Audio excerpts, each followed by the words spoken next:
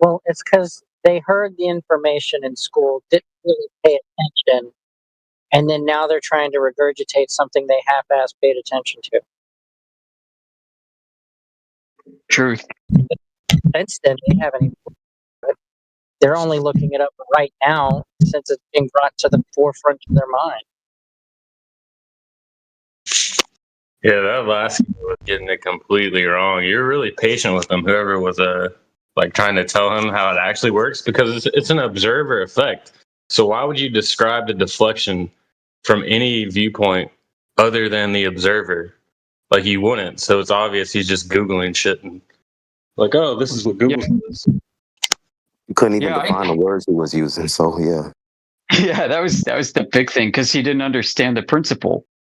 Right. I mean, so I Googled Coriolis too, and you know what? I find the satellite view. I find the God's eye view of the Earth, which makes what he was saying true from that perspective. But he didn't understand that I was consistently describing an observer from a ground view, which changes the frame of reference. I am now on, as an observer, I am on that moving frame of reference relative to the airplane. I mean, geez. And I was only describing like the west to east rotation multiple times. And then he thought he was rebutting me by describing a different angular velocity, different latitudes. I'm like, no, man, nobody's disputing that. And I even told him that you'd use the sign of the latitude in order to alter, in order to get the different mile per hour angular velocity that you have relative to the equator, the further north you go. And he just kind of glazed past that. The YouTube audience, so you guys know, he ran away. He's no longer here. Right. So, yep, we started hitting them with sources, source after source, reference. I started to read a reference. Thank you, Crit, for jumping in too with some detail. That got everybody's search engine spun up, and he couldn't handle it. Just, no, you're wrong. You're wrong. No, you're wrong.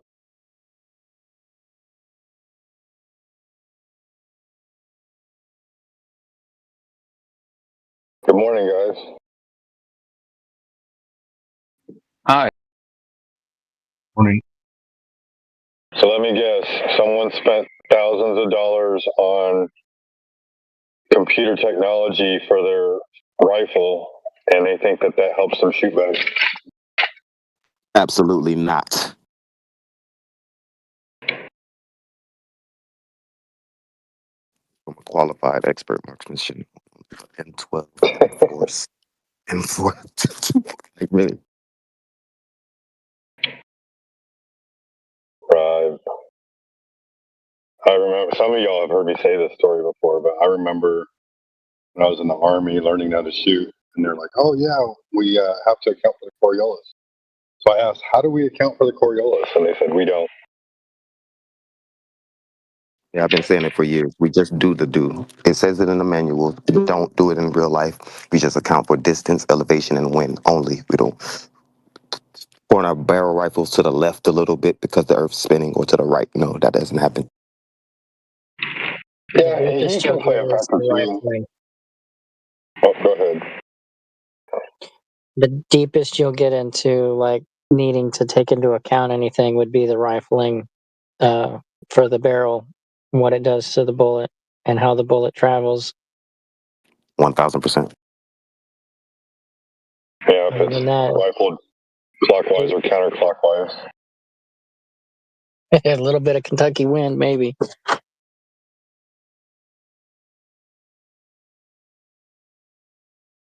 And I bet he's never read the actual definition of Coriolis effect.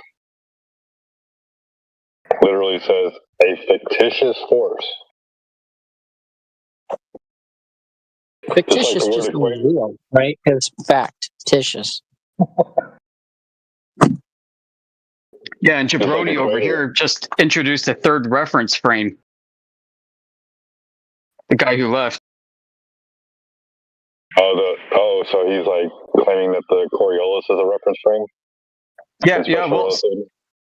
We were on that kick, which he was hacking up himself. I mean, anytime they invoke relativity, they step in it because because they both need and don't want the Einstein equivalence principle to be true. But after that, like he mentioned Foucault's pendulum, and I said, "Oh, you're detecting Coriolis," and then he said, "No."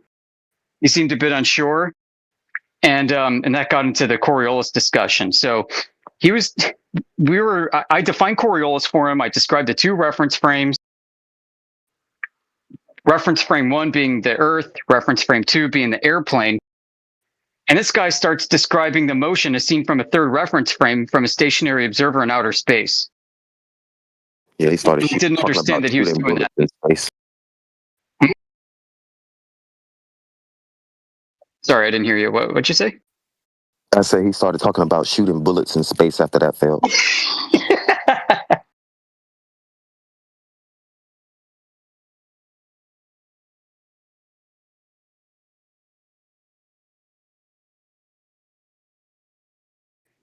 I guess if you can introduce as many reference frames as you want, you can be correct about anything.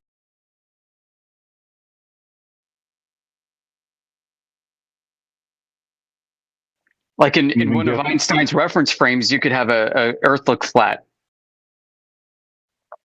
but another it looks curved.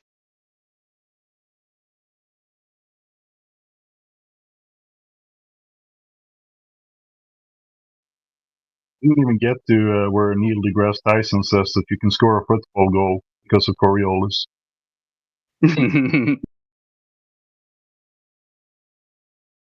No. There's conservation of momentum. That way you can't detect it. Oh, so how do you know it? How do you know there's Coriolis? Well, you can detect it, but there's conservation of momentum, so you can't. But you can. He always tied himself up into logical knots. Like, all right, is the air that the plane traveling through is that rotating with the Earth or not? Well, yeah, it is. It is, but you can't detect it. But the effect of Earth's rotation is significant. I was saying. We started invoking common knowledge, saying, "Well, we know the Earth is spinning certain degrees every 24 hours." No, you have to prove that first.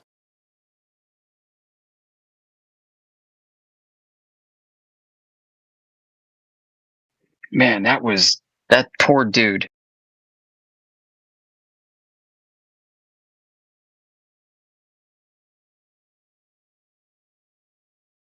Are y'all beating up on folks again, making them cry? Yeah, like we didn't even have to be flat earthers with this guy. Like he was just screwing everything up so badly. That's been a thing lately, by the way. People come in and make their own stuff up. Like, oh, I think they did it this way. I think was it last night the guy came in and said he did a laser test as part of a physics class, and then y'all asked him what color the laser was, and he didn't know. Yeah, like that what was the last fuck? night. Yeah.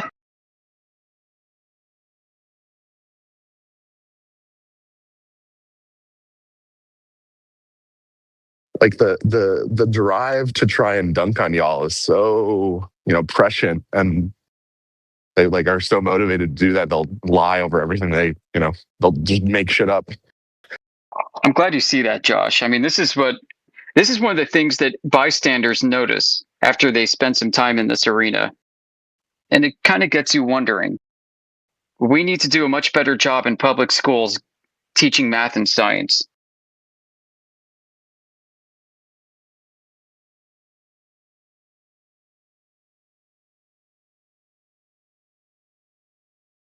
Like, you don't have to be one of us. I was going to say, you don't have to be one of us, but you can do like what Peter does and adopt our position just for the sake of discussion and argumentation. And you can uncover just how badly educated the general public is. I wouldn't say badly educated. I would just say that they, the public school system catches. No. But it like assumes away a lot of things that are assumed to be like already solved. They rush you right up to the frontier of what the consensus says is the problems that we're working on right now, without really going step by step from how we went from in cave with fire to contemplating our own existence. Well, see, that's the thing, right? They overcomplicate everything, and then people are like, "Oh, we've come so far. I don't have to work so hard." Like, It's a mind fuck process. And let's face it, man. Like you and I, we can both be honest. The majority of the world is stupid, dude. No offense to anybody out there. They're just No, literally, it's a fact. Most people don't read books. You're absolutely right. Yeah, par or subpar at best. Think how stupid the average person is, and then 50% of people are stupider than that person.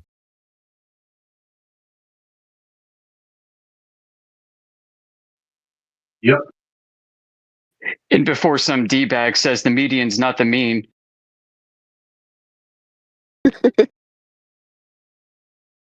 Yeah. Yeah. I had that pulled on me, and that's why I'm pulling it on you. Just passing the love around. Assuming a Gaussian distribution, man. Yeah, right? That's the counterpoint.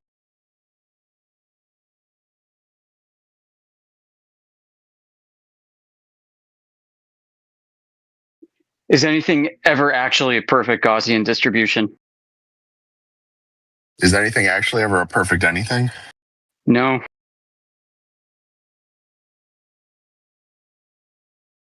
Oh, fun news on my end is the new NASA admin is actually a buddy of mine. And I'm looking to apply for a temporary fellowship position as basically shadowing him over the course of the next year. It's called the White House Fellowship You could Program. probably do it. Yeah. That's I'm interviewing right now for it. So is it Jared Isaacman who is nominated? Yeah. Yep. Okay. Yep. He got confirmed. The White House Fellows Program was canceled. The White House Fellows Program was canceled under one of Doge's executive orders earlier in the year, but it got reinstated in September. So interviews just got delayed a little bit.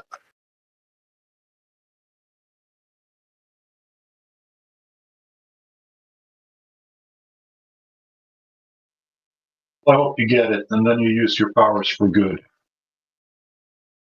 That's the point. There's a couple folks over on the Clubhouse Splatters gang that I have like canary funds set up with. That if I try to be as open and honest with people as possible, but if you ever get a random $200 Venmo from me, it means that I'm compromised and that you can't trust anything else I say.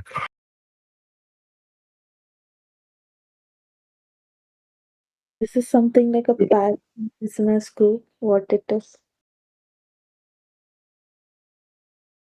Hey guys, I posted a picture of the new NASA administrator. That's Jared Isaacman in that image.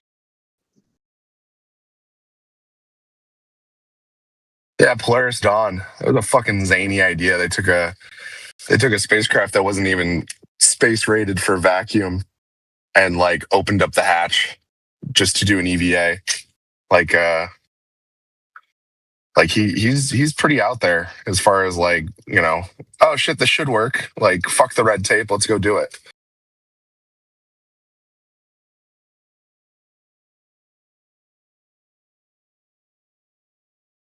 If you get a chance, you should go read his document called Project Athena, which is his sort of vision for NASA. Really, really interesting stuff. Like a lot of cost-cutting measures and procuring services from commercial industry was to like doing stuff in-house at NASA, trying to get the agency to move faster. So it'll, I'm a big fan. Yeah, that's the contrarian view.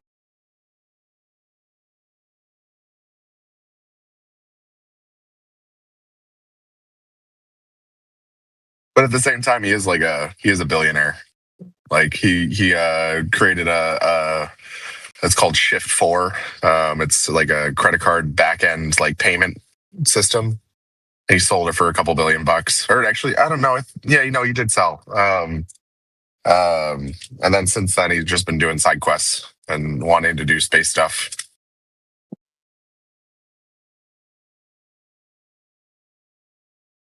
Yeah, another self-made billionaire out of nowhere. Amazing.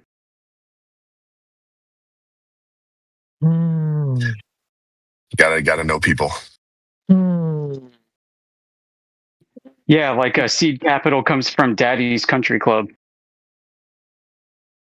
Either that, or you end up going to Stanford, and Andreessen Horowitz, poaches you, and you end up as a scout for them, and then they give you some seed funding. Like, it doesn't always have to be like genetic nepotism, but it's definitely still like who you know.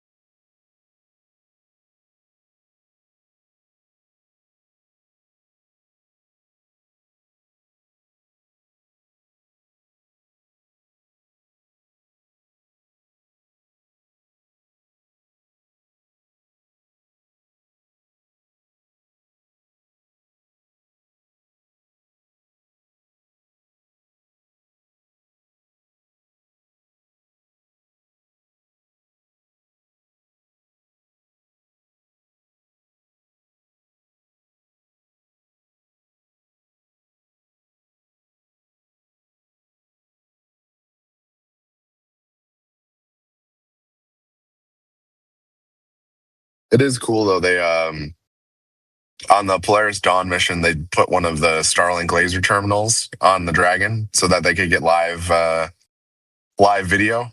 And that's literally my job at Amazon, is taking our laser comm terminals and mounting them on third-party assets.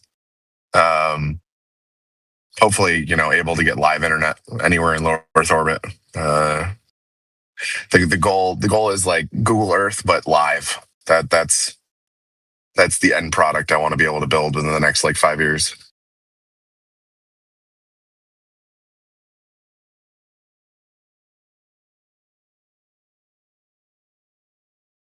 Don't you think that's a issue for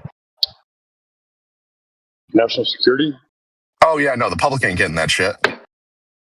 Well, then what's the point? I give a shit about national security, and I build that for the government. Well, what if national security is not in the best interest of the nation? That sounds like you should engage locally and get out on the street then, if you believe that.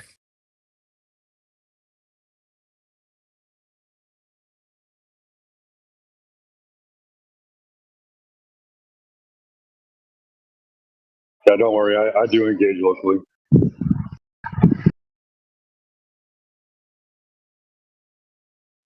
Well, that's a valid point of view, though. I mean, even if it's not just even U.S. national security, big fan of providing capabilities to the government customer for the U.S. and its allies.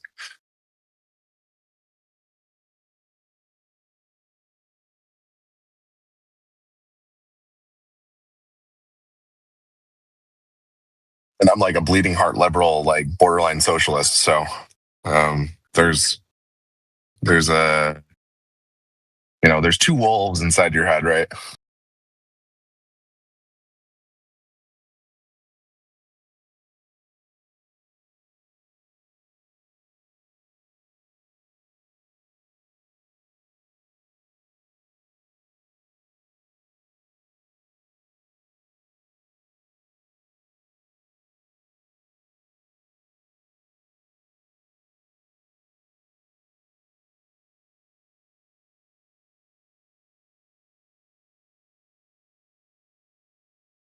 Alrighty, friends, I'm road tripping up to New York for the holidays. I'm going to be on listen mode for a while. Appreciate y'all.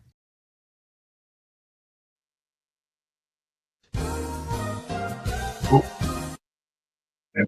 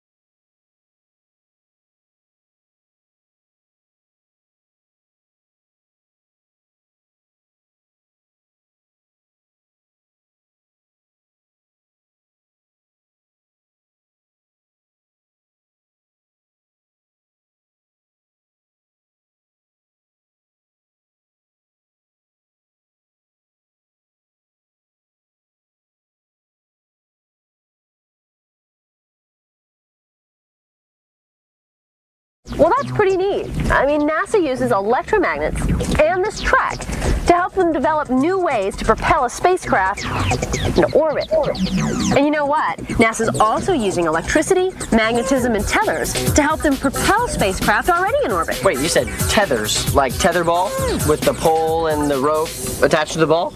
Absolutely. Some other examples of tethers besides tetherball are the elastic string that keeps a paddle ball on a paddle, a fishing line that keeps the fish on a pole, and even a leash that keeps a dog close to its owner. Maybe you can think of some more examples. You know, NASA has been using tethers and conducting experiments in space for years. Alright, say goodbye for it. She's gonna get bird. You're right. In fact, in the 1960s, the Gemini astronauts used tethers to connect their spacecraft to another unoccupied rocket. The 1960s! Far out, man. What? Over the years, NASA has learned that connecting two spacecraft together opens up a whole new world of possibilities, like propelling a spacecraft. One person who knows all about tethers in space is physicist Les Johnson, and he works at NASA Marshall Space Flight Center. Thanks, Van. We're testing a new kind of propulsion system for space that doesn't need any rocket engines or fuel. Instead, it'll use the Earth's magnetic field to help push or pull on the spacecraft. All magnetic objects form invisible lines of force that extend between the poles of the object. A magnetic field is the space around the magnet where you feel its force. Magnetic field lines extend and radiate between the Earth's north and south poles and between the poles of the magnet. Basically, the Earth's magnetic field works with a special type of wire or conductor called an electrodynamic tether to push or pull on the object. The electrons that make up the electric current flowing through the conductor will experience a force when they move through a magnetic field like the Earth's. Since they're trapped in the conducting wire tether, the force will be applied to the tether and whatever is attached to it. Depending upon the direction in which the current is flowing, this force can be a push or a pull, either lowering or raising a spacecraft's orbit. So the direction of the current determines whether it's pushing or pulling. And the more current, the more force. Right. In fact, NASA Marshall is working on a project called ProSEDS, which uses the Earth's magnetic field to push or pull on the attached tether. When the tether moves, so does the spacecraft. Les, ProSEDS is an acronym, right? What does it stand for? ProSEDS stands for Propulsive Small Expendable Deployer System. Space exploration is limited largely by the cost of launching payloads. Finding a cheaper way to explore space is always very important to us. Typically, a rocket will place its payload into low Earth orbit, and from there, propellant-fueled thrusters have to boost it to a higher altitude. ProSEDS is one experiment that focuses on the technology to cut the expense of placing a payload into its final orbit. Sounds like ProSEDS can be a nice alternative to using rocket engines and lots of fuel. Absolutely. Electrodynamic tethers could one day be used as a cheap, lightweight, and reliable way to remove space junk from orbit, keep the International Space Station in orbit, and even power missions at other planets. Wow, this can get us to other planets? Tethers offer us unlimited possibilities, Van. That's why I'm all charged up about this project.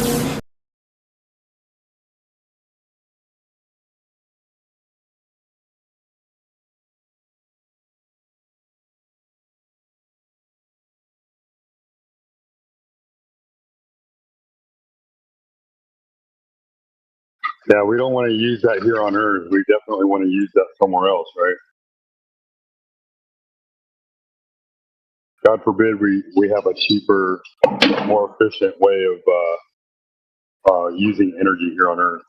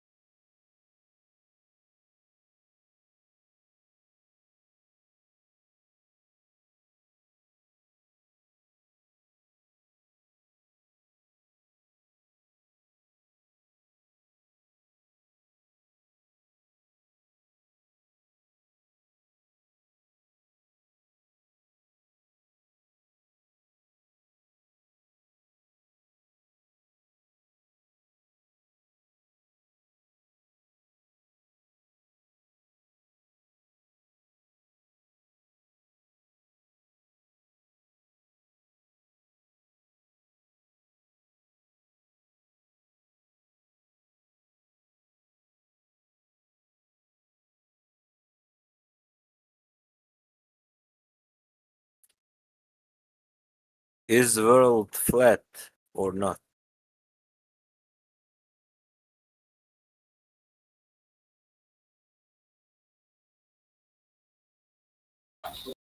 I think it's flat.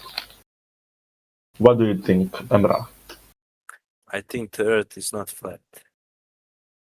I think Earth is flat and not flat. I think it's a big penis.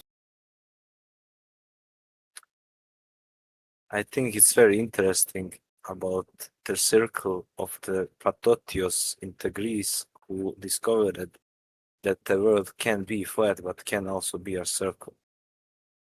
I think it's a circle. Socrates has said one day when I die, you're gonna see the earth is a earth. He wanted to say on that sentence, he wanted to say the earth is flat. That's why I think I know. Flat Earth Ranger, are you here? I am here. What do you think, Flat Earth Ranger 90? What do I think about what? Is the earth a circle? Could be. Why is it not? I'm not sure. Yeah, talk. Give me I know it's flat though. facts. You know it's flat? Yes. How do you know? Measured that way. Measure? Can you show me? With what? With my dick you have measured?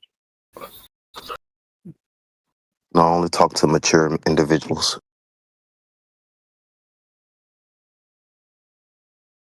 I think you don't know. Let me ask you this, bro. If the surface of the earth is not curving, then the surface of the earth must be what? But Socrates said, one day when I wake up, you're gonna be tired. Because the earth is earth. It's not flat. It's a circle.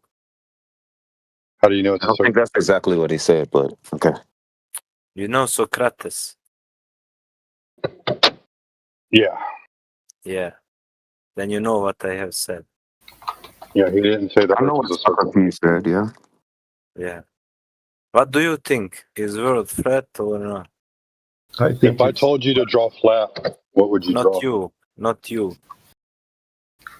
I mean, Well, I'm talking to you. I'm engaging with you right now. I'm sorry. But I'm talking to you. I didn't ask you. You're talking out your ass, so no, I'm talking. No, I'm asking with everybody. I'm. Yeah, I know. I'm talking he to answered you. He answered you. Yeah, I asked him, not you. That's okay. I'm talking to you. Okay. Okay, what do you think, Soul Dog? Is the world flat? Yeah, it's not curving. Okay. And what do you think, Amer? I think it's maybe it's flat, maybe it's not, because I don't know. from our point of view it's flat, but if you look at it from outside, maybe it's not flat. I don't know. I have a few. How do you get outside? Like fat. We can fly, bro, with the rocket to the moon. We can? Have you ever been in a rocket? No, but some rich people have been in the rocket. Okay, so you're just taking the word of some people who like seeing the rest of the world do it. Friends, yeah. What do you think about the world in Donald Trump? Hey, man. Because you're not making a whole lot of sense. Because I want to explain myself. Donald Trump said. Yeah, you do have to explain yourself. We're not doing the Socratic method from you because you don't really seem to know a whole lot. You just want to ask questions and reduce everything to nonsense. Oh, who? You. Asked you. Yeah, that's all you want to do is ask questions and reduce everything to nonsense. That's what you want to do. No, it's not nonsense. Because Donald Trump. No, we're getting there. It's eventually going to get there. No, we've been there. Once he said something about shaped like a penis, I was done. No, I know. Say anything about penis. And then he wants to sit there and say, wait, do you think after we get down to everything, he's going to say, we could be a brain in the jar. We don't really know. We can't have any certainty. I don't know. That's why I'm asking. You need to tell me. Yeah, he needs answers. Well, that's why we're trying to guide you through the process. Channel. But you're being something else. Ridiculous. And you're being also ridiculous. Because I'm giving you my question, you're not want to answer it. And you're talking. Yeah, your questions are leading to nowhere. All right, let's just start over. You asked me about the measurement after you asked about the shape of the earth. I told you it was measured flat. And then what do you need to know now? Yeah, from who? Who measured it? Anyone can measure it. You can measure it. Yeah. How? I've measured it. How can I measure a world? You can use a laser. You can go across the surface of water. And then I just like put laser in front of me and I go measure it. Yeah, check for some curvature. You can try that. What is that?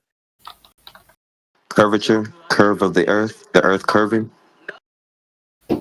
Okay, then I need to go to like on building up and then try to measure, or you could understand. You could. Have you looked into it at all? But how do you measure it? No. Have you looked into it at all? Would you know how to start? Would you do that? What you said? Would you go into the top of the building or do you need to know how to begin? You said fucking laser, man. What can I do with laser? You can laser, sir. You can measure with it. Okay. How can I measure a world with a laser?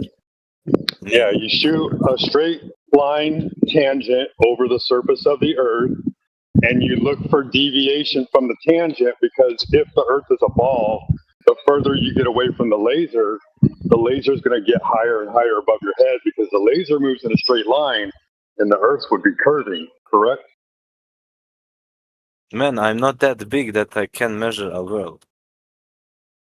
Did you hear what he said at all? Yeah, I heard him, but I don't understand him. Repeat what I said.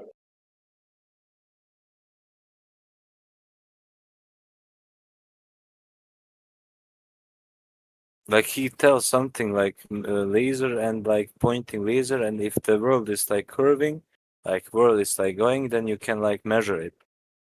But with who? With what? I don't know.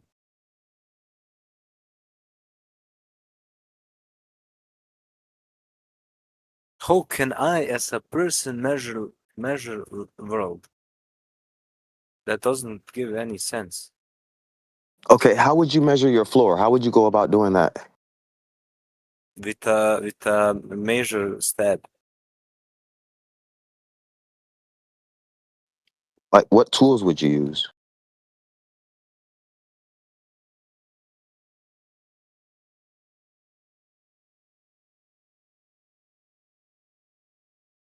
Cool beans.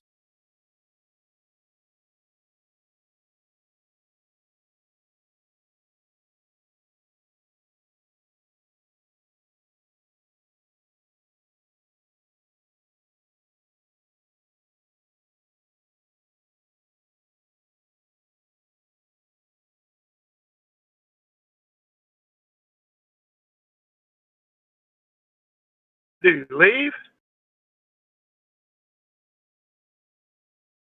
He muted himself, I think, or deafened.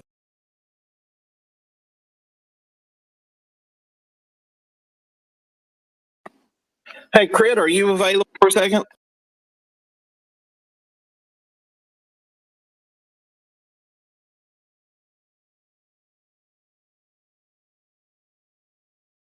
It was here earlier. He might be busy right now. What's going on, Jay? Hey, good morning, sir. Hey, good to hear you. No, I just had a chat with him, but I can catch him anytime. It's no big deal. You never know with him if he's listening or if he's making sure the room don't go idle. But how you been? I've been good. Just doing the usual. Nice. How busy has it been in here today? I've been on since last night. It's been pretty busy. A few knuckleheads came in. Bro, did you get any sleep? Negative. Were you working? No, I'm 100% service connected, disabled veteran. So yeah. Oh. Well, appreciate your service, man. Appreciate your sacrifice. No problem. Yeah, and same here, friend. You know, tell you what, veterans far too often get the short end of the stick. So I'm glad they're doing their part for you. At least I hope. Let me rephrase that. I hope they're doing their part for you. Oh yeah, it took me just a lawyer in 13 years, so it's all good. I had to hit the mute for that one for a second, but yeah, I'm glad. I'm glad that that's all it took. Far too many people. It's awful, but I'm glad, man. I'm glad that at least they're finally stepping up to the plate to do the right thing. So I'm glad for that. I'm back. Oh my god. Oh, you're back. The king is back. Yeah. Hey, did any of you guys ever go into that Christian chat? I'm not sure if this is politics or not, but I was in there yesterday, and Gregory was in there, Crit was in there, and there were a couple others in there. I forget who, but they were actually having a pretty decent chat about cosmology and the shape of the Earth yesterday morning. Oh. And the Christian on politics? Yeah. What do you think about Donald Trump? And his plan to send people to moon. That's a conversation for politics. Yeah, because of the Earth. No, not politics. It's about sending people to moon. He just signed. Well, in that case, it's just words, and it won't happen. What if it happens? What if it's happen? Yeah. It's happening. What's up, guys? Hi. Yeah, the last I checked, the moon was somewhere around Greenland. I'm new to Discord. Oh, cowboy. I know this guy. He's a kid. How are you working? As long as he's over. How old are you, man? How young are you? Yeah, how old are you? 7. Yeah, you're not old enough to be on Discord, man. I need to ask you something, little kid. No, you don't need to ask him anything. Yeah, there are rules. He's going to be removed from the room. He needs to be removed from the server. He's a violation of TOS. He can get the whole server shut down. Yep.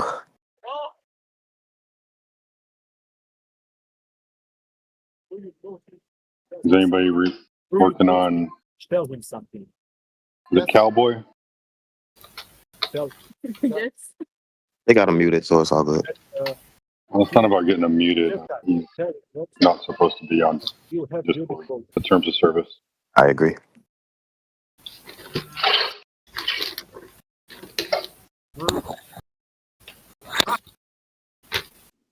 Yeah, you guys probably have heard me rail on this a number of times. I don't think we should be talking to anybody under 18. Where are you now? I think we need to play the hard line on that one.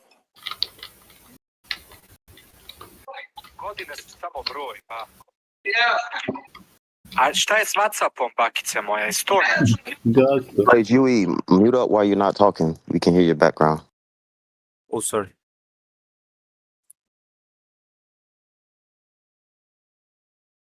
Yeah, but just to finish up what I was saying a bit ago, that was a pretty good chat in there, which I thought was atypical of politics. I don't get in the other rooms other than the flat earth ones. That's the first time I'm in politics I've been in another room, but that one was pretty decent chat, at least yesterday morning. So there is UHUE, mute up. So there is there's still a flat earth politics server room.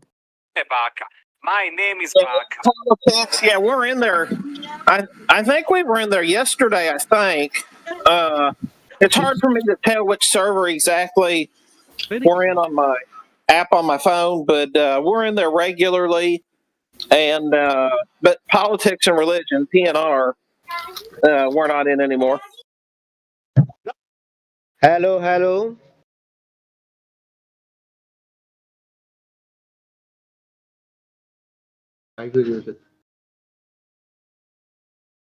Anyone interested talking to me?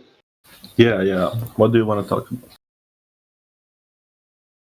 What do you want? Yeah, what's going on, Disco? Hello, guys. Hello. Why do you think that Earth is flat? Yeah, I got one. It's not a ball.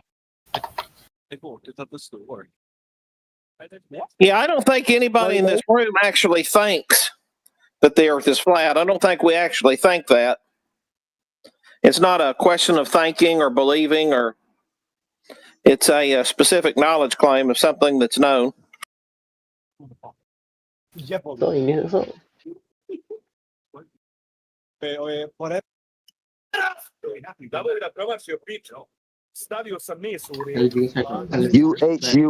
mute up your mic. We can hear your background.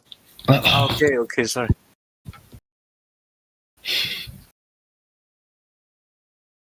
Is sun also flat like Earth?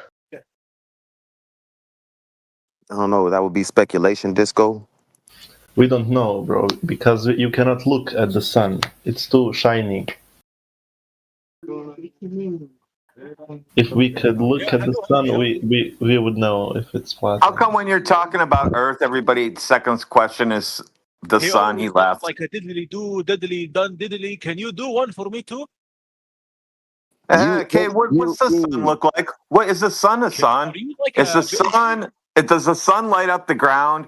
Does the sun heat up the ground? Does the sun move across the sky?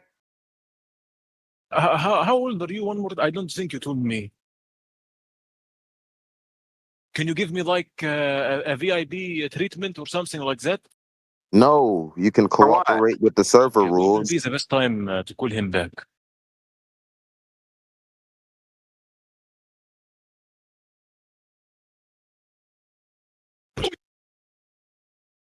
Everybody all right? And you seem upset. So this is Harold Wong from Wong Chinese. I have an order of orange chicken, beef broccoli, a sweet and sour chicken lo mein. UHUE. Somebody just mute this guy. Flatafeja, that guy is he's a prankster. The voice that he's shown us, yeah, he sounds familiar to Ownage pranks. Yeah, him and Amur came at the same time. They may be on the same team. Yeah, I don't think it's a good idea to talk, because I think his voice is AI. Well, we talked to Amir last night, and Amir ran into a lot of problems last night, and he ended up rage quitting. What? But now he's back. Can you guys unmute him, because I want to talk to this? No, he's not cooperating with the server rules. Is that your buddy? No, I want to talk to him. Or you can go talk to him in another room then. But if he's muted, wait, if he gets muted here, can he talk in another room? Yeah, he'll be unmuted in another room. Oh, okay.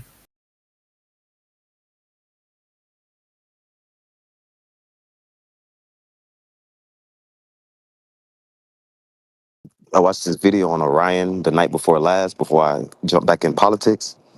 And then I went out last night and decided to look at Orion. And then I put out the telescope and what's that that was Sirius. Watching Sirius, and off to that's the east, that'll be the south. There's a bright light, and I'm looking through the telescope and I'm like, what is that? And then I pull up my sky app, point at it, and it's nothing. And then I try to readjust my telescope and zoom in on it, and it's gone. I don't know what that was, but it was super bright and it wasn't moving. But was it a green color? No, it was bright white. Bright white, because people are saying that you can see Atlas now from Earth. Yeah, I've been tracking that for a while, but I'm sure that wasn't it. It's coming from the south. I was facing east at first, watching Orion and Sirius, and then I looked off to the south, and I was like, "What is that bright light?" And then I pointed my app out to try to see what star it was, and there was nothing there. So I was like, "Oh, let me turn my telescope this way." Looked at it, to adjust it, and it was gone. So I don't know what it was. It wasn't moving, but it was super bright.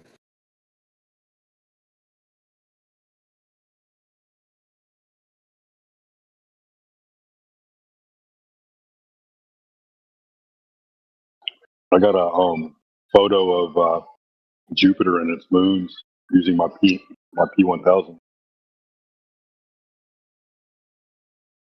I got to see that. Yeah, it's pretty cool, man. I didn't know what it was because I couldn't stabilize my camera. I didn't have like a digital remote for taking a photo. And one of our buddies, Elijah, he explained it to me. Like, oh shit, that makes sense. Yeah, I can't even. The telescope I have doesn't even zoom in as far as the P900. So those are the best things to take pictures with. But I don't even have a tripod for mine. So. This is on a tripod, and I tried to take it as still as I could. So not bad. Put it inside check.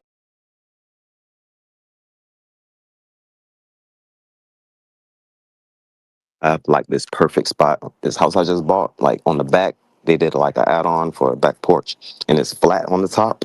So I always take my telescope up there, and it's perfect.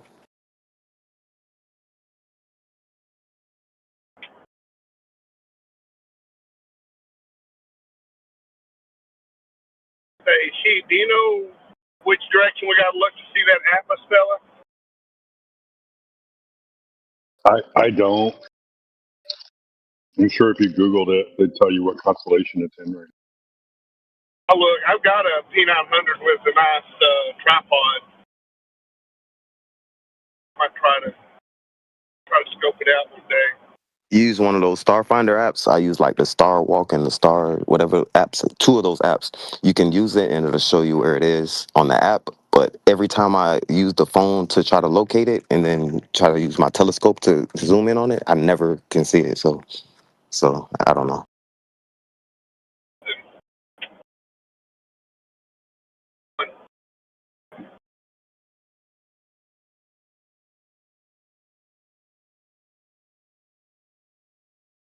So they say Atlas is it's in Leo and it's near Regulus.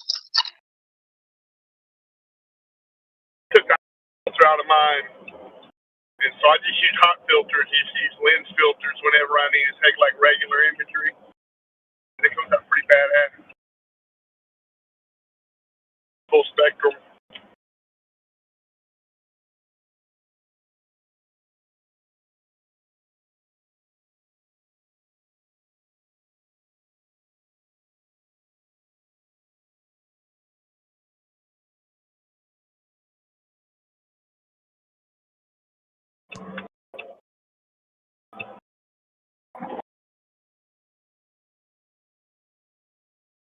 Well, I'll tell you, that's some nervous work too, taking apart an expensive camera like that, taking out a little lens filter.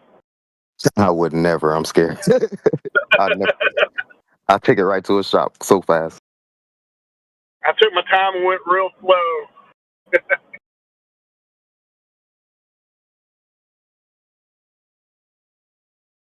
The one time I did that off a YouTube video, it went pretty smoothly, but it took like 2 hours.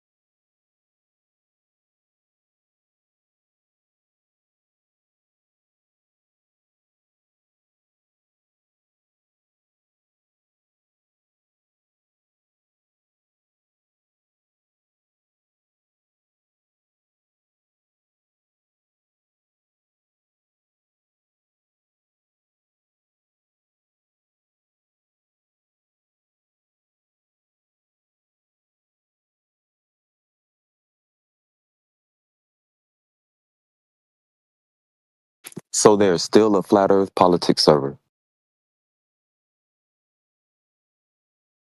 Yeah, when there's no mod in there, it disappears. It goes in lock. Okay, because I haven't seen it for the last couple of months, and I don't know.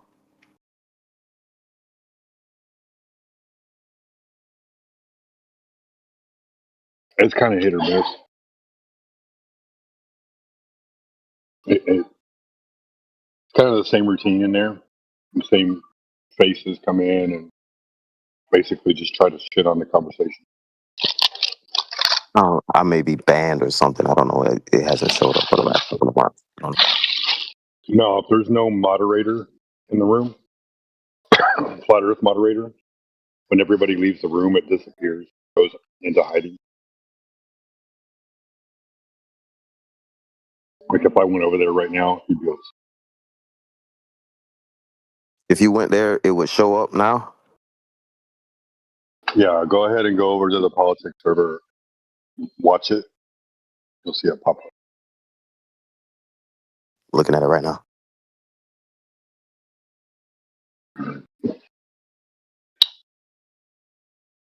For me, it's right above patriarchy. I'm gonna go in. I had it at the top. Let me scroll down real fast.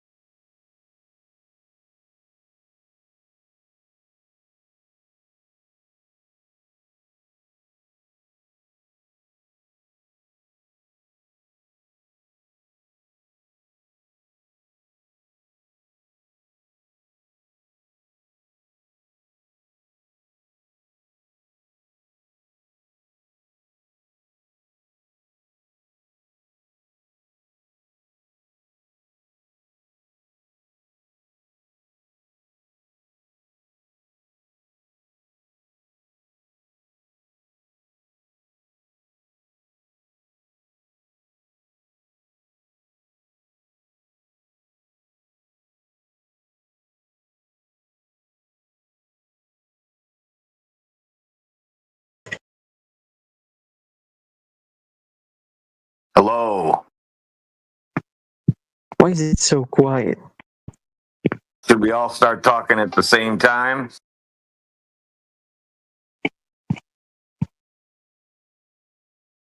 Guys, talk. What is it? You want us to all talk at the same time? Yes. All right, everybody start talking at the same time. Go. Okay, let's How's it going today? I'm doing pretty good. What's going on there, Benny? That sounds really great in here. This is how we should always interact. Yeah, let's still do that. That sounds great, buddy. Great idea, T-Dub. I don't know. Flat man, yeah, that's free. Well said. Shut up, What shape do you think the Earth is? No. Just stop. Let's talk one by one, bro. The what? I said let's talk one by one. Right, my turn. So why do you think the Earth is flat? We don't think, we know. So, well... Because of how flat it is. So tell me, just tell me. Yeah, it's flat, like the guy said. We can see it's flat. We observe it and measure it flat. That's why we know it's flat. It's that simple. You show us But all the science says it's not... All the science says it's not flat. It's... We know that. That's why we're here, right? Otherwise we would all go home. Bro. Then what's the question? I don't get it. There's no question. Well, you had a question. You said, how do we know it's flat? We told you how we know it's flat, and now you don't get it. So because you see it's my flat, turn. No, it's not. My turn. What's the science? What's the science? Oh, I don't know, but there's a lot. Okay, so you don't know if there is science. You just know that some alleged scientists have said it is not flat. Right, wait. Because it actually makes sense. Just like autumn and summer and... Let me talk. Like autumn and summer and winter. The earth and the... I'm not good at English, you know?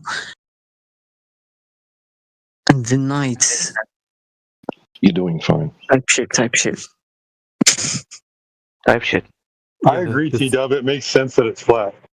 Just the sun moves, man. Right? The sun goes in cycles over the earth and it makes seasons and daytime, nighttime. Let me talk, bro. You both have no proof if it's flat or not, bro. Then what are the edges of the earth? Tell me about that. Talk. Right. Yes, we're not presenting to you an overall third-person perspective view of all of reality, and we're just presenting to you what we can know about our direct experience of reality. So, from a first-person view on the ground, right? So we can determine that the surface of liquid is distributed horizontally, right, over vast distances, so not curving and conforming to the shape of a sphere. So we have no idea. Why are you giving him such a complicated answer? I'm not. Yeah. Shut up. No, listen. We don't have an overall dimensions, length, size, depth, all that. We're just presenting to you the nature of the surface, which is flat. Much better. All right, what do you say about? Thanks, remember an experiment. arbiter of how I should present myself. Can I talk? Yes, you may. Okay. So, what do you say about that experiment where they put a laser that goes so far? Do you know it? There's a few. There's quite a few. Yeah. Go on, Dean. Yeah. We use lasers to check. We use lasers to check for the Earth curvature, and when we do that, yes, it's not present over long distances where there should be quite a lot of curvature depending on the distance. Yeah, it turns out that there's no curvature detected in any tests that we do. It turns out that there is a curve. There are many actually, videos no. This is the thing, right? I'll be able to present a whole bunch of examples that shows that there's no curve. Okay, and then I'm going to ask you to present an example that shows that there is curve, and you're not going to be able to do it. Okay, do you want to do this? Can you give me some videos that shows that there is a curve? No, there isn't a curve. There is no curve. Why would we show you when there is? Why are we showing you videos of curve, dude? What are you talking about? You need us to get a GoPro out and take video? No, bro, it's not like that. Hey, do you have a video of somebody proving that there is curve? Yeah, I think I saw it in Instagram. Your troll would be better. Your troll would be better if I bet his name was Jaren too. Well, he's not trolling, Flatman. He genuinely thinks that what he's saying exists. He just threw in it. No, he's giggling now because he's nervous. But yeah, it's not a troll. No, it's not like, bro. I just joined. It's not like to debate or something. Yeah, you're curious. You're curious about what. No, that's fine. You've seen a lot of misinformation. You're like, so you went online and you're like, what are flat earthers too? And rather than people in power and authority who control the flow of information, rather than give you the straight, the nitty gritty, they decided to give you misinformation, to completely misrepresent a minority group. And that should be your first question. Why would they do that? Why would people who have control of the flow of information only provide you misinformation or disinformation? Why would they do something like that? Okay, my turn. Can you think of a reason real quick, though, before we move on? Why do you think people who have the power to control the flow of information, why would they provide disinformation? Why would they do that? Wait, I'm sorry for interrupting. Do you guys actually think the Earth is flat? Yeah, I thought it was flat. Hang out, Val. We're just in the middle of something. Okay. Yes. Here's your chance to talk to real flat earthers. You tell me why. You tell me why. Why would they lie about that? So, why would they lie? Just tell me. Yeah, so it's interesting, right? There is no reason. How do you know they've lied? Why wouldn't they lie? They withhold. Why would they lie? They present disinformation, and they do this all the time. At this point, what don't they lie about? Actually, what don't they lie about, dude? Yeah, that's the question. I mean, you're right. Yes, you're right. Ever tell the truth? Why would they? If they know they've got the power and control to manipulate the flow of information, to push any agenda they want, why would they ever tell the truth? You are right. Yes, you are right in this. Okay. But if we say they lied about the Earth being flat, the science would prove them wrong. Well, that may not be necessarily the case. Right? Lots of people may just misunderstand and believe that it is. They're just wrong, right? So you'd have to identify who it is exactly that would necessarily have to be lying. But just one sec before we go there, I just wanted to so the chats. Can you see the side chat? I just wanted to dispel a misconception for you. Right? So you see what I just posted there? You see what I just posted there? Oui. Yes. Okay. That's not what we're talking about. We're not saying that's Earth. I want to show you exactly what we are talking about. Right? Just as far. as far as your direct experience of reality goes. All right, next one. Here we go. Ready? Can I ask a question? That's what we're talking about, right? See what I posted there? Okay. Point of view. That's what you're talking about. Yeah, that's what we're. But not only that's just the beginning of it. That's just observation, right? So we got observation, check, right?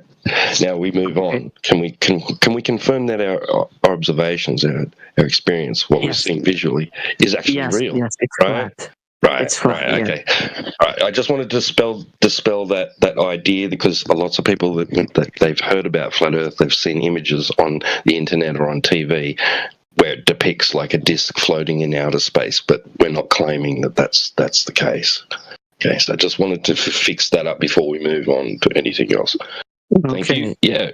All right, so back to your questioning. What was my question? Those who saying that the Earth is not flat, bro. Why would they manipulate our thoughts?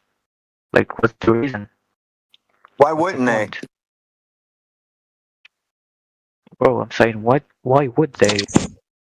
Who is they? Who is they though? They is a bit ambiguous. Who are we talking about exactly? Those who saying like the Earth is not flat. Yeah, there's lots of people saying that. Like lots of people. Some people just believe it, right? What doesn't the government lie about, dude?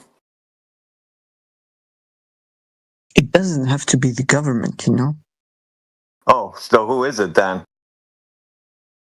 Just, bro, it's just science, you know? So, then someone who is a scientist Science doesn't make a ball. Science doesn't prove balls. What? Science doesn't prove a ball. Yeah, what branch of science? What branch of science are you talking about specifically? Computer science? Physics. Physics. Oh, physics. What part of physics deals with shapes?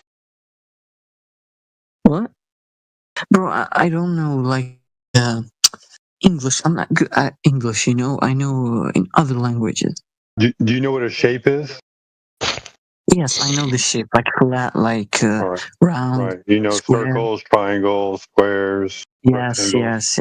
Which part of physics talks about shape?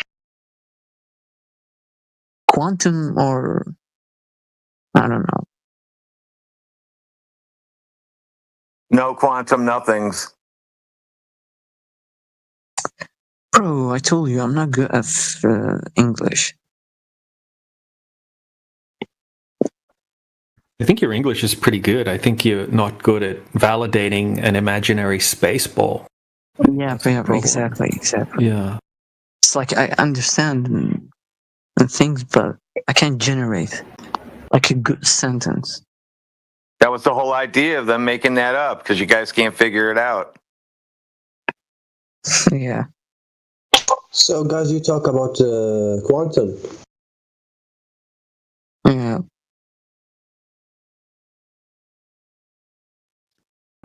So everybody here agrees that the Earth is flat. No. Not everybody. No, some people are still under the delusion of it being a globe. They haven't looked into it. Yeah, quite well. But it's not delusional. The globe is a delusion, but I'm not saying you're. Do you have proof that the Earth is flat? Yes, there's no curve. Sure. No. What do you mean that there's no curve? Do you know what? The cat. Haven't you ever been in an airplane? Look out the window; it's flat. No, it's a cat.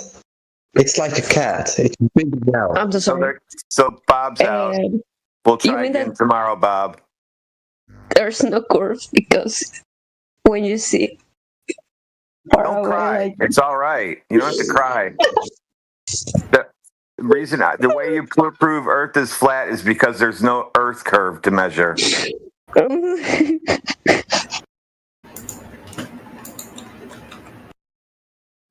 Why are you so sad, Val? Why are you crying?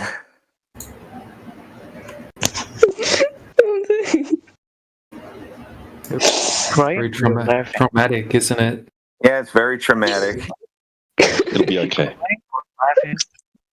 There. Why are you pushing the speak button so we can hear you cry? You don't have to. You can do it by yourself. We don't need to hear it. Yeah, go in the bathroom and cry. Bro, is she crying for real or laughing? Yeah, this is a no crying panel at the moment, so you're gonna have to go on mute. I'm sorry. Go on mute, GB. That goes for all of the rest of you Globe Earthers as well. If you're going to cry, put yourself on mute. Yeah, we don't want to hear sniffles or anything. No sniffles. Observe level. No creaky voices. Nothing.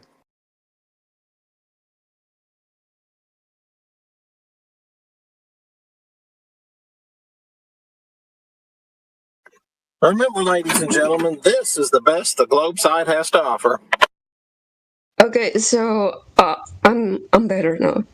You said that when you look at the window inside of a airplane, you see that everything is flat. That's your proof that the Earth is flat. No. Yeah, that's my proof. Well, that's you can't prove it's a ball. Yeah, you can't prove it's a ball. So there you go. But you know that, like, we I will agree that when you look out the window of an airplane, the Earth looks flat. Yeah, and there's no evidence that it's not flat. So take it from there if you want. If you want to present evidence that there is actually curvature that goes against what everyone experiences and measures when they go outside, then sure, go ahead and present evidence that the Earth is actually curving. Wait, do you know what like our point of view is? You know that we are so small that we cannot see the whole Earth, so we cannot see its curve. Right. So, Yeah.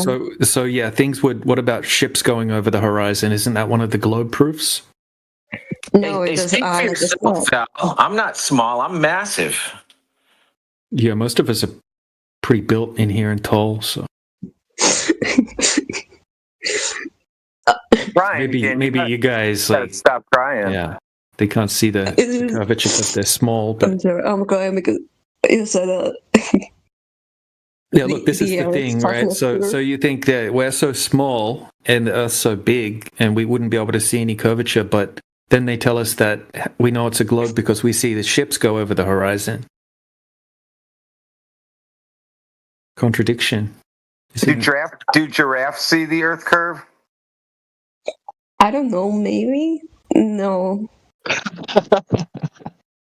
I mean, if you can look the curve from an airplane, then no, giraffes cannot see the curve. Excellent.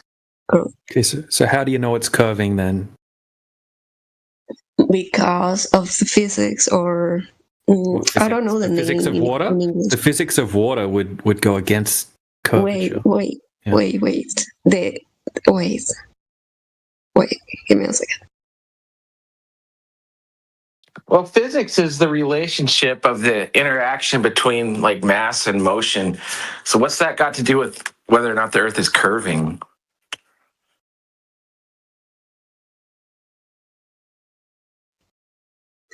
I'm just looking for a word in English because I forgot. But meanwhile, you said that. Okay, so they are lying about the Earth being. Who's lying?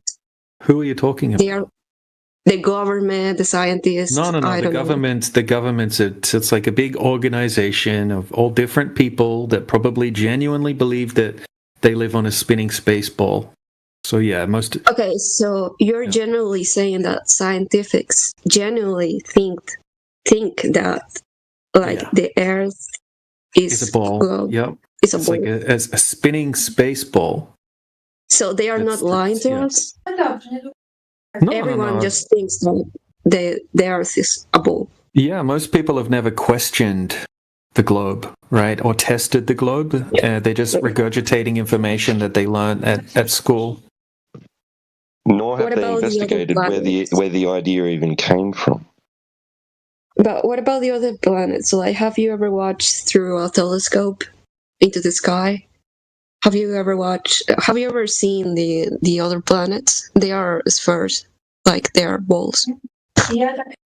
What do you mean by other planets? You're pre-assuming that the Earth is also a planet when you say other planets. So, what is the Earth for you? It's a topographical plane as it measures and presents itself of unknown size or shape.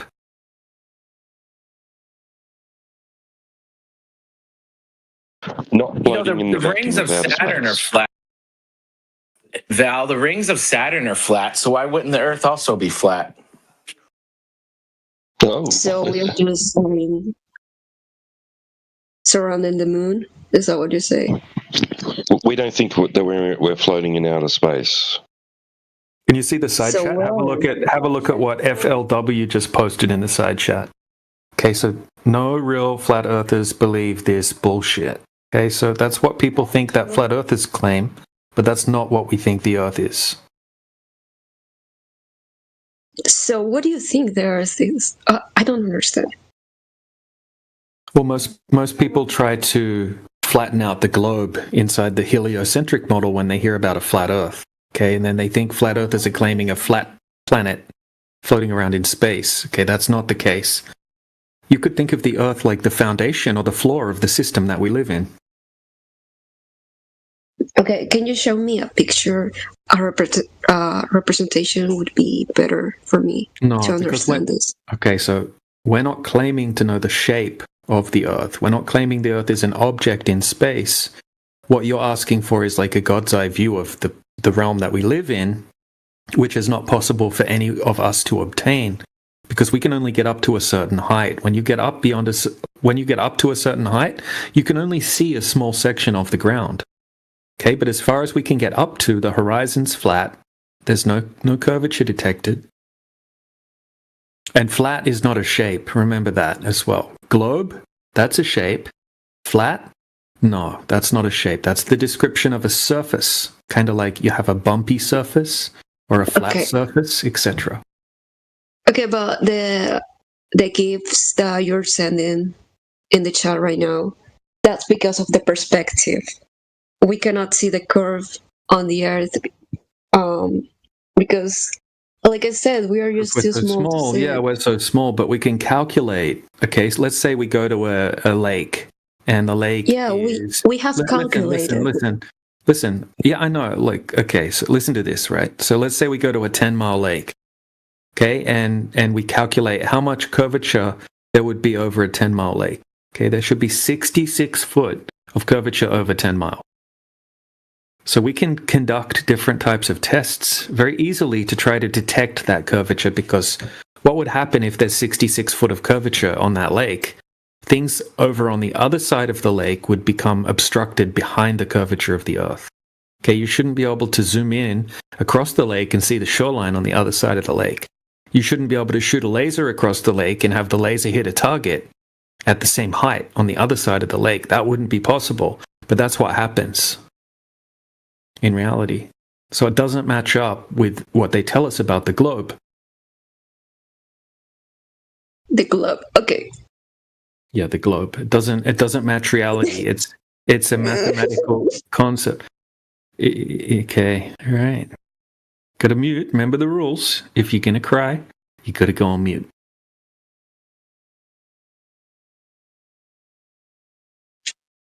I'm sorry. Only mute crying is permitted. Yeah, if you're having some other unrelated personal problems or something, it might be wise to deal with that before discussing this topic.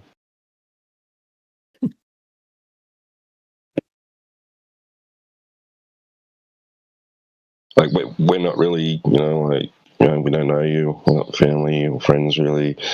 We're not qualified, psychologists or anything like that. So this is the Globe Helpline. It is the Globe Helpline, though. The Globe Helpline. Dilemma. Okay. Yeah. Okay. But let's be for real. Do you guys actually think that the Earth is flat? No. We tested it, right? So do you understand that over a 10-mile lake, there would be 66 foot of curvature if the Earth were a globe? Do you agree with that, or do you not agree with that? No, I don't agree with that. Why not? How much curvature do you think there would be? Right. So now you're against the globe. Okay. It's almost like I'm arguing right I now. didn't understand your fucking question. Along with the globe, you didn't understand the question, so you don't agree with something that you didn't understand. Very logical. Okay, you know what 10 miles is? 10 miles. Yes, I do. Okay, we'll take it slow. Do you know what a lake is? And you know what 10 miles is? Okay, now I'll add those two, lake plus 10 miles across the lake. Okay, now we have a 10-mile lake. Hopefully you're still following along. Okay, so over the lake, there should be 10 miles if the Earth is a globe. Okay, so we got globe plus 10 miles plus lake equals 66 foot of curvature. Okay, so that, yes, should be 66 foot of curvature. Okay, now we test for the curvature that would have to be there, and it's not there.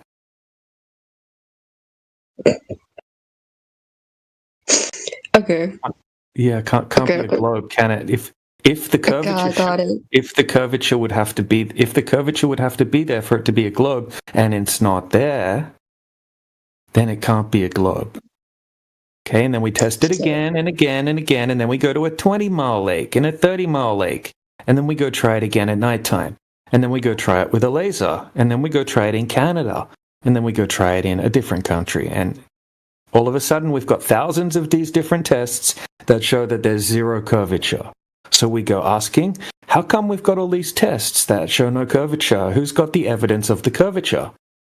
And then we interact with people like we're interacting with now that don't have any idea that there's no curvature. They just believe that there is, and they don't have any evidence of such a thing. It's just a belief, like a religion in a way. Okay.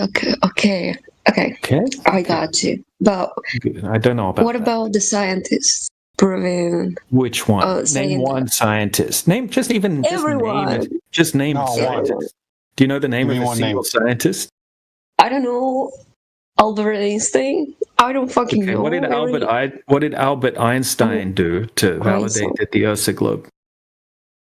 You have no idea, right? You just know the name. But what did he do? Did he prove the Earth's a globe? Well, it's common sense that it didn't actually validate it, but okay. I don't know, man. Okay, so it's not common sense. Our common sense is that we experience the Earth as flat and stationary. Oh no, that's not going to work. Who's this? Okay, all right, we got a brain roller. Chitty, yeah, chitty brain. That's what we got there. All right, so Val. Okay, so common sense. Water needs a container. Is that common sense? If you want to have a body of water, you need to have a container. Is that common sense? Okay. Yeah, it's common sense, right? And then the surface on the I mean, top, what I meant is that it's common sense that all scientists say that the Earth is a globe. Most of them have never even gone out and checked. The ones that do go out and check, a couple of them have actually turned into flat earthers because they're like, well, that's impossible. What scientist? Yeah, which one out of throughout all of your scientists? I can get it. Yeah, Google it. Okay, so you don't know. Yes, Google and tell us the globe scientist, please. Yeah, I just need to clarify with you that you don't know of any scientists that did anything, right? You just assume that someone's done it. Now you're going to just go and try to research it on the spot because you don't know. I mean, if you research about it, well, yeah, you will find any kind of information. I just don't really. I did that, and there isn't any. That's why I'm telling you that. I've been looking into this for 8 years. Stop saying you know, Val, and start saying, you know what? I just believe it. I'm taking it on good faith that somebody out there did the checking for me. Just say it.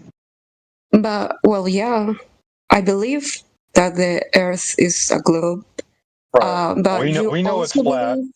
No, we know it's flat. But you're saying that you know that it's flat. Yeah, there's a difference. We know it is. Where you believe it's a ball, we know it's flat. There's a conflict there. You just have a belief system. Like if you believe it, like if you walk in a closet, you could, if it's dark enough, you could end up in another universe. But that's a belief system. I don't believe that. I know that cannot happen. Yeah, so we all used to believe that the Earth was a globe, but we went out and did some research and actually checked. Yeah, we checked to see if anyone had actually proved that the Earth's a globe. Yeah. The only thing that your checking method is not a scientific method. Like the It's not thing a that you scientific described. What the fuck is that? It's not a scientific question. We're just checking for To prove curvature something, that you should need be to there. do a specific method called scientific method. Yeah, no. To measure something, you need to do a specific thing called measuring. No, to prove something. To prove something. Okay, Val, if I want to prove how wide my computer desk is, how do I do that? What? If I want to prove how wide my computer table is, how would I do that? I'm so sorry. I have trouble understanding British accent. I'm really so sorry. I'll repeat it for him. I'm really so sorry. If he has his computer, he just bought a computer for his desk, and he wants to make sure that his desk is big enough to put a computer on. How does he prove that his desk is big enough for this computer? That's different. What I mean by proving something is that, for example... That's still proving. I want to prove that it can what I fit mean on the proving table. is scientific proving something. By the way, proving What's the that scientific method for proving a shape? not a shape, but proving that the Earth Is the Earth a sphere? is flat, then you have to... Is the Earth a sphere? To prove that, you have to undergo Val, listen to this. Listen to this. They're telling us that if the Earth is a sphere, this 10-mile lake must have 66 foot of curvature. Okay, when we go and test over the 10-mile lake, there's zero curvature. Okay? Like if someone tells us their desk is 2 foot across, right? And then we measure it and it's actually 4 foot across. Okay, we didn't have to do any science. We're just using basic measurements here.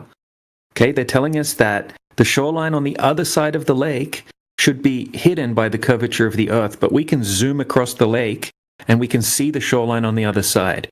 We could send a laser across the lake over the surface of the water and hit a target on the other side. So obviously the curvature is not present over that 10-mile distance. It's not a question of science, it's a question of geometry, which is not science. It's a branch of mathematics. Okay. Yeah. Okay. It's not a cause and effect relationship. Okay. So everybody here thinks, well, not everybody here knows that the Earth is flat. In this voice room. I don't know if everybody in here does, but yeah, most people do that are in here. There may be a couple of people that still think it's a globe because they haven't looked into it and they've never checked the Earth, like yourself.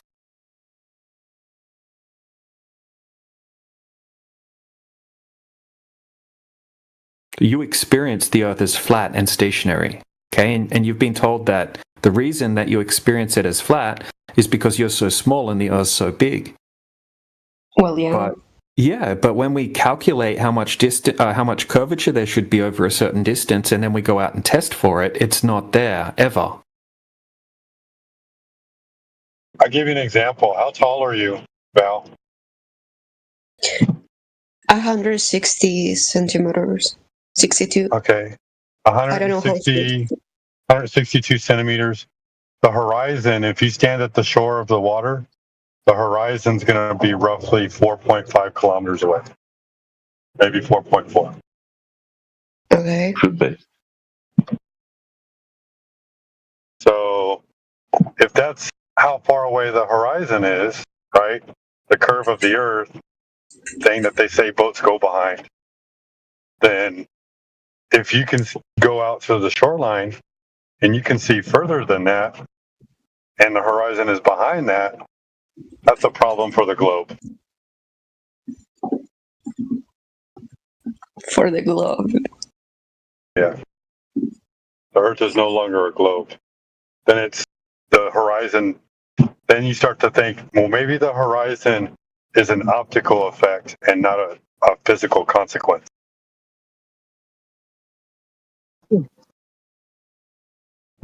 Hello? What's up, man? How you doing? All right, just talking to Val. She's learning about the flat Earth right now. What do you think? The Earth is flat or not? I know it's flat. You know that it's flat? Yeah. What do you think? Yeah. Do you think it's flat or do you think it's a ball? No, it's all. Not even a ball, it's an egg. Yeah. Oh yeah, it's an egg. What's the polar circumference and the equatorial circumference of this egg? You know what I believe? I believe that the Earth is looks like a cube. Oh yeah? Yeah. Are you on the inside of that cube or the outside? No, like outside the cube. Okay. He's beside the cube. Are we finished speaking with Val before we go on to the troll? What do you think, Val? You do understand that in order for the Earth to be a sphere, then it has a certain size, and then it has a certain distance. Has to be circumcision? What? What do you say? It has to be a certain size. Hold on, man. Has to be what? It has to be a certain size because it's a closed loop. A certain size, not circumcised. Well, it's circumcised too. Certain size. Certain. Okay. It has to be a specific size because it's a closed loop. It has a circumference. When we say it's flat, it could go on forever. It could go on for 1,000,000 miles. It could go on for whatever. We don't know. Okay. We just know it's flat on the surface. I get what you think. What you think. I respect that. I appreciate it. I respect your belief. It's not a belief. Even though it's wrong, but it's not a belief. It's not a belief. We've measured it. You haven't. You're more than welcome to go measure it yourself. We'll give you the tools on how to do it. She's laughing. She's not crying. No, that's definitely that's crying, definitely. Could be. Okay, I'm done. Look, Val, it's fine you come in here and you think this is a joke, right? That's fair enough. It's a natural reaction given everything you're fed from mainstream media regarding flat Earth and flat earthers. But you have to understand, everybody in here was a globe believer for most of their lives, right? Every reason you have in your mind as to why the Earth is definitely a globe, we all had the same thoughts and beliefs, right? Some of the biggest space nerds are in here as flat earthers today. Isn't so Some still are. Exactly what I said. Well, yeah, I've actually seen. I think I've seen somewhere that people that went out of space believe now that the Earth is flat. Can you send me who those people are? No, Can you nobody made that claim, and I don't believe there's such a claim. Yeah, you just said that, dude. No, I said space nerds. I meant people that were, enthusiastic about things to do with space, right? Someone here said that. Mars missions and all this stuff, and all the stuff they tell us about what's out in the universe and other planets and blah blah blah, right? Space nerds. Some people that are flat earthers, they still like science fiction, but we know it's fiction. It's not real. Okay, but about the thing that I said, I think Captain Refracture said that people that went out of space, some people now believe that the Earth is flat or something like that. So I never said such a thing. Yeah, you said that. Don't gaslight me. That would be the claim that some of us in here, or some flat earthers, were astronauts prior, which is not the case. Yeah, like an astronaut that went to the space and then came back. Now think that. Two Russian astronauts did that, or a Polish one and a Russian one. Yes, they went there and said the Earth is flat. And there was that lady that was an astronaut for NASA, and she went up on Virgin Galactic and then said, "Wow, I didn't see the curve." Okay, so can you tell me the name of that woman? It's not really relevant. What do you mean it's not really relevant? Well, because as has been explained to you, Val, look, there's dimensions of the globe Earth, Val. They've given us dimensions regarding the globe Earth, right? That entails the geometric consequences of them dimensions. If we go out into reality and we measure for the curvature rate that should be there, needs to be there, and we don't find it, then the Earth can't be a globe. Okay. It's really can I ask you a question? So it doesn't depend on anybody's testimony of anything or opinion or their feeling or what they want to believe. If it measures, if the surface of Earth measures without curvature, it logically and physically cannot be. Yeah, I understood. Your main argument is if you can measure it, then yeah, you can prove. Not if you can, it has been measured. And that's the result. There's no curvature to the surface of Earth. Well, I was asking you about the example that one of you were giving, and that was the thing that I just said. So I just want some names. But I don't believe DJ Captain Refractio said that. But I'm gonna let him. Yeah, I didn't say that at all. You were talking about scientists and government, and I said that most of them are not lying about the Earth. They genuinely believe it's a globe. We weren't talking about astronauts. And look, there's some astronauts that have said that the Earth's flat as well, right? Like the Polish guy in the side chat there that Trace AI posted. Okay, you can look at his interview. We can post that for you. It's posted in the side chat already with subtitles, but you can look up the actual video. And then there was a Russian cosmonaut who also said that the Earth is flat as well. So, it's we would say that the Americans faked the moon mission, right? But that doesn't necessarily mean that the astronauts would be lying about the Earth being a globe. They might still believe that the Earth's a globe in their mind. Even though they faked the moon mission, they might still think they're living on a globe, but they didn't have the ability to go to where they said they went to. And that was a lie. Okay. And they still think that because they have been brainwashed. Is that correct? No, it is kind of correct. Just like all of us are brainwashed from a young age, essentially. I mean, we're just taught that. We're taught it's a globe. And most people, most people have never questioned it. They get taught it from a young age. They never think about it. They don't get taught how we measured the Earth to be a globe, right? And most people don't question it. Most globe earthers don't really even know anything about the globe. Like if I ask, what's the radius? Which way does the Earth spin? How fast does it spin? All of these basic questions, most globe earthers have absolutely no idea. They just believe it's a globe. They believe someone has worked it out. Some scientists have worked it out, and they've never really looked into it. Okay, but you said that you measured it, like you actually measured it. Yeah, there's different ways of measuring things. We can use lasers, we can use long-distance observations, we can use all sorts of different methods. You already told me all about it. But my question is the following. You want more people to realize the truth about the Earth being flat? We want people to look at the evidence that we're presenting and unlock their critical thinking. Hold on, let me finish the answer. Okay, we want people to unlock their critical thinking abilities, okay, and come to a logical conclusion based on empirical evidence, not just be blind sheep that just believe anything they get told.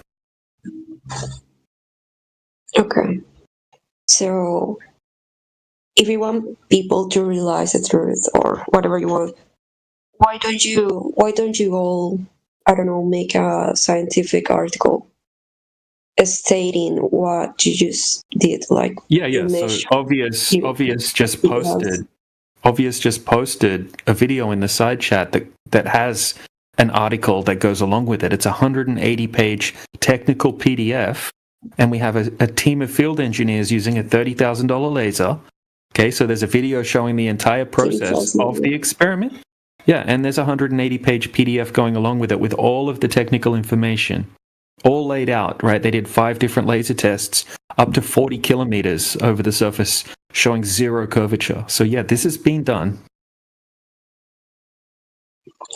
Okay, let me see I'll post the PDF that goes along with it as well. Yes, I'm reading it right now. Well, I haven't posted the PDF. He's just posted the video. I'm reading the PDF. You have the PDF? Yes.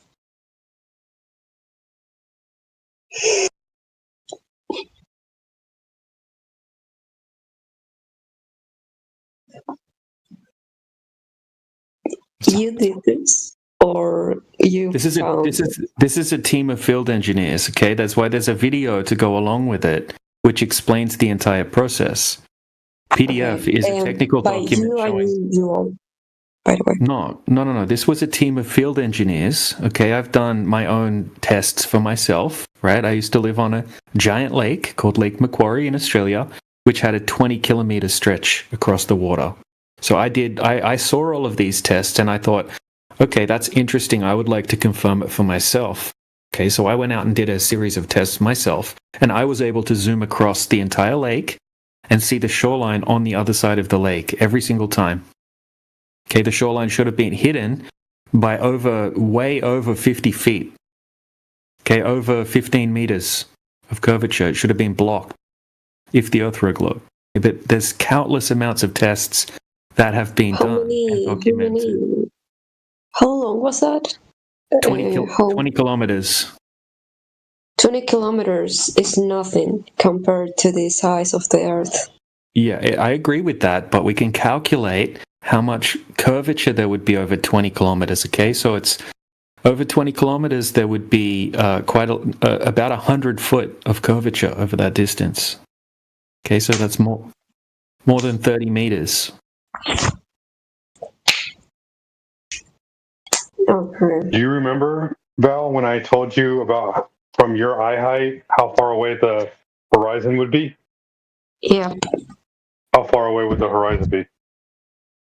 Well, I remember that you said about 4.4 kilometers.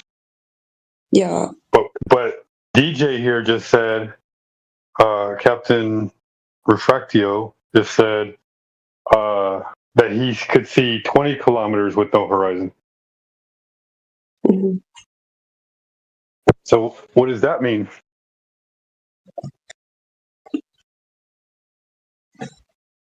If there's no horizon at 20 kilometers, but it's supposed to be at 4.5 kilometers, what does that mean?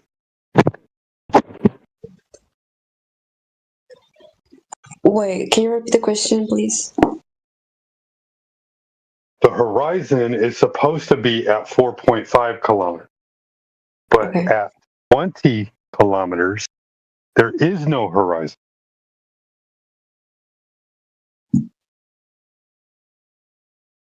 I'm still not getting your question. There's nothing blocking anything from 20 kilometers away. It's supposed to start blocking things at 4.5 kilometers. 22 kilometers is... Yeah, it's supposed to start at 4.5 kilometers, not 22 kilometers.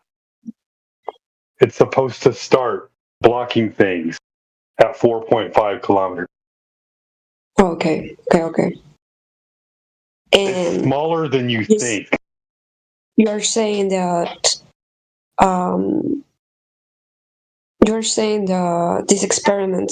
this experiment proves that that's not the case. Say that again. You're saying that this experiment is proving that, well, basically it's not an experiment. It's a measured observation.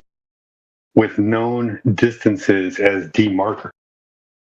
Well, for me, it would be an experiment because you have an hypothesis, then you are doing the experiment, then you have the results.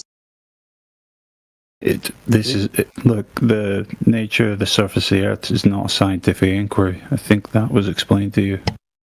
You can have a hypothesis in math, and then you can solve science is used is used to study cause and effect relationships in the natural world.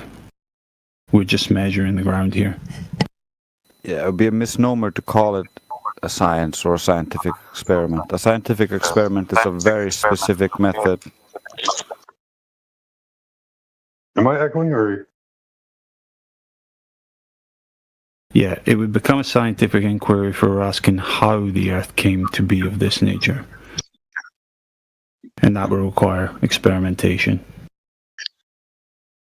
Yeah, just like when you're in when people build large buildings and they lay their foundation, they shoot a laser above the floor, across the floor, to see if there's any kind of like elevation or depression that may make the floor uneven, because they want the floor as flat as possible. And so that's all we're doing. We're just checking to see how flat the floor is, and apparently it's flat. It's not curving. Because if it was curving, there would be things in the way. And this room wouldn't be here if the Earth was curving. Yep. If we were shooting lasers out to the horizon, when you go 20 kilometers away, it should be like way over your head. You shouldn't even be able to touch the laser, but instead the laser's hitting the target.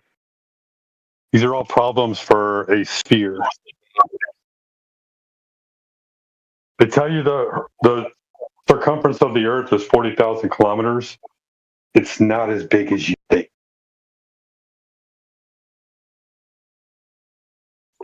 Okay, I get it. Basically, we got observations showing us the horizon appearing 10 miles away for a 1-foot observer. If that was a consequence of a sphere, then the sphere would be would reach basically from one end of the Earth to the other end of the orbit of the Moon. The sphere would be bigger than the Sun if that's how far away the horizon is because of any consequence of a sphere.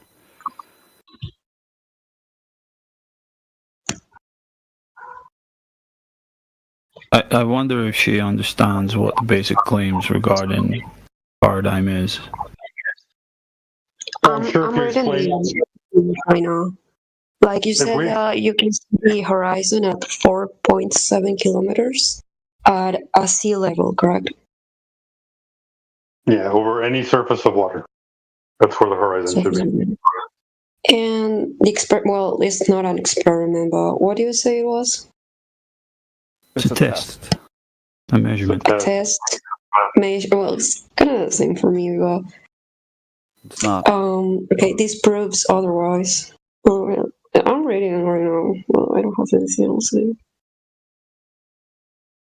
Yeah, there's other laser transit tests being performed, and as DJ said, there was long distance observations being made. We have a guy called he goes by J Tolan Media. He's on YouTube. He goes up in commercial flights and he takes his camera gear with him. He's got IR filters, infrared filters for his camera, and he does long distance observations from, about 32,000 feet up.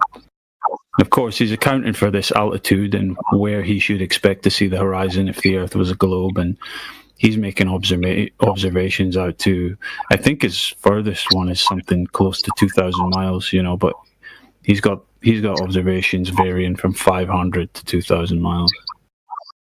They're well beyond what the globe geometry predicts, basically. He shouldn't be seeing that far. I can post one in the side chat as an example for you to look at if you'd like. Okay. And you said that this test was done in many locations apart from this. Yes. The FE Core laser experiment, there was multiple transits done, but they were all They might. I need to go and look at it again myself. Yeah, either involved another lake, but they were in the general area, like close to each other. Maybe mistaken on that. Someone else can clarify. But there's other laser tests being performed by other people, and they are in different locations. You know, there's been observations and tests performed pretty much worldwide. You know, if you look hard enough, you'll find them. You know, but a lot has been done in the Americas, or the US specifically, Europe, Australia. But there's tests being performed pretty much everywhere. Okay, and you said that you have done your research, and this is all that you could found, like the laser experiment. By the way, it says here that it's an experiment, laser level experiment. So I don't know why are you saying that it's not an experiment. Yeah, it's fine. Honestly, it's meaningless semantics, you know. So, what we're interested in is the test and the results, right? Not what we're calling it. Pick a word, go with it. It doesn't make a difference, right? An experiment for me would be something involving variables, things you manipulate, right? Yeah, but it's not that. That's not. I don't know why you're getting hung up on this point. You don't understand, because the thing here is, we're talking about the definitions of science and how you define a scientific method, a scientific experiment. Colloquially, people can call any test an experiment, but it doesn't mean that it actually follows the scientific method. So we are being very precise here when we say things like experiment or science. We're not conflating it with things like geometry or measurement. Yeah, I just wanted to point that out. So I don't know. I was just looking at the title and that's fair. Those are a bunch of field engineers who went out and tested the surface. We are not them. Those are just many of the people who have tested the surface. We have hundreds of examples of it. Okay, and that's your only proof that the Earth is flat, like that only experiment? I just told you we have hundreds of examples of it and multiple methodologies to test the surface, not just lasers. And how many other methods? Microwave, infrared. Trace posted you another one right there. There's multiple ways we've tested it, and none of them come back with curvature.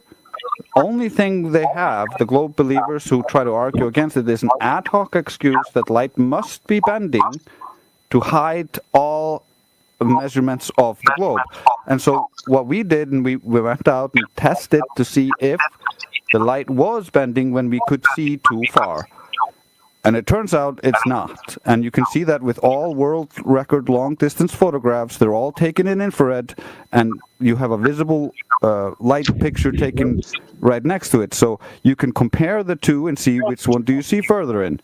If light was refracting, allowing you to see further in visible light, you would not see as far in infrared, because infrared doesn't refract as much as visible light.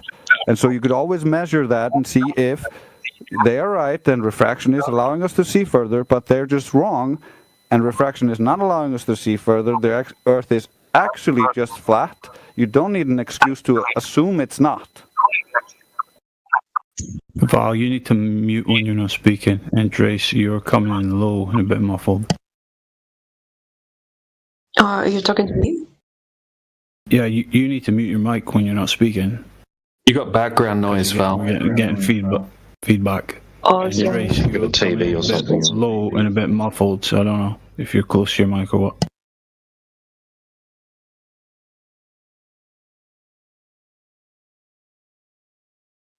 Okay, no one is talking right now.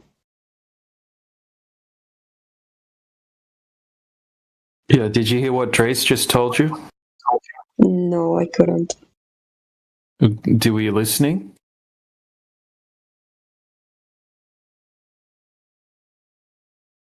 Were you listening to Drace? Yes, but I couldn't hear the last part that he said. Okay, so we should be able to see less distance if we use infrared if the Earth were a globe, because they say the reason that we can see so far is because of refraction. So then we use a special type of camera, right, that will mitigate or lessen the refraction. Okay, and when we do that, we can actually see even further. Okay, I have a question. If you grab a telescope and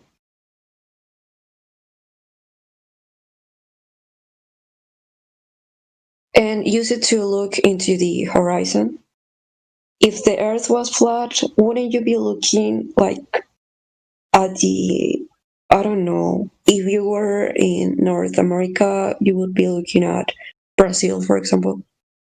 Shouldn't be that the case? Can I answer that one?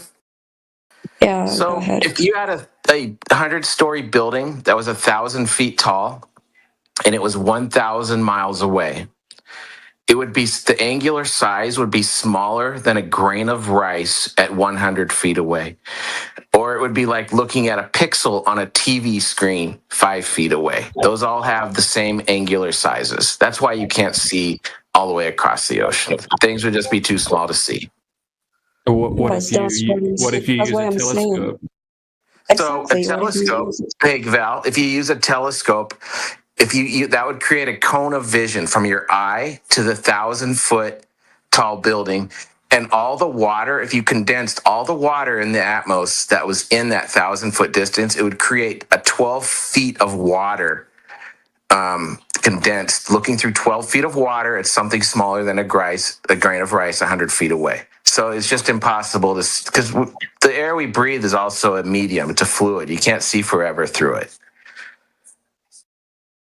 Yeah, like if you went onto Google right now and you said what's the maximum visibility in your location, it'll probably come up with about 20 kilometers or something like that, depending on how clear the day is. So we can only see so far through the air because of the dust and the moisture and the pollution and everything, right? Combined makes the air semi-transparent, not completely transparent. So we just can't see forever through the medium.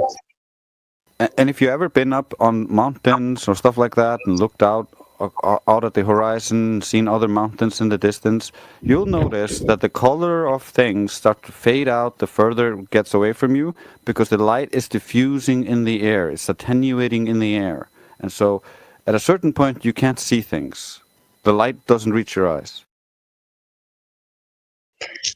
Okay, regarding the point that you said we cannot look that far away because of the what do you say? Because of the dust and everything, the air. You're looking through a medium, Val.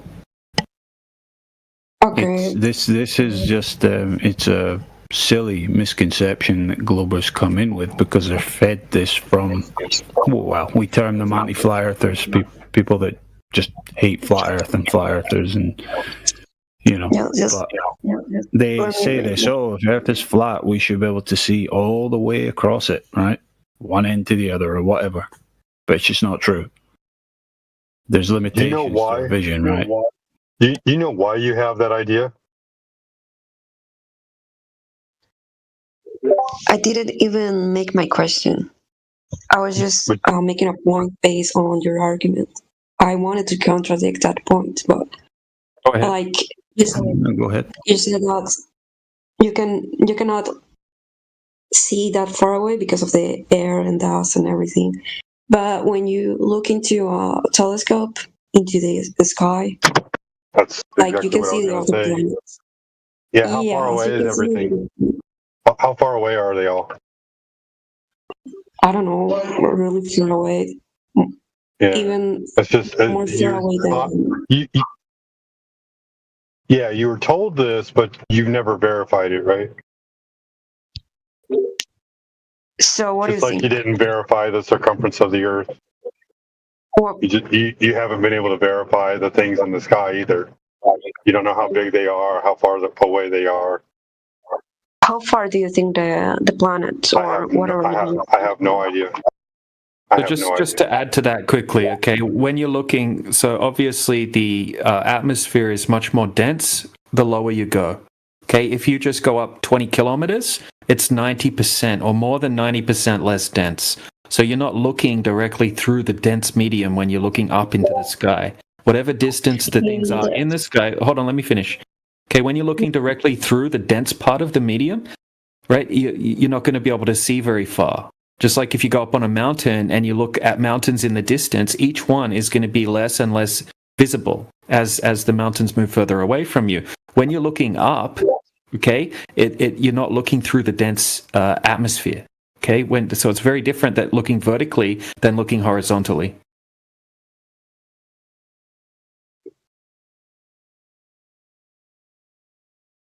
Make sense? You have this idea that you can see millions of miles, and you just don't know really the limitations of your vision. How do you know how dense the universe mass is? We don't. Why would we know that? Okay, so I just said 20 kilometers. I said 20 kilometers up. It's where we can test. We can still test the pressure. 20 kilometers. Okay, so. Well, there's something that I want to say, but my Berber language doesn't let me. Wait, let me think. Well, look it up. Use Google Translate if you need to. No rush. Do you see how much you're scrutinizing us, though? And you've never scrutinized the globe. You just took it on good faith. Auto accept, auto believe.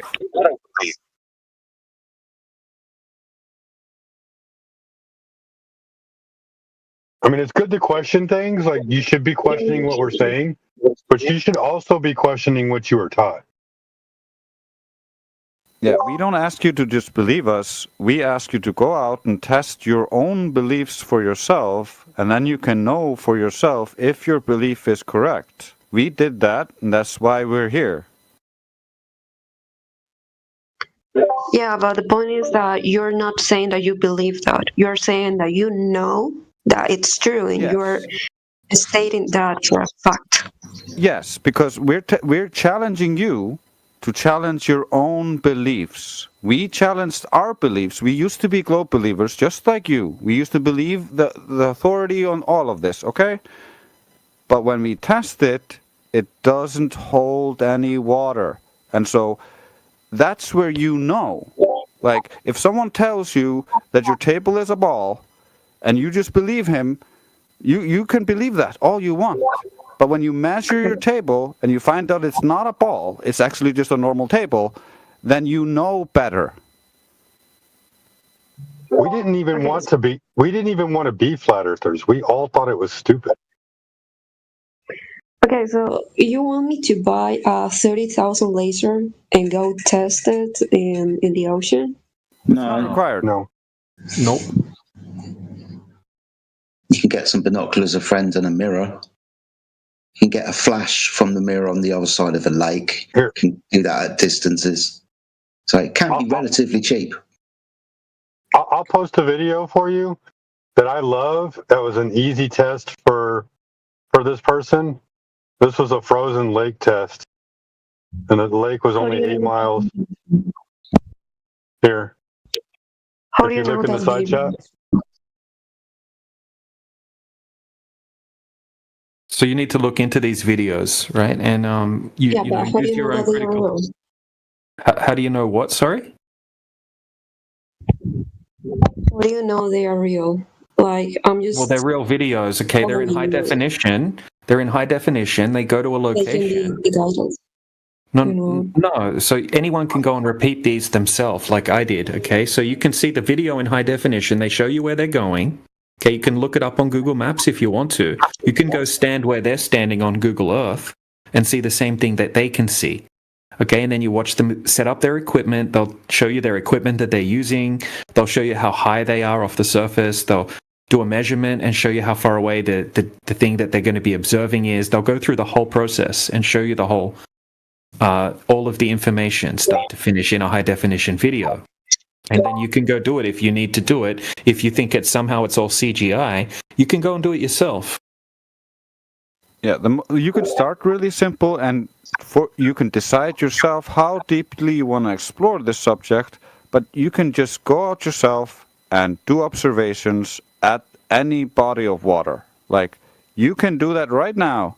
Doesn't cost you a single penny, and you can look up all the ships, see how far away they're supposed to be from you. You can look at all the landmarks, see how far away they are supposed to be from you. And then you can look at the Earth curve calculators and you can see, oh, well, I'm not supposed to be seeing any of this.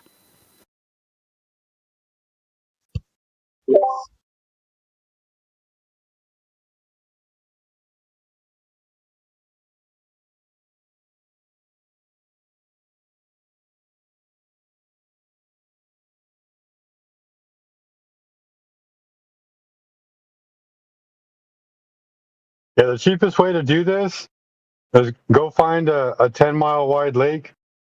One person stand on one end, another person stand on the other end. Both of y'all hold a mirror, and then you flash the mirror at each other and make a mirror flash. Easy. There's 1,000 different ways you can test it. If you lived near salt flats, when they get flooded, you could take a simple ruler and walk across the whole salt flat. And if there's a bulge of water hill that appears in the middle of the salt flat, well, then you're measuring something that should appear on the globe. But if you don't, well, that's not what's supposed to happen on the globe. It's supposed to create a water hill because of gravity. But in reality, it doesn't. The same is true with a mechanical gyroscope. A mechanical gyroscope is rigid in space. That's a gyroscopic effect. And so if you take a mechanical gyroscope and you walk across a curved surface, if you imagine the Earth is curved, the housing would twist and you would be able to detect that. We don't detect that. We don't detect anything that verifies the curve is there, no matter where we look.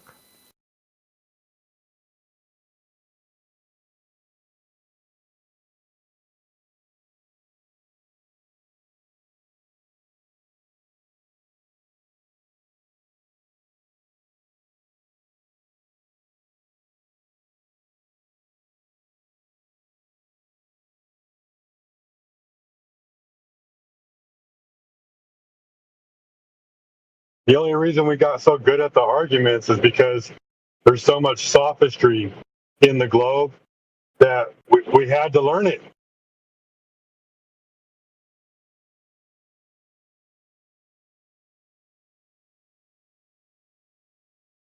Oh yeah, you have to be fallacious to believe in a globe.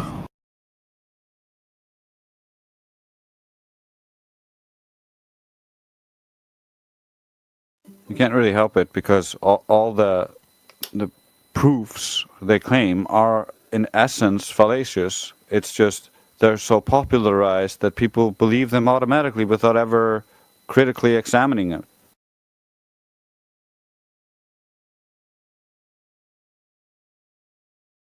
It's a lot of stuff to go through, a lot of stuff to unlearn, you know. It's too much of a task for the average person.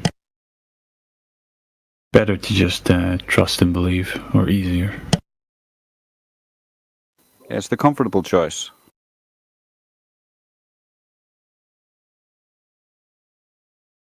But, like, all of my family didn't take the vaccines.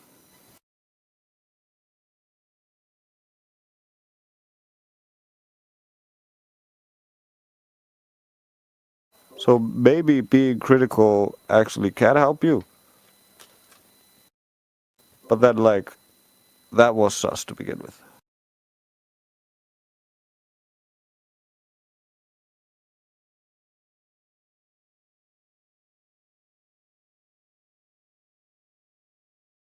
Well, you know, that uncritical mind cost a lot of people a lot of things during that situation.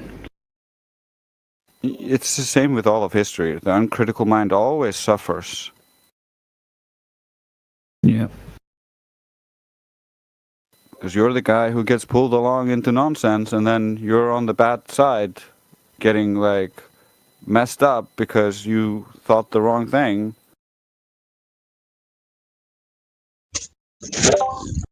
I still don't know if you guys are trolling or not. We're not trolling. Oh, come on, Val. How can it be trolling?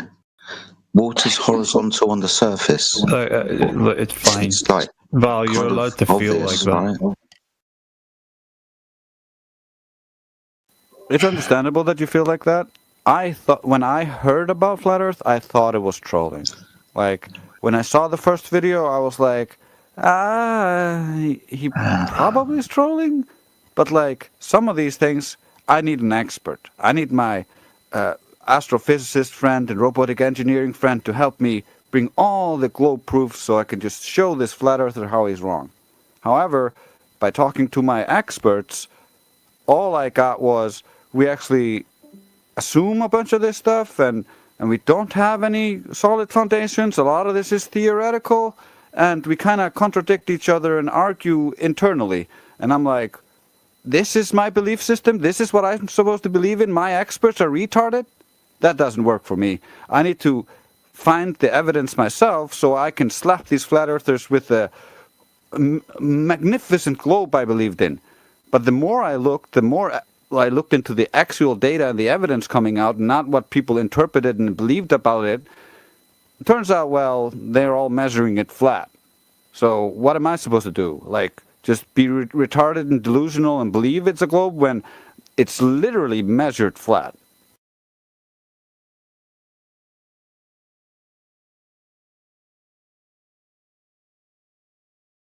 It's about intellectual honesty. Do you want to be honest with yourself and live a good life, or do you want to just believe nonsense and follow what everybody else is doing?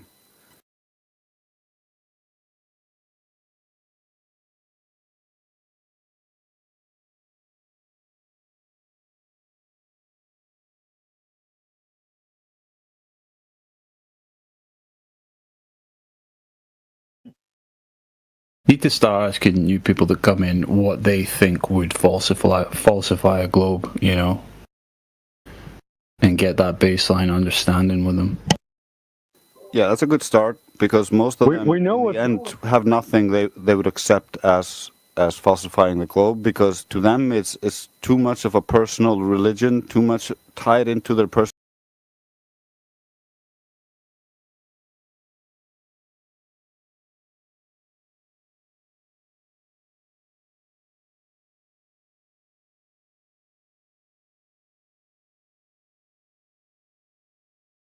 Can't independently verify that they were taken in the manner that they're said to be taken. I didn't want to be a flat earther. Let me know when I can respond. I didn't want to be a flat earther. Can you accept that? Let me know when I can respond. Let me. I'm asking you a question. But you guys, do you understand that I didn't talk while I'm answering your question? I did not. I did not want to be a flat earther. He's gonna be a crybaby. You're wasting your time. Don't worry about it, dude. Don't worry about it. When a person I did not want to be a flat earther. Do you understand that? While I'm answering. So do you? Yes or no? Do you understand that? Again, let me. Do you understand that? Let me respond. Do you understand it? Yes or no? Hey, I guess you may as well mute me because you won't let me talk. So what's the difference is made? Yeah, I'll mute myself because you won't let me talk anyway. Okay, let me know when I can mute yourself. Let me know when you have a yes or no answer for my question. I'm not going to give you a yes or no because there's more to it than your yes or no. Dang. Why? Oh, so now you can divine my motives? Yes, I can. It's very easy. Say yes at the end. Very easy. It's very easy to divine motives of people who are who are extremely obstinate, who have a predicated purpose, and who will not listen to actual evidence. What's my predicated purpose? Emotional and just projecting. So, what's my predicated purpose? You saying that you don't want to be a flat earther, you didn't want to be a flat earther. You could be lying right now as you're saying it. No. Right? Yes, that is possible. Why would I be lying? For money, for attention. What money? They're bored because you have another agenda that has nothing to do with the flat Earth, and this is just a means to get that agenda handled. And there's a whole bunch of He's so possibilities. emotional, bro. He's just Speaking from experience. For the listening audience, I'm posting a flat Earth measurement, so now he can't accuse us of lying anymore. Listen to your flat Earth.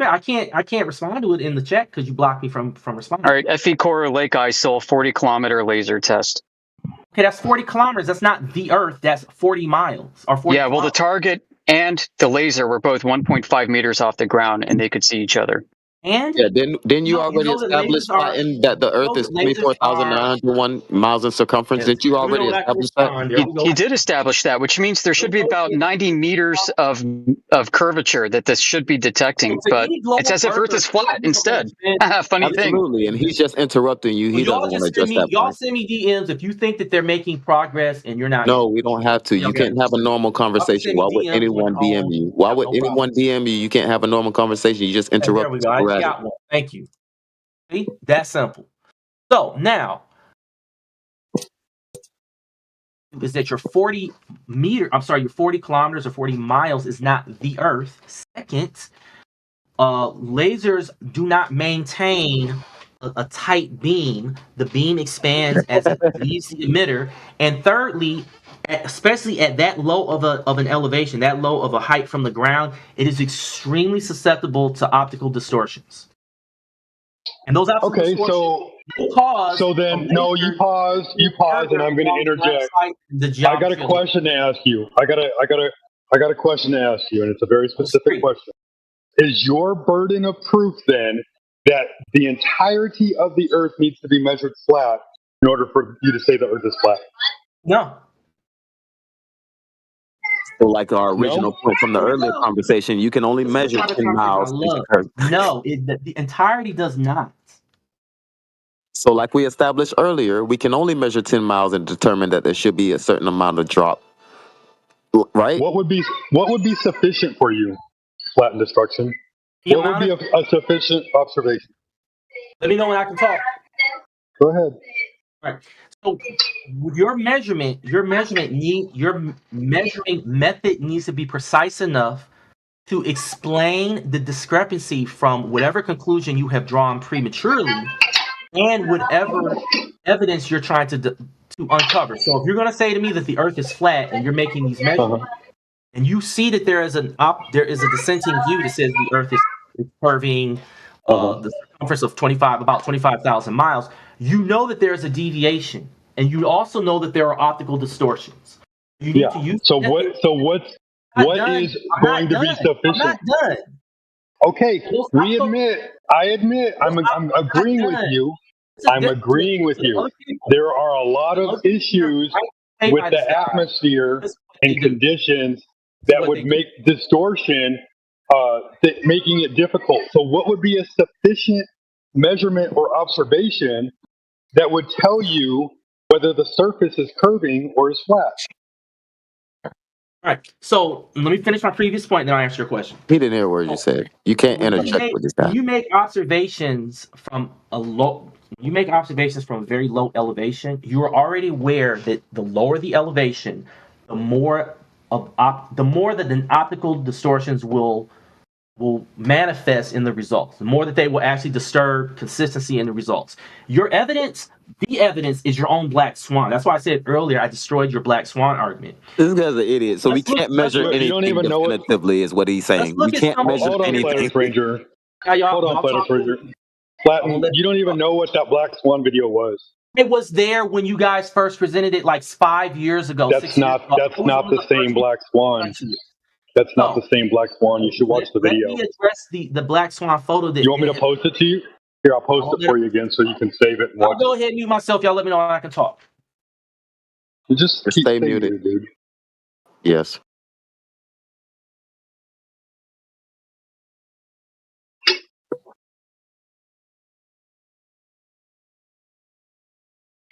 So you got Take Notes, Hebrew Hammer. I'm DMing everybody. I DM everybody. Yeah, we heard you the first time. Yeah, I'm going to say it again. So anyway, dude, You don't let me respond this What time? would be a sufficient No, shut up. observation for you then? Would the Canigou Mountains be a sufficient observation? So, what would be a sufficient observation would be to make sure that the time and locations lack a high amount of refractivity. That's your first thing. Doesn't matter. It does. You can certainly use elevation as a factor, but if you're using elevation a factor during a really foggy day, that would not make sense. Or when We don't know how far California is from Florida. We can't measure that accurately. Hold on, Flat. Hold on, dude.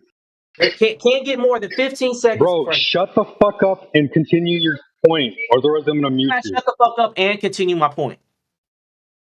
No, That's how dude. much y'all interfere with it. Y'all work. Y'all. If you're a crybaby, just go ahead, bro. I'm done with you, dude. Bye. But hey, Ranger, you gotta let him get his fucking point off because he's just burying himself. So annoying, bro. For 3 hours, I'm sorry. I know. But he's the common flat earther. Actually, he's the common glober. I mean, he's the common guy that thinks he knows everything but doesn't. But because he got smashed so hard a long time ago when he used to use his real name, that he has a vendetta against all flat earthers. Yeah, 1000%. Most of them just come in, won't listen to anything you're saying because they already know. Yeah. So I mean, for him, he didn't know anything about it, but in 2 minutes he knew everything about pitch data. I've been trying to talk to him to see if he'll bring up anything related to the globe. Every day I've been sending him the science and space news, and so far he's been unable to respond to anything related to science and space news. I'll tell you what. I'll let you have a one-on-one with him, Crit. You and him one-on-one. Nobody else talks.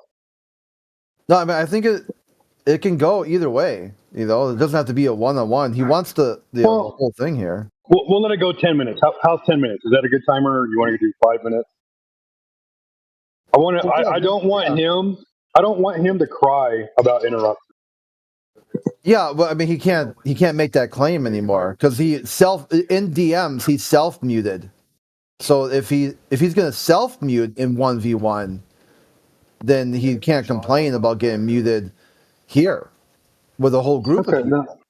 Now I'll leave him muted then, because I'm sick of hearing him. You basically got to hold people to their worldview. Once he says, if he's okay with getting muted, then he should know why he's okay with that. If he's not okay with that, then why did he self-mute himself? Like last night, he ran away multiple times. Like he muted the DMs. Like spammed just like endless amount of crap, and then thought somehow he won because he spammed when I said you're gonna run away. So he spams 100 messages and somehow that means he won, and then he ran away. I told him he was gonna run away. You are gonna run away. You are gonna self-mute. You are gonna run away. Then he did, but somehow they didn't because he sent more messages than I did. And I'm like, holy shit, dude! Like the mind, it's like you have to fix. There's multiple layers of just logical breaks with reality before we even get to the topic now. Before it's even there, before you're even to unpack, like here's what we're talking about. I mean, just think of the like how badly broken. Yeah, I think you said it earlier that some flat earther fucked with his head, and now he wants to get even. I had nothing. It was with it, bro. It was with it, and I believe Nathan Thompson. Yeah, nothing. He went 2v2 and he got fucked hard. Yeah, so nothing to do with us. We're not related to the Globebusters or that group of people. Nathan and Witsit aren't even on this server. They've never been to this channel. Yeah.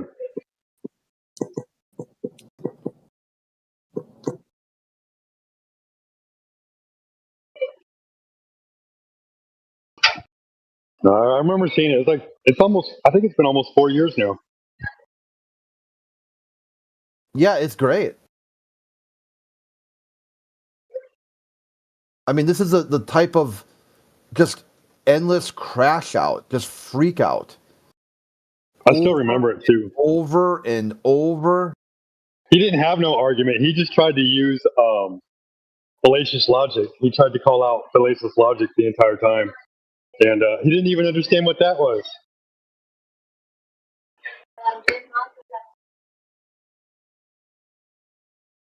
Yeah, it's like you tell this dude, like, flat and destruction here. In DMs, the only person you can mute, there's only one person you can mute is yourself. And he did so for no reason whatsoever. And then said, I did it. I'm like, no, dude. The only person you can moderate in DMs is yourself. That's it. You can't control what I post. You can only control what you post.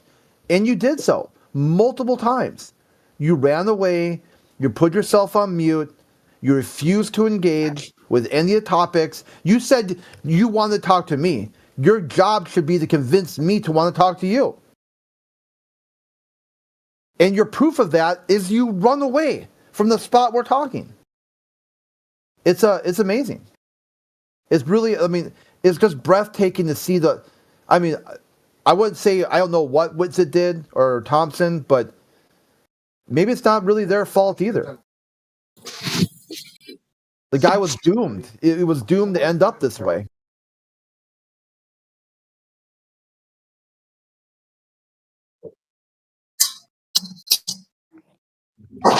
Best you can hope for at this point is some self-reflection and maybe start listening to opposition and not being the person that knows everything. That'll help.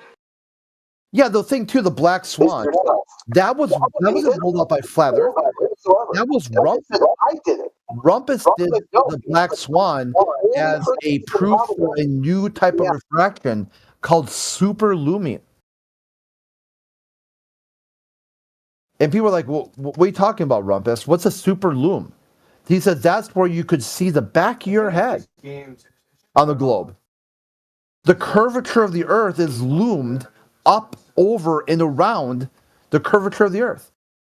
And be like, come on, Rumpus, you're taking the piss, right? That's not a real thing. He's like, yeah. So then some guy later, like 5 years later, be like, I've debunked the Black Swan. Dude, that is your argument. You should be using the Black Swan to explain how you can see too far.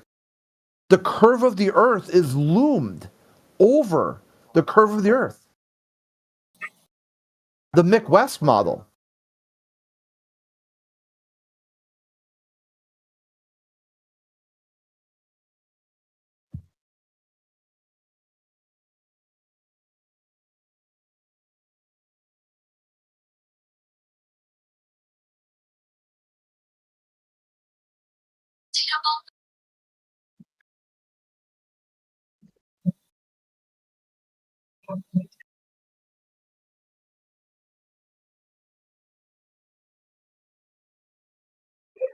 Here's the worst part, right? He's like, oh, I debunked that Black Swan. That Black Swan, that's a video from a PhD. It's not even from the same person. Oh, yeah, it's a completely different video. Right. He can't even identify. Huh? He can't even identify. He saw Black Swan and freaked out. Yeah, just a word. It's like a Pavlovian response. Like someone says Black Swan, just crash out.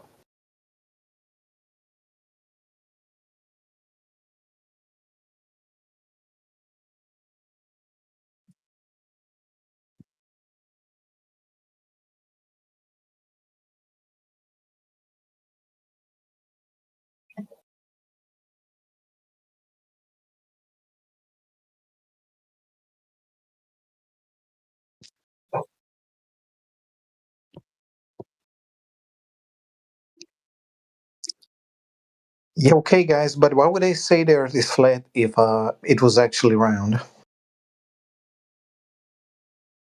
Oh, people say a lot of. Well, if you said that, that would be because you actually have measurements to show curvature. But why would the people lie about the round Earth? I don't know, but if you had measurements for the curvature, then that would be evidence for the globe Earth, and then we could shut this channel down. Yeah, I don't have the evidence, but why would people be incentivized to lie about a round Earth? I don't know. Why would they? Go ask them.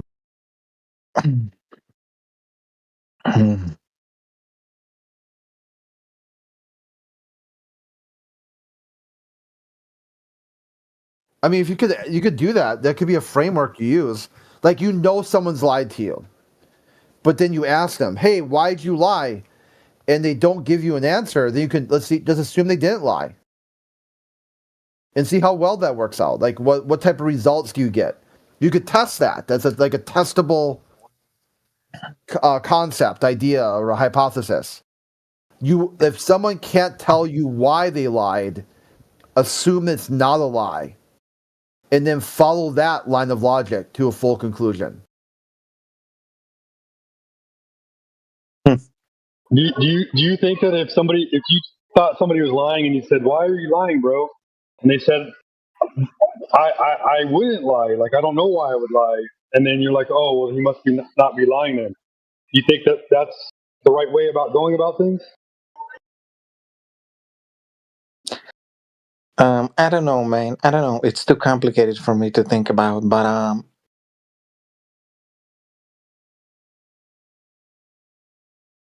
I don't know. I guess.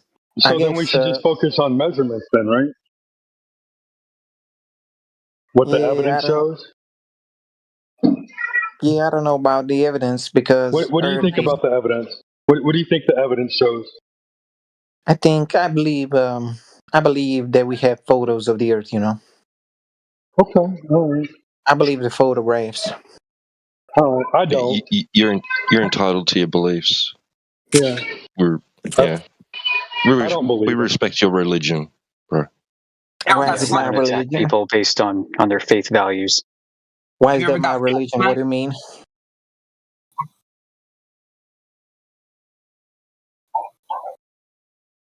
I don't have any reason to believe the government. Why not? They've never given me a reason to. But they pay you. They give you a lot of things. No, they give me reasons not to trust them. I've never. Do you have any reason to trust government? Government itself, the United States government, has told you do not trust government. Only trust God. So they've told you not to trust government themselves. They say, "Hey, we're the government. You know who you shouldn't trust? Us." Okay, well, who should I trust? Well, trust God. You're like, okay, well, thanks for letting me know. But you guys, America's government was founded by people who didn't trust the government. What has the government done for you? They given every single one of my ancestors a pension after they retire. Like Santa Claus? They gave it to their you? life away. Cool beans. They support people when they retire. They give them the pensions. But who do they take money from? For most of their life. That's supposed to be money that was saved and earned. Yeah, I mean, we pay them to give people pensions, and they give the people pensions. Oh, so you pay them. They're not giving it to you out of their own pocket, right? Yeah, but they're not stealing it. Yeah, they stick a gun in your mouth and ask for money. If you don't pay them, they pull the trigger.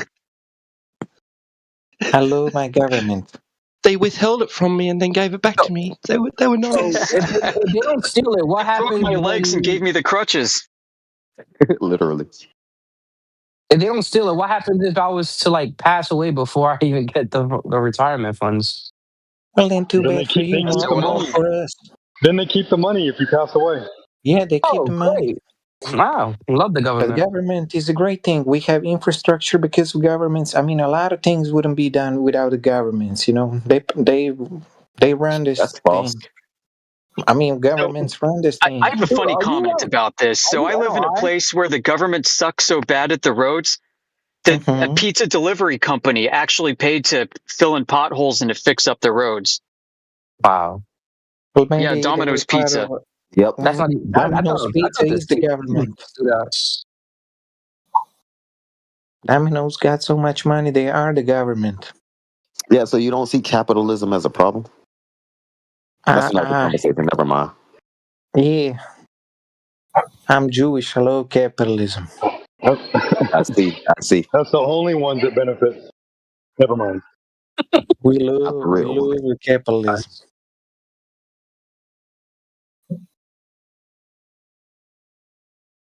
Anyway, so do you have measurements for the actual curvature? No, I don't got the measurements, but I want to ask you if does Antarctica encircle the Earth? No, probably not. No, probably not. Yeah, I agree. So how can we get to the end of the flat Earth? You know, how do we fall off the flat Earth? Where is the end? I don't know, man. If we did get to the end of the Earth, what would and you jumped off? What would pull you down? Another I Earth? get, no, I mean if it's flat, it has an end, I guess. Yeah, but what Then would you pull would you just down? We gotta stop this crap. the same. What would I pull you guess down? the same thing that pulls you down when you jump up. Let me blow your mind for a but you're no second here. longer on Earth. A sphere is a topologically flat surface in 2 dimensions, and does it have an end? Yes. No. Negative. What do you mean no? What do you mean no? A In 2D, sphere is there is, topologically flat, and it loops. but it has an edge. An edge. You can fall off the edge of the sphere. If you jump. God. What do you mean if you jump? You can just walk off like a little. I see. So yeah, like laying a ruler on a basketball. Well, that's what we did with lasers. What? And we didn't measure that divergence. But wait, if the Earth is flat, there has to be an edge or an end or a No, there doesn't. He just explained it to final you. line. He just Boy, explained it stuck in to a you with a cycle. laser. Hold on. But if you have a flat Earth, where does it end? Dude, is a surface of a sphere topologically flat? A circle or a sphere? The answer is yes, it is. Okay. I'm not. Are you following me? I'm asking you where. Nobody knows, dude. So nobody knows, but we measure it flat. Like everywhere you go, everywhere you could possibly go to measure the Earth, you're not going to find a globe. I'm sorry.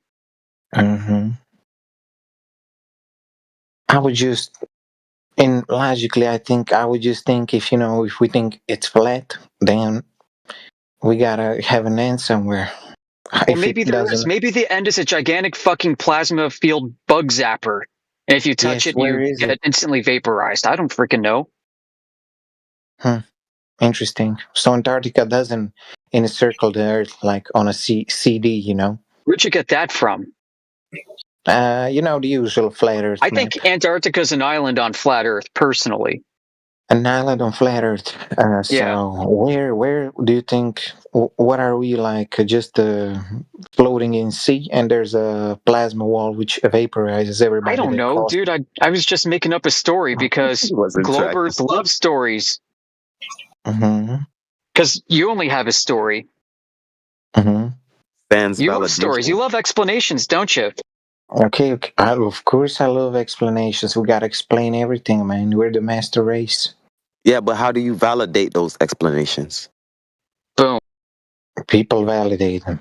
What do you mean how I validate? I don't go validating every single thing. I understand. I just believe it. Just like I believe, car runs a certain way doesn't mean I need to know how the car, starts, how it works. Hey, did you know that they were handing out $2 million to every Jewish person? What did you say?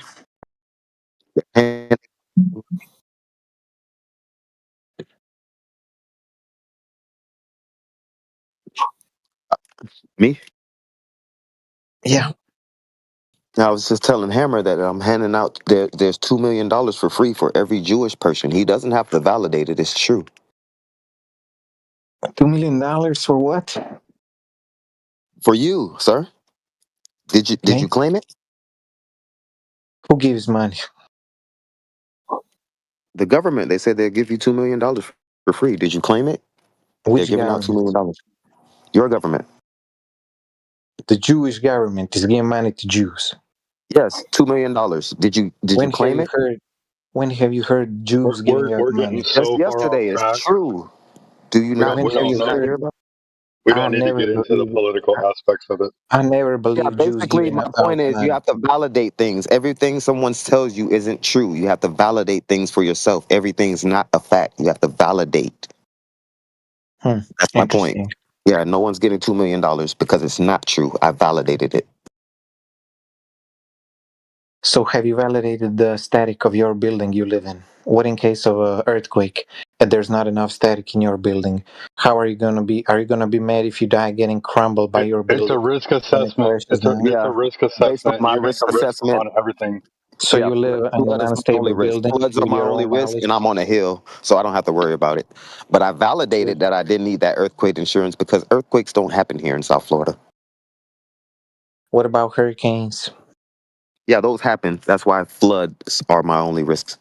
Yeah, but I'm on a hill, so I don't have to worry about it. You're king of the hill, huh? No, it's irrelevant. I'm on a hill. I don't have to worry about earthquakes because I validated earthquakes aren't a problem where I am.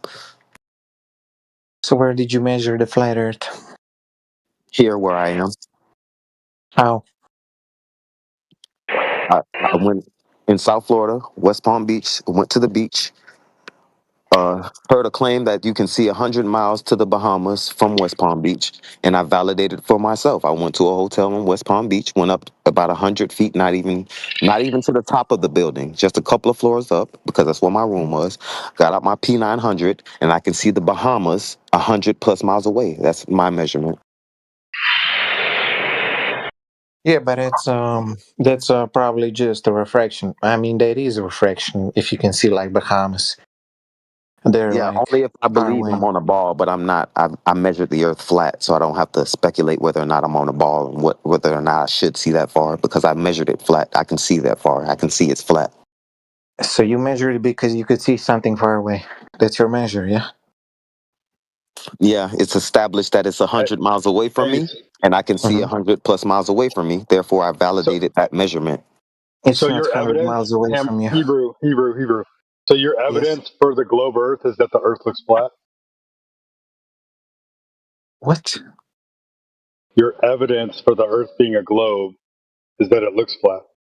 My evidence for globe Earth is that I worked with a couple of my buddies in university who sent a satellite in space, and I know you cannot have a little cube floating around on Earth Do you have the without Did you telemetry for that? validate the building without of a that globe Earth. satellite and the launch and every aspect of that satellite? Did you validate everything about that satellite when it was being Of built, course, when and it was launched? we receive signals every hour on the hour since launch, Did you and we can watch the track it. launch? Of course, we watched the launch. The launch was made in America because you cannot launch something from every Oh, so single you weren't country. there to witness the launch because it happened in America. We watched the live stream. How do you explain orbits when we measure Earth so flat? Huh? Did you measure the Earth flat same as this guy as seeing something in the distance? That's your measurement. Oh no, I posted a laser test earlier, but actually these long distance infrared observations are trying to find the globe curvature, and you end up seeing much further than Earth should be if it is a globe. So yeah, I mean, you could call those measurements too. But yeah, so we can't experience the globe. We can't see the globe. Nobody can independently verify where this curvature is. So how do you explain orbits? First of all, I explained that everybody agrees you can see further than you should behind the curve because of atmospheric refraction. Everybody agrees with that. And second point what is, about an infrared? how do I explain the orbits? Well, Yeah, what you about got this infrared, thing dude? called. I mean, the whole point of infrared is so that you can see through the optical bending of light in the visual spectrum, because infrared frequencies don't bend as much. Buddy, every light bends. Yeah, you understand? Yeah, but that. how much does infrared bend compared to the visual spectrum? Hell if I mean, I this know. is 930 nanometers. Actually, we're seeing here. It's like 16 times as straight as like blue. So basically, little to none, Hebrew. Yeah.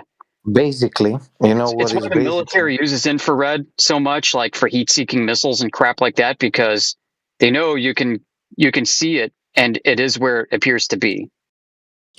Okay, great point. Military uses infrared lasers in planes, yeah, in jets.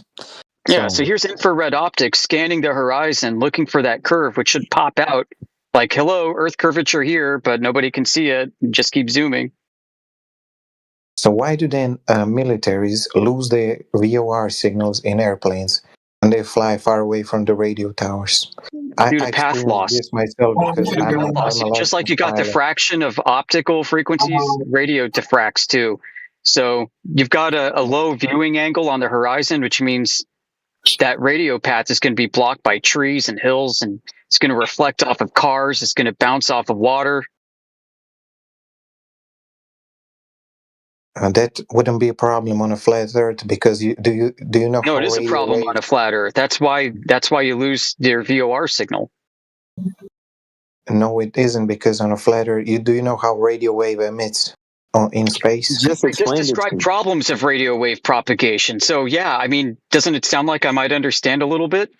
Literally, Radio he wave. just explained Listen, it to a you. radio wave wouldn't have a problem because it's always elevated from the trees and the obstructions on Earth. You lose. Well, what matters is the angle of propagation.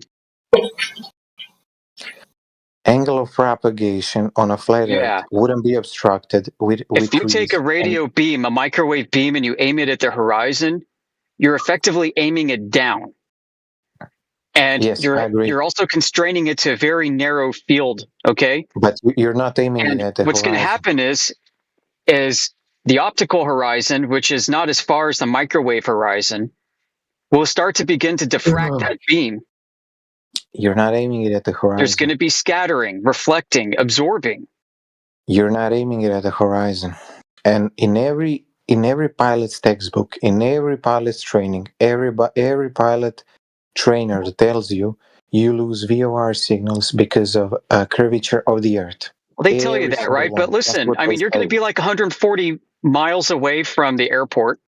Let's just say as an example, that the path to that airport from your airplane, you could be at, I don't know, 20,000 feet up. That path is to the horizon. Therefore, it can only reach so far, Hebrew. Right. So before it gets to you, it's already been scattered by all kinds of shit that got in the way. Flat or curve. 150 miles on a flat Earth shouldn't be like close to the horizon. A better point, you shouldn't be able to see 150 miles on a curved Earth. On where? On a flat Earth?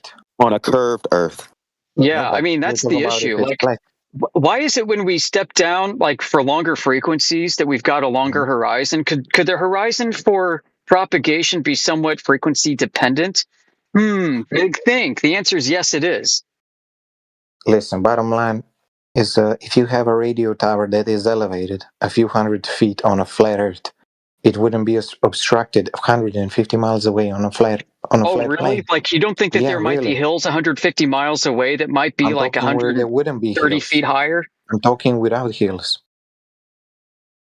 Oh, so do you have an example? No, but I'm telling you, that's how most of... What do you mean, okay? Do you have an example of it doing that? I mean, because we have examples of Wi-Fi propagation in like the 2.4 gigahertz spectrum. Okay, great. Going 700 miles over the ocean on Earth. And this was done by people who still believe in a globe, dude. It was a French team out in Western Africa. How do you get satellite signals then anywhere on the Earth? Explain that. With a sender and a receiver. Sporadic. Sorry, somebody had a question? Hebrew Hammer there. That's a Gunslinger. Gunslinger on another account. Yeah, so he's going to get another ban today. I can't do it if someone else can ban him. Yep. Just like trying to tread water, trying to tread quicksand. Yeah, there's a difference between somebody trying to understand something that they don't know anything about, or somebody just trying to nut on their way through something they don't understand. Yeah, it's like you wouldn't be able to. You're not beaming at the horizon to an airplane that's 140 miles away from you. No, you're going to be looking up.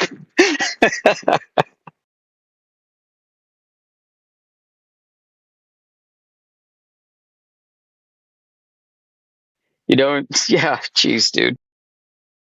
I mean, it attenuates already, and it's already spreading out.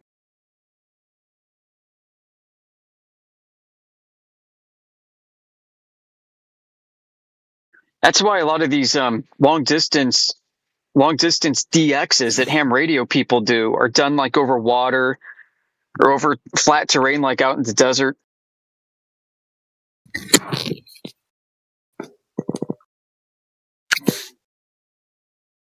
Using towers, as he just explained. Yeah, of course. You get a little bit higher, you can see a bit further because you have a wider angular field of view to the distance.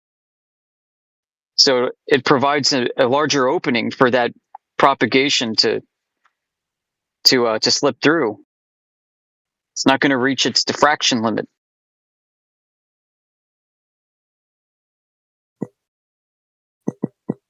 Because if it's too narrow, it's going to interfere with itself.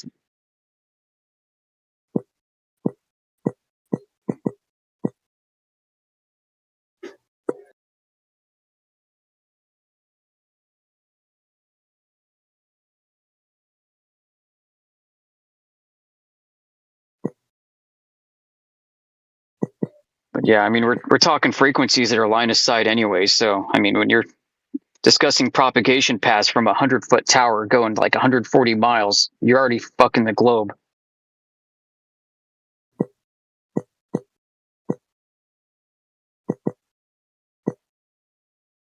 Yeah, like the last point, how you shouldn't even be able to see 100 miles away on a globe and you didn't even grasp it.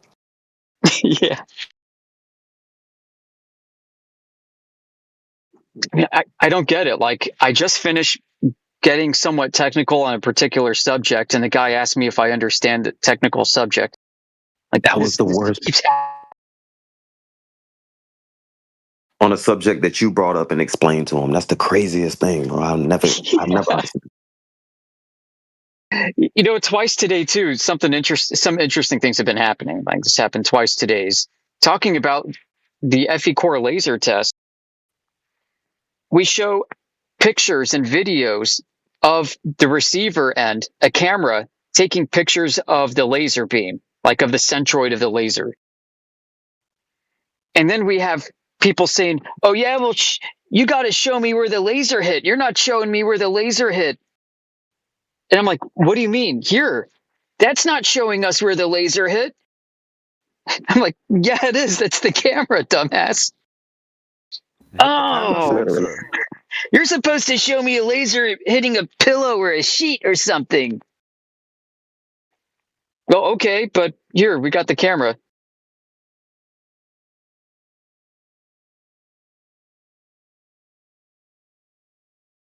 I just can't even today. I mean, we're dealing with all kinds of derpy globers. My God.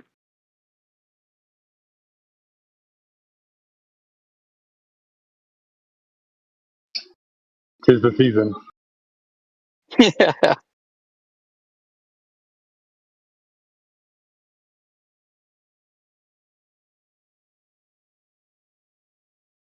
Or was that Hebrew Hammer earlier, or the other guy that showed me a flat beam propagation of a laser over water, and then a temperature inversion on the end, causing an inferior mirage? And I point this out to him, and he takes a screenshot of it. He's like, gotcha, Flurf. You see, the laser does curve. And you just admitted that it curves. Well, yeah, you're showing me an effed up beam path, of course. Curving in the wrong direction. Yeah.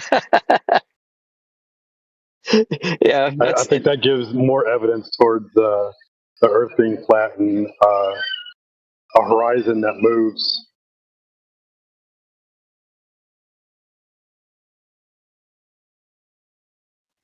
Yeah, it's like, oh, so is that 8 inches per mile squared over there? It's like, what the fuck?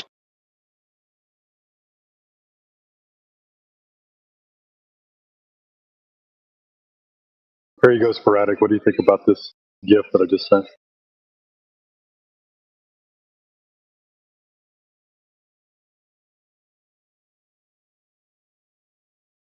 Yeah, shiny.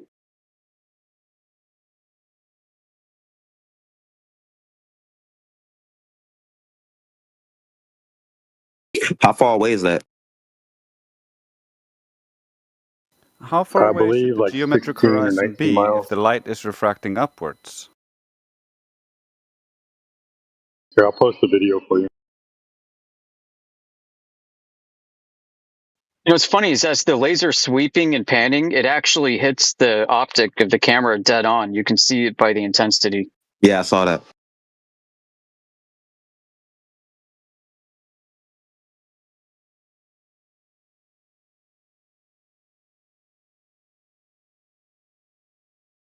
I believe it's this video.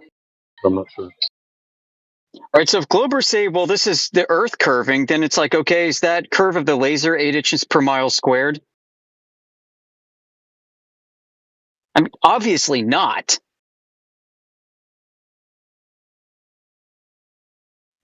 So then they'll say, well, yeah, it's curving at 8 inches per mile squared, plus you have these added effects on top of it. So then it's like, okay, how much of this observation, if it's a globe, is due to the globe? I mean, they have no answer. But I like that the camera is able to see the laser dead on. Should freeze frame it right there.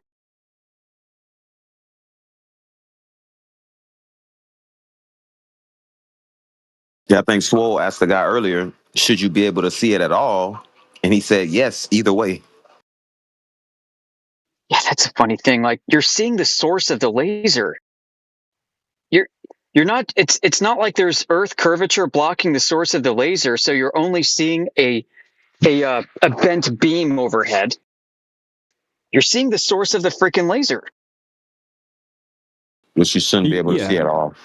We need to know the height of the laser and then the height of the camera that's observing it, and then we could work out whether you should be able to see that source of the beam or not, and how much it would be actually hidden behind the horizon. I'll check the video. 130 feet. What would be the point of those values and giving people calculators and everything online and all that if you could just explain every single observation you make with refraction anyway? Kind of makes all that redundant, right? Yeah, like the guy earlier, that's what his hang on was. You have to factor in all of these atmospheric, like, no. It's like you can't measure anything definitively then. Yeah, they never factor it in. That's the problem. They use it as an ad hoc rescue at the end.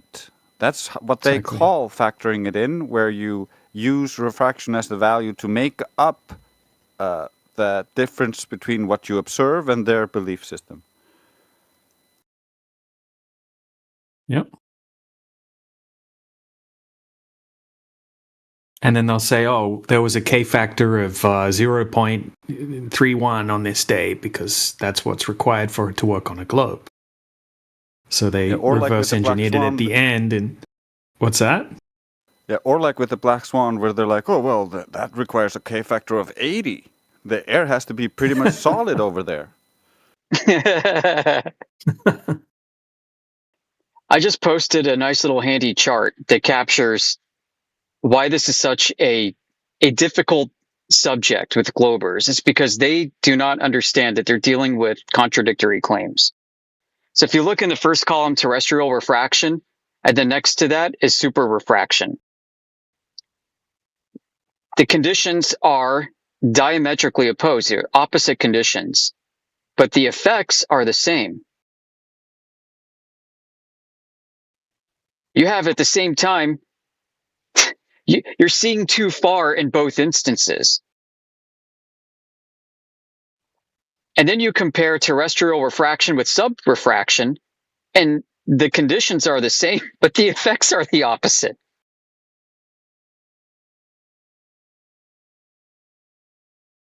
Yeah, that's a really good point. Especially the light bending. That's crazy. Go ahead, Joyce. My bad. It's a really good point. It shows how they're defining this to try to make the globe work. It's kind of like when you start latching on to straws to try to make your idea work because nothing's working.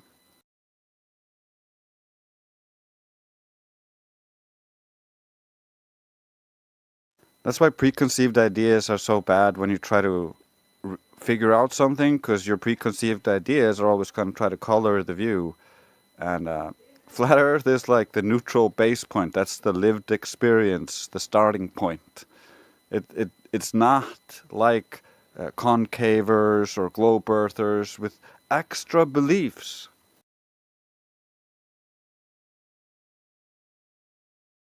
Yeah, it's the opposite. You strip out your beliefs and you're left with your core knowledge.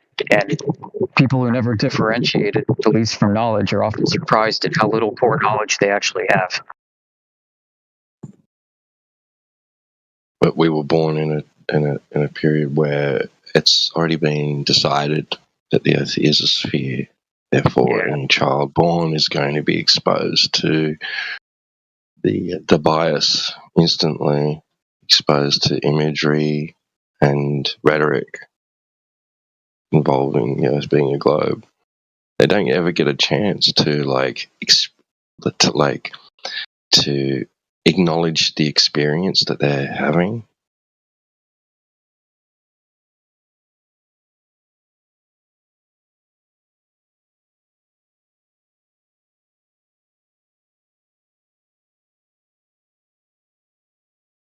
I don't recall thinking to myself that, as a child, the Earth's flat, and then finding out that it's a globe. I remember being told it was a globe and then considering, hang on a second, I never really even thought about it before. You know what I mean? Yeah. Yeah. And it's kind of like I was saying with the preconceived ideas, is that when you have these kinds of beliefs, they color how you see the world. I remember after I believed in the globe, after I learned about it in school, when I would look at the horizon, I would imagine I was on this giant big ball. I was in my head, in my imagination all the time. And I think that's where they kind of want you, because that's where you are the most easily manipulated, especially if you don't know any logic and you don't know how the manipulations work. You just believe everybody. You believe this guy because he seems to have authority. You believe this guy because he says something you agree with. But it has no basis in reality, and it takes you further and further away from what you're actually observing, and that helps cloak the bad stuff in the world, because you're believing this guy, believing that guy, and not actually looking at what the results are, what's happening in reality.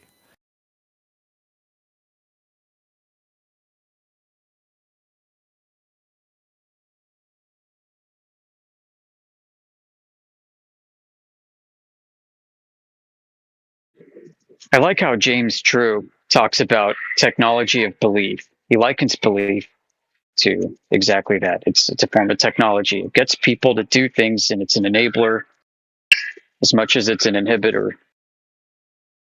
So we meet people like our friend Josh, who's surrounded by space people in the space industry, and he's surrounded by a technology of belief about what it is they're engaged in and what they're doing. That the very thought that the cosmology could be the opposite of what they have been working with their whole lives is just not acceptable whatsoever, empowered by this belief.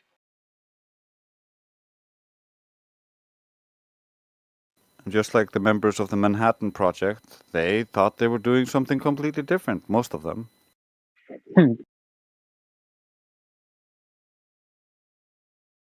I found a great quote by okay. Oh, fellow flat earthers. Here we go. Bro, why are you saying that?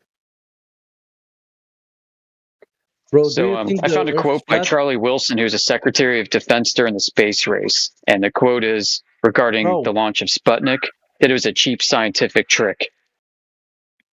Bro, do you think the Earth is flat? Yeah, Lenny, that's why he said that, because you were interrupting him while he was speaking. He's done. Maybe go ahead and ask a question. Oh, shut the fuck up, boy.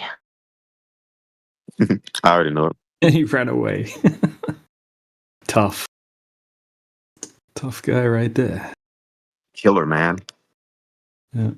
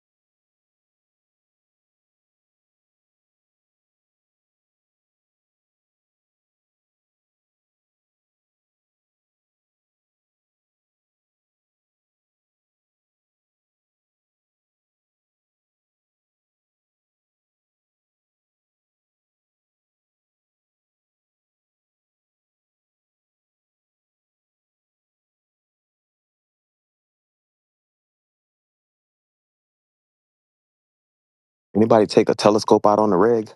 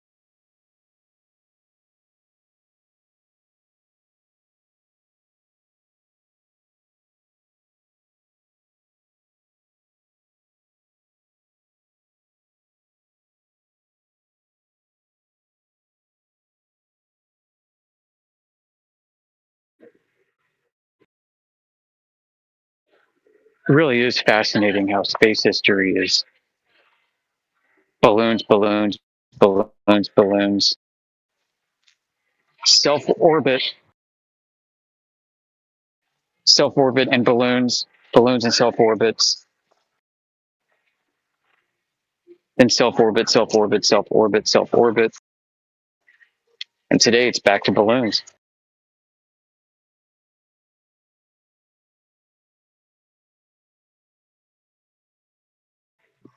Like you can find in industry mags publications out there how, oh, it's just too expensive to keep this stuff up doing this.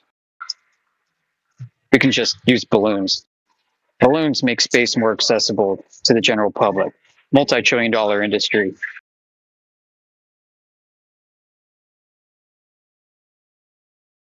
Don't have to worry about space junk.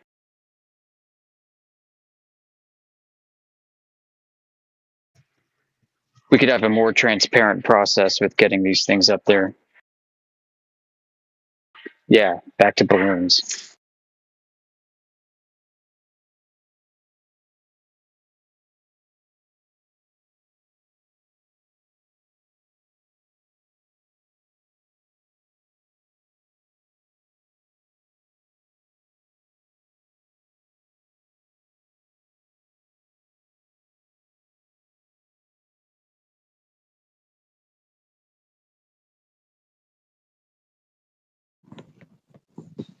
Sheepdog, that's a funny one. Sorry, T-Dub, go ahead. I was just going to say, well, let's see purely independent launch and placement of an object in orbit, where the individuals just go ahead and do it. Absolutely, completely, totally independent of any agency or any and they just tell them they're doing it, and then just and say, look, I'm telling you what I'm doing. It's up to you to get anything out of the way or anything. Like, it's not my responsibility. It's your responsibility to take care of anything that you've got up there that you don't want interfered with or you know. Do you want to know the real conversation or the question? I mean, it's like no. So to address that, I think you'd end up with another Antarctica situation. Hey, look, I was having a conversation with T-Dub over here, and you butt in. So it'd be just like people going to Antarctica. They're like, hey, I'm going to go to Antarctica now. And then they go and then they get arrested. Probably be similar to that. Okay. And then, new guy, what's up? It would be, yeah, you're right. Okay, I've muted both of them because they don't know what I'm fucking talking about. But can someone answer this question that I've got? I've got a really good question. A really good one. I'd like to answer you, but if you got me muted, I can't. Yo. Yeah, someone can someone ask him to unmute? Hey, Kovac, can you unmute Sporadic Echo? Yo, I've got a fucking question, so you're gonna have to listen, alright? It's like, this is my thinking with it. Why don't you mute more people and keep asking your question? No, it's just like, this is my view of it. So the Earth's flat, yeah? Why are you acting so sassy? Get muted.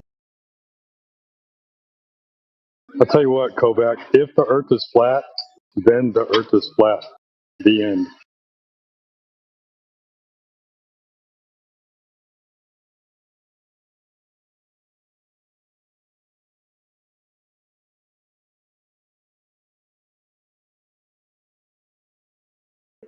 Yeah, if you can't measure a globe, how do you explain orbits?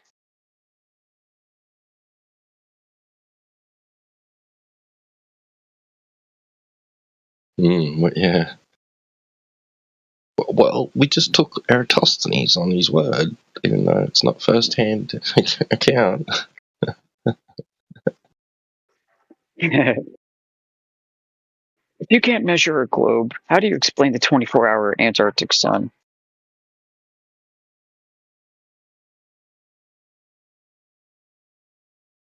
Put it back on them, you know? Tired of all these hypothetical questions like that. Just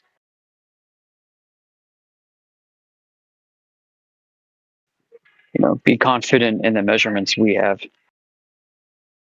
Yeah, we're not obligated to explain anything else other than how we've determined that the Earth is flat. Right.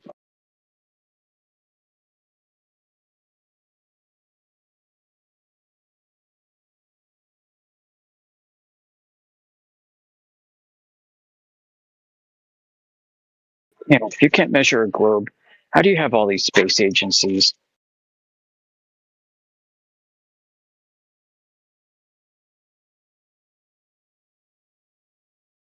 If the Earth is flat, then why is water wet?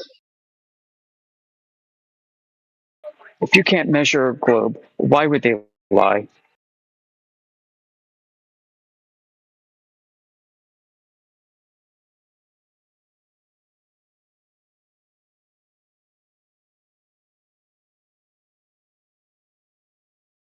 If the Earth is flat, then how do you explain the current German Prime Minister?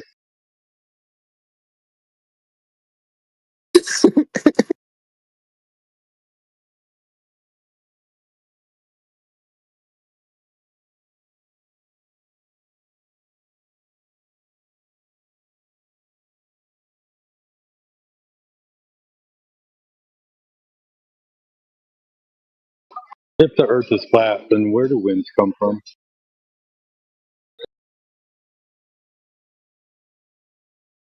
Yeah, what the guy said earlier about how hurricanes prove that the Earth is a globe because they never cross the equator.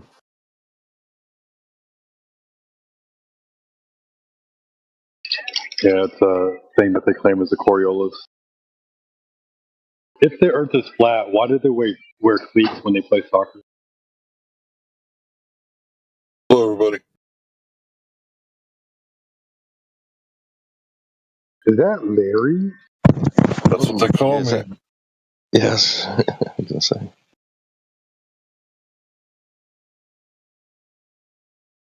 Good to see you, Larry. Hey, brother, good to see you. How y'all doing? We're doing good, man. Me and a Flat Earth Ranger came over here, and within minutes it became a circus, so it's been pretty wild. Oh, I love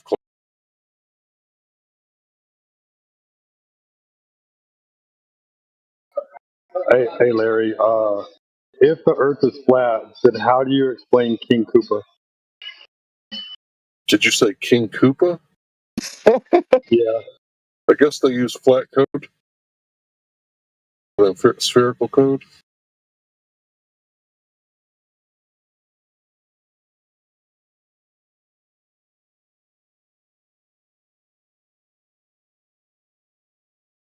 Help a friend change his clutch. Dropping a transmission is a two-man job. It's much easier. So I'll be on the road with you guys for minutes. Please continue.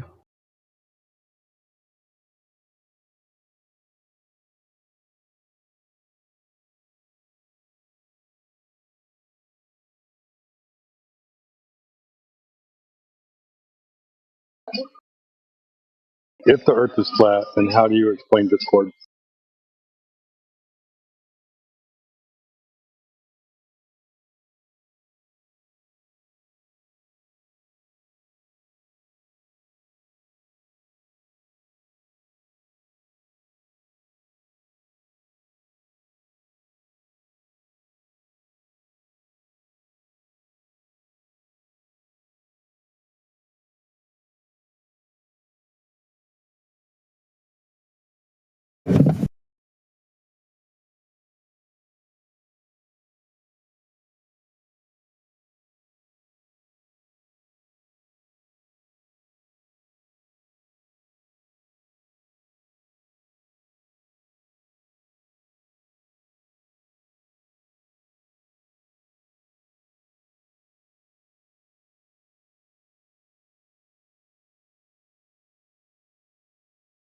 So what do you guys think about the new microphone? Pretty crisp. No echo.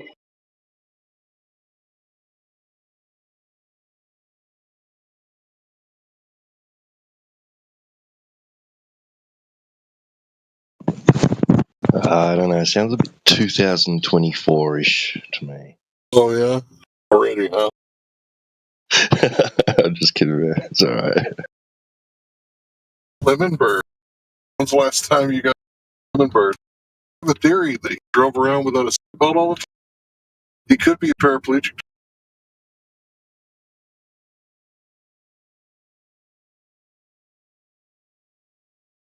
Belt button was always going off. But he could be unable to use Discord. Hope that's not true. Hope he's okay. Shout out to Lemon Bird wherever you're at.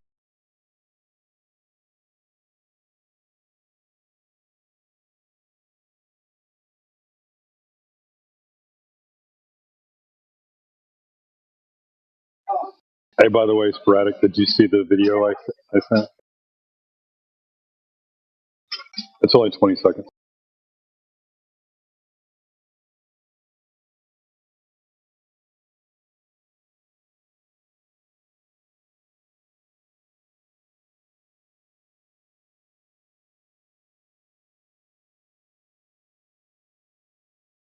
Yeah, shout out to all the folk that aren't around anymore.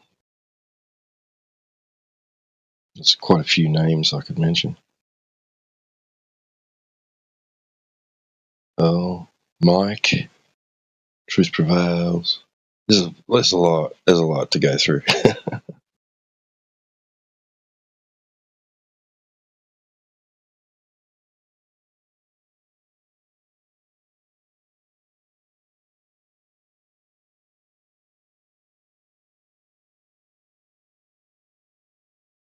I exchanged some text messages with Truth Prevails the other day.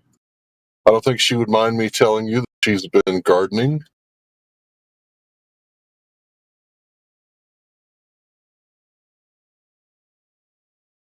Gardening is life.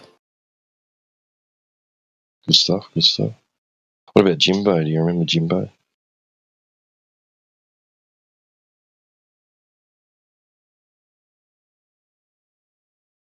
trying to think. Is where's cut the shit? No, he rarely VC'd, but I mean, he was always in the side chat.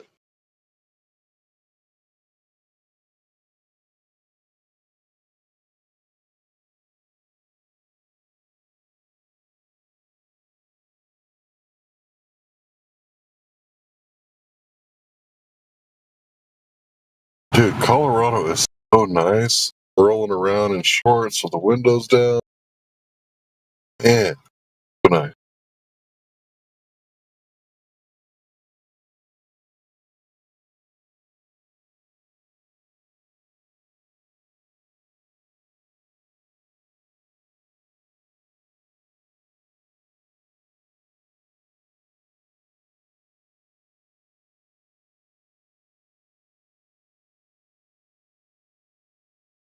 Learns is here. Matthew would describe himself as a fundamentalist. Believes that gravity's. He loves gravity. It's his favorite thing. He thinks that gravity created the Earth as not God. That's none of my business. That's not how I would describe it. But I am a fundamentalist religiously, anyway. Wait a minute. You don't think gravity is a fundamental force? One of the 4 fundamental forces? I don't know. I'm not a cosmologist. Okay, well, that's an honest answer. After hanging out with me for a few years, you would think you recognize gravity.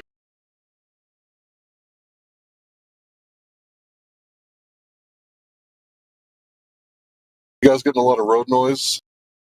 Now that I'm picking Don't up. hear any of it. AI and technology removes every sound except for the voice, so it sounds like you're sitting in a quiet studio.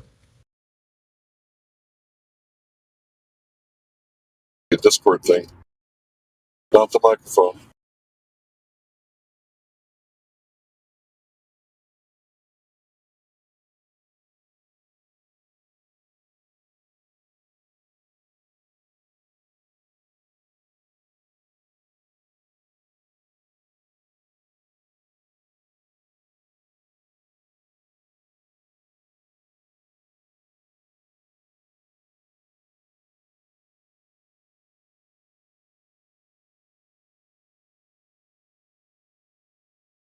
Best evidence for the Earth being a globe, man.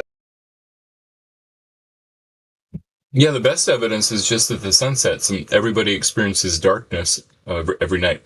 So not everybody, I guess. Most people do. Guess you've never seen a spotlight, right? Right, but the sun's not a spotlight. It emits light all directions equally. So when I turn the light in my room out and wait 12 hours, my room's a ball. No, your room has a flat walls and flat floor and everything. Isn't that the logic you're using? Because darkness for a period of time, therefore ground ball. No, the logic goes more like this. The spherical Earth is the best explanation for nighttime and time zones. Okay, so now we're into subjectivity, which is the best. Right. Explanations have to be subjectively judged about whether they're good enough to be true or not. Okay, so objectively the sun moves, and subjectively you think the ground is a ball because the sun moves, and then there's darkness. Movement is always relative, but yes, the sun sets, and so because of darkness, I think that the best explanation is that it's below your feet. Okay, what if a Christian said the best explanation is because God's moving it? That would be a how, but not a what. So there's 4, like Aristotle's 4 causes. The how, what, why, and Aren't when. you giving us a how? You're not giving us a how? You're not saying the sun is moving at the how? Yeah, I was giving you a how, but not a who. Well, the ground moves. That's the how. Just like God's moving it, that's the how. They're both hows. They're both how the sun moves. Ascribing those causes to God would be a who. It could be both. Well, the ground. I think it's the same as ascribing it to the ground. You're ascribing it to something that is not the sun, right? Like, aren't you kind of doing the same thing? A little bit. Sure. Yeah. So we're talking about just the fact. So you're doing the same thing. You're doing the same thing a Christian does. You just said. So what is it a better explanation than? Well, RTH, I am a Christian, so I'm doing exactly what Christians would do. So I don't take that as an insult. But you're doing it scientifically to the ground as a ball. That's where the problem lies. Like in Christianity, everybody who's a Christian knows that there's a faith component to Christianity. And what you're doing is you're admitting that there's a faith component to the ball. Yeah, exactly, man. Congratulations. Faith is acting out on what you know to be true. It's not believing false things.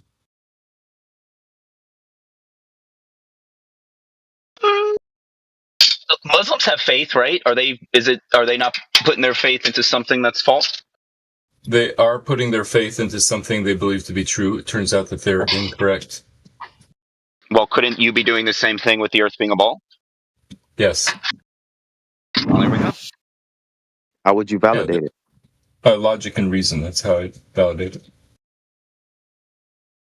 Isn't that what Islam uses? I know. Well, what do you think? Yeah. Okay. So, do you not see the issue here? If one person uses logic and reason, and another person uses logic and reason to come to a different conclusion, that doesn't logic mean and reasoning is useless. That means logic and reason are not. Or no, hold on, that would mean that logic. That means and logic. Are not, wait. Hold on, let me finish. I don't think so, man. That would mean that logic and reason can lead you to not the truth, right? That's correct. Yes. Okay. And do we want to get to the truth or to not the truth? The truth. I do. Certainly. Okay, so shouldn't we use a method that gets us to the truth and not to not the truth? Logic and reason is the best method I know of so far. Well, I've never heard you put any globe argument into a logical syllogism, and you've never really properly addressed the fallaciousness of any of other arguments that you've put forward. Well, so first of all, I think that science is in the project of inference to the best explanation rather than proving deductively. But best? You could. So it's better? Better than what? Better than the flat Earth, certainly. I mean, we can describe sunsets. What was presented to you? What was presented to you about that? We can. Spotlight is what RTH said. Or no, who said spotlight? Sorry, I don't remember. You can't even validate. That's what I said. I said we see the sun move in reality. That's pretty objective to me. Yeah, the sun moves. I know logic house for people to live in and put like we would. You going in and out, Larry, or is it me? No, he's on the road. Is it reception or is it the Discord app? It must be reception. What part of Colorado are you in? Yeah, I think it's reception and window down. Are you in the mountains?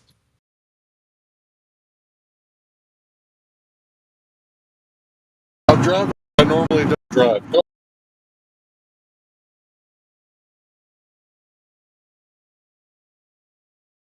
Well, Colorado is all the way out.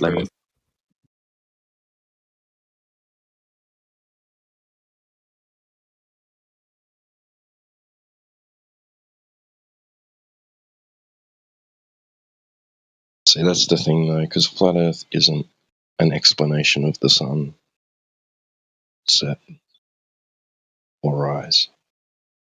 That's not what flat Earth is.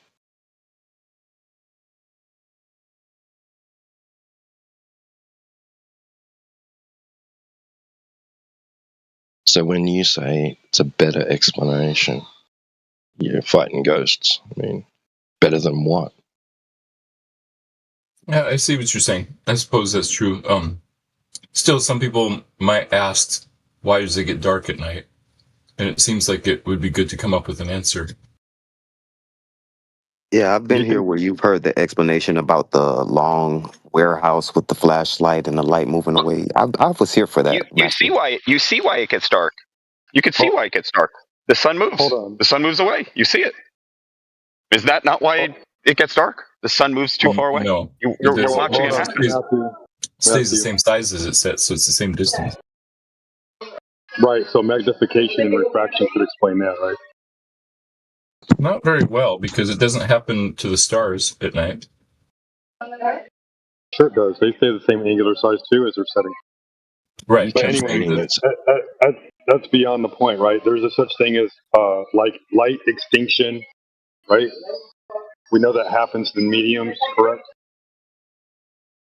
Right. Light attenuation. Well, wouldn't be able to see Matthew something would forever, and Matthew would have inverse to Matthew would have to claim to know what the sun is. I do. I claim it's a big ball of mostly hydrogen and helium.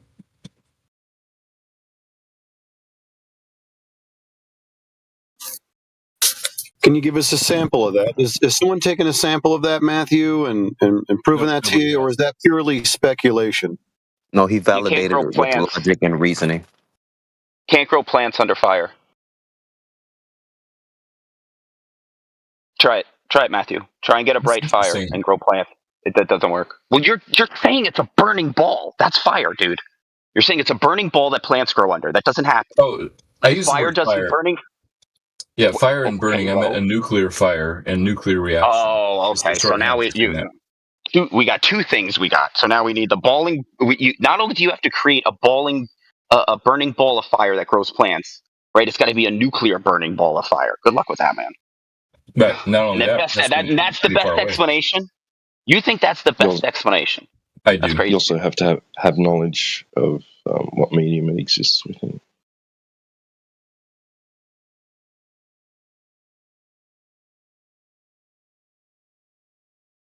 Yeah, a vacuum which wouldn't allow it to burn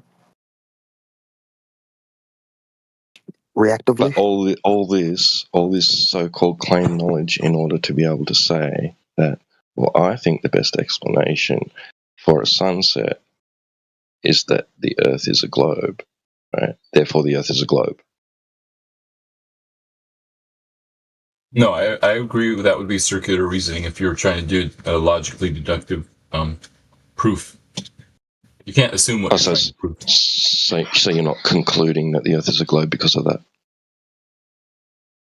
So I'm coming up with the best explanation. You were asked what's your evidence for the Earth being a globe. That's what you presented. Yep, right. I assume that the Earth is a globe, and then I look and see if that explanation explains things well, and it does. We asked for evidence of the globe. Then I think it's true. Yeah, I would call that more. Yeah.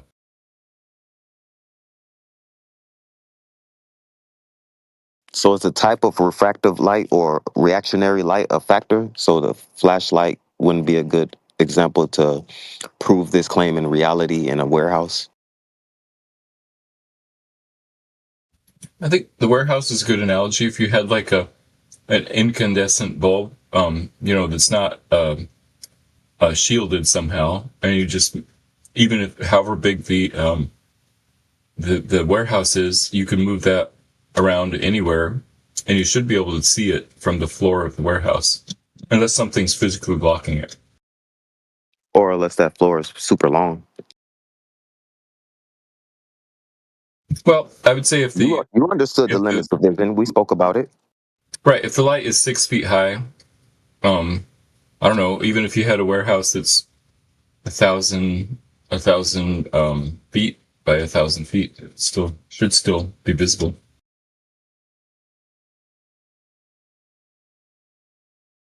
Maybe. Yeah, it'd be a lot dimmer, that's for sure. What about underwater? Do you think a light can you see a light forever underwater? It's only like 300 feet underwater. You ever go scuba diving? You know you can watch the sunset from underwater. Yeah, I've heard that. If you're scuba diving. Yeah, it's crazy. Do you think that happens because the Earth is a ball?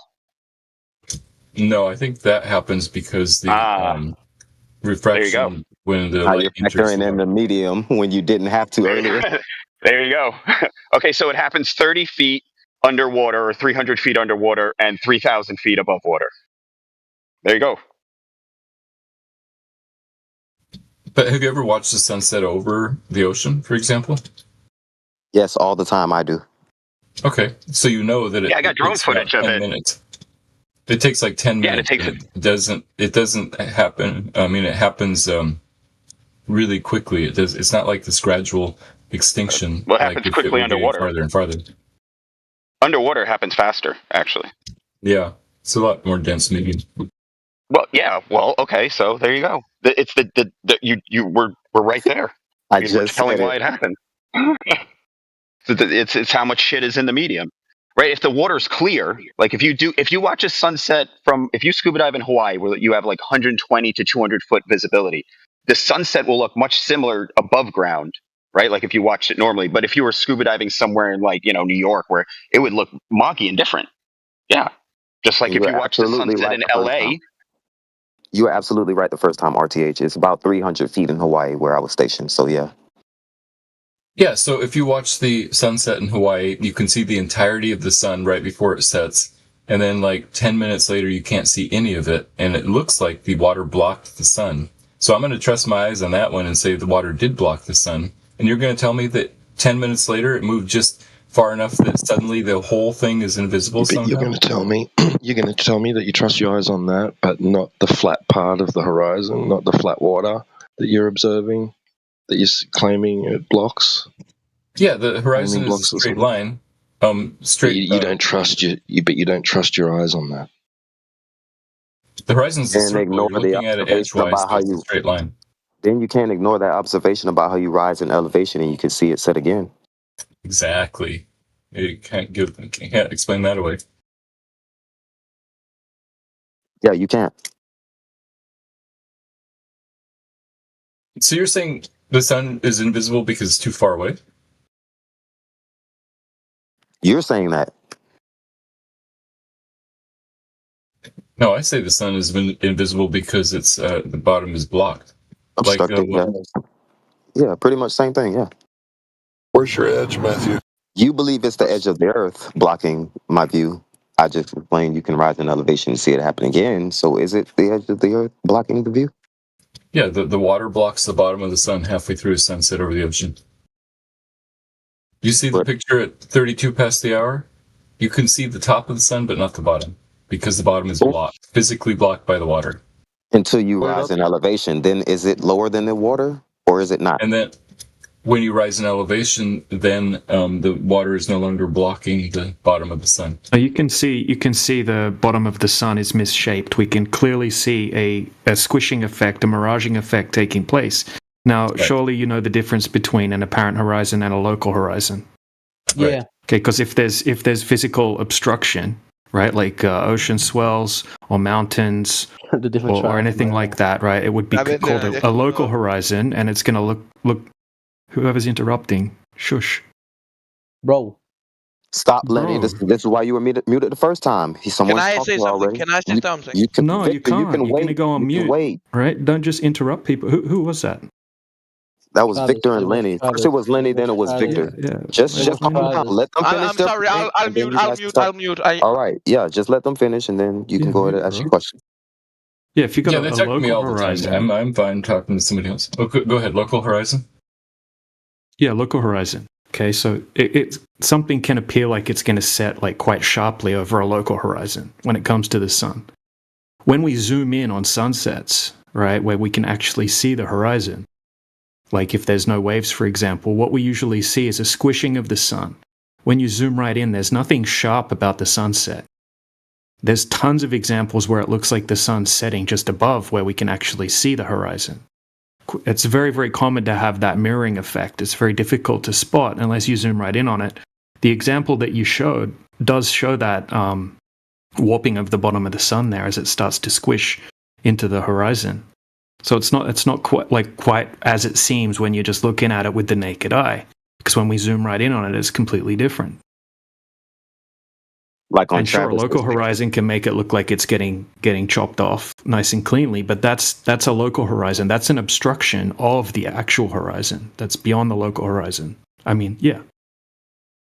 Yeah, so I think that those are real effects that you're describing. I think that both are happening, though. So I think that that squishing can happen to varying degrees depending on the atmospheric conditions and that type of stuff. But the question still is, the top of the sun should allegedly be farther than you than the bottom, but you can see the top still. Sorry, say that again. The top of the sun on a flat Earth is farther from you than the bottom of the sun on a flat Earth. But you can still see the top. We're just seeing an apparent sun, right? So we're seeing it like sort of reflected into our dense atmosphere. Okay, you're not seeing the source of the sun. That's why we see so many crazy effects when we're looking at the sun. Sometimes it even looks like the sun's kind of embedded in front of the clouds and things like that. Obviously, it's not there, but we're seeing very much an apparent sun, and we do have to take our perspective into account. Okay, like even on the globe, right, we did have this discussion. I asked Joe, how come the sun doesn't appear to shrink in size? Because you're spinning away from the sun on the globe. Apparently the sun doesn't move. Like you said, it does move. But apparently the sun doesn't move if you're on a globe earther, and you're spinning away from the sun. So as you're moving further away from the sun, it doesn't reduce in angular size because it's so far away, right? According to your model. So it just appears to stay pretty much the same size. Can I say something? Okay, it's still probably a long way away. We're not saying it's so close that it would act like something that's within your local field of view, like a plane or something, or a cloud, that would reduce in angular size. Can I get everybody's attention, please? Victor, go ahead. For example, the Earth is not flat. For example, the satellites and GPSs only work correctly. Because this is amateur hour. Stop it. Oh my god. Is he drunk? I think Victor might be drunk, or no, high. I can't tell the difference between drunk. Mushrooms or something. I don't think it's either. I think it's a mental disability. Might be. It's mental decline. That's what it is. Yeah, so there's lots of anomalies when it comes to the sunset. To claim it's going behind a physical geometric horizon, okay, that you can't prove that such a thing exists in the first place to make that claim. So you have to just assume it, and you would probably agree to that. You do admit that we can't prove that the Earth's a globe, and then you go on with your sunlight only has to bend X amount of degrees, blah blah blah. Right. Yeah. I don't deny that there's obviously all kinds of weird phenomena that happen at the horizon. But I guess the reason I believe it is I still think that that's the best explanation, that it's actually going behind the water, in addition to having those weird things happen too. You need something else to back that up, right? Because it starts falling apart, so it can't defend the position all by itself. You need something else to help support that idea that is the reason for a sunset. Oh yeah, and the best thing of that, the best thing to do that, right? The ultimate thing to do that, to support your idea for the reason of a sunset, would be direct measurement of drop over distance of curvature of the surface of the Earth. That's what would be. Yep. That would be the ultimate.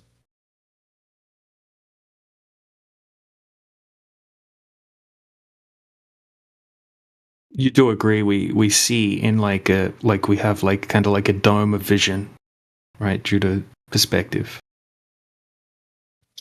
So yeah, that's just kind of like when you are around 360 different degrees, it kind of makes a dome, right? Like even if you're and if a plane flies comes from one direction and flies over the top of your head, if you draw a line like where you can visually see that plane going, it's going to make like a big arc over the top of your head.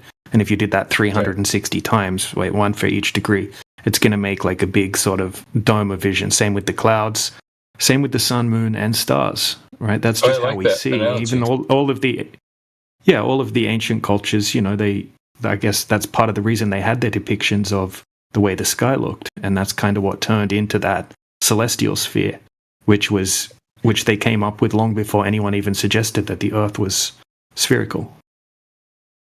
Right. I like the idea of a plane drawing lines in the sky. Like if you had several planes going parallel, leaving contrails behind, then other ones going the other direction, you would see that in the sky. Yeah. Yep.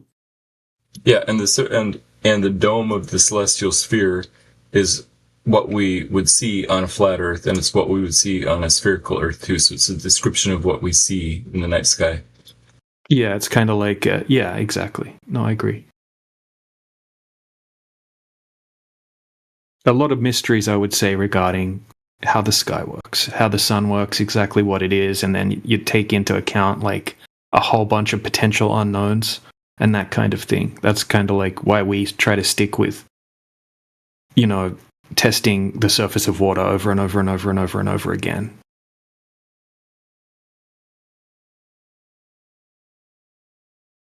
Because once you dig into it, right, and even AIs will admit this, the meteorological conditions that would be required to, for example, say you have a 1 foot observer height and you can see the totality of an object 10 miles away, to have the meteorological conditions to be able to make that work on a globe wouldn't be possible. Distorted, if you know what I mean, right? Like even AI will say like you would have crazy conditions visually, optically, because of the crazy vertical temperature gradient change that would be required for the light to behave that way. You would have crazy Fata Morgana effects and distortion. It would be like extreme ducting, essentially. And no one's ever been able to validate that that's even possible. So we're having very, very nice quality observations where we don't have much distortion. I'm not talking about the original Black Swan. There's a bunch of distortion in that. But we've got tons of other observations that are great that don't have any distortion. We don't have any Fata Morgana or obvious miraging effects. And then it's been done during the day. It's been done during the night on the same day. And then it's been done on different days. And we can see these things that are beyond 10 miles away in totality with no miraging effects, right? And it's just, you know, the meteorological conditions, like if we know the water temperature and we know the air temperature and they're quite similar, how are we getting this crazy temperature inversion that would be required to have this crazy ducting effect that would have to be present with no distortion? As even AI engines say that that's not possible. Yeah, that's a good question. I don't know enough about atmospheric science and all that type of stuff to know what type of temperatures would be required and what type of light bending could happen. So, you know, I wouldn't know enough to be able to say it's not possible. And to tell the truth, no matter what you show me on the horizon, I'm going to say I have a preconceived notion that the Earth is a globe, and whatever observations and pictures you take of something 10 miles away, even if I don't know how it happened, I will say, oh, well, it must have been some kind of refractions, but I don't know exactly how it happened. Fix it. You try and fix it into that preconceived notion. Right, because my preconceived notion is so strong that whatever types of images you show me. So there's nothing that would falsify it for you? Nothing of like pictures of like distant things on the horizon. No. It's kind of like if you go to like a hypnosis seminar and there's a guy on the stage that's dancing around like a chicken, right? And you can go up and like show him photos of his family and himself and try to reason with him, show him proof that he's not a chicken, but he's just going to keep like squawking around on the stage like a chicken because he's hypnotized. Right. Exactly. And this is also despite like your side saying that, well, the conditions that would have to be necessary can't really exist, right, for that to happen. And here's an Earth curve calculator for you to determine how far you should be able to see across the surface of the Earth. I mean, you've just made every Earth curve calculator redundant. It's like, why even bother making them if every observation, long distance observation, can be explained by refraction? Yeah, they're useful for the standard things of what it looks like most of the time, but I agree with you that there may be no, it's not most of the time though, Matthew. That's the thing. That's what DJ can tell you. Wait, most of the time you can see farther than those calculators? Okay, so if we go to Earth curvature calculators that have refraction sliders, okay, one's called flatearthinsanity.com, and it's like an anti-flat Earth website. It's got what they call an advanced Earth curvature calculator with a refraction slider. It goes up to 120% refraction. Okay, so we have to max that out for every single observation that we put into it, every single one, and even maxing it out, it doesn't anywhere near explain the hidden height over that distance. So then we go to like Walter Bisland's calculator, and it's also got a refraction coefficient, a K-factor slider, which starts from 0 and goes up to 1. When it's 0, the observation would match exactly what you would see on a globe with a 39-59 mile radius. And then as you slide it up, once you get to 0.13 to 0.17, that's what they call standard refractions, like 8 to 15% larger radius, basically, right? Because it's begging the question, refraction calculator, it pre-assumes a globe and it increases the radius to try to reverse engineer observations, basically. Now, for the observations that we put into it, we have to slide the refraction coefficient up to 1. So if you look on Walter Bisland's calculator, it clearly says on his website, if you have a refractive index of a refraction coefficient of 1, that means there's so much refraction the Earth would look completely flat. Yeah, so and that's what we have to slide it up to. Yeah, like you're sliding it up so the radius is so large that the Earth would essentially be so big that it would just look completely flat. So for the observations, every single observation that's like the good ones that I put in there, you have to slide it up to that extent, right? Maxing it out to have 0 hidden height. And then so now you go into studying about refraction and vertical temperature gradients and that kind of thing, and trying to find what meteorological conditions would have to be present to have a K-factor of 1. And what you're going to find out is that you're not going to have, it would be extremely rare. It would be like extreme ducting. And there's no evidence that such a thing's even possible with light and the atmosphere. And then you start digging into, okay, like what would the refractive index gradient have to change by vertically for that to be able to happen? And what would it look like optically? Would we have crazy distortion and miraging effects? What you're going to find out is, you're not going to have a perfectly clear observation if you've got this such extreme refraction that's essentially making the Earth just look flat. Exactly. And nobody's ever come in and outnumbered. Most of the time? Yeah, nobody's ever come in and outnumbered the number of flat Earth observations with globe Earth observations. So at this point, it seems like this apparent bottom-up obstruction of objects at distance is the exception to the rule. Yeah, I don't think I would say that. I would say that the ones that are cherry-picked from the observations, that cherry-picked has negative connotations. The ones that are selected from the observations would be the ones that seem unusual. But most of the time you go to the ocean, you don't see farther than you should. Really?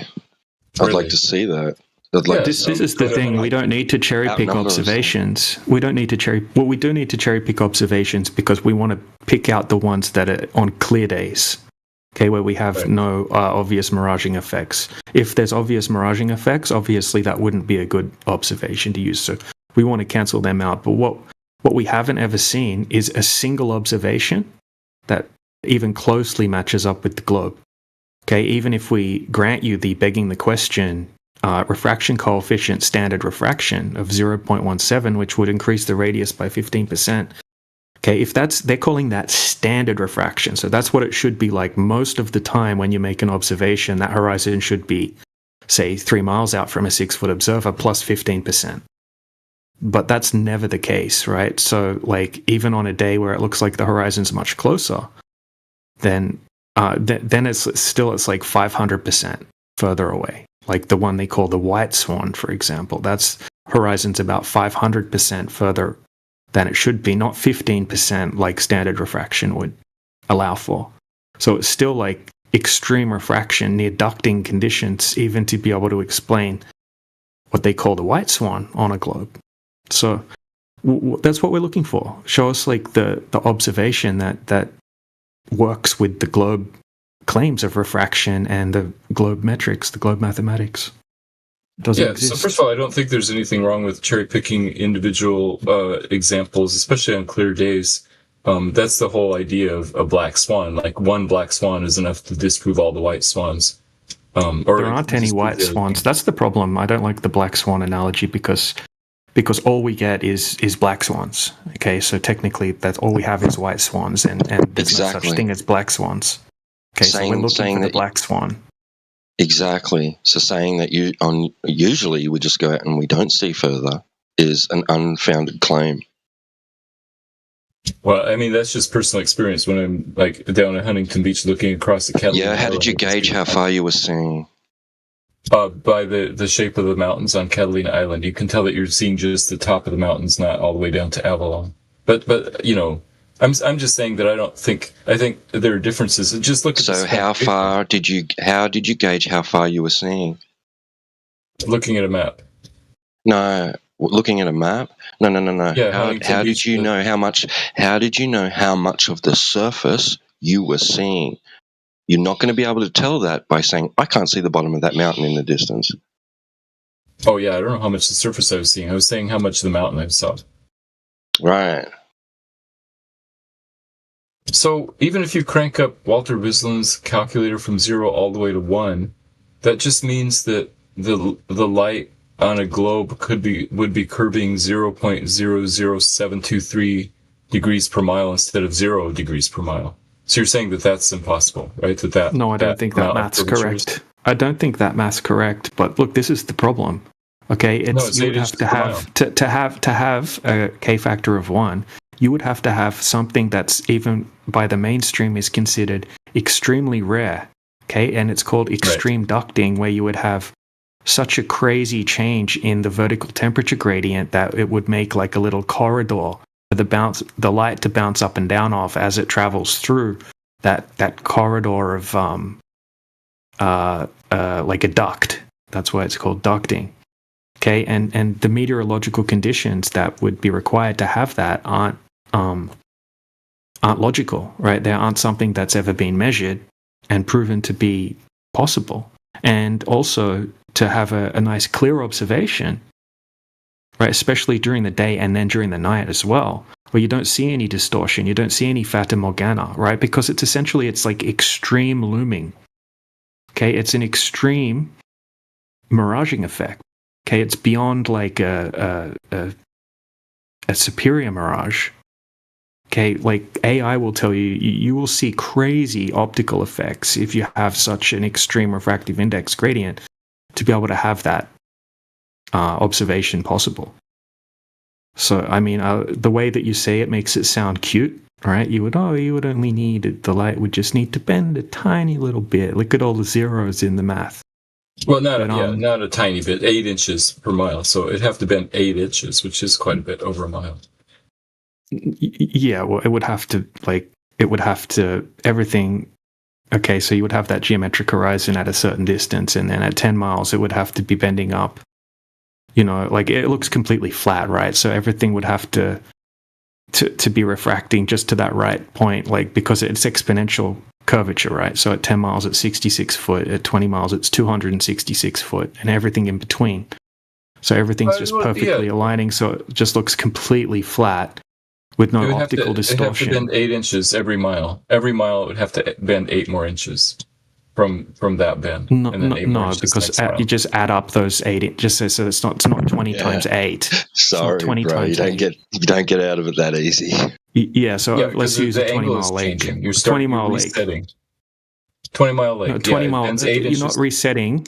You're not resetting unless you're moving. You're moving. Okay, if you can reset, if you just say you're shining a laser, and you start it at okay, you're going to go over 20 miles, and then you shoot it over 1 mile, and then you move to 1 mile, and then you shoot it over another mile, and then you move to the end of that mile, and you do that 20 times. Right. That's then what I'm talking about. Then you can make that claim. But if you're still going to stay at point A, then you're going to have 266.7 feet of drop. Okay, just say you're looking out horizontally. Yeah. So if you look at horizontally, it's only 8 inches. Well, the total drop over distance, right? So where you're standing, where your feet are, and where the target is, like just say there's another shoreline 20 miles away. It's 266 foot lower than where your feet are on the globe. Because you because of gravity, right? You think of yourself as standing on top of the globe, and then everything as you go looking out over the water drops down. It's a drop over distance. 20 miles away, the shoreline where the second Matthews feet are is 266 foot lower. That's right, 260 feet sounds about right.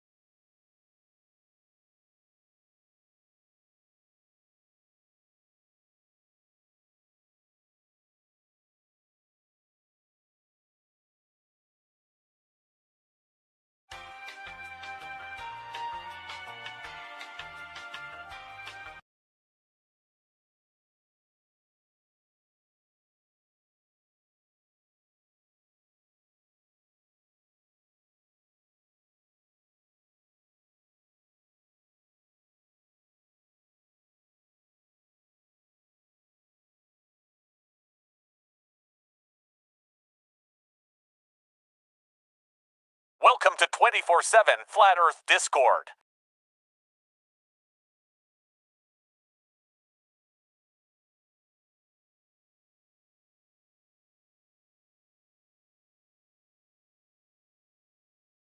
It's AT.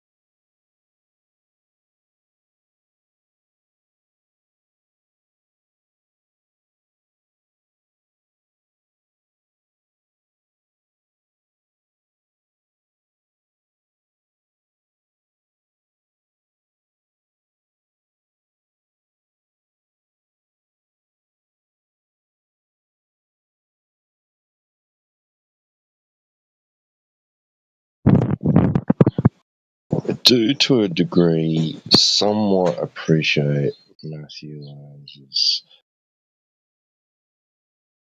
description of why he says the Earth is a globe, rather than put it back onto flat earthers as in the form of a question. So we say, what's your evidence of the Earth being a globe? And someone that comes, a glober will say, well, how do you explain a sunset? Right? Yeah, I'm just trying to be honest about the way that most globers think. If you ask the average glober why they think the Earth is a globe, even though you show them these pictures of long-distance photography, the real answer is because their belief in the globe is so strong that photography is not going to change their mind.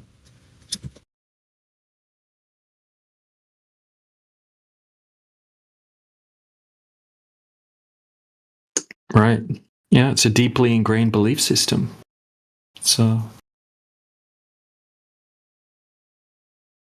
true. I was having a discussion/debate with Gemini AI yesterday, and it brought up the Chicago skyline being seen from 50 miles away as a globe proof, and it trying to explain how it wouldn't be possible on a flat Earth, right? And it only works on a globe, and it was saying how it's looming, and usually you can't see the skyline. Yeah, well, that's what they said on the news report as well, right? They're like, "Oh, this is a mirage. Usually you can't see it, but wait, making a long distance observation wouldn't work on a flat Earth. I don't get it." Yeah, because it was saying that because the bottom of the buildings were missing, they were cut off.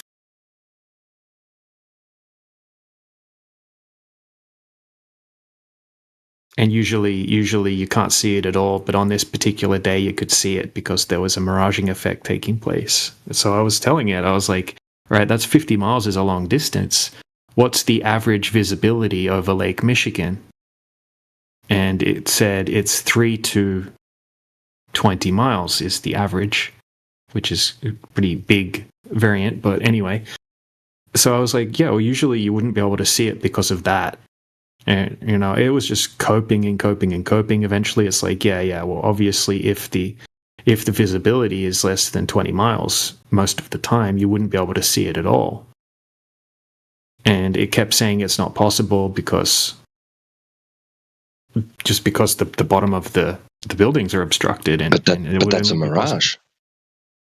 Yeah, well, they're saying it's the opposite of what it could be. Right, they're saying it's looming, when really it would make much more sense for it to be sinking. And then eventually I was able to explain to it that because it kept assuming a globe for all of its calculations, right, for it to work, it could only work in reality if this happened and that happened, but based on the assumption that the Earth's already a globe. I was like, you need to think about it on a flat Earth perspective, right? And I was pointing out that if you assume that the Earth is flat, okay, and that normally you can't see it because the visibility is like nowhere near allowing you to see it. Okay, in rare conditions, you can see 50 miles over the lake, so you can see it on those days. And the bottom could just be missing because you could have a little bit of sinking, right? Sinking refraction. And then eventually, this is what it said. It said, you are correct to keep the mechanics of refraction separate from the geometry of the surface. If we operate strictly on the premise of a flat plane, the explanation holds together under your description. On a flat Earth, refraction is purely about the density gradient of the atmosphere. Sinking refraction, this is caused by the light bending upward, away from the denser air near the surface, meaning a temperature inversion where it's warmer aloft or above. If the effect, below. This upward bend makes distant objects appear depressed or sunk relative to its actual position.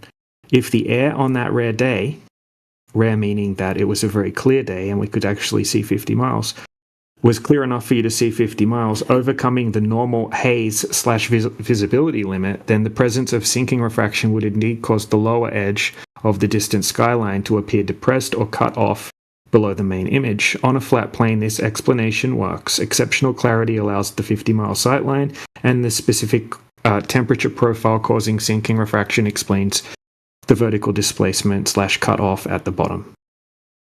It took so long for it to admit that. Wow.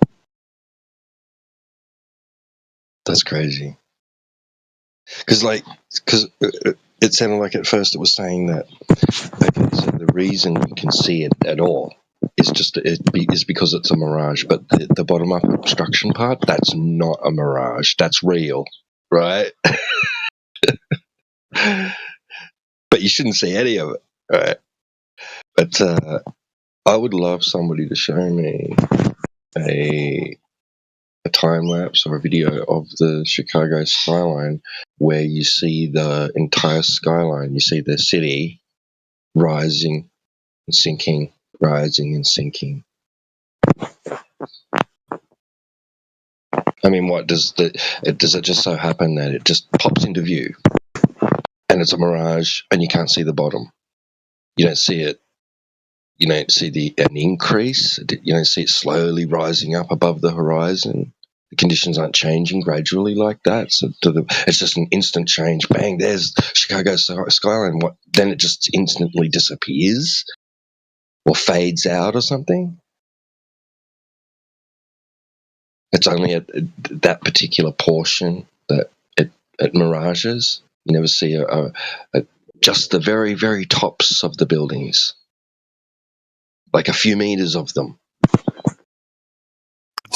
True, T-Dub.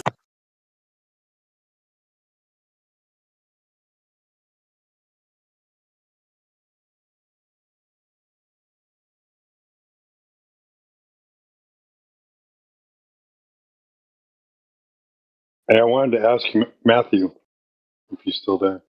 Yeah, I'm here.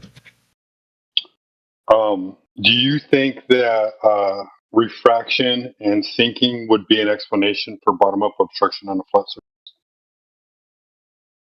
It could be, yeah. Do you think the lack of reduction in angular size as things move away could be caused by magnification? Refraction? Yeah, so refraction could be causing that also. That I find less likely because we don't see constellations changing shape at nighttime. So I don't think that's happening at nighttime for sure. Well, I mean, like when we do celestial conditions navigation, would be different. Right. When we do celestial navigation, we stay above 20 degrees because of issues off on the horizon, right? Yeah. Because with celestial navigation, you have to get pretty accurate numbers. So even just a slight change near the horizon for stars would be enough to throw you off by the dozens of miles, maybe. Right, and things tend to squish as they move towards the horizon. Well, they do a bit, yes. You can even see that in the sun. So you would expect to see that on a flat Earth, wouldn't you? I guess so. I think you'd expect to see that anywhere where the atmosphere is much thicker. Well, I mean, I would expect to see the same size of the constellation at all angles across my view over the sky on a spherical Earth, because I'm seeing the same view all the way around.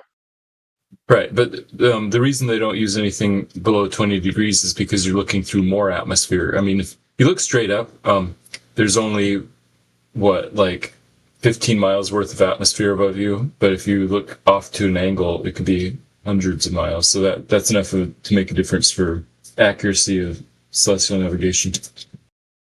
Right. No, I understand that. What I'm saying is even though you're looking through all that atmosphere, it's moving around you on a sphere, so the size would never change of the constellation. The shape of the constellation would never change. It would always remain the same, because you're always looking at it from the same angle, no matter which angle it moves around you. Yeah, the angle's the same. There could be slight differences if you're looking through more or less atmosphere. That's why they put telescopes on top of a high mountain, because if you're up at 10,000 feet, you're not going to have that much difference between an angle versus straight up, or less difference, I should say. But yeah, on a flat Earth, as things move away from you and magnification starts to take effect due to atmospheric conditions, lensing, things like that, things would appear to remain the same angular size as far as the light source goes, but maybe the constellation would squish as things move away. Well, constellations are light sources. I don't disagree with that. All I'm saying is that, like, if you were looking up on the ceiling, right? Like, you're looking up you're in aisle 1 of Walmart, and then you don't have any shelves between you and aisle 33, right? Uh-huh. When you look at the lights all the way down there on aisle 33 or aisle 30, they're going to look like they're closer together to each other, even though you can still see the light source. Right. I see what you're saying. Hey, listen too, like I said, the conditions are different. Maybe the thing that's causing the magnification is the thing being magnified. So at night, that thing is no longer present, or it's too far away to create the conditions in order to cause the magnification or the distortion.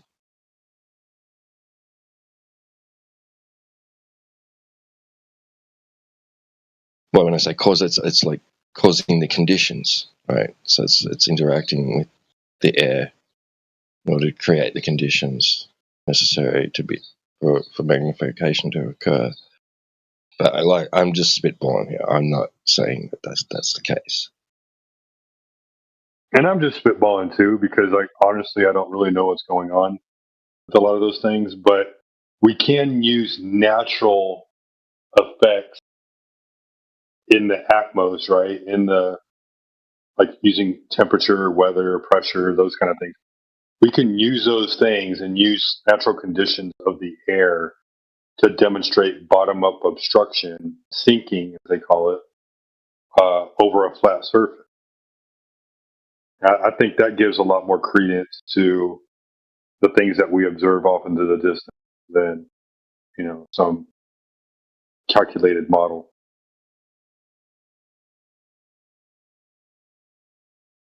Yeah, I've never seen a long distance observation that shows bottom up obstruction where physical obstruction and or sinking refraction have been accounted for by the observer.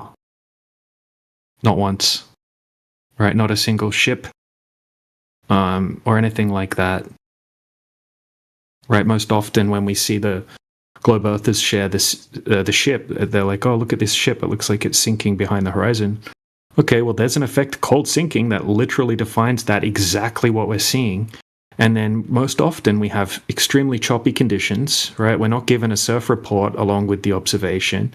We're not given the observer height along with the observation. Yeah, exactly. We're just given, extremely, shitty evidence, right? To put it nicely, sort of.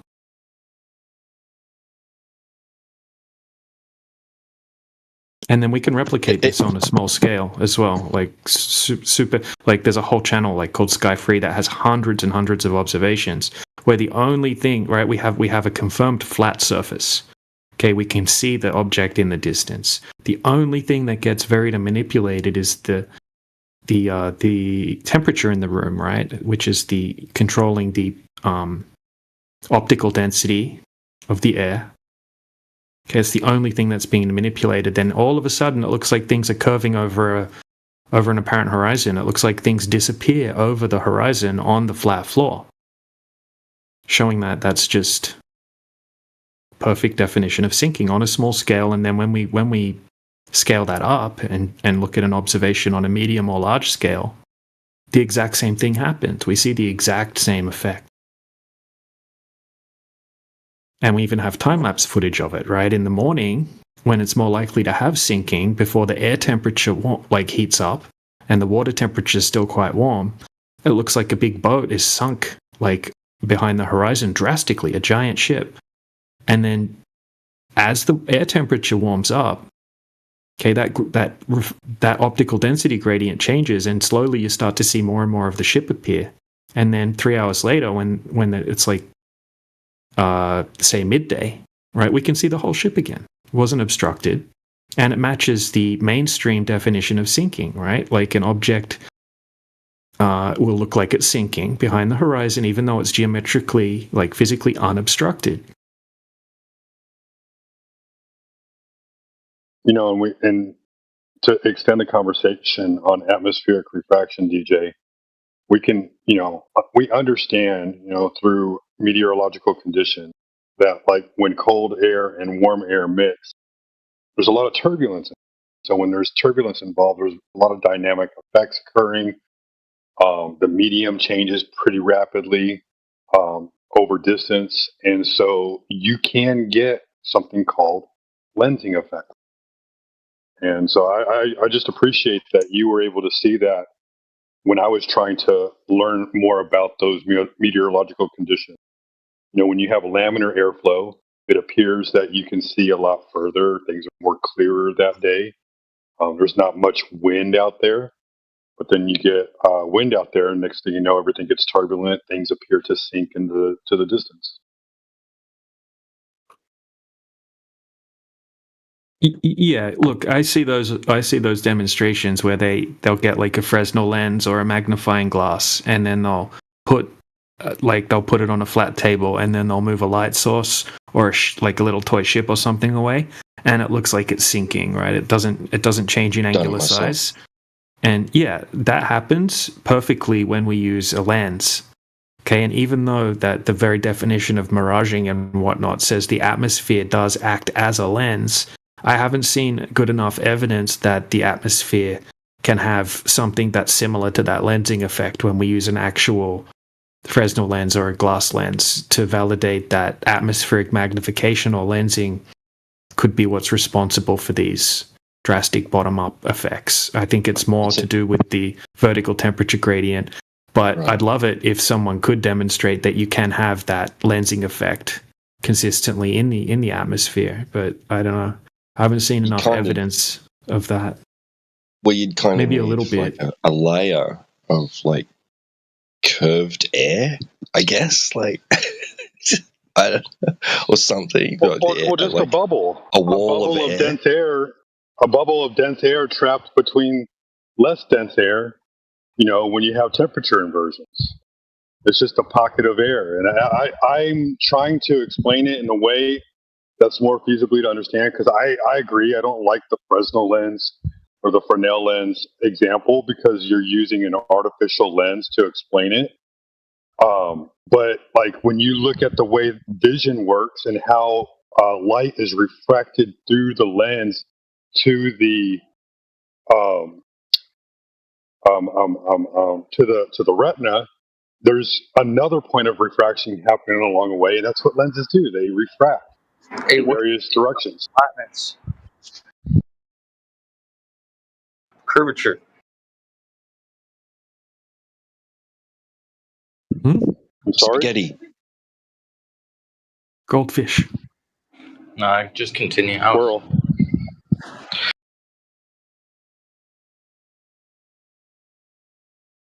I'm a troll, man. Fucking troll the shit out of you. You can't do that. You don't know what the topic is. To troll the topic, you'd have to know what you're trolling. Isn't it flat Earth? It's always flat Earth in here. Dude, you call this trolling? Do better. Get good, noob. Man, I succeeded already. You succeeded at being boring. Yeah. You think I'm trolling? I won. No, you're not trolling. It's just who you are. If everything you do is quote unquote a troll, it's not you trolling. It's just you. That's who you are. So I'm a troll? Just an idiot with an internet connection. Yes, I'm a troll. You got me. Oh. I like the other newt. We have an actual conversation.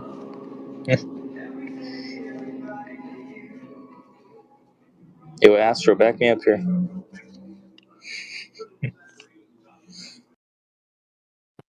You up with what?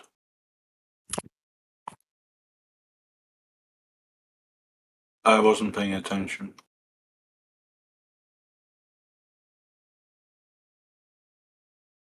Hello? Yes, sir. Back you up with what? See, he's come to my aid, guys. You guys are running now. So? I didn't say that I was coming to your aid. I don't even know what I'm coming to your aid for. You're battling the flat earthers. Am I? Yes.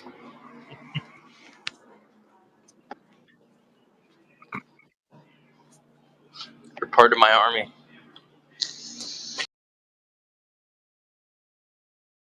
Delusional recessive.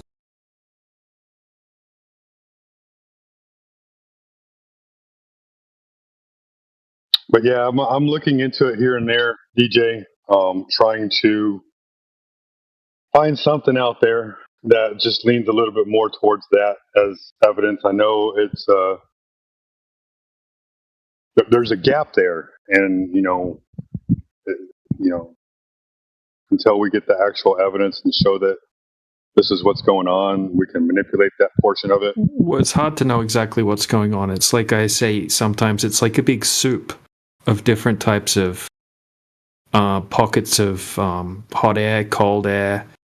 At 2 miles, you might have, like a pocket of hot air. 3 miles, you might have a pocket of cold air. Then you've got like an inverted temperature gradient at 4 miles. Then you can have, and then all of a sudden that can all just change, and like wind, a big gust of wind will come through and like stir it all up together, and then you get the turbulence and all sorts of crazy things can go on. That's why it's like a freaking nightmare for the globe earthers to try to know exactly what's going on with the refraction. Okay, when they're trying to make a hyper-specific claim over a distance, it's very difficult for them to ever account for everything that's going on. They can't use like refraction sliders and Snell's laws formulas or anything, or differential Snell's law formulas or anything like that. Like they don't work. They would have to actually know what's going on between point A and point B to make a hyper-specific claim. But well, I'd love to see Walter Bislin's calculator in his little refraction slider bar recreate a Flying Dutchman. It's a Flying Dutchman. Well, the what do they call it? Is it a Fata Morgana? like the ship that looks Fata like it's Morgana, floating in the air. Yep. Yeah, it's just. I mean, I've got problems that's when you with have, the you got explanations really for that on both sides. On both sides, we I've got can problems very with the easily explanations given. recreate. We can very easily recreate inferior mirages on a small scale and sinking. Super easy, right? Because it's super easy to heat up a surface and then look across it.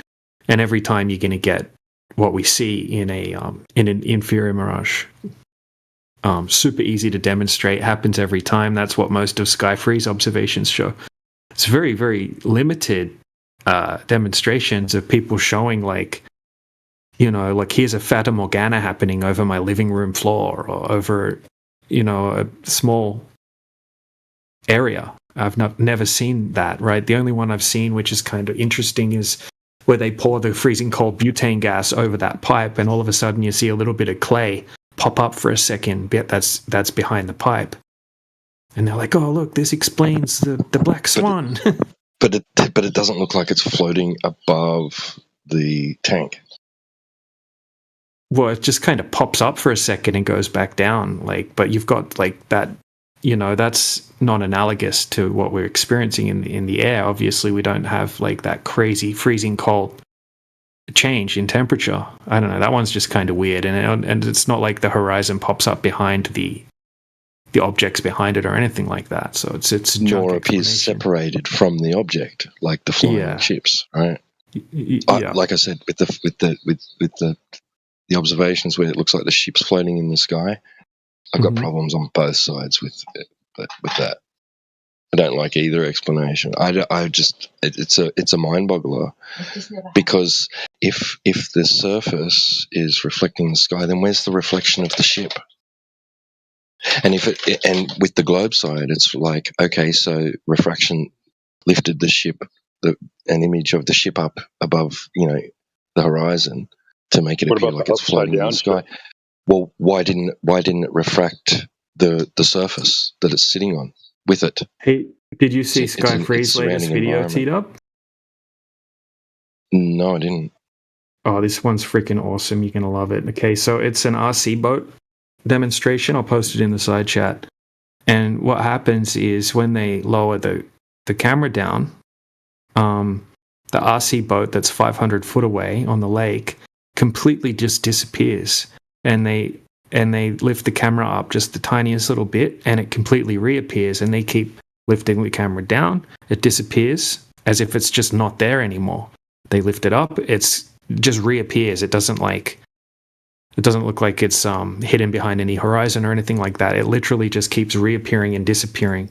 And what's happening, what's supposedly happening there is when you're putting the camera down lower, the light that is coming towards the optical device, from the ship, like the RC boat, it's not making it to the lens, right? It's not making it to the optical device. It's going over the top of it.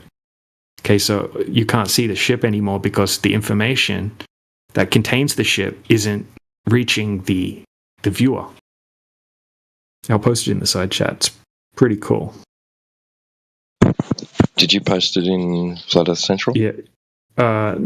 It is in there. It's in the Sky Free channel there, but I'll post it in the side chat here. Okay. Here it is.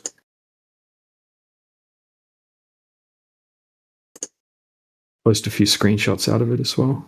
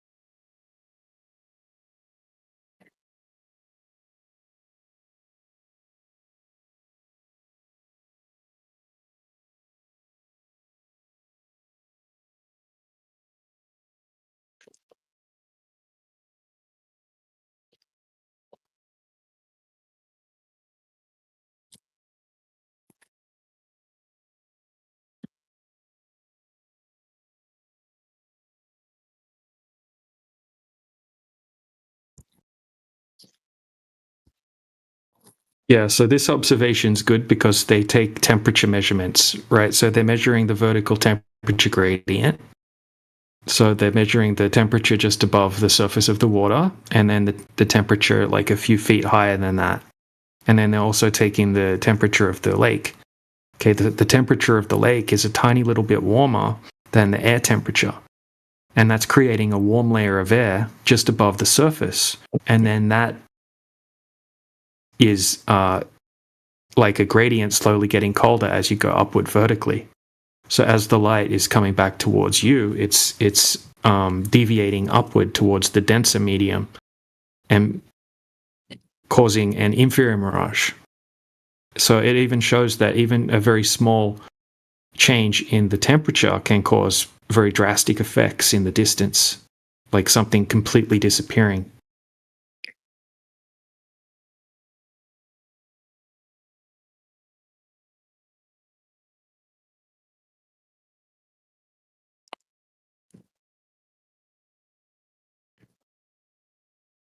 Here's a few screenshots out of the video.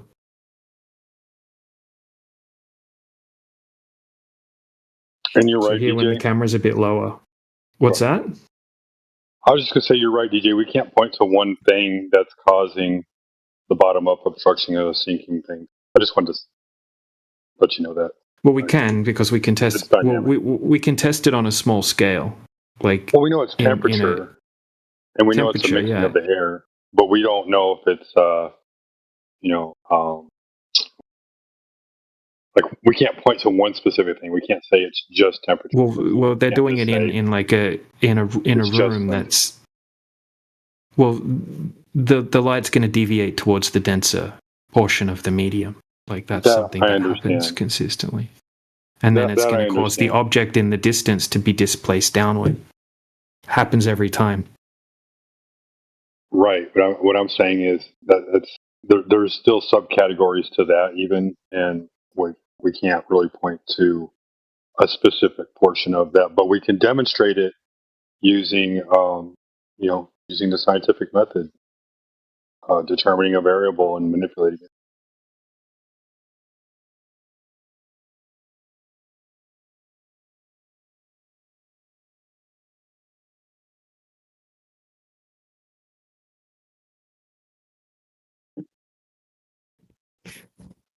But what I was saying was you can't create a lens, right? You can't create a Fresnel lens using temperature and wind and things like that. And, oh, this is the part that's causing the sinking. I don't know if that you understand what I'm saying. Yeah, well, the atmosphere doesn't act anything like a Fresnel lens or a magnifying glass. Like a traditional lens, correct. Yeah. It's more about the deviation of the light as it makes its way back to the observer. Correct. Yeah. Which is, atmospheric refraction. It's essentially like a series of miraging effects on varying levels, dependent on what's going on with the optical density of the air between point A and point B. And yeah, there's a bunch of other things to take into account as well, like perspective compression due to perspective, turbulence, and a bunch of other things as well. If Indio was here, he'd go through the whole list of different things that it could be. So yeah, it's a bit of a nightmare for the globers. But when the globers say refraction and they're trying to talk their bullshit about the refraction coefficient, the K factor, and all of that kind of thing, and these refraction sliders, that's all bullshit. That's all begging the question, absolute nonsense, reverse engineering, not based off anything empirical that they've demonstrated. Right, their ray tracing computer models are just as ridiculous. That's awesome, DJ. That's a really good video. It's a good video, isn't it? Yeah, it is. And you can imagine, right? I know that's one of Glover's favorite words, but you can imagine if that RC boat was something bigger, right?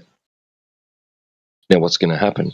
There's a point, like you can see where the bank is extending up above the water surface in the distance is somewhat unaffected by what's going on at the lower layers above the water surface. You can see that there's that band, right? But the lower portion of the where the bank is, where the land meets the water, is being affected. So if the RC boat was bigger, if it was a larger object, so the upper portion of it would be clearly visible and really somewhat unaffected, but the lower portion of it would look like it's not even there. You wouldn't be able to see it. Bottom up obstruction. AI Overlord has a really good observation of a canoe across a 1,000-foot lake. And when he moves the camera lower to the surface, the entire canoe disappears. It's crazy. So this one's 500 foot with an RC boat. His one's 1,000 foot with a canoe. And we can just keep scaling that up.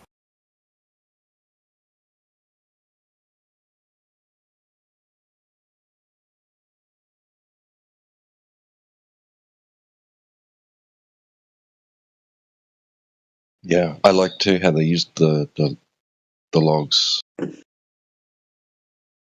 well. Yeah. You can really see some crazy stuff going on when they get down low with the logs. Not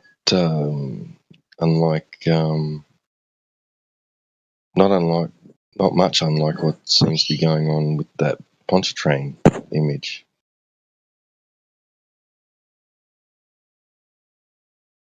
It's almost identical to what we see in that Skyfree video where they set up the blocks all the way across the floor. And then as they move the camera down lower to the floor and then manipulate the temperature in the room, right? They make the temperature cooler above the floor. So there's warmer air down lower and cooler air up higher. And then all of a sudden the blocks turn into what we see in that Pontchartrain image. They look like they're curving over a flat floor. And then there's also a light in the distance that completely disappears behind the horizon of the flat floor.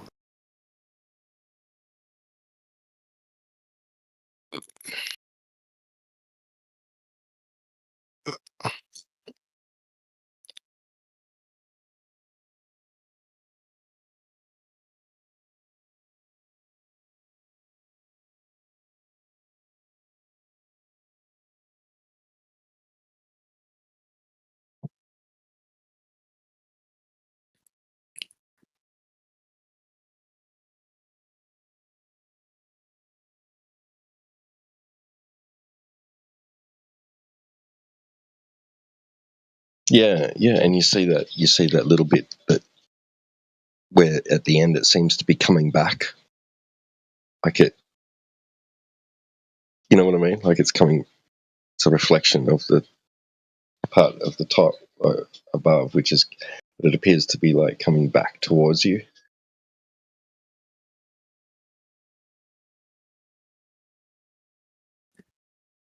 Mm-hmm.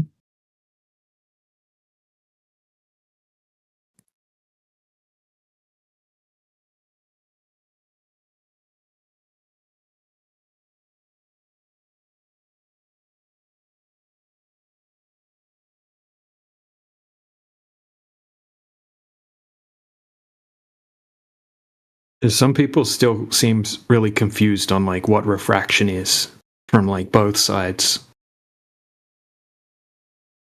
I think the Globers are even more confused, but some people are still saying that's like Snell's law, the law of refraction, that's it, right? You can't have refraction if you don't have the conditions that are required for Snell's law.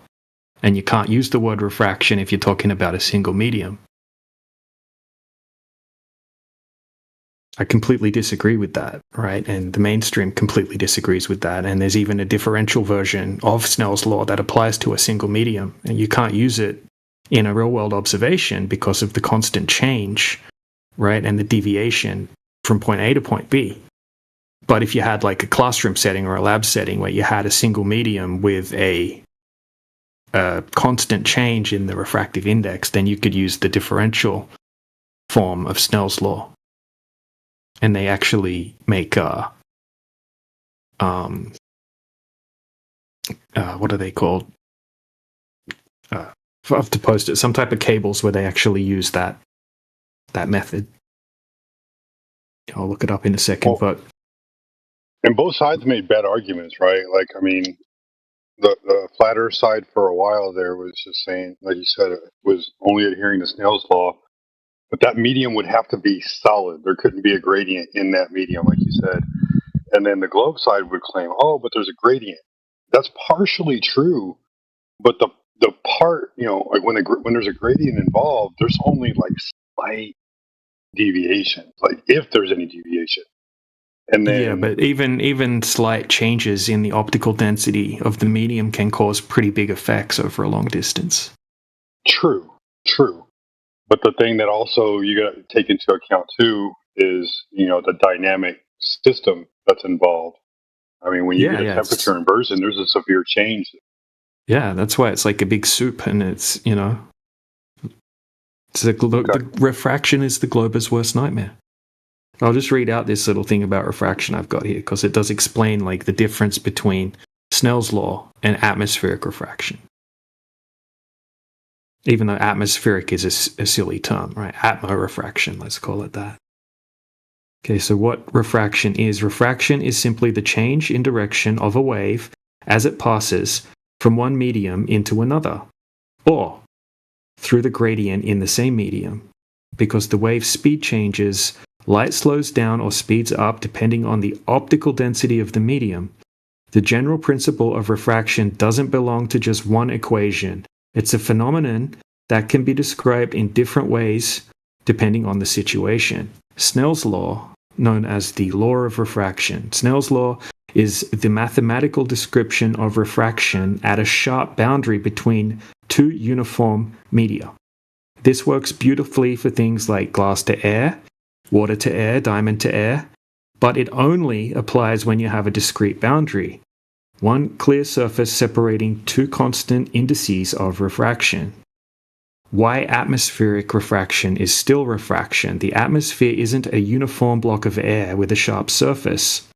Instead, it's a gradient. The refractive index changes gradually with altitude because of pressure, temperature, and humidity. Instead of light making one bend at a surface, it makes many tiny bends over and over as it moves through the layers. Mathematically, this is handled by integrating through the refractive index gradient, not just by plugging numbers into Snell's law once. But the underlying principle is the same. Light changes direction because its speed changes with medium density. And then it sort of, I got an analogy here. Okay, so it says Snell's law is a special case of refraction. Atmospheric refraction is a continuous case of refraction. Both are absolutely refraction, and the name doesn't change just because the math is different. Okay, so it says, think of driving a car. Snell's law is like hitting a sudden patch of mud on the road. One clear boundary layer, your car jerks in a new direction. Atmospheric refraction is like driving gradually into thicker mud. The car slowly curves without one sharp turn. Both are the same phenomenon, a change in direction caused by the change in the density of the medium. So if someone says atmospheric refraction isn't really refraction, they're making a category error. Snell's law is a tool, not the definition of refraction.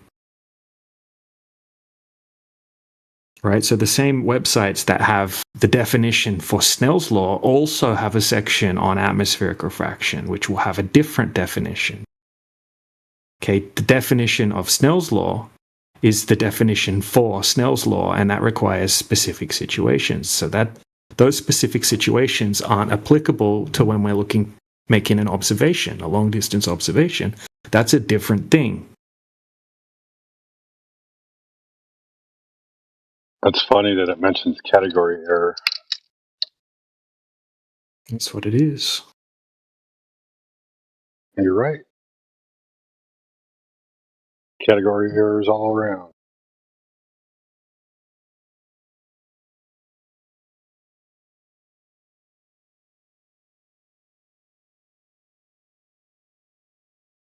I just appreciate, like I said, I appreciate that people are starting to see what I'm seeing as well.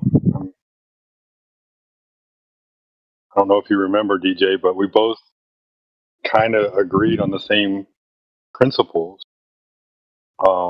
without ever having a prior discussion about it. I appreciated, you coming to your own conclusion, me coming to my own conclusion. We reached the same premise from not even having a conversation.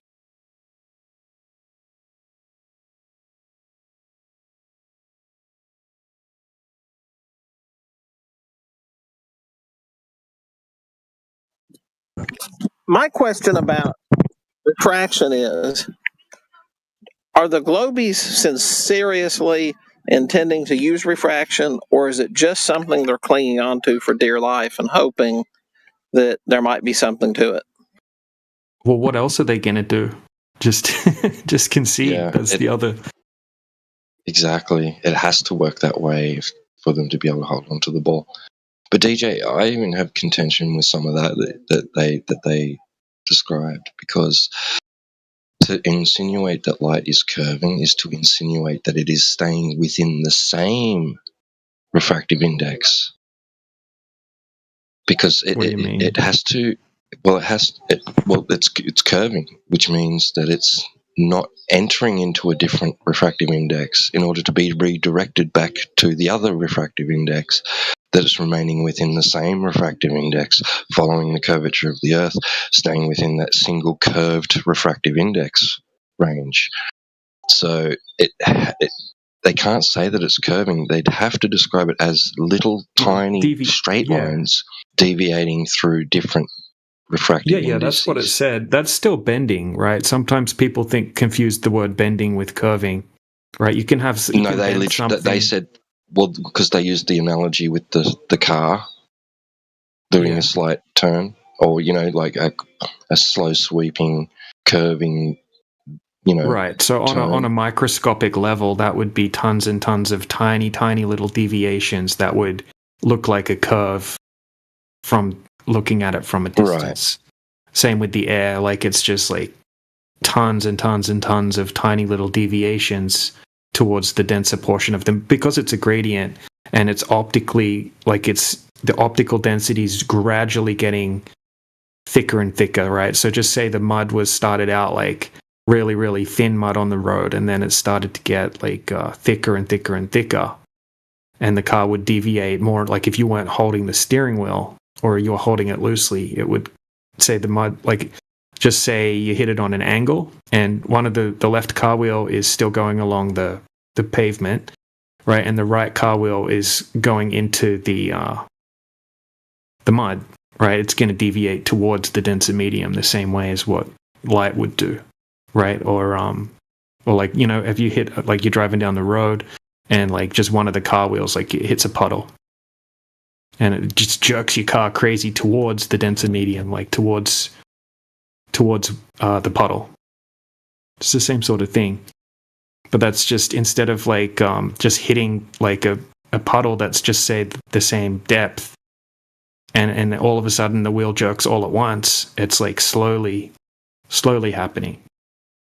What about this though, right? Like I've always wondered this. They claim refraction is bending light back down around the Earth. So it's hitting the less dense medium above it and bending back down towards the more dense. I've always wondered that when you have those temperature inversions and you have those slight temperature changes going vertically past the temperature inversion, and then you can see that there's a curve upward. I mean, we've seen it in the laser video I've discussed it with you before. But to have it the other way around, to claim that it's literally hitting a less dense medium above and then bending back downward, and then going straight for a little while, hits the less dense medium again, bends back downward again. Like T-Dub was saying, it's just constantly begging the question of maintaining in the same medium by bouncing off the less dense medium. Well, with like a light source that's unidirectional, it's just shining into the denser medium. That's why using a laser is important, because you can collimate it away from that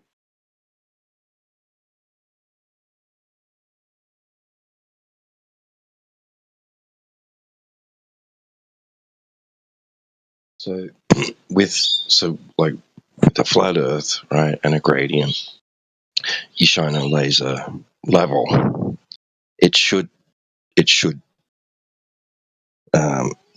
propagate through that single refractive index, right? I see what I mean. It shouldn't change, right? Well, because of scattering, and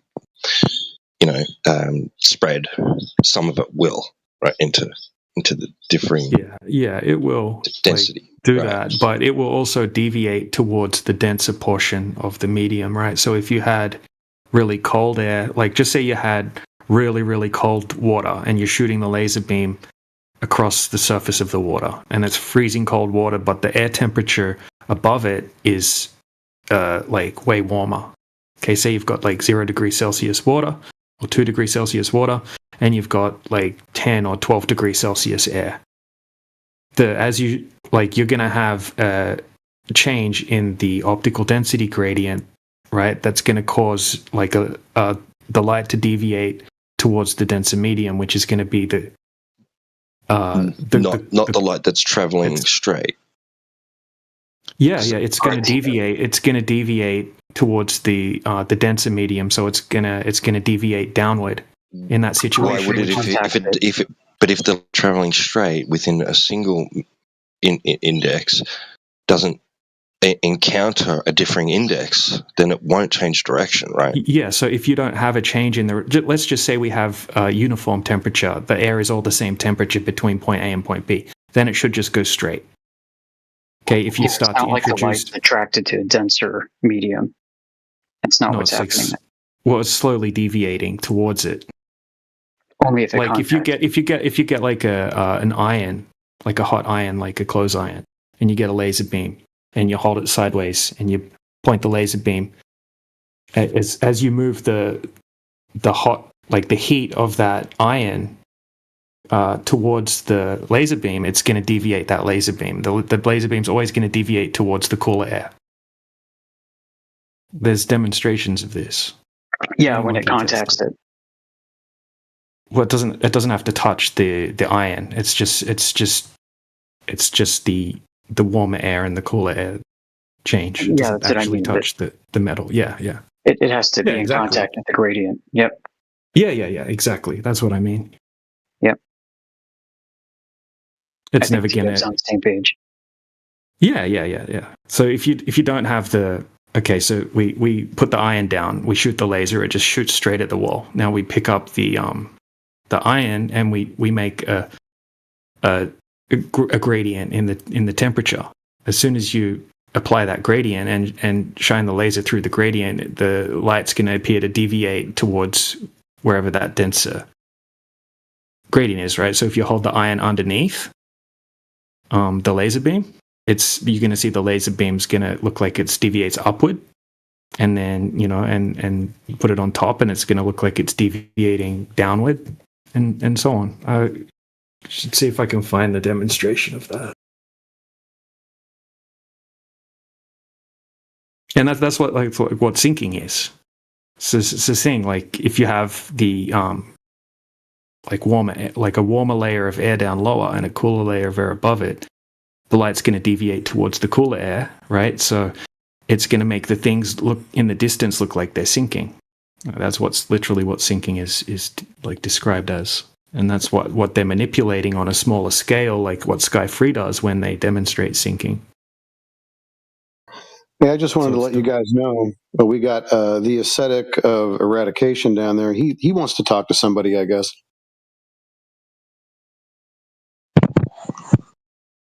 What? So he flipped out a couple of days ago. Used the N-bomb. Just started spazzing out at Jedi, I think it was. Yeah. So he got muted and booted. So he's back, huh? Okay.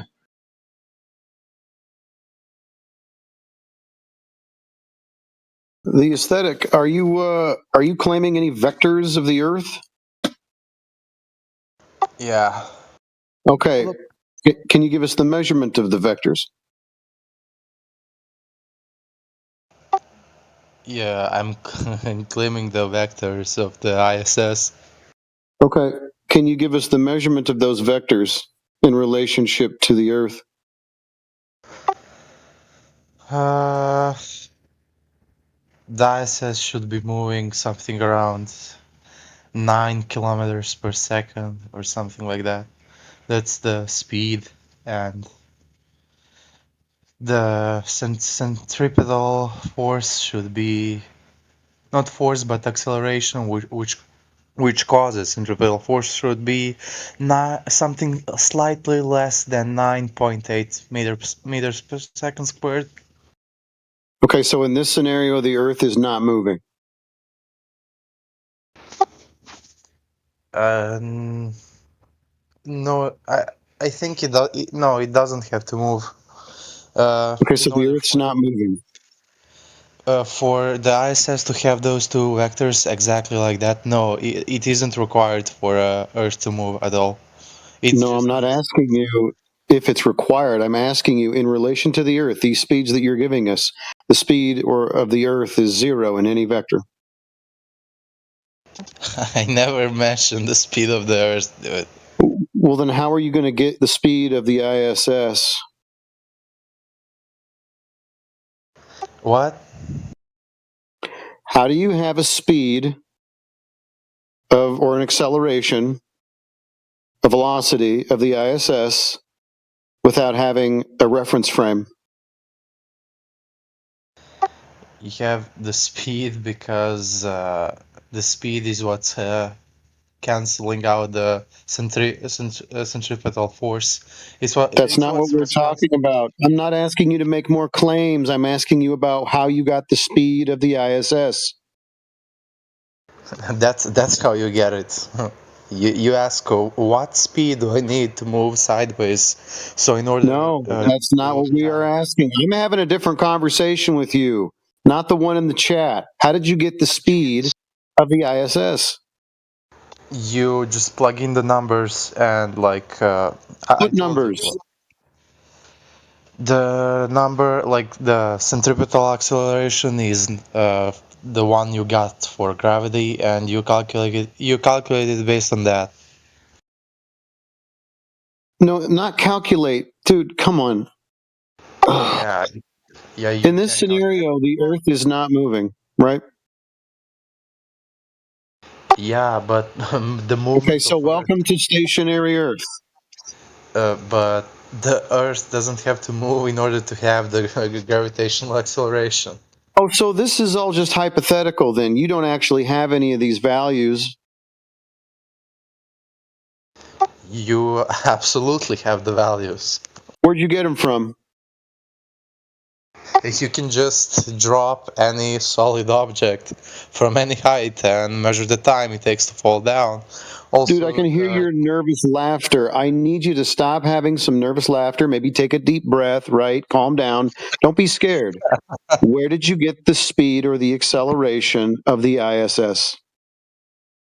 So, pretty much any solid object, if you drop it from certain height and measure the time. Okay, pumice stone in the water. Jeez. That's not the. That's not the. That's not the. Ground. Oh, right. Oh, sorry. Didn't realize it was specific and conditional. Yeah, it is specific. I said solid object and ground. Yeah, pumice stone is solid, and there's ground under the ocean. So I'm going to drop a pumice stone into the ocean. But the see how long it takes to get to the bottom and reach the ground. But the medium is different. Oh, sorry, didn't realize it was medium specific. And also, you can do that as a matter of fact also, but you have to plug in different values. You have to account isn't for the medium of space different? So you're claiming these specific things happen in the medium of air, but yet you're talking about things that are happening in the medium of space. So how can you claim what's happening in the air is also exactly the same as what's happening in space? So on one hand, you globers will come in here and say, we've got space. Now you're telling us it's all just air. Of course, it's just thinner at that attitude. It's just much thinner. Much thinner. I'm sure The problem with much and thinner. listen to the entire conversation about mediums. Aesthetic, what's going on? I'm sure Sezu wants to keep him on point. I Sorry, go didn't mean ahead. to deflect there. Sorry, man. The first part of his claim is a speed of the ISS, and I don't have any figures for that or how he got the figures for that. Instead, he's talking about dropping rocks. Yeah, you get it from the equation. You can literally get What it from the equation? equation. What equation? The equation is called you just need to have you derive it from the second Newton's law. You can do that. The equation is you can get it from the second law of motion by Newton. Dude, you sound pathetic. Yeah, you have F equals ma.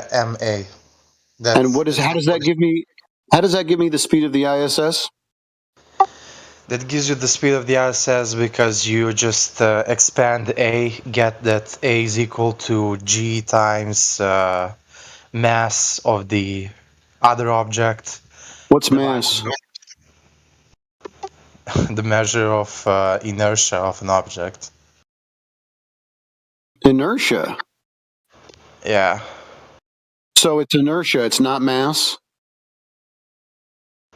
That's just the say of, you're just saying that it's a measure of inertia.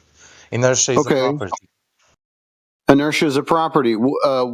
Give me that property. What is it? Is there a value for it? Because this equation needs values. What's the value? The value. So you need the value of mass of ISS, and you need the value of mass of the other object, which is Earth, and you just plug it in and Right. Give me those. Give me those.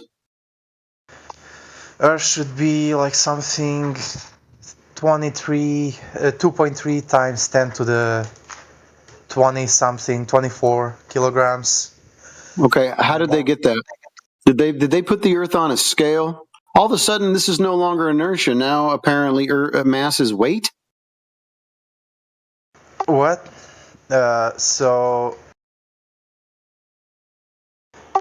No. No, it's not that. It's not kilograms, right? How'd they get the weight of the Earth in kilograms? Did they put it on a scale?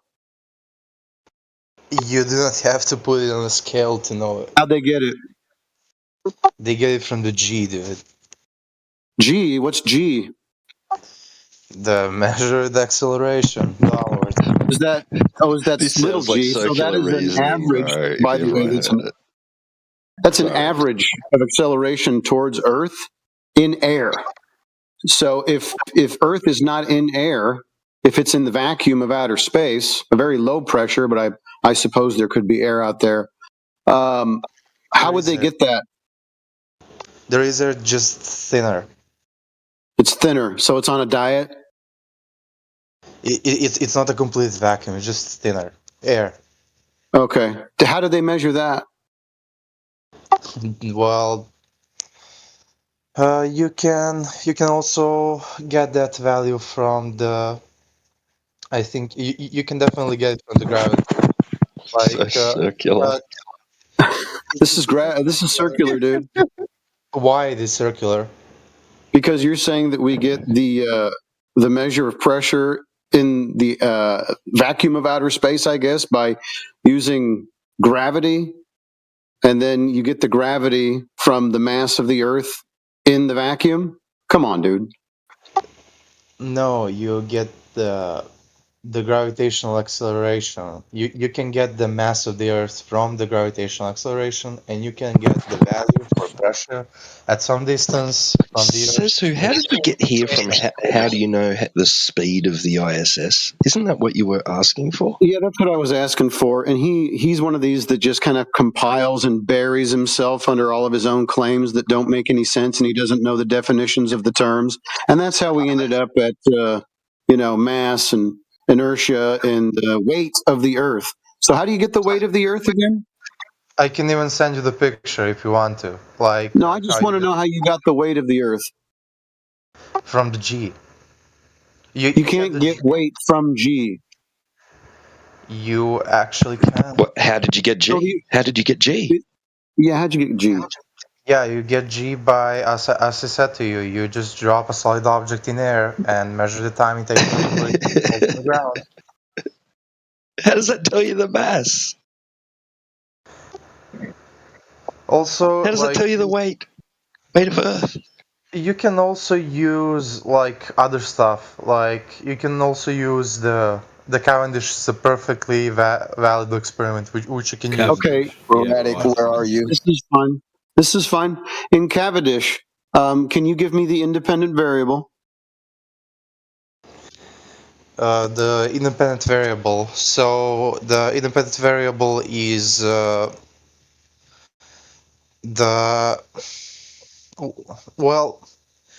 it can be force, it can be acceleration of the masses at the end of the stick. No, that was what was observed. We need the independent variable, the thing that was varied and manipulated in this so-called experiment. Yeah, the presence of the mass. No, presence of something is not varying and manipulating it. What mass are you referring to? You're manipulating its presence. Of course it is. Okay, so they added mass and they took mass away, did they? Yeah, you can also do that. Okay, in Cavendish, I want you to get me the paper and show me them doing that. What? Get me the paper from this experiment and show me how they did that. You mean like the peer-reviewed paper? Yeah, apparently it was peer-reviewed. I mean, this is an experiment, right? Well, like, what do you need? Like, what you want is to prove that the heavy objects are attracting each other, and they're not like they do not have static electricity. Yeah, they didn't prove that. And all you need to do that is to remove the heavy object and see how like remove the heavy objects from the one side and see how the other heavy objects which can move behave. So that's all. What's the independent variable again? The presence of the static masses. Okay, so you have two static masses, and masses are inertia, according to you. Masses are measure of inertia, but in this specific example, when I say mass, I mean solid object. Oh, so now you just keep changing the definition of mass. So first it was measure of inertia, now it's just heavy object, and then it was weight earlier, right? Which one is it? Just so we can be on the same page. Is it? I definitely didn't say that mass is. You said kilograms. Kilograms is a measure of weight. No, newtons is a measure of weight. It's one of the Newton meters. Yeah, one of them. I could have sworn last time I went to the doctors and they weighed me, they wrote down 75 kilos. Yes, because every single scale in the world adjusts, like basically performs a calculation automatically to give you the mass. Is that my weight or my mass? So where on the form it says weight. What's this person's weight? And he writes in 75 kilograms. Has he done that correctly or is he incorrect? It basically gives you. It actually isn't correct. Because I'm gonna have to have a word with my doctor. I'm sorry, sir. That's not my weight. It is actually sufficient enough up until some decimal points. This but sounds it like isn't your medical perfect value. misinformation. It isn't a perfect value. Like it is perfectly fine until like the second or third decimal point, at least I think. And you're using this to prove your little ISS is doing what?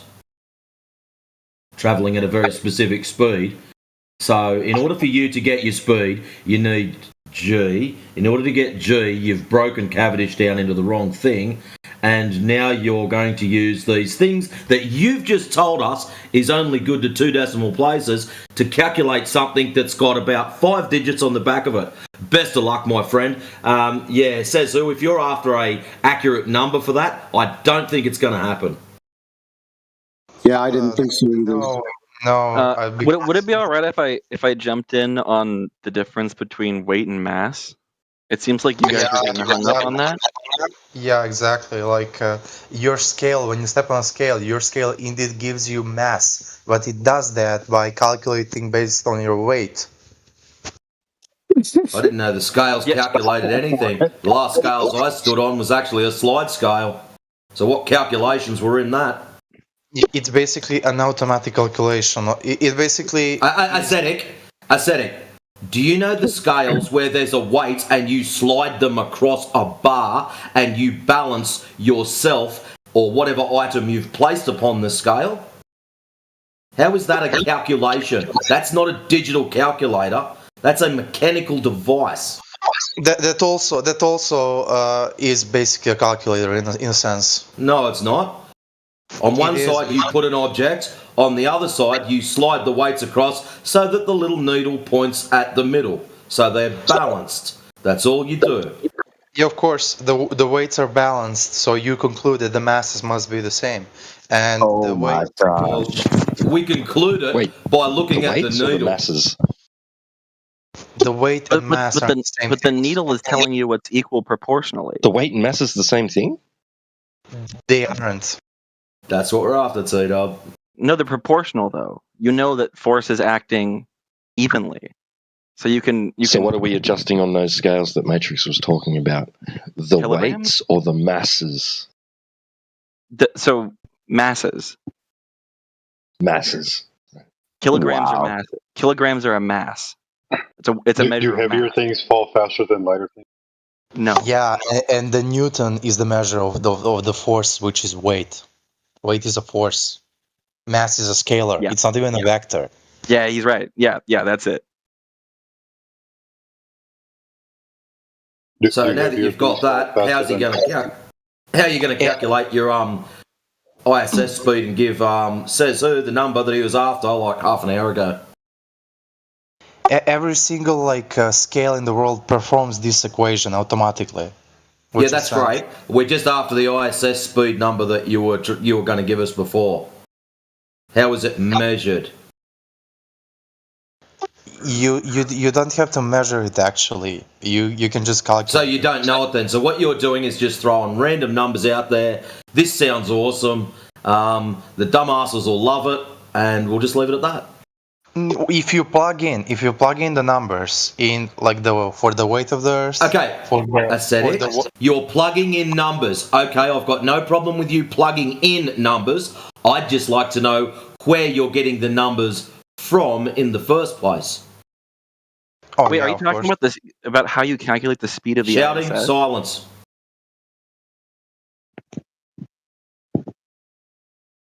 So where are you getting the numbers from in the first place, Ascetic? The most amazing thing to me personally is the fact that the most of you guys live in the US. You can always go and watch the Elon Musk. This is not answering the question. Rocket launches and. This is not answering the question. If you haven't noticed, Ascetic, listen carefully. In this room, all they ask for is if people put claims forward that they back them up with some kind of verifiable data. We don't care how long it takes you to get it or where you get it from, as long as we can go out and repeat it and go, holy shit, he was right. So you've made claims about the ISS doing whatever it does. How are you going to back up said claims and validate, verify or prove it for the panel? Or you can be honest and say you can't. I got a question. All right, I really got a question about this equation: mass equals weight divided by gravitational acceleration. Right. So more massive things fall faster because of their weight, because of the weight divided by the gravitational acceleration. More massive things also take more time to accelerate faster. So those two effects actually cancel out, and they follow all the same speed. More massive things take more time to accelerate faster. Not more time, but require more you said it correctly. The more massive objects are more strongly pulled together, but Because they're So more it massive. it doesn't. Massive things don't fall as quickly as less massive.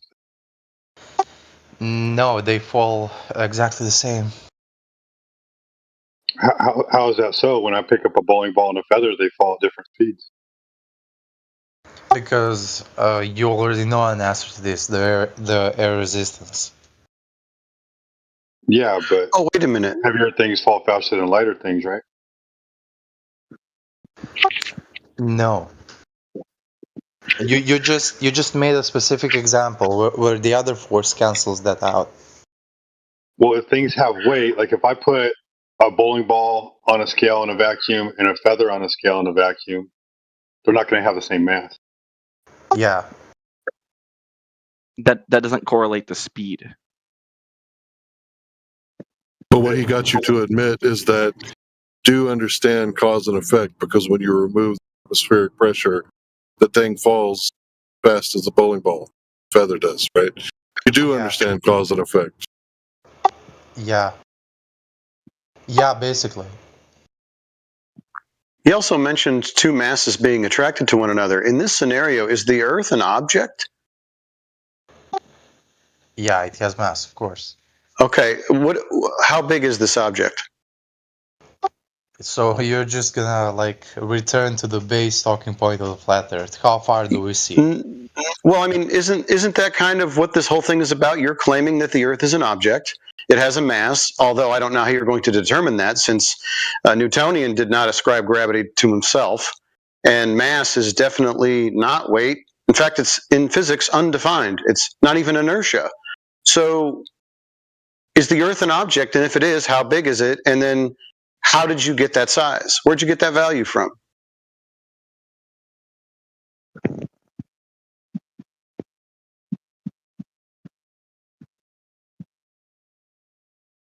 Yeah, see, end of conversation. Your postulations mean nothing. No, I'm just not gonna step into the area of the fake photo and you don't want to talk about the size of the Earth. You don't have any Earth curve measurements anywhere. Yeah, you see what I'm getting at. I don't want to dig into. I see what you're getting at. Yeah, you want to run away from the crux of the conversation, which is the Earth a ball or is the surface of the Earth flat? And you don't have any Earth curve measurements, so you are indeed disengaging, running away. Wait, says who? Doesn't that feel like a bit of a pivot? Like a pivot from what? Can you give me the speed of the ISS? We'll go to you. Can you give me the speed of the ISS and how you got it? Don't you just get it from like sensors on board the ISS and then okay, get those for me, and then yeah, no problem. So in this scenario, is the Earth stationary? Is that the reference frame? Yeah. Well, yeah, that would be the reference frame. Okay, stationary Earth then. So the Earth does not move then. It doesn't affect the model that we're using. No, we're not using a model. We're getting actual speeds. Actual speeds. Well, your point of reference would be the Earth. Okay, and the Earth is not moving. As the point of reference, no. Thank you. So the Earth is stationary. So in this model, I guess you could tell me whatever speeds you want. No, there's no model. We're not talking about models. We're talking about actual speeds. No, it's not a model. I'm not asking you about any models. I'm asking you about your claim in your scenario here. The Earth is stationary. So you're claiming the Earth is stationary, and that is the speed of the ISS. That's the question that you're asking for implicitly. Like if you're asking, what's the speed of the ISS in relation to the sun? Like, I'm going to give you a totally different answer, right? How fast is the sun moving in this scenario? Well, that depends on how fast is it moving in the solar system? Is that what you're asking? I mean, yeah. Tell me how you got that model. Is that the answer? Is that the question that you want? In your model, shouting in your model. I would love to see this. Right, the sun, 93 million miles away from the Earth. How fast is it going around the Earth? The sun isn't moving around the Earth. But from the reference frame of the Earth, the sun is going around the Earth. So how fast is the sun traveling around the Earth from this reference frame? 1 orbit a day, right? So what's the speed of that from 93 million miles away? I guess it's the speed of the Earth traveling around the sun. You could just use the same number. Where'd you get that speed?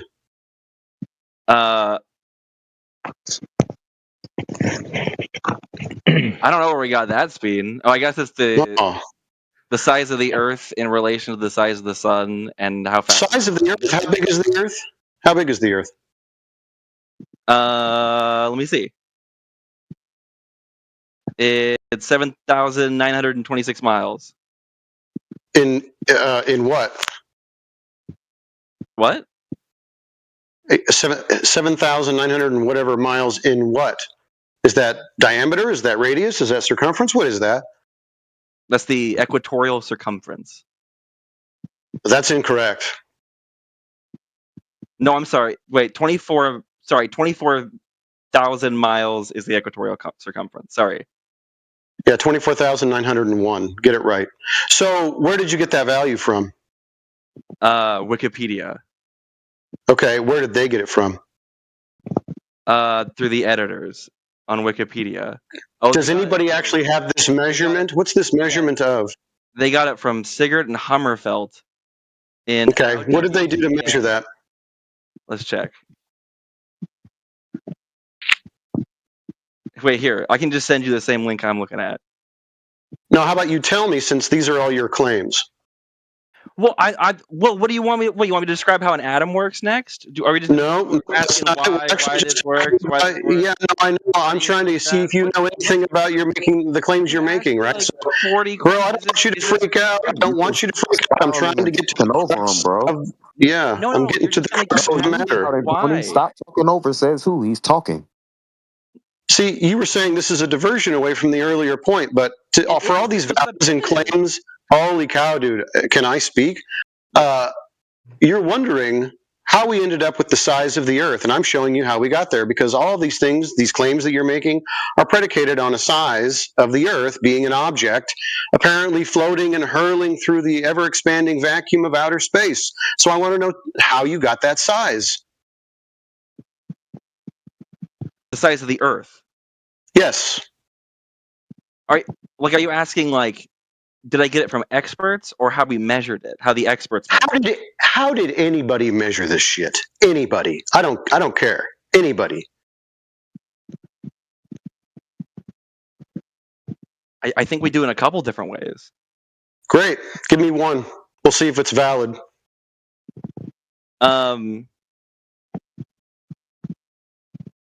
Well, let's do there are satellites moving around the Earth at a constant speed. Speed, back to speed again. How did they get that speed? They measure it with a radio tower communicating with a radio satellite tower. So in this case, the Earth is stationary. They use a couple, I guess. No, in this reference point, yeah. So what? What's your problem? Reference let me ask you a question. What's your problem with how they found the speed of those satellites? I don't have a problem with it, but you're telling me the Earth is stationary, and that doesn't measure curvature. Speed does not measure curvature. So do you agree with what I just said about the satellite? I'm saying speed does not measure curvature. No, I know, but we're just talking about speed right now. You just want to know about speed, right? No, not calculate, measured. Measure, yeah, sorry. How do they measure the speed? Yeah. So if I tell you radio towers that are bouncing signals off of the satellites. Bro, he wants to know how they measure curvature. He doesn't give a damn about the speed. Reference frame that's not moving. He explained it to you. So do you agree that the satellites are moving, though, around the Earth at a speed? Well, apparently, I don't agree with that. You'd have to demonstrate it, but that's a claim. We'll get to the proof of that later, I guess I should say. But we're always going to end back to. Why don't we just drill into one of the things you asked about? Why? Okay, the thing I'm drilling into is that how did they measure the curvature of the Earth? I'm giving you one way that you can measure the curvature of the Earth. Okay, how can I do it? We're going to start with measuring the satellites that are moving around the Earth. What satellites? Moving reference frame? Oh my God. Oh my God. What do you think about that? What satellites? Let's use the vast space satellite. Okay. How can I get to it? How can I communicate with it, and what is going to give me as far as a readout, as far as the measurements go? How does that work? No, I put the link in chat. You can look. No, I'm asking you. I'm not gonna read your elephant hurl. I want you to tell me. You obviously know, right? No. You asked how you can get the measurements. Tell me about it. This is how. Okay, tell me about it. On the link. So you click on the vast space link. It's no, you don't measure things by clicking on links. I want to see if you know or have even read this. Because I thought you were asking about how you got the measurement. Have you read this? Have you read this? I definitely clicked on the link. It's not that long. You clicked on the link, so you read this while you've been talking to me. You read this. Okay. I've already seen this before. Oh, you've seen it before. Great. So tell me about it. This is a private company. They're trying to build an ISS replacement. So they have a satellite in orbit that you can get measured. That's not what I'm asking for, and you know it. Just tell me about how we're going to measure with it. I'm showing you the measurements. Okay, what are the measurements? You can see the speed. Okay, speed. We've got that. Does that measure curvature? Does speed measure curvature? Negative.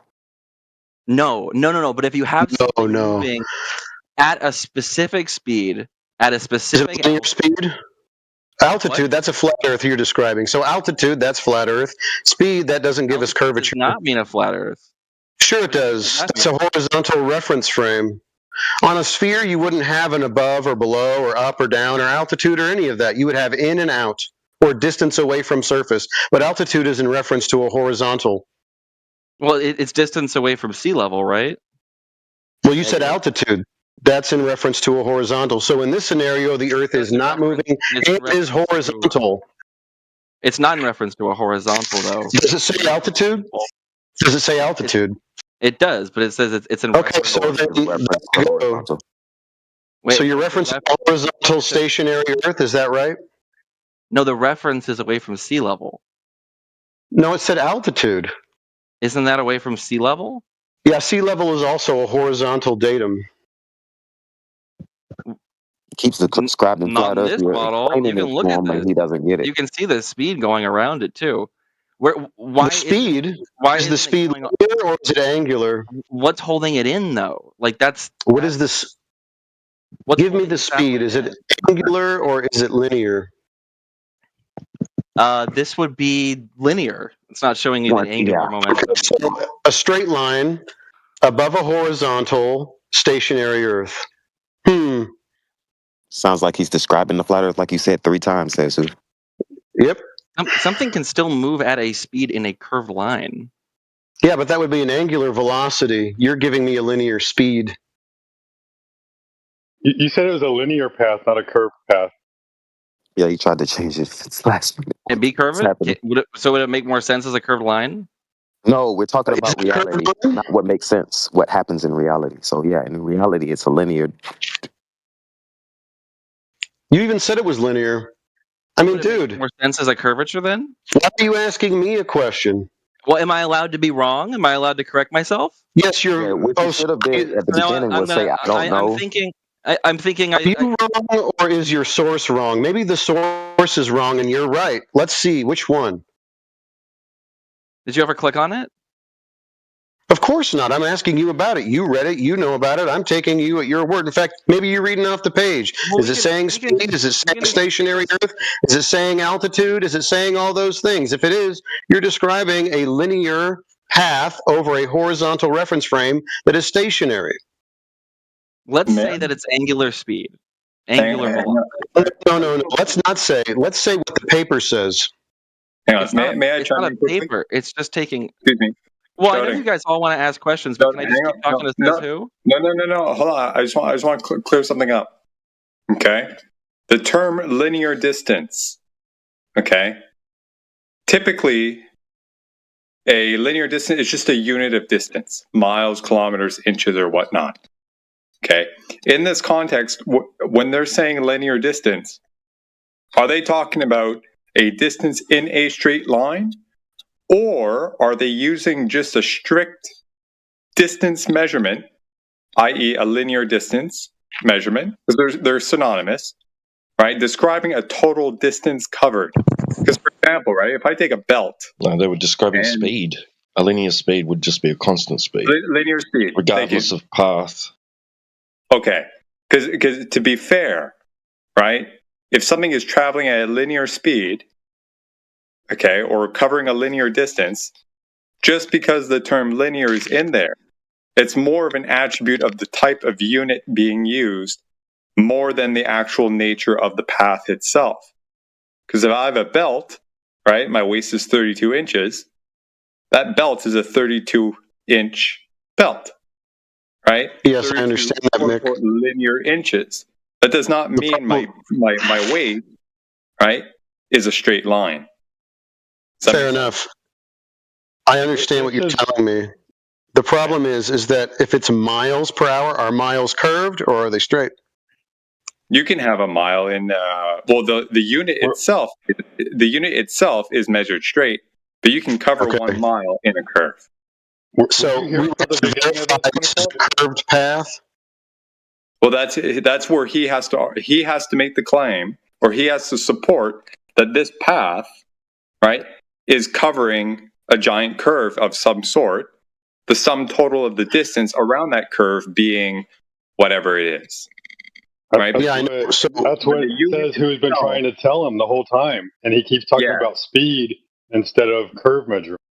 But same thing. So if the speed in this case, he has to confirm that the distance covered in the time allotted, right, is around a curve, and that total distance is being measured in what we call linear units.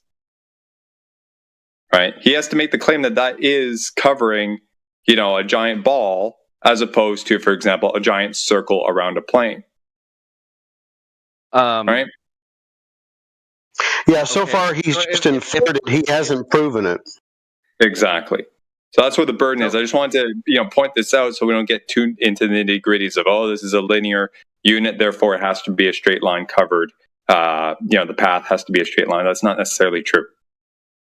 Well, that's not even the point. Like, he keeps getting away from curvature, which says who is trying to keep him on track of, and then he names something else.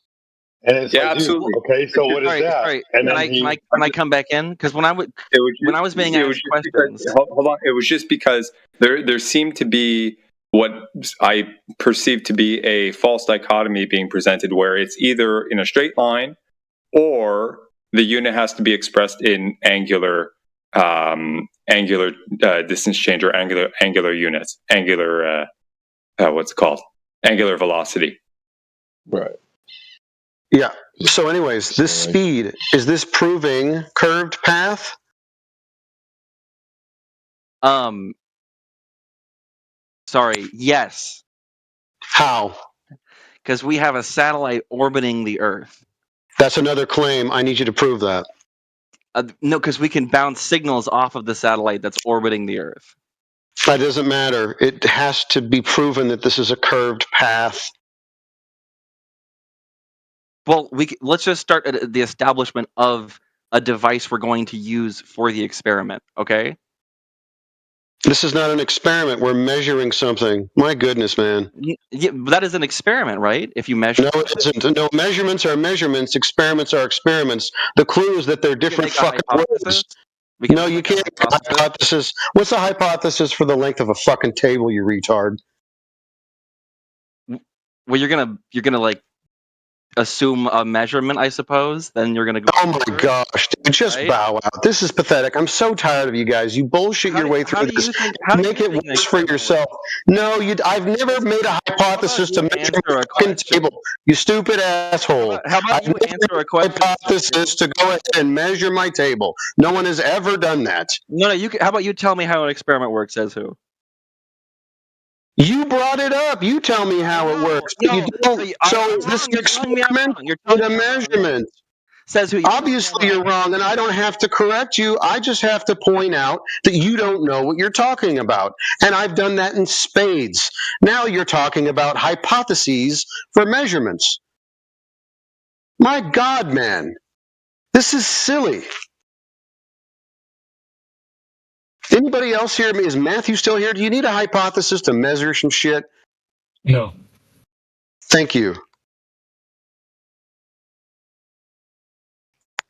Yeah, he's conflating the term hypothesis and estimate in this context.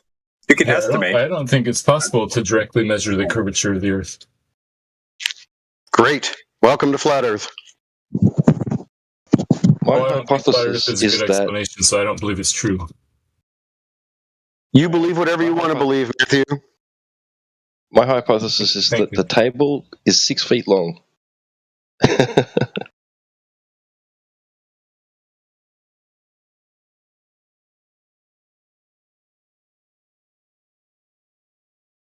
So your independent variable would be your tape measure?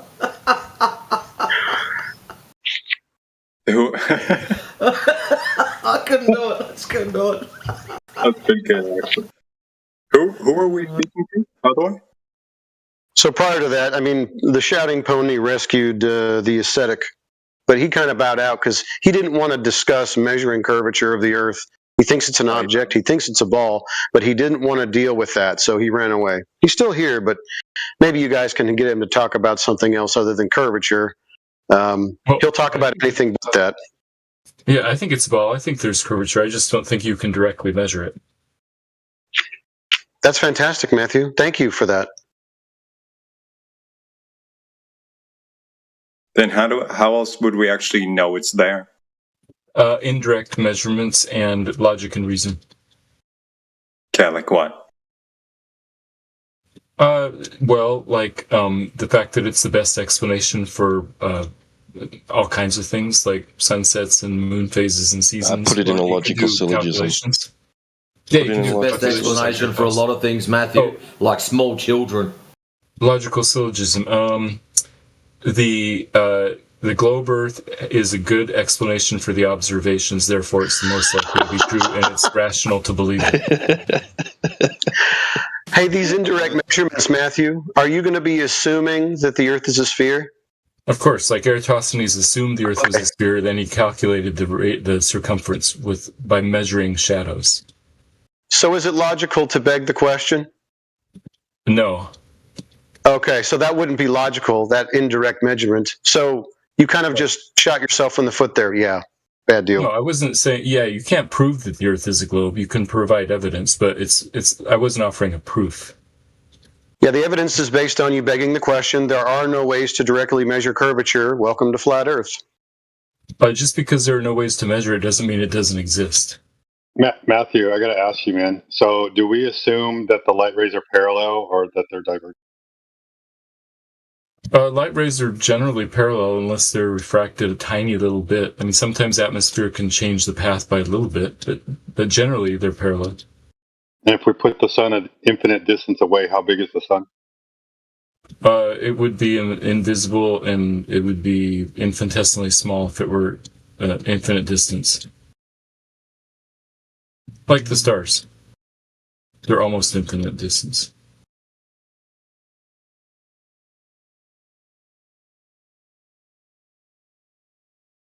So essentially infinity minus one. Yeah, infinity minus one is infinity. To infinity and beyond.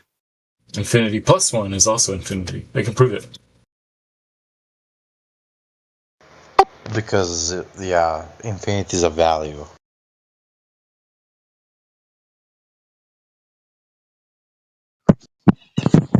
No, it's not. And 0.999999 is the same as 1, right? Because 0.9 is 1. Rather, infinity is more a concept than it is an actual value. It's treated like one in some cases. Yeah, in the real world, infinity doesn't exist in the real world. That's why. But 0.999 with an infinite number of nines is equal to 1. So you're using infinity like it's something special, Matthew. Are you in the real world, or are you just a brain in a jar? Real world. It can't represent anything in the real world then. That's right.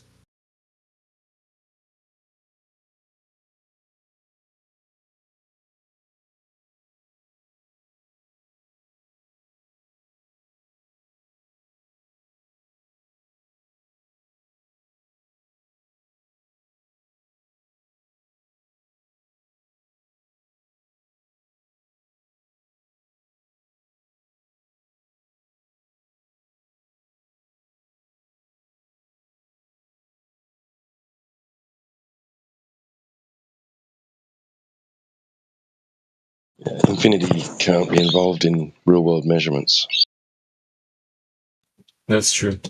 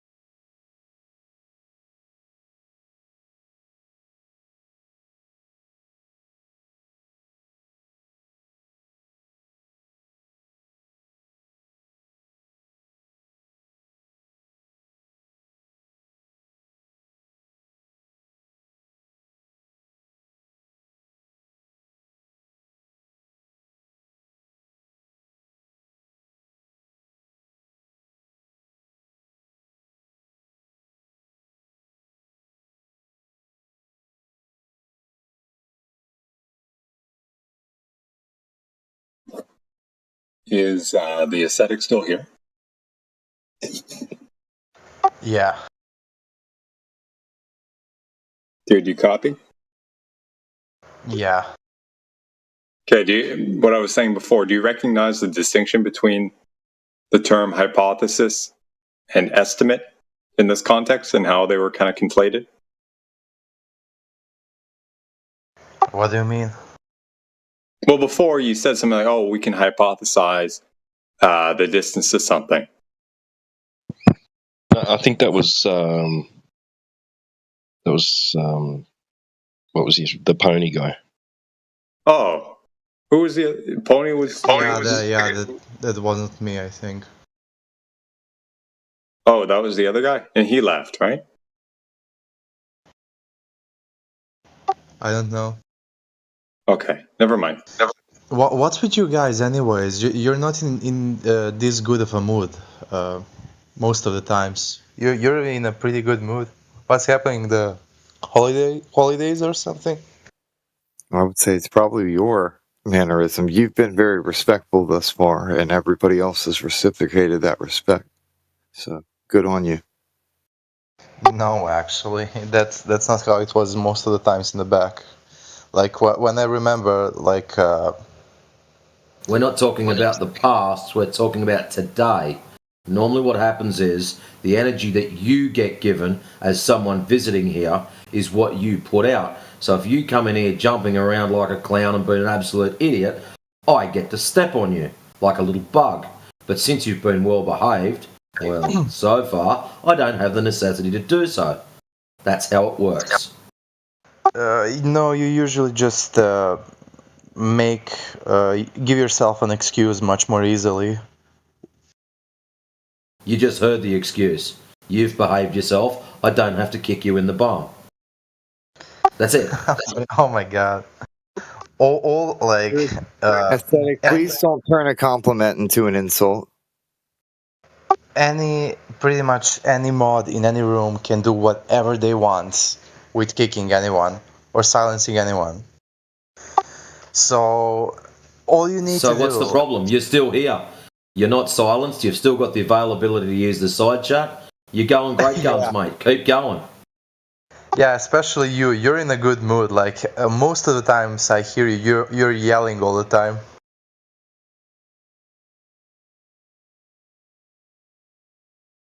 Because you've still got no proof of curvature? Okay. Anyways, you guys, enjoy your holidays. Bye, I'm going.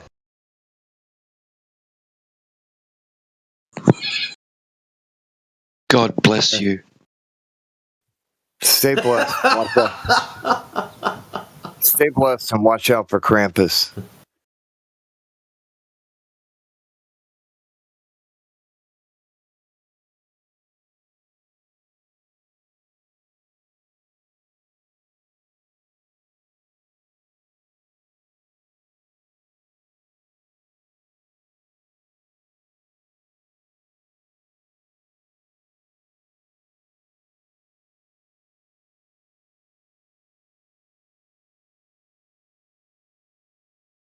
Krampus, isn't he the dude? Looks like an elf. Steals kids, chucks them in a backpack or something. Yeah, bad kids, and then he beats them with reeds. Oh, jeez. What folklore is that from? What culture? Let me look it up real quick so that I make sure I'm right.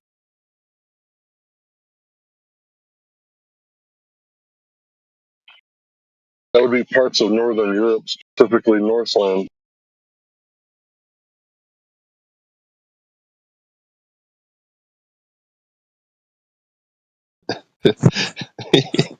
You better watch out.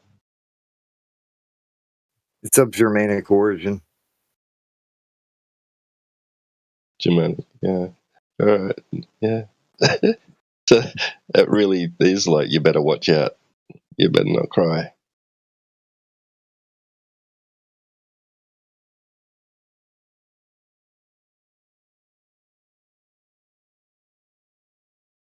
You need to put the Krampus back in Christmas. Make Christmas great again. I was just trying to understand. Earlier you said that two objects fall same rate. Okay, and you put them on a scale, they weigh different. Yeah, if you drop a 8-pound bowling ball and a 16-pound bowling ball at the same time, they'll hit the ground at about the same time. But they weigh different. Right. Wait, but one get different. One has more inertia. Weighted? Can you get different weighted bowling balls? Yeah, that's the number that's printed on them. I'm talking about American bowling, not like cricket. Like 10-pin bowling. No, I thought you meant lawn bowls. No, I knew what you meant. I just didn't know there was different weighted ones. Yeah, I don't know why they use different weights. Men throw 16 and little girls throw 8. It's dependent on the user. But I think they're all the same size, right? So that's why I was saying, if you have two things that are the same size and shape but way different, even though you drop them at the same time and they weigh different, they still will hit the ground at about the same time. They're not the same.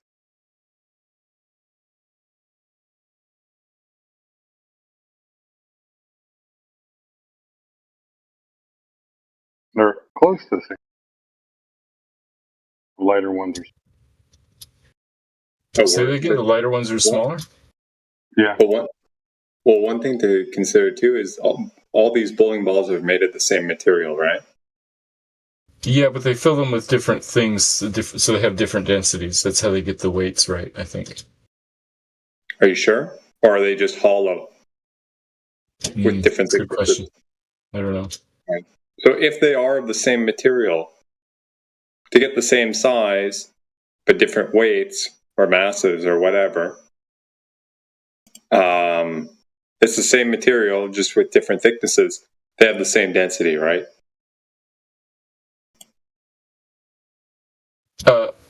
Well, the material might be the same density, but overall, a lighter one would be less dense than a heavier one if they're the same size. Yeah, but the material itself. That, I don't know. I mean, maybe they use the same resin for all bowling balls, but it could be they use a resin that's slightly more dense for the heavier ones. That's a good question. Okay. Would be worth checking out. Because we have an instance of different objects, the same weight.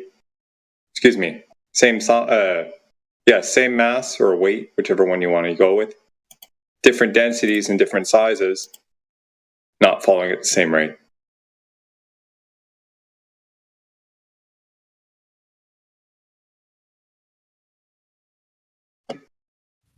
In air or in a vacuum or where? Like what materials? In a vacuum. Anyone got the Bremen drop tower thing, Andy? Yeah. I would assume that things would drop with the same speed in a vacuum, like a feather in a bowling ball or whatever. That's the interesting thing. What's up? And the feather in the bowling ball is also very interesting too, because if the resin is made of mostly carbon of sorts, right? The feather also is primarily carbon, some other stuff. Let's say the composition is more or less the same element, right? You drop them in a vacuum, they'll fall at the same speed because they're mostly the same element. And then any difference can be attributed to, the vacuum wasn't perfectly a vacuum, so there was a little bit of air resistance, right? Something like that. So you wouldn't be able to tell. So you can make that interpretation fairly easily. When in fact, it could actually just very well be the composition of the materials are so similar.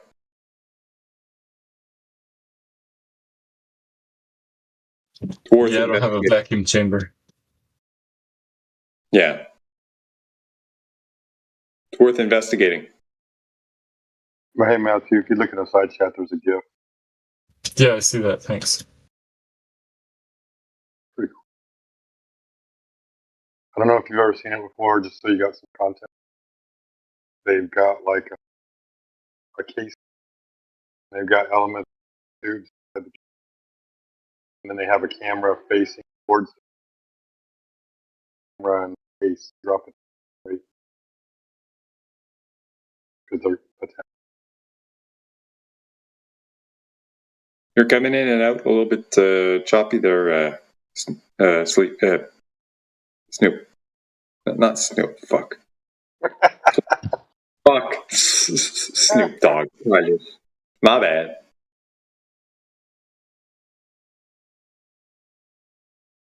Sheep. How was that? God damn. What happens if you drop some How about gas that? in your Is that a little vacuum bit better? chamber? Well, gas would expand to fill the available volume with a slight downward Yeah, bias. but it has mass, so it should just fall. Should fall at the same rate as the bowling ball. If you watch that, the only video of feathers and ball and metal falling at the same speed is a NASA video. And if you really look at it, the feathers, I don't think they're real feathers. They look like they're metal. They bounce when they hit like metal. So I think even that has been faked to get you. Oh well, everything falls at the same rate, therefore gravity, right? It's one of their claims too. So because there's other people that have tried this and things don't fall at the same rate. Why would Brian Cox lie? Well, wait, RTH, if you drop an 8-pound bowling ball and a 16-pound bowling ball like 20 feet, they would hit the ground at the same time. So even if you don't have a vacuum chamber, you could shoot yourself, right? You ever see that? I forget which principle it is, but you take 3 balls, put them on a hill, have one ball a straight incline, another like a deep slope, and then another one a slider slope, right? Even though they're all falling, Yeah. you know what I'm talking about? So even though they're all falling, they don't fall at the same speed because shape of the path where they're going. So it stands to reason that the shape of the object is going to have an impact, and then of course you're going to have to now create this imaginary world. Well, there's nothing to stop it, but that's again, like even in a vacuum, that's not. It could just be some other things. I don't know. For me, it's just a stretch to say because things seem to fall at the same speed, therefore universal force from Earth. Yeah, I know what you're talking about with those different slopes. There's some slope that is like optimized to get the ball to that increases the speed the most. I forget what it is though. It's not some simple slope. It's not a circle or a hyperbola. It's some other weird shape.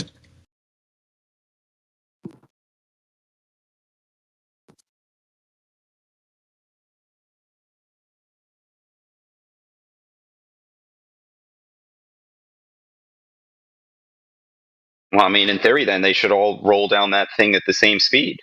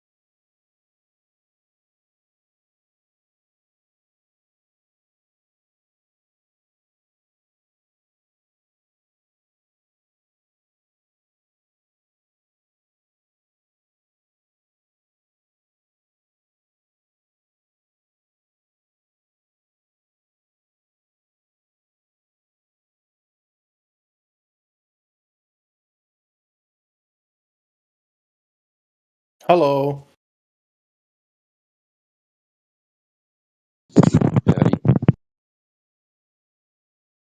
Hi, me and my friend have a few questions. I don't know if there's a current conversation going on, but if there isn't, I would like to ask some questions, please. There isn't, so feel free. Let me see. Did my other friend also join the call? Hello. Yeah. I have a question about the moon landing.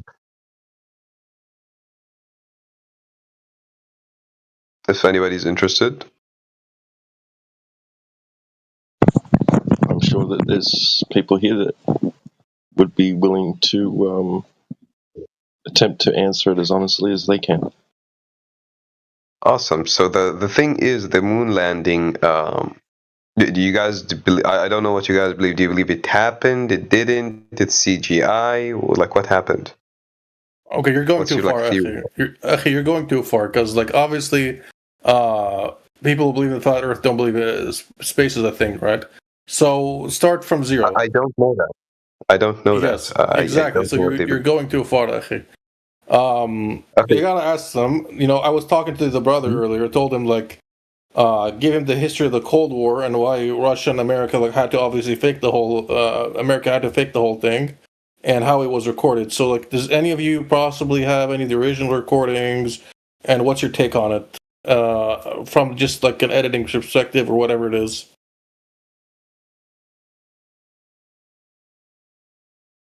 And why did the USSR not object to it? That's the problem that I have with this theory. The Soviets were faking their space program as well. Oh, okay, got it. Wait, what? Yuri Gagarin was not the first man in space. He's just the one who survived. The one who survived. Okay. Yeah, it's estimated they did 8 attempts before him. The Soviets were making stuff up. So the Soviets were making stuff up, and the Americans were making stuff up like at a quicker rate, and that's why. And like the Soviets didn't feel the need to call them out on it because it would be embarrassing to them too. Well, the Soviet Union was in constant collapse due to their poor economy, and they were very dependent on the West to save them. They were constantly getting stuff from the West, so they couldn't call out the West because then they would stop giving them economic support. And instead of calling them out, it works better as blackmail. Gotcha. Because you lose everything if you publicize they faked it, but if you tell them in behind, it goes, "We know you faked it, and here's what we want." I wouldn't be surprised if that's how Elon Musk got into it. He was at some dinner party and he went, "Listen, I know what you guys are up to. Here's what's going to happen." Guys, where is the most reliable flat Earth map, please? Reality. Go outside and check it out. Where can I find one, like from Google? Yeah, we don't claim to have a perfect map. Like, we don't claim to have gone out and physically like mapped out everything, right? Gone around and like checked everything's correct and made like a big giant map. And we're not even claiming to know the shape of the Earth or the entirety of this place that we live in. Now, all maps have issues. All maps are wrong. You can type in "all maps are wrong" into YouTube. You'll see a stack of videos come up, right? Because what you guys are dealing with when you think of your globe maps are just coordinate system projections, right? Based off the sky. So how do you travel from one country to another? Using navigation charts. You roboted. Yeah, like, so how can like long flights go through You're countries? cutting out for me. I don't know if it's just on my end. Yeah, just your end, brother. You, DJ. Oh, yep. Sorry about that. I can hear him. Yeah. Hello. Yeah. So, can y'all give us more detail, or what's up? Detail about what specifically? How can flights like rely on when like they are traveling like from like? So these guys are listening to y'all's arguments from zero, right? So you got to start from zero, right? So they don't know what Says you you're guys not know. helping, bro. You're not really helping. Oh, I'm not. So, I'm not helping. Meridius. I don't believe in a flat Earth, to be honest. But like, I'm just saying. That's great. You can believe in whatever you want, but when you're trying to jump in and semi-moderate someone else's conversation, it's not helping. No, I'm not moderating anything. We're all friends, and we came to. Yeah, making noise, right? and we're trying to listen to the other guy while you're talking. He can't. Okay, talk, Yachi. Nobody is stopping you. Go ahead. So, Meridius, basically what happens, if I want to go from the United States from Sydney, we take a rough compass bearing and we probably start flying that way.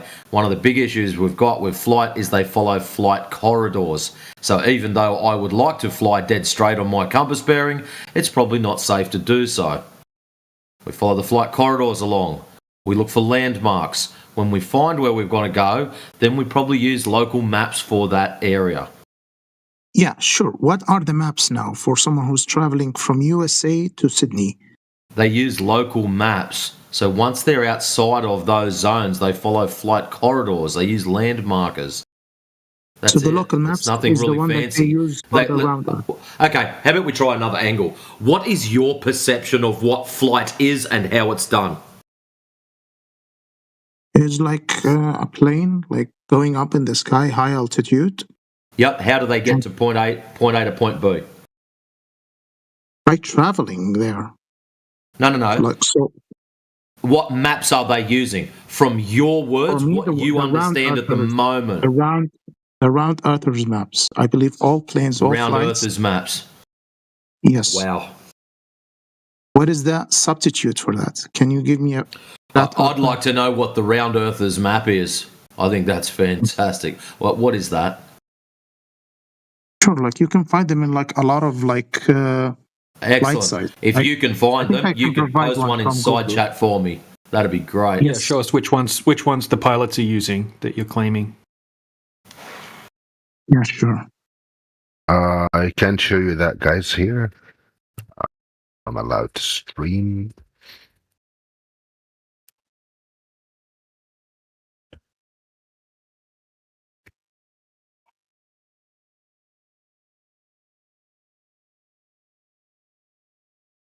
All right, so here we go. Yeah, but And whilst our friends looking that up, as far as your moon landing stuff goes, guys, and I know you're pretty keen on that. There's a movie, a documentary called American Moon. It goes for about 3 hours. Please go and watch it. It's pretty awesome, and take out of it what you want. But it's a very, very well detailed documentary. Yeah. I feel like this image is like to observe like flights. Yeah. This is an image where like they to observe flights. So for instance, like this one was used during the Israel-Iran flight. Yeah, and like that's this is great. where, like, So is no that flight. the map you're using to fly from Sydney to LA? No. Like this one Because I for don't like see Sydney traveling. to LA on there. No, but like Yeah, this we one asked is what about map one. is the pilot using to navigate, right? Obviously, the pilot's not going on and using this Mercator projection. This is just the flight pass, the data from the flight pass plotted out on a particular map projection, which is the Mercator projection, which is not what any pilot is going to be using to navigate. Okay, so this is flight radar, not what we asked for. Listen, for me, as a Meridius, originally you wanted something from us. Provide the version that you believe you're using now. I will answer. For someone as a non-aviation expert, I can understand how planes are traveling through such map. Now, if you guys don't They're like not this, using this where is the substitute for that? No, you've got to provide the one you're using now. What are they using now? You've got an idea of what they're using now. Post that in the side chat. What you've posted up there is flightradar.com. The pilots are not using flightradar.com. I know, sure, but this is for excellent. me, So what are they using? As a non-expert. Show me what what are is they the using? substitute for that. There's no substitute. Okay, Meridia, in order for me to substitute something, you have to tell me what they're using now. I can't substitute until you tell me what they are using. You do understand that? Yeah, I will. As soon as you tell me what they're using now, the reason for it, Meridia, the reason for it, if I hand you a map and you go, that's the one I was using, it's not a substitute, is it? Hand me one. Hand me anything. Hand me anything. So hand me what they're using now. I need to know what I'm not in aviation. I'm using the radar here. So you don't have a map. So you're telling us, Meridius, you're telling us you don't have a map. So how have you getting around without a map? I don't fly. I'm not a pilot. But for me, as a non-expert, this is how I understand it. Now provide the map and stop talking, stop dodging. You are embarrassing yourself. Sorry. You're embarrassing yourself. Stop talking, mate. Stop, mate. Yeah, we need to slow the conversation down. Meridius, you're emotional. You're emotional. You need to. He was emotional, and he didn't provide me what I asked. To get in. No, you just need to chill out a bit. We can explain all of these. He wasn't chill. Just relax, stop talking, and let Seisu talk. So I have to tell you this: the voice or the inflection that you get from Matrix, that's how he is all the time. Some people just speak a certain way. It's not personal. Secondly, I will give you a substitute. Planes do not fly over maps. They fly over the Earth. There you go. Oh, really? Nice. Yes. Yep. So you don't have to worry about the map. The Earth is flat. Okay. Did you map it? You don't need to. You measure it to see whether or not there's curvature. You're traveling all these distances without map. Okay. All right. No. Not distances. The distances are also on the Earth. They're not on a map. All right, stop saying this stupid shit. Well, so do you think that distances only exist on maps, or do we have points across the Earth from point to point on the physical Earth, those distances, measured distances? Why this silly question? Oh, I'm asking you. Apparently, your reality is just maps. Yeah, we're talking about the real world. You're talking about maps. That would be a fairy tale world. That's conceptual. Right, so what are the distances between points on the Earth? For me, I can use Google Maps and measure a lot of things. No. What is the actual distance in reality? What is it? The actual distance that the map will give you, all right, I can use it in the real world. So, for instance, I work in E-State. Listen, I work in E-State and rely on Google Maps, and this is how I built several houses. Yes, it is reliable. So that's the distance. Was it in meter, in kilometers? Google Map is reliable to me, to my work. Jeez, my goodness. So when they measure these distances, do they use maps or do they go out and survey it? For them, they are using satellite images and other ways to image it, even Google cars and stuff like that. Sorry, friend. Why are you asking me all these questions when you are not providing any map? The actual land. Listen, I have answered all your questions. Are you going to provide me with a map? In the side chat, stop talking. Side chat. Holy shit. Which one? What do you mean, which one? Side chat. There's only one side chat for this room. Meridius, there's no need to name call. There's no need to get belligerent. There's no need to raise your voice. This is not the time for that. Now, if you can have a reasonable conversation like an adult, then we can continue. But your emotions are not going to help you here. I'll study it. Thank you for providing one. Thank you. These are all projections, right? And if you said that you trust the Google Earth map. Google Earth uses the Web Mercator, and the countries on that map aren't even the size that they claim, right? So you can't just look at the map and say, oh, the distances, they're right, they're correct. Countries are looking exactly like this, because they don't. There are no maps that have everything perfectly lined out for you. I mean, you need to look into this topic a little bit further. Have you tested on your street? Yeah, look, it uses the Web Mercator. I mean, the sizes of the countries, they're wrong. Everybody knows this. Go ask AI a little bit about it. Come back when you studied it, okay? Or you can come back and show us. You can study it. You can move on your car and you see the meter from your car and you see how long is Google Map. Yes, there is a margin of error, but the margin of error is so small. But yeah, Google Maps is reliable, and we use it for engineering. Is the reliable one then? Is that's your map of choice? Web Mercator. That's the correct map. according to you? It shows the countries the size they are. Are you asking me a question? Yeah, I'm asking you. How It's the was web this map Mercator. derived? How did this? Yeah. Where did it come from? For the Google Maps, it's from satellite imaging. The web Mercator They can give you a map, projection. or like they can give you The physical. web Mercator projection is what. I don't know what Okay, is so that. I Google have Maps. no idea what is that. Google Maps, Google Earth. Google Maps is like a computer program, right? Where they've put a whole bunch of data that they've collected onto a web Mercator projection.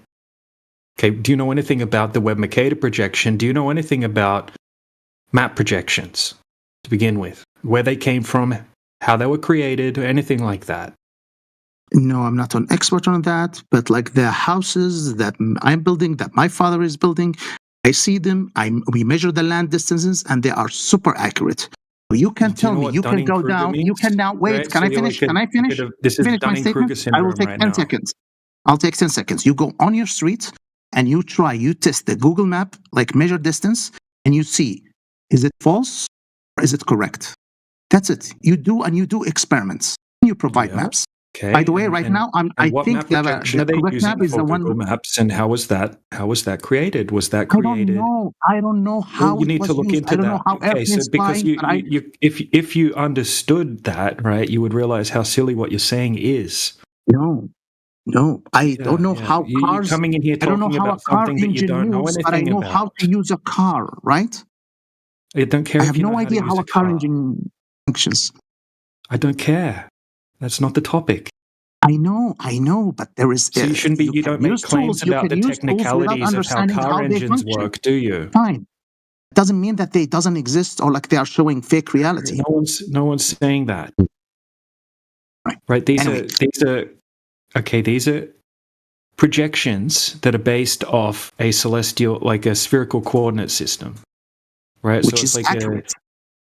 Yeah, and how was that created? Was that created because I do people not went out know. You and can tell actually me, and you can show me like from the where sky? is your From the reliable thing sky. and how they are From false. angles to stars. Who's Ray? Ray, is this the correct flat Earth map? The one that No Ray such posted? thing as a flat Earth map. Please remove that idea from your head. That is just weird. That's just another There is no- projection. okay, Right? I'm sorry, That's a different type of map projection based off the spherical coordinate system, not off somebody actually measuring curvature and mapping out the globe, right? Based on the way we observe the celestial bodies. It comes originally from the celestial sphere. Okay, there is no flat Earth maps. All right. Oh, you might There's be no in the globe wrong Earth. room. There's We no don't globe claim Earth one here. in existence at all. Okay, because when we go out and actually measure, what are you How going do to you think the reference long for your distance- maps? listen, how do you think the long distance world happened? Meridius, let's just take a step back to your maps. What are you going to use as a reference point for your maps? Something that's a consistent. What are you going to use? For me? Google Maps. If you want to make a map, what are you going to use as a reference point? I don't You create need maps. something that is wait for it, I haven't finished talking. You need something that is a consistent, so everyone can take measurements off of that singularity, that point. What are they going to reference? To me, I'm going to reference to them Google Maps. I don't create maps. I am a You consumer. have no idea what I'm talking I need about. something that is we reliable. haven't got a map. There is no Google Maps. We are creating a map. There is no Google you wanted a flat Earth map. Let's go and create one. But what we need is a reference point, something that everyone can understand that it's a consistent. We are referencing our map from what? You are referencing your map for what? Yeah, show me your fucking map. How did Japan and USA Is this simpleton really that broken How in the did they head? fall? We How did haven't, they, like, Meridius. cross all these distances. We haven't got a map yet. Meridius, we're going back a How little was bit. America invading Japan? What the fuck has that got to do with what I'm asking? Holy shit, dude. He thinks he lives on a map. There's no fixing that. Yes, you came into the wrong room. I mean, we aren't the flat earthers here that claim a map. Okay, that was the first thing you asked. We told you we're not making that kind of claim, right? We're talking about the property of the surface here. We can tell you how to go out and measure that for yourself. We can show you the method, right? Then you can find a lake, maybe 10 miles wide. You can shoot a laser over it. You see that it ends up 1 foot over the water on beach A, and on beach B, on the other side, it's still 1 foot, right? So that means over those 10 miles, water should curve 66 foot. It's not there. The laser should be 66 foot up in the air. That's a 6-story building, right? This is why we're flat earthers. We don't have any measurements for curvature. If you have those kind of measurements, you feel free to share them with us. That's mainly what we're focused on here, right? So I'm not going to make any other claims for you, for anybody Now else. you are saying that we don't have any reliable maps. Now, how did these conflicts in the 20th century happen between extremely long distances, like Germany going to Moscow, or like Germany going to North Africa, Egypt? How did they move? How did they travel? What did they rely on to travel Via all these plane distances? and boat. This is weird. Right. Maps are used for practical reasons, right? Practical reasons? What?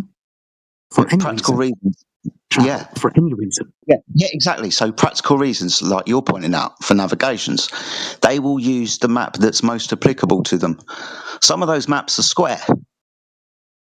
Okay, sure. Does that mean the Earth is square? What is the map? What is the map that Germany used to go to Moscow or America used to invade Japan? What are the maps? He likes to have a meltdown, Jedi. I don't know if you've caught that bit yet. Yeah, he's almost unbearable to speak to. Unbearable. Okay. You guys are insane. But yeah, the moon landing is fake. The Earth is round. You guys are embarrassing. Unfortunately, these melts have to be controlled. So we're going to have to start muting you if you want to keep acting like a child. So you made the choice, right? This is your choice to be muted so we can have a normal conversation. Okay, can I speak with you guys, please? Yeah. Yeah, go ahead. Okay. So, from what I understand, okay, we use a map. Yes. Do we live on one? Obviously, no. No, nobody's saying we live on a map, right? But you ask me, well, the map is a square. Is the Earth is a square? No, again, because the paper is a square, not the Earth itself. So, like, why would you not use maps? Like, what's the issue with using a map? There isn't one. We misheard the argument, but please clarify that for me. There's no issue. Maybe it's you that misheard the argument. There's no issue with using maps. But if I hand you a local map for your local town and then give you a direction to fly to another country, are you going to use that local map for that local town? I would use a bigger map. Excellent. So every single map has a very specific purpose. So some people use MagDeck maps, other people use the AE maps. Every single map has its own particular purpose and usage. If you use the wrong tool for the wrong job, you'll probably get the wrong result. I think what they were trying to point out to is that as it appears, the bigger you make the map, the more it is consistent with the flat Earth, or the round Earth model of the Earth. Oof. There is no round Earth model. Yeah. You might be getting confused with I also think that when Redius was talking about the conflicts in the 20th century, like the very, very funny meme I sent in the side chat. It's a dumb so meme. It's a retarded meme, right? We need to explain to you how ridiculous that meme is and how it's not funny, and it just shows your lack of knowledge about maps. You're actually making a fool of yourself when you post a meme like that. Yeah, sure, cool. Anyways, I think what he was pointing out to is that we even if you don't believe the Earth is round or don't believe in any round Earth model, we do know that planes exist, and we do know that planes take, for example, Dude, just shut up. This is ridiculous. No one is making any of these claims. No one's even claiming the map that you posted in the side chat. So are you here to just strawman us, or do you want to have a real conversation? You're interrupting him now, Mr. Moderator. And I wish you interrupted me for good. You're interrupting me with your Newsflash. We've already heard this before, so do you have an actual evidence for the Earth being a globe, or do you just want to strawman us? You've already heard it before? Yes, all the things that you've said, we've already heard them before about a zillion times. What was I going to say? How do you travel in a circle on a flat Earth? Says who? Says who? Says who? What was I going to say? No, I'm telling you, I've already heard the thing about the conflicts, the thing about the map. Already heard. Sure. You've already heard all that. So, okay, no problem. My mistake. What was your point? Yeah, good boy. Oh no. What was your point? No. Anyways, I think the point was we have planes and we know how long the planes take in traveling. For example, from point A to point B, right? And let's say point A is Japan and point B is India, for example. Huh? Can you be a little bit more specific? About point as in the location and destination. Japan. I said point A is Japan, point A B is India. Okay. You understand that we're going to be navigating to a certain point, right, in these locations? Sure. Cool. We're going to be using longitude and latitude for that, aren't we? We're going to be using what? Longitude and latitude. Okay, yeah. So, just to be clear, so you can carry on with your point, but that's how we're going to derive our locations. Cool. Cool. I don't know what was you will in a minute. You can carry on. Wait, what was I going to say? Fuck. You fly from one place. Yeah, the distance. Okay, so yeah.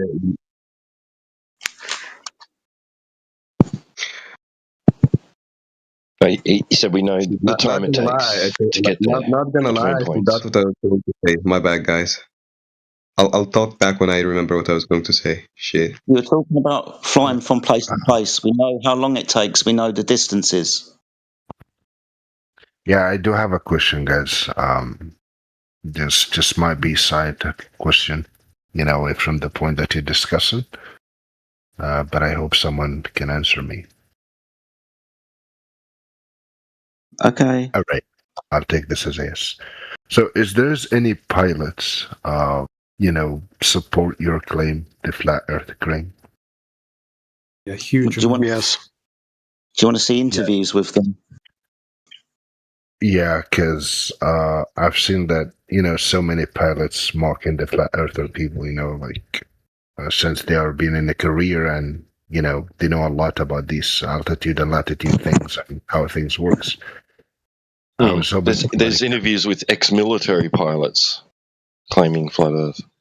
Only one ex-military pilot. What? How do you know? I'll post you. Okay, he just said post you. If you want to watch them in your spare time, I'm going to post you a 3-hour documentary right now where they interview 28 different pilots, ranging from military pilots, commercial pilots, all sorts of different aviation experts. Listen, let me finish talking, bro. Right? So I'm going to post that. Yeah, and then I'm also going to post a KLM airline pilot, right? A commercial pilot giving a seminar talking about flat Earth, and also an F-16 pilot. We have a lot more than that, but I'll post those, right? That's a start. Yeah, there's tons and tons of pilots that are flat earthers. In fact, pilots are trained to treat the Earth as flat and stationary, and the aircrafts themselves are also in the calculations by the aerospace engineers for the design of the aircraft. Right, they treat the Earth as flat and stationary for all of the calculations. Just give me the link, please, and see your answer. Yeah. You ask a question, but you don't want to listen to the answer. I need the link, sir. You got the TikTok brain happening or something. Whatever it is, just give me the link, and I appreciate that. That's just rude, dude. Don't give him the link. Delete it. Yeah, because I don't want to hear his opinion. To be honest, I need someone that I can rely on. With all due respect to anyone here, I mean. Dude, you've come in here asking the question of us. At least give us the chance to answer the question, fully. It doesn't take to explain it. I just said pilots. Oh, don't watch the video. All right. He doesn't want opinions. I guess he wants objective or empirical evidence, right? He's asking opinions from pilots. Thank you. I know. He just said he doesn't want opinions, and now he wants opinions. Can you be consistent at all? I'm consistent. I said, is there's any pilot supporting this claim, and if you can link it, I appreciate it. That's it. That was my question. Okay. Do you want empirical evidence or just interviews? Not from you, actually, but if you can link anything... Not from me. Not from me. Not from me. Yeah. From people who survey the Earth, do you want their objective measurements of the Earth? Well, that's what I said a while ago, and your friend, thankfully, he just linked that 3-hour video, so probably I'll watch it, and then it's something that come back to you guys. That's pilots, but okay. Those are pilots. Those are not measurements of the Earth. Do you know the difference? Between what and what? Empirical evidence and the statements made by pilots. There is a difference. Yeah, of course there's a difference, but I would trust the people of the knowledge, which are the pilots, because probably they know more, actually. What do they have knowledge about? That's what I'm going to check out, like those people are been flying all over the globe or the flat earth, whatever it is. Probably they studied that thing for a couple of years, so it's worth listening to them. But what would they know about the contours of the Earth other than what their readouts and their instruments give them? Why are you interviewing me right now? Like, I don't get it. Well, because you're inconsistent. You're actually double speaking and contradicting yourself. You said you don't want opinions, but then you ask for opinions. No, I ask opinions from the people who are knowledgeable about that thing, with all due respect to you. What would they know about the curvature of the Earth? What would the pilots know about curvature? I think a lot. He got a lot to offer more than you, don't you think? Yeah, what would they have? Tell me. That's what I'm about to check out. That's why I asked. So you actually don't even know. So you're assuming that they do, but you don't know. I do assume that they do, of course. Ah, okay. Those people are being in land just like me right now, and also like in the sky flying, all right? Right. So you have a better angle to that thing, better than me and you and everybody here, all right? Angle? What angle are you talking about? Are you talking about what their instruments tell them? The altitudes, the thing that they are flying. Altitude? Yeah. Well, if they have an altitude, then they're flying over a flat Earth. That's what I'm about to check out. So you already answered your own question. They fly at altitude, right? I don't know about what's wrong with just get off my back, please, for God's sake. Just got one. What's wrong with you? Are you so fragile? Are you okay? I don't want to be investigated about that thing. I just asked for 3-hour videos, and I'm just gonna check it. And if there's something, maybe I would look for more questions. You can link some other things that give me a better explanation. But what I see right now, such an obnoxious person who's just trying to investigate me. Oh, it's boring me already. Yeah, go watch it, bro. Then. Stop staying here yapping and go watch it. Okay, while he watches it, I have a question. So what's the issue of taking Pilot's opinion on this? There is no problem with that. It's just when the one who's talking now. Sorry, Dave. It's just when offered up instead of circumstantial, subjective, anecdotal evidence. What was offered up was empirical evidence, like measurements of the surface of the Earth. But the gentleman, who asked for the subjective opinion, got his subjective opinion in the 3-hour video, but didn't want to take up the measurements done by surveyors who would actually know about surveying and measuring the Earth. But maybe he'll come back and ask for that later after he's got the opinions of some pilots. Okay, but why would these opinions be you're saying they're subjective, right? But if you're sick, you go to a doctor. If you want something to do with accounting, you go to an accountant. Okay. So why are these people not knowledgeable in their field? Why do you not take them? I'm not saying they're not, right? But 2 different doctors can diagnose somebody with totally different things. 2 people flying an aircraft can believe 2 different things, that they're flying across a flat plane because that's the way it looks, and they're flying around a sphere. At best, it's anecdotal evidence by professionals who fly airplanes. I agree with you, but then that's where we get something called, the majority opinion. If you have 1,000 people, 1,000 doctors, 900 of them diagnose you with one thing, but 100 of them are off. It's irrelevant. Which one are you going to take? Irrelevant. It's irrelevant. If you're going to go on majorities, have a look what room you're in and do some counting. The Earth's flat. Done. Game over.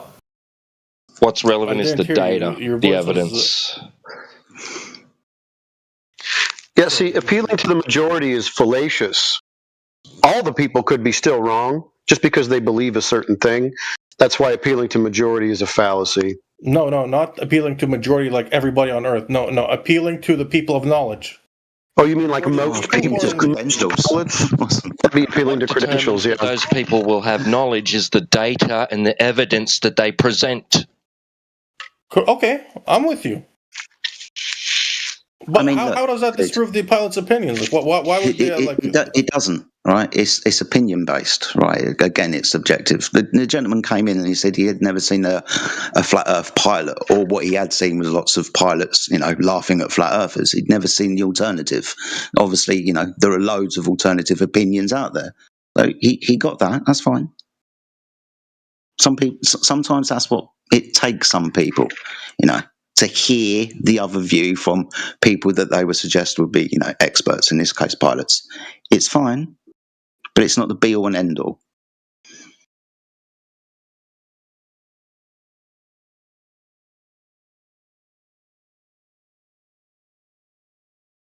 Yeah, and look, I'll just say it one more time. Planes are designed to treat the Earth as flat and stationary. Pilots are trained to treat the Earth as flat and stationary, whether they believe it's a globe or not.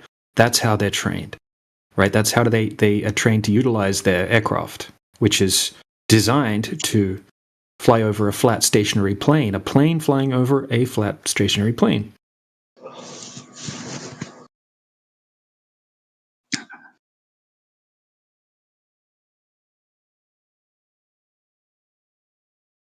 It is interesting that people don't want empirical evidence; they want opinions. Mm-hmm. What does that mean for your side? The whole plane-on-plane thing. What does that mean for your side, for the flat side? The aircraft is flying at altitude parallel with the surface below. Yeah. So what does that mean for your side? That means that the Earth is flat and navigated as such. How? Because you just pointed out the dynamics of aircraft maintaining horizontal flight at altitude parallel with the ground below. Yeah. Those are two straight lines. The Earth underneath the aircraft's flight. Did you know that lines are imaginary? Don, are you drunk today, or sick, or what's the problem, bro? Not drunk. So if I draw one, I've imagined that drawing, have I? When I draw a triangle, it's not actually real. I've just imagined the triangle, even though the pen's touched the paper, and I've used triangles. Yeah, triangles don't exist in objective reality. Yeah, I understand. In his own twisted and distorted lexicon. Do you think vertical and horizontal exist? Do you think, like, when you drop things down, for example, that is a vertical path? Things go away from the surface and toward the surface, yes. So that would be a vector up and down, a straight line, right? Either way. I mean, those are things that humans call stuff going toward the ground and stuff going away. Good. That's awesome stuff. Would you agree that that's perpendicular to the Earth? When you drop something down. That humans made up to describe things going to describe 90 degrees. Yeah, a vertical line meeting a horizontal line. Yeah, that horizontal line being the surface description of water, right? Water's horizontal on the surface. So perpendicular to vertical? False. No, water isn't horizontal on the surface. Yeah, water is not horizontal on the surface. Okay, in which regard? Do you mean like a dewdrop or something? What? Do you mean like a dewdrop? No, water is never horizontal. Water is never flat. Water is never anything other than curved. What are you talking about, man? So if I was to go and get you citations that demonstrates that it's basically folklore knowledge that water seeks its level. That is a straight line from left to right. That is horizontal upon the surface. This is how it's described in pre-K textbooks. Would you like me to go and get those for you? I don't care about pre-K textbooks. Okay, but we're talking about the definition and the utilage of a surface. Its description and how we use it. Yeah. For example, water is used as a leveling device. Level being a straight line from left to right, perpendicular from vertical. But these things don't really exist. You understand that, right? These things. Okay, but we can measure things to be angles and level and vertical, right? We can measure these things. We can make measurements. Yeah. Yeah, okay, cool. So when we measure the surface of water, it measures to be horizontal on the surface over distance. You understand that horizontal is something that's made up, right? You understand that we get horizontal from the surface of water. Jedi. He is actually undermining all of mathematics right now. He has decided to just throw mathematics down the stairs because it ruins his paradigm. False. Interesting how they do that. So I can use mathematics very easily to disprove what you're saying. What you're saying is disproved by mathematics. Okay, so in mathematics we make measurements. Can you show me the measured curvature of water? Yeah. Go ahead, do it. Okay, give me a minute. What you're going to find you've seen before, right? They've seen it. I'm sure y'all have seen it. Yeah. Can you describe it to us then whilst you go and find it? What happens? What they're doing? It's main surveyor's observation of the water where the horizon is above the. Is the horizon curvature of the Earth? I only had a couple of words left. Awesome. First of all, Donald, you sound either high or drunk, and it's just annoying. Second of all, are you claiming that the horizon is the sagitta or the curvature of the Earth? Because you already know what's going to come after that, don't you? The black swan, and also just the definition of horizon being an apparent location where the sky meets the sea. So I will need from you empirical evidence that the oceans are curving. I don't want you to go ahead and just use the horizon, which we could easily debunk, right? No, you haven't debunked anything, so I don't know. We'll just say refraction. You've heard that word before, right? It's an objective reality, main surveyor. You've heard the word refraction, though, before, right? Before I really lose my temper and decide to remove you. Why I'm talking to you, I don't know. Oh my gosh, but you understand the word refraction, right? You understand the word refraction? Yeah, I know refraction. Cool, awesome stuff. So we're not going to be using the horizon for fuck all, especially measuring the curvature of the Earth. So we're not using the horizon for anything. Okay. No, you won't be because of refraction. Wait, that doesn't make sense. What? Just because there's a refraction doesn't mean I can't use the horizon for things. Really? Every observation you will have to backwards engineer to your presupposition that the Earth is a sphere. That's false. Because of refraction, right? Because there's a measurement of the sphere, so there's no presupposition. Is that using the horizon from main surveyor, is it? No. Okay, so we'll put that one on the side then. That wasn't good enough. Why? So what's the other one that you're going to show us that doesn't use the horizon and isn't by main surveyor? I'm just gonna show you I'm not gonna show you any other. No, but why? But this uses the horizon. What? Are you going to post it at some point? He does not. I said he does not. Okay, what does he do then? He uses a plumb bob. A plumb bob to do what? To level. To level, which will be a straight line from left to right. I hope he's using that plumb bob to level himself with the Earth. Right. No. Or is he creating some kind of tangent now? Your definitions are esoteric and incorrect. What, perpendicular? Oh, I've had enough of him. Just saying words. You just started dropping plumb bobs, these imaginary fucking lines. Donald. Get rid of him as a prick. Yeah, he's muted. Dude, I know you're just coming in here to frustrate people. Not today, bro. Not today, Satan.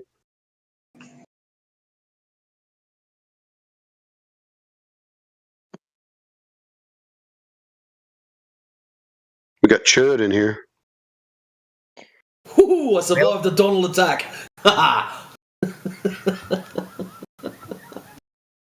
Chud, what's going on?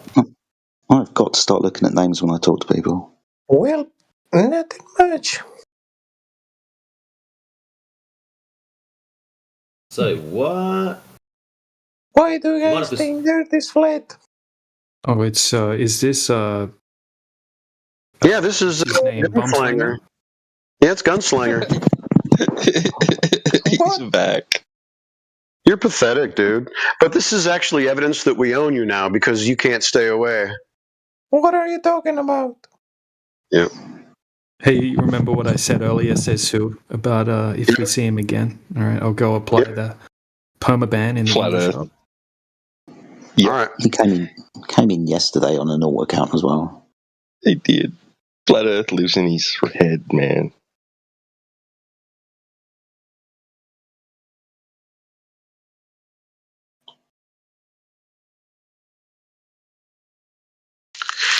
Yeah, we have this uncanny ability to create super fans where they just start to spiral to the degree where they follow us wherever we go. There's like an obsession that they have because they keep losing and they look for that win any way they can get it. So they create alt accounts, even though they're banned. It's a good time. It's entertaining for us.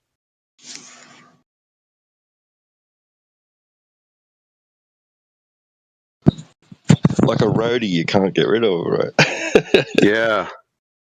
It's mental issues. It really is. Like, here's a great idea, guys. I'm going to get in my Ford, and every single weekend I'm going to Chev shows because I hate Chevs.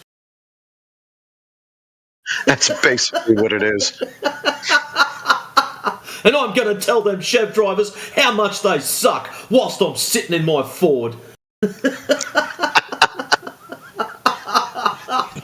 Worse than that, it's an imaginary Ford. You might turn up with a matchbox car. Nice. Oh shit, that's great. Oh, it's just mental problems, isn't it? Yeah. I want it to be a globe. I want it to be a globe, and I'm going to keep telling these guys that you've got to believe. You've got to. This is not the Wizard of Oz, guys. We don't grant wishes. I'm sorry. You can't just tap your little heels together and it's going to be a globe. It doesn't work like that.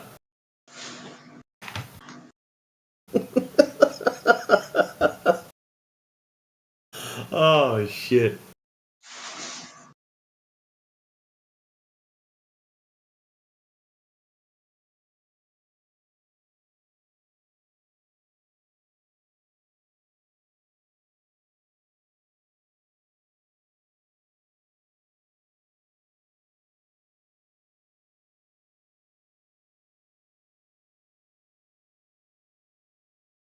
What's that song in Charlie and the Chocolate Factory? Something World of Imagination or some shit like that. I've got to learn to sing that one whenever they start wishing things, telling us about beliefs.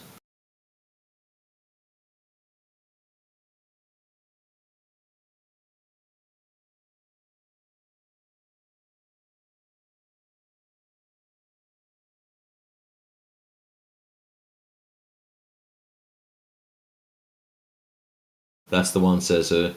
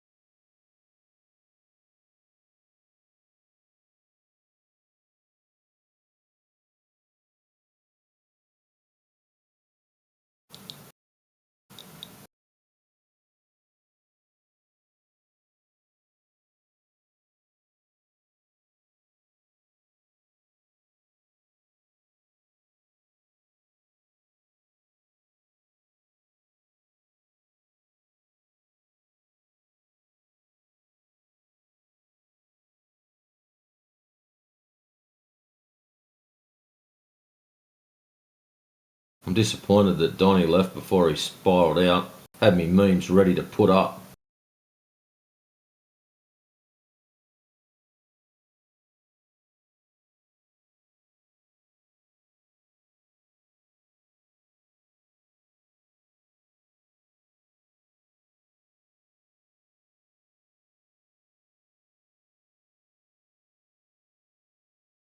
Peak, that's that climbing game. That's fun as.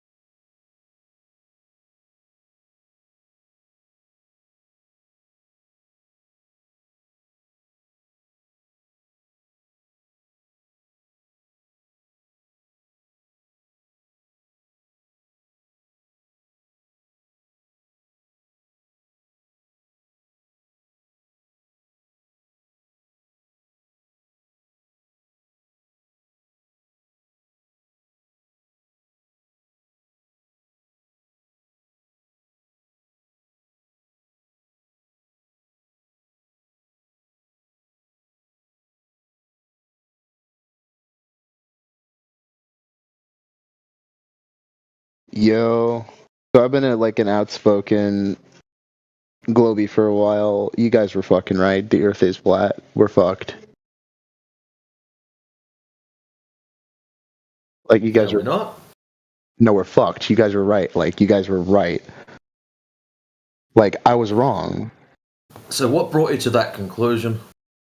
Well, I think I'm the Antichrist because I just tricked the U.S. government into starting my holy war. But I think what happened was they stopped it, and so now I'm tricking them into thinking I'm the Antichrist, tricking them into starting the holy war. You guys gotta lay off drinking milk. It makes you guys drunk. I'm not drunk. Wait, you're calling me drunk in the Flat Earth channel? Yes, I am. I'm calling you an idiot in the flat Earth, drunk idiot in the flat Earth channel. But I agree, the Earth is flat. There's chemtrails. You guys were right about it all. That's nothing to do with us. You're in the wrong channel, sunshine. What? No, I'm here to help you guys win the war. What war? Who here said anything about chemtrails? Who said there's a war? I like it this way. I don't want a bunch. Listen, they all get mad at me because I don't want you people on our side. All you Globers need to stay on your side of the fence. But people don't like when I talk like that. I just said I'm not a Glover. I'm a flat earther now. You are a Glober. Oh, I can tell big time. What the fuck? Hey, Nables, can you turn your cam off? It caps the room. I don't know why you guys are calling me a Glover. I was a Glover. I'm not a Glover anymore. No, you is a Glover, and this is the worst LARP yet. So please try a bit harder. Stop drinking so much. Wait, you guys actually don't believe me? That you're a flat earther. What can I do to prove it? Absolutely not. We don't believe you. What can I do to prove it? Prove that you live on a flat earth. So here's the thing.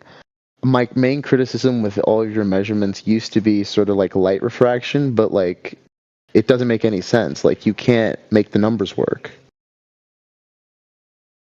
What numbers? I don't remember handing any out. The same arguments you guys give. Look, I'm telling you. No, you just said numbers. Why are you jumping to arguments? The numbers regarding basically how much light refraction due to that's what you were talking about. Yeah. So what numbers? Yeah. I don't remember handing any out. Well, there were never any provided. That was the issue originally. That wasn't the issue. The issue was you coming in saying refraction is the answer to all the long distance measurements. That's what I just said. Matrix, dude, you're plugged in. They got you plugged in. So the laser test, your answer to the laser test was refraction, and now you're talking about the numbers. So what freaking numbers? No, I don't have an answer for it. I'm telling you, you're right. Holy shit. There's nothing I can say. Should revise that. There's nothing you should be saying at all. Yeah, pretty much. Dude, I'm here to try and tell you guys that you were right about everything. Well, we know we're right. You don't have to actually tell us. I don't know if other people feel that way. No, I already know I'm right. Dude, holy shit, the more you tell me I'm right, the more I'm going to get a big head, and these guys don't like that. Are you guys controlled opposition or something? What the fuck? I'm trying to tell you that the Epstein files were released. And what does Epstein have to do with flat Earth? Dude, what the fuck? I'm trying to warn you guys. Yeah, I guess you failed this one. Anyway, tell your buddies that you failed with this one. This LARP didn't work. You think I'm LARPing, dude? Yes, Seriously? of course you are. Come on, dude. Why would I, after several earnest, good faith debates, come because back? You're drinking and it's Saturday night? That's why you would. Holy fuck, we're fucked. Yeah, so literally, no, if the flat earthers won't believe me, nobody will. Holy shit, we're fucked. That's correct. We can tell when liars are lying. I'm not lying, dude. I triggered revelations. I'm the Antichrist. Yeah, no. Well, I mean, if you believe in that shit, that's fine. Okay, well, I tried. See, we knew you were lying. Congratulations. Good, nice try.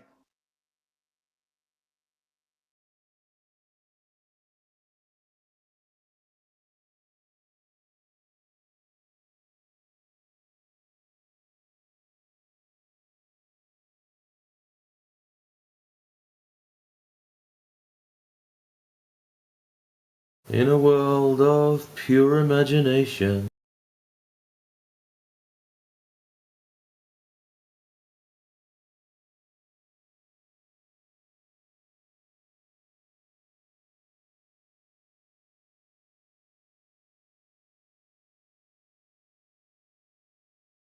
I like it when that happens. They enter the flat earthers' room because they think that we're gullible, when we are in fact less gullible people on the earth that saw through all the bullshit in all areas. Just ridiculous. He was probably just streaming too, content for Yeah, his audience. He tried. It didn't work. It never works.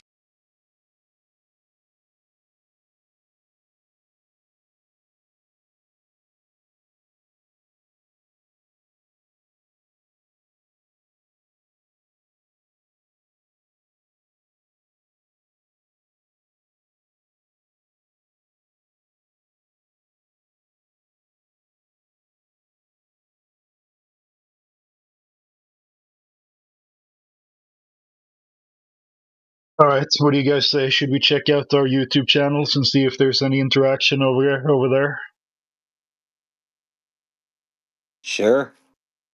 All right, I'll pull them up and we'll see if we have any people. If you're listening on YouTube right now and you want to interact with us, ask some questions maybe, I'm going to read the chat right now. And if we have any other people here on Discord who want to talk about Earth, we are willing to do that as well. Let's check out Flatboyd's stream first.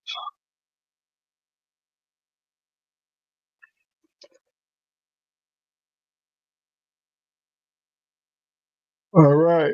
Okay. We have 10. Here we go. We have 10 viewers on Flatboyd stream right now. Is there any chat going on? Sonic Storm S7M says, what in reality is moving 1,000 miles per hour? I think that was a question from earlier today. Earth ground speed at the equator due to its rotation is about 1,000 to 1,040 miles per hour. Claim that's 1,600 to 1,670 kilometers per hour as every point on the equator travels to Earth's full circumference. All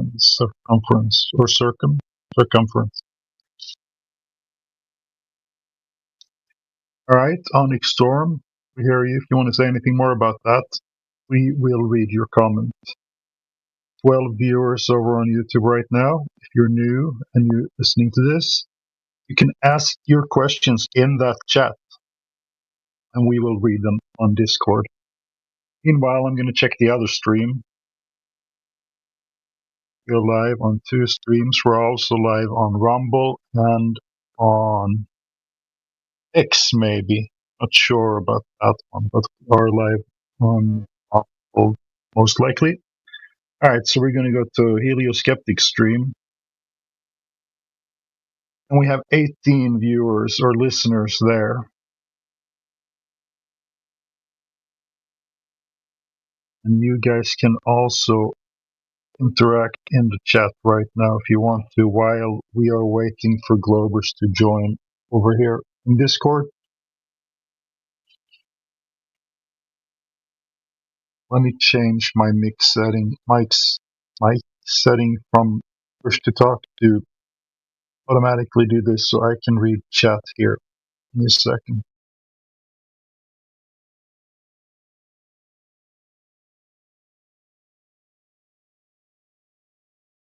Okay, voice activity engaged. Everyone can hear me still. I actually had to turn the push talk on because for some reason it kept unmuting me whenever it wants. I don't know if it's a bug or whatever, but it happened frequently, and that was kind of disturbing. Now I'm on voice again. We're going to check the chat, see if there's anything interesting going on.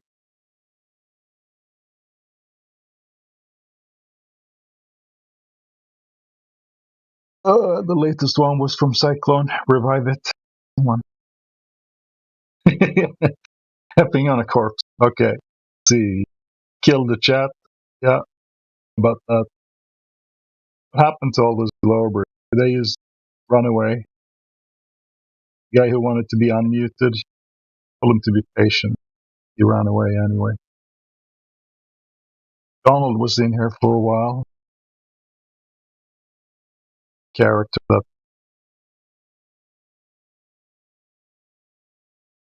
India posted funny Donald comment.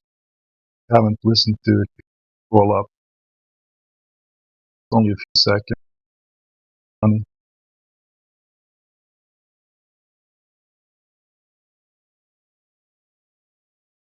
And before that, we're new to.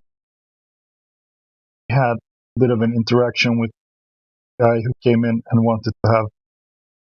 His claim was that no pilot in the flat Earth think that the Earth is flat.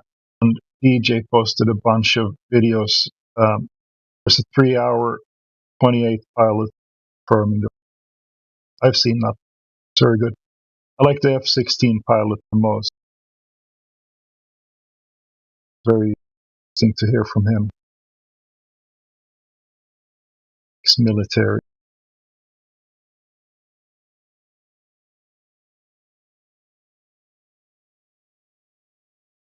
And before that, flat was the 35 government documents flat Earth. Yeah, I've seen those as well. That's very interesting. We should post on you. Let's see. There was someone else who made a very good point. I think it was maybe Jedi who said, "You want eyewitness accounts or whatever, hearsay accounts? That's what it is. Over actual measurements." That's a good point. Did I see that comment? And he was afraid to actually ask about our method, how we came to the conclusion that it's flat. He wanted to listen to pilots instead. Should have just go around and listen to our explanation how he can himself figure out all.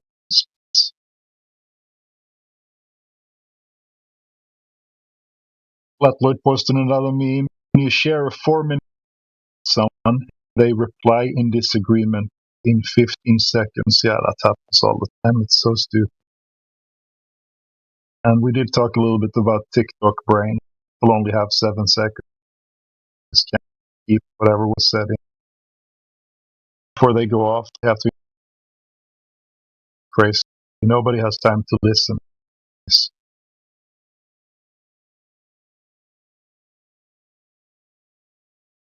Gata said they want an easy cure for a lifetime of indoctrination, and India applied cranial amputation seems the only way. Funny. I know you guys on YouTube, you're not reading the chat. You're maybe working, you're listening to this in the background, so I'm giving you some chat up here you missed.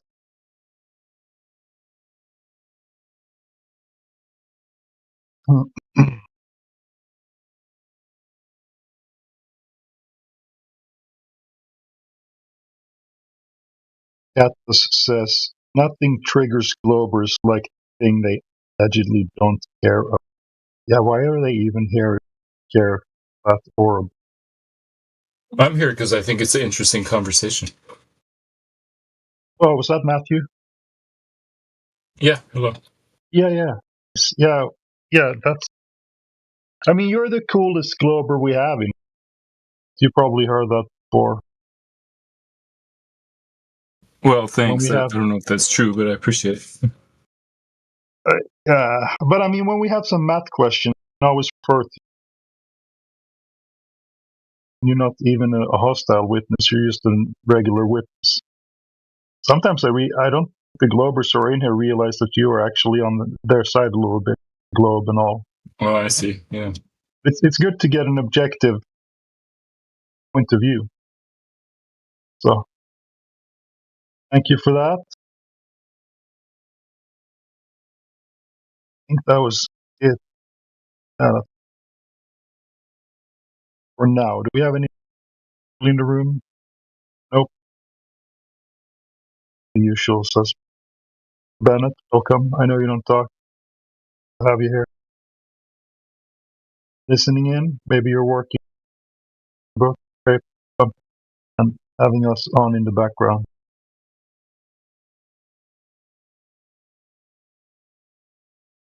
Speaking of doctors, can't discuss the Dr. Blitz debate in India. A lot of Globers who come in here think that we never talk to professors and stuff like that. We have some people running through the board, getting their ass handed to them. These blunt. Sweden, we are blunt. All right, check out the YouTube. Nope, no new comments over there. I'm going to check that too, and then I'm going to shut up. We have reached the end of the comments. Nobody has arrived. I'm going to go eat some food. 14 viewers on one stream right now. Up a little bit. The other one has 16. Last chance before I go for a little while, guys. Direct, you can type question, chat there, or maybe if we have some globe troll, you can say something that you think is going to upset us. I'll read it out for the fun of it.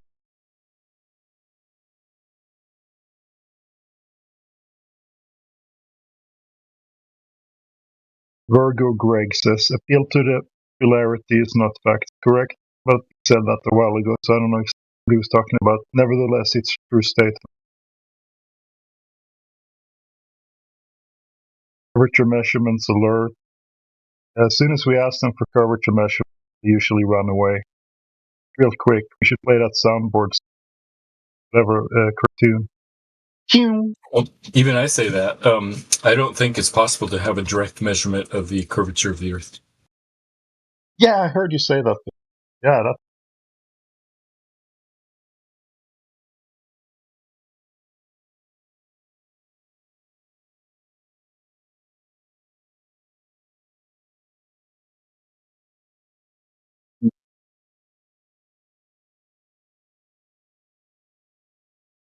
What was the most fun Glober said today?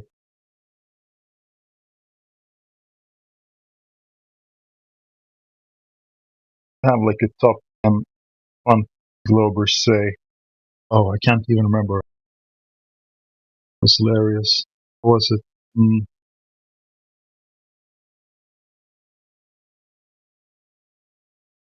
Remember, I should write these down when I hear them.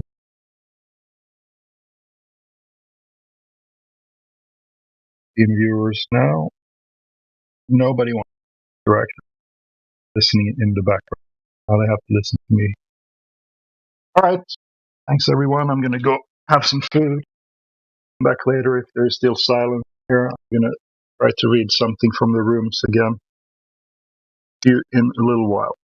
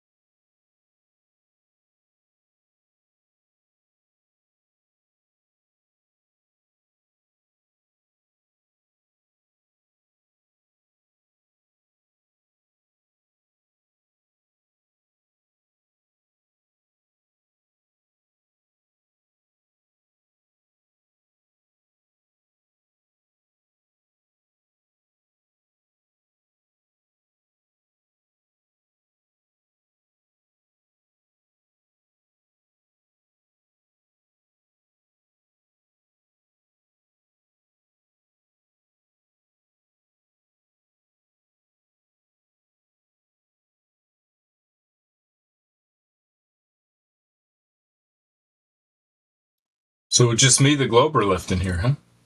Well, I can answer any questions about the globe if anybody has any. Or I'll try.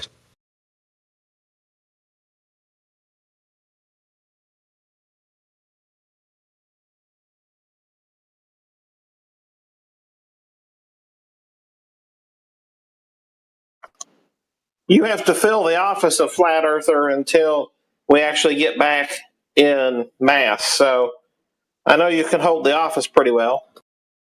All right, so the top 3 proofs of the flat Earth are: we don't measure any curvature, we don't feel any motion, and you can't have a vacuum next to pressure without a container. How's that? Those are Miggy's 3 points. There you go. There you go. Now, just next Globy who comes in, you know how to carry the torch.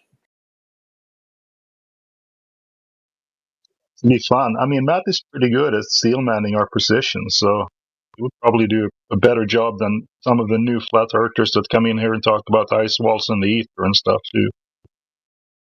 I would say Matthew could probably do a better job than a lot of learned flat earthers.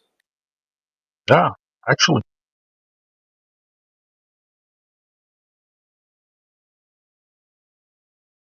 Well, yeah, you have to understand both sides of the argument in order to argue it well, I would say.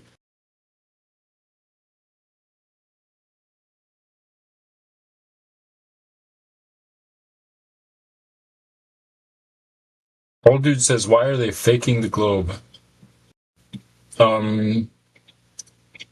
If the Earth really is flat and they're faking the globe, one motivation might be power or control. That's usually what rich people do. Another motivation might be satanic, to try to hide the existence of God.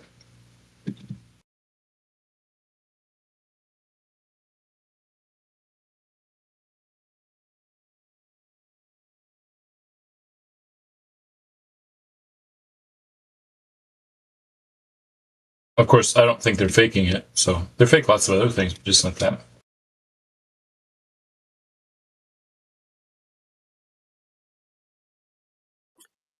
You know, I always go back to that they're not lying, they're not faking necessarily.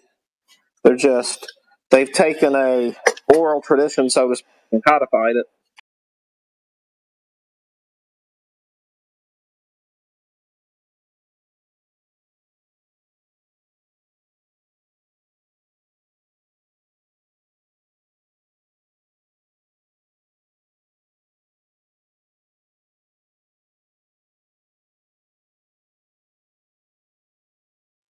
Why can't they just tell us what old dude says? Why can't they just tell us? I'm not sure what he's talking about.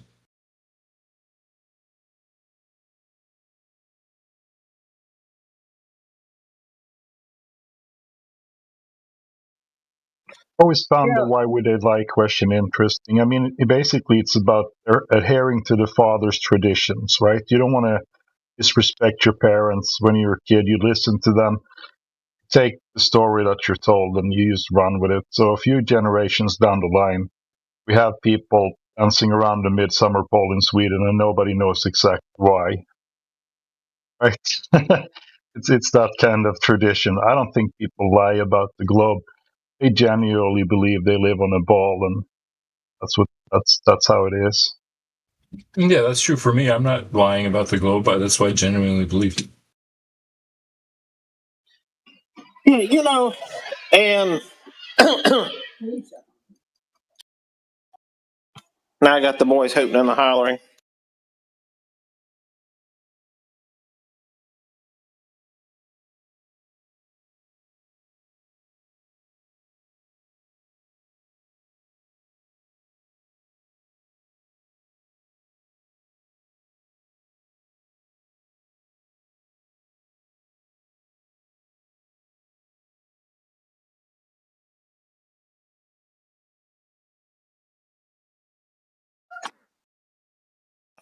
You know, what I'd like to say, old dude, is when you look at the list of discredited science, there's actually quite a few things that is still, still have minor positions that scientists and doctors and others use that have been disproven for a while. And can you name one? Well, there's one specific one that I probably shouldn't name.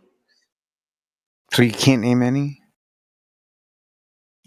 Oh, no, of course I can. Oh, name one.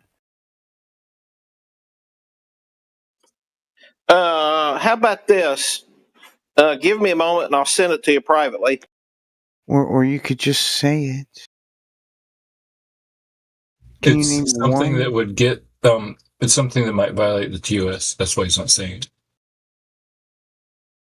Yeah, why are you trying to get? Yeah, that's exactly what I was saying, Matthew. I was just sitting here like now, wondering why would somebody be trying to get me to violate TOS? Well, no, I didn't know that. But it doesn't matter whether you know it or not. Rather than just continuing on, you ask. It's called asking and getting information before you run your mouth. I didn't. I didn't run my mouth. No, his intent wasn't to do anything like that, dude. Relax.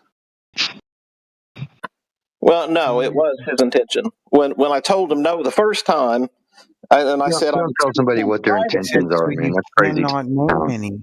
That's what I said. You cannot name any then. No, actually, I can, and I could probably name quite a few, but I'm going to respect TOS. And I offered to send you one, but I'm rescinding that offer after your sarcastic response to that.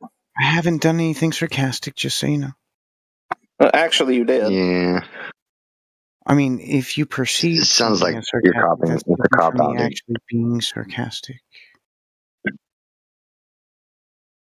But no, I was just. You said you could name, and I asked you to name, but apparently you can't name. To name what?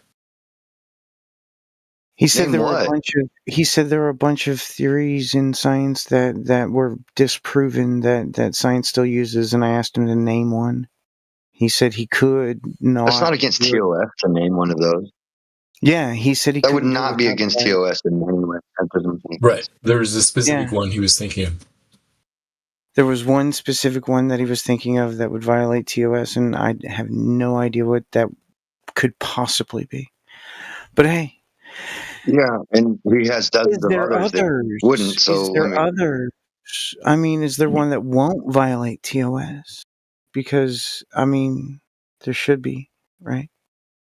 Yeah, saying that consciousness is in the brain. It's not it's in your immaterial mind. There's one.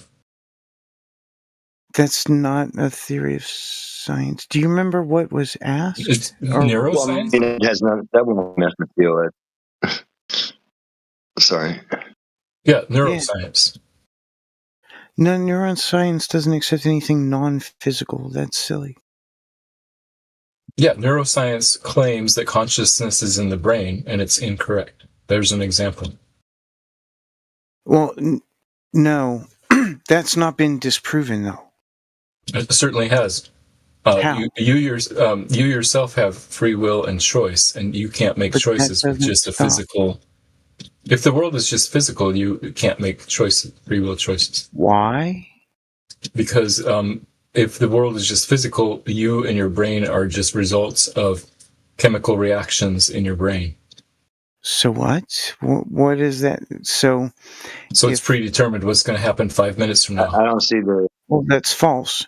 So there's this study where bacteria-feeding nematodes have food choices. You should read that. It's a demonstration of choice. Choice is a thing that exists. And yes, I agree, but the choice cannot be found in the chemicals in your brain. That's the whole point. It can be found in the chemicals of a nematode, which is a microscopic worm-looking thing. With respect, I'm a little bit smarter than a nematode. Is that what you are?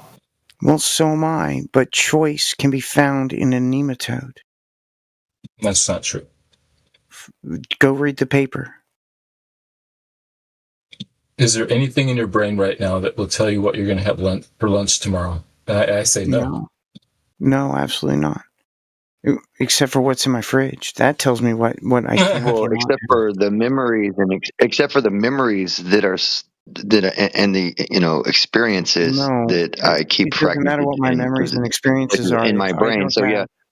If the choices that I make today are normally based on the experiences and what I've done in the past, right? Because that's literally the code that I've written for myself as to what I would like or not.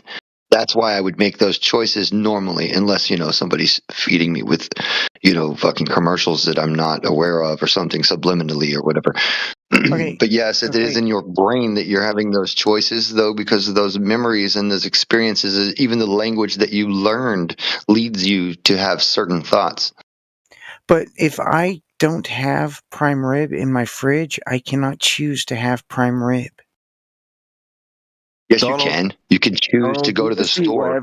Yes, I have to go to the store. You just gave yourself a Hegel's dialectic, like it's either the fridge or it can't be done. That's false. That's false. So yes, I have to choose. Okay, I'll think that. I have to choose to go to the store to get the prime rib. But if I am limited, if I am limited to what's in my fridge, then I don't have free will to choose prime rib if it's not in my fridge. That does not comport. You have free will to go outside and get free will to do whatever you like. You're using authoritarianism to explain free will. It's like I'm not allowed to go outside now. This is only the false. Who's responsible for your fridge, Donald? You or somebody else? I'm going to stop broadcasting because you're trying to make an argument for all matter and materialism, right? And then you just isolate it down to compartmentalized. I can't move off my couch. I have no choice. No, it was about choice. It's like you got real simplistic. It's a false equivalency. So you're false. It is about choice, Donald. You can choose to go down the street and buy a prime rib or a bucket of ice cream. It's your choice. Yeah. If you choose to not go down the street and put goods in your fridge, then you choose to go hungry. Yeah. If you choose not to make a choice, you still have made a choice. Thank you very much. That's an If you choose not to decide, you still have made a choice. I'm broadcasting live on YouTube. If anybody has a problem with that, nobody's perfect, dude. Nobody's perfect. We all have our little addictions, don't we? Continue. Donald, that would be redundant because we are also broadcasting on a different channel. Awesome. So no one should have a problem. So I'm going to go ahead and continue. Wouldn't that be redundant? Don't care. Redundant. Should just live stream some Donald freakout moments. That'd make some good content for his YouTube. Yeah, find a moment where I freak out. Go ahead. India already posted just look back a minute ago. Yeah. I was going to say scrolling. Just scroll back. I'm sure you don't want to end your live. You freaked out a whole bunch of times. Come on. Demonstrate that. Hey, Donnie, did you hear about NASA becoming an intelligence deception spy agency? 47 years ago. Yeah, but now they're admitting it to Donnie and Co. You hear about that, Donnie? It's now a spy agency.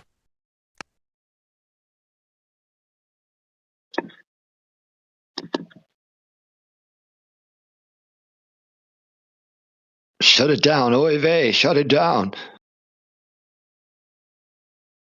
Did you just end your stream, dude? Donnie, where are you? Is there a Donnie around? Come on, Donnie, don't be like that. Yeah, Donnie, don't be like that. Come on, Donnie. Go ahead. Go ahead, Donnie. So you didn't hear that NASA's now a spy agency?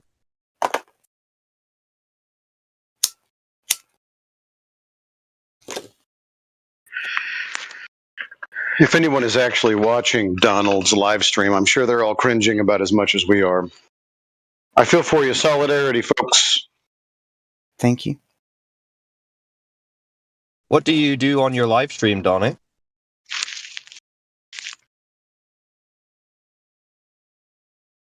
He makes an ass of himself. How many people watch it? You got a lot of viewers?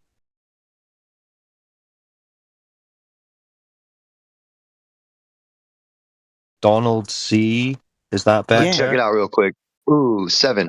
That means is your mom still watch on all your socks? I'm just playing, bro.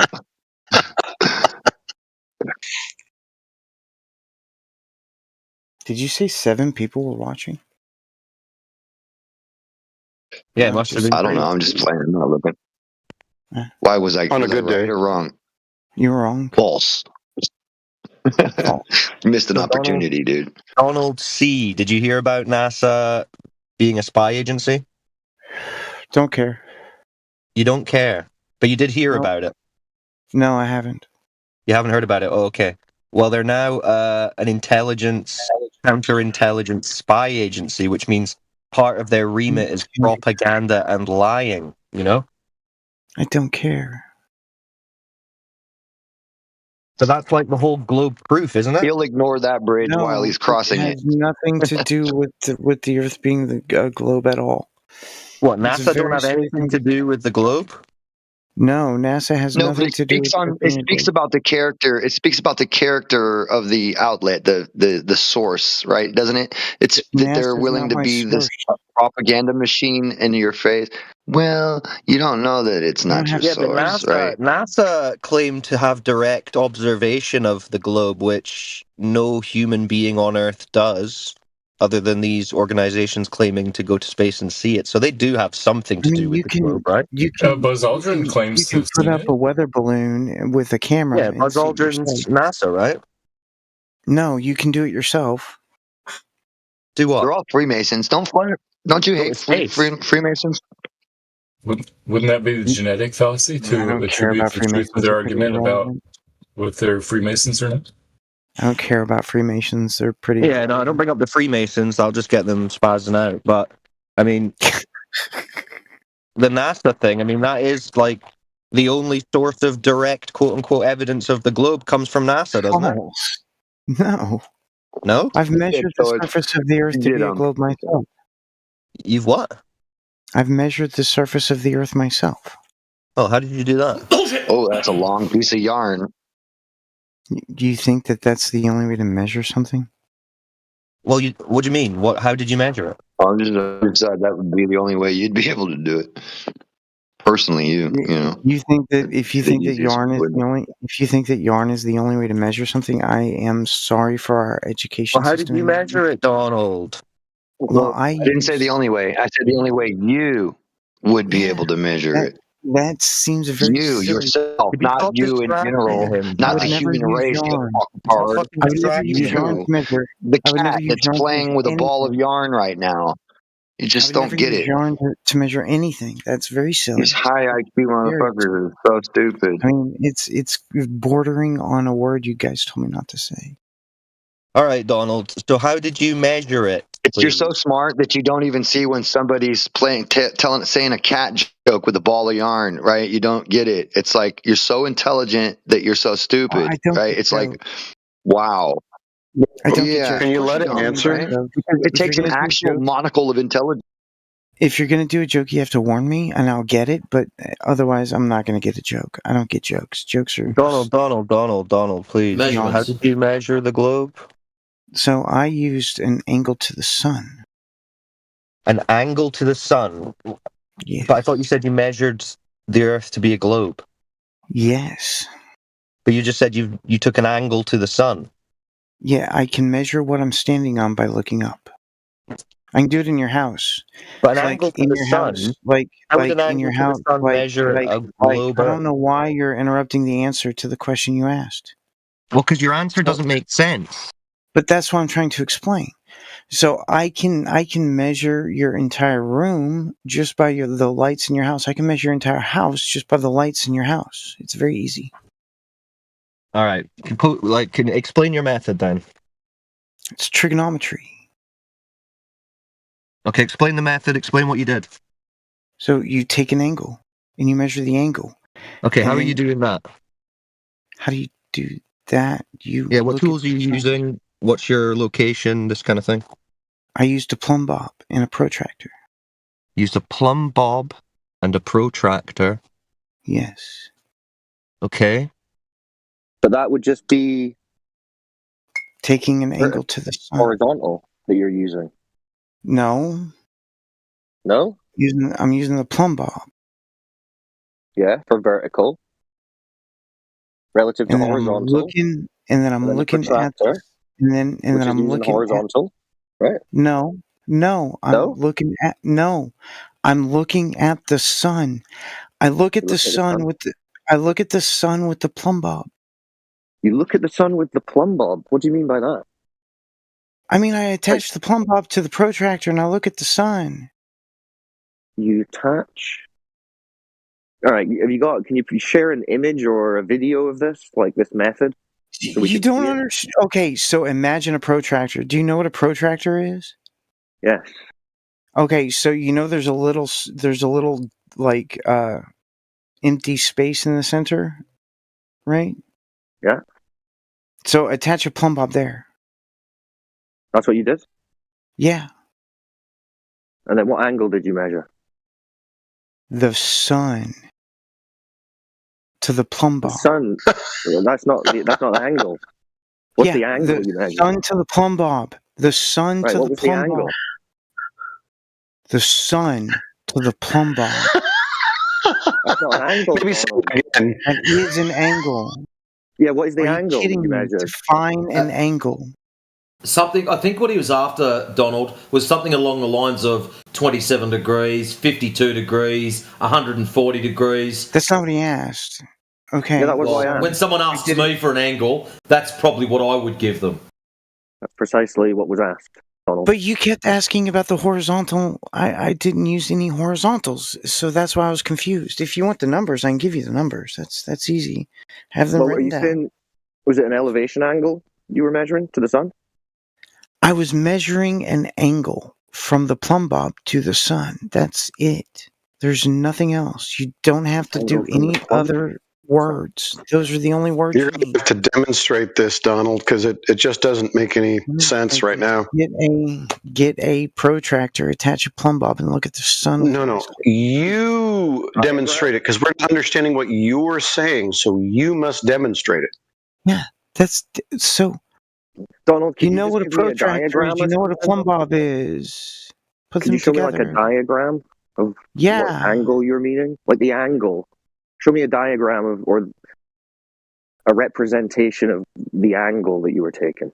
Can you do that? So, do you know there's a flat part on the protractor, right? He's not going to do it. Yeah, the base of it. I'm doing it right now. There's a flat part. He asked you for a diagram, bro. Diagram. Draw it, something. You need a diagram and angle. No, we're asking you to diagram what you're doing. I posted it in the chat, boys. I posted it in the chat. There's a couple examples. Thank you, Heretic. Let's see if they're good. Yeah, that's it. Thank you. I appreciate it, Heretic. That's what I did. Holy shit. Let's hand the kid a chocolate bar and see what he does. Wow. Thank you, Heretic. It's extremely simple. I don't know why you had any troubles with it whatsoever. Also, welcome free to my room. Feel free to come on stage. I'm talking on Discord. Also, Ruth, thank you for coming by. Feel free to come on stage. I'm talking on Discord right now. So what angle is that? Well, okay, so now you want the angles that I measured. So give me a second to find them in my book. I wrote them down. So DFW so the DFW one for this is the winter solstice was about 32 to 33 degrees. Okay. So at what point do we have any curvature? Well, when you take that measurement from two different places on the same longitude at different latitudes, significantly, like my buddy, longitude and latitude from? My buddy did it in Oklahoma City. I did it in DFW. Right. So where did you get the longitude and the latitude from? You don't need them.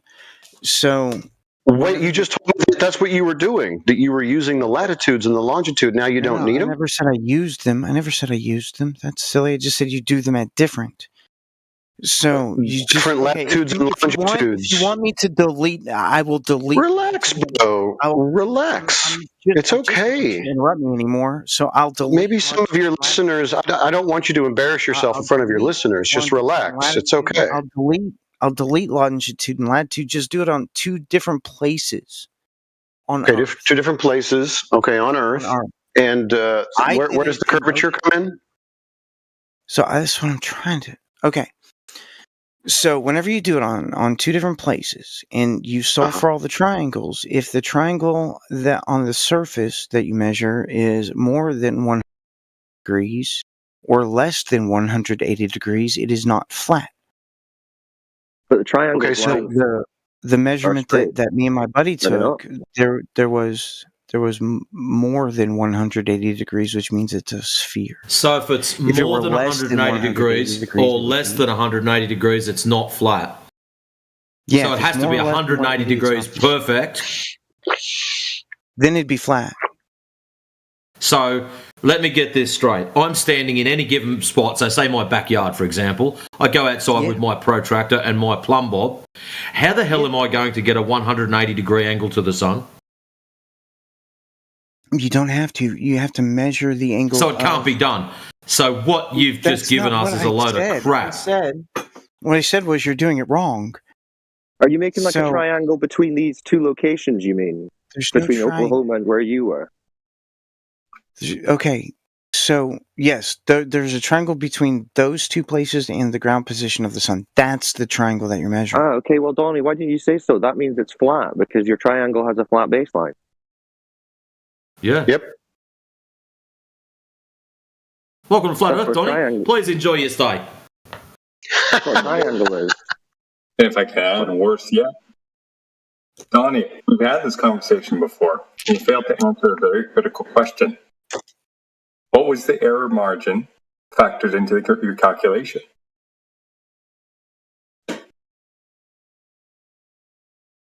But Donald, do you get that? Well, hold on though, because Donald, thank you for addressing me by my actual name. Appreciate that. Yeah, that's all right. So if you're getting like an orthographic view, if you're gonna, have you got like a side-on it's not an view of what you're orthographic view. diagramming That this doesn't make as? sense. That doesn't make sense. I'm not doing an orthographic view. That doesn't make sense. No, but like just for demonstrate, like just to explain visually not what your just, test is. Not just. The I'm not doing triangle that you're anything forming orthographic. between the I'm two not doing places. anything orthographic, so it doesn't matter. But what if I wanted to see a visual representation of this triangle that you're forming, that you're talking about? Oh, I did that. I can show you that. Okay, let's You see want it. that? Yeah, let's see it. I can do that. Yeah. So this is the triangle made from the 2 points to the sun. Is that what you're saying? Yes, from DFW in Oklahoma City to the ground position of the sun and the sun. Give me a sec. It takes me a second to find it. Because I suck at computer. Where's my...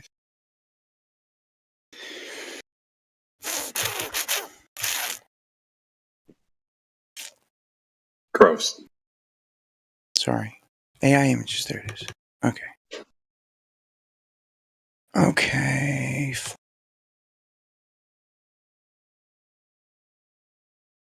There it is. Okay, so I just need to copy this image and let y'all see it. Copy image. Donald, the zenith of the sun, is it at 90 degrees to the surface of the Earth? Depends on where you are. No, I'm asking about the sun. Is it zenith at 90 degrees to the surface of the Earth? It depends on where you are. Not me. I'm asking about the sun.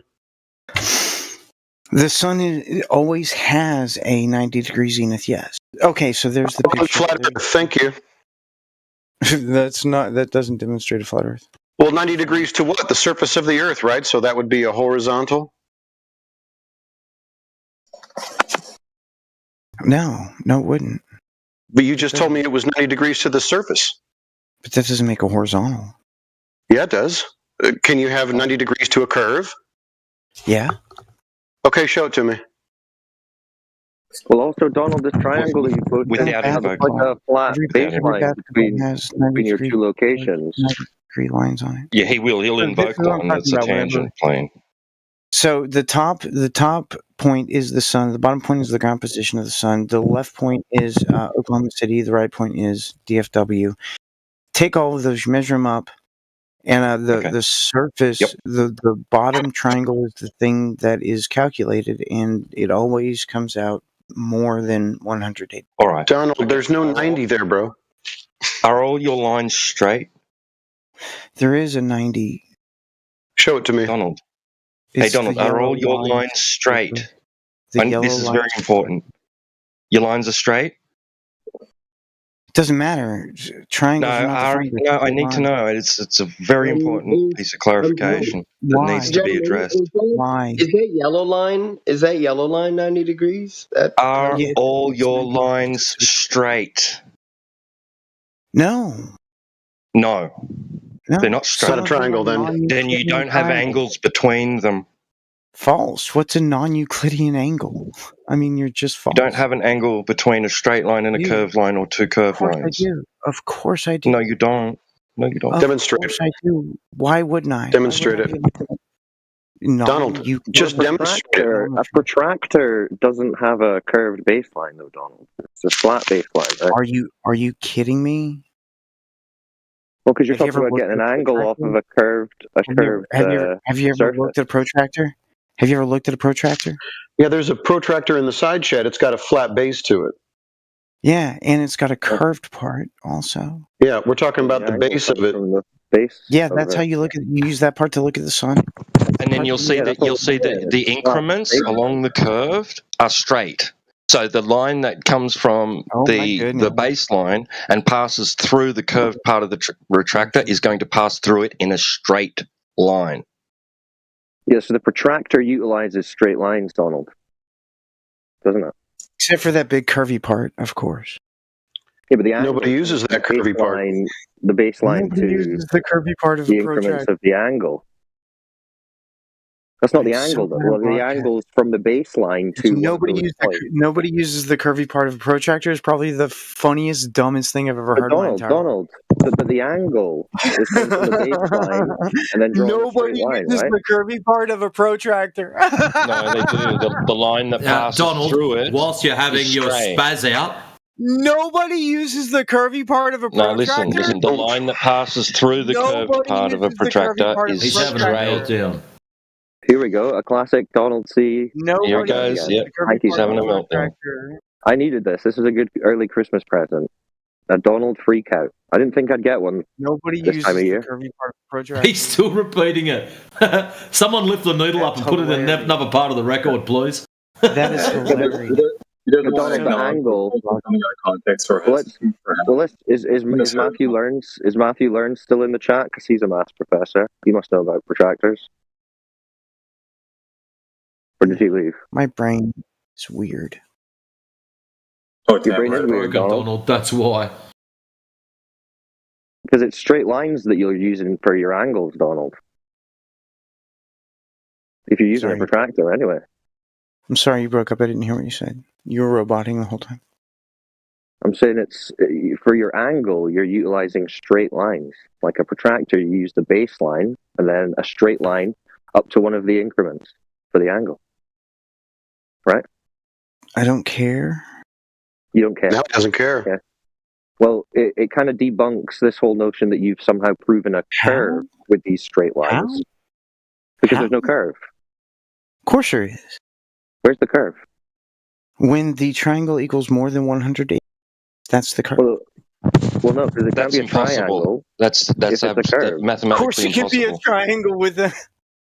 No, it cannot be a triangle unless it's internal angles at 180 degrees. Triangles are? Donald. What are triangles? Two-dimensional. Triangle. So we're going. Donald, draw one of your non-Euclidean triangles on a piece of paper for us. Draw it and put it inside chat. You can't, so it's not a triangle. Non-Euclidean is three-dimensional. False, just because you can't put it on paper. Donald, listen carefully. Donald, stop having a melt. Donald, hello. On that paper and then bend the paper. Donnie, what happens you when can do this. Triangle on that paper Donnie, and bend the paper. Donnie, hello. What happens when you draw a triangle on that paper and then bend the paper? Well, it wouldn't be a triangle. Donald. Yeah, of the lines course it wouldn't would. be straight. No, because triangles are defined. Triangle. Oh my God! Triangles are clearly defined, Donald. Because the paper bends. It's no longer a triangle. Donald, listen carefully. You're supposed to be using your triangles to prove the curvature. You're assuming curvature. Do you see the difference? Let him get it out.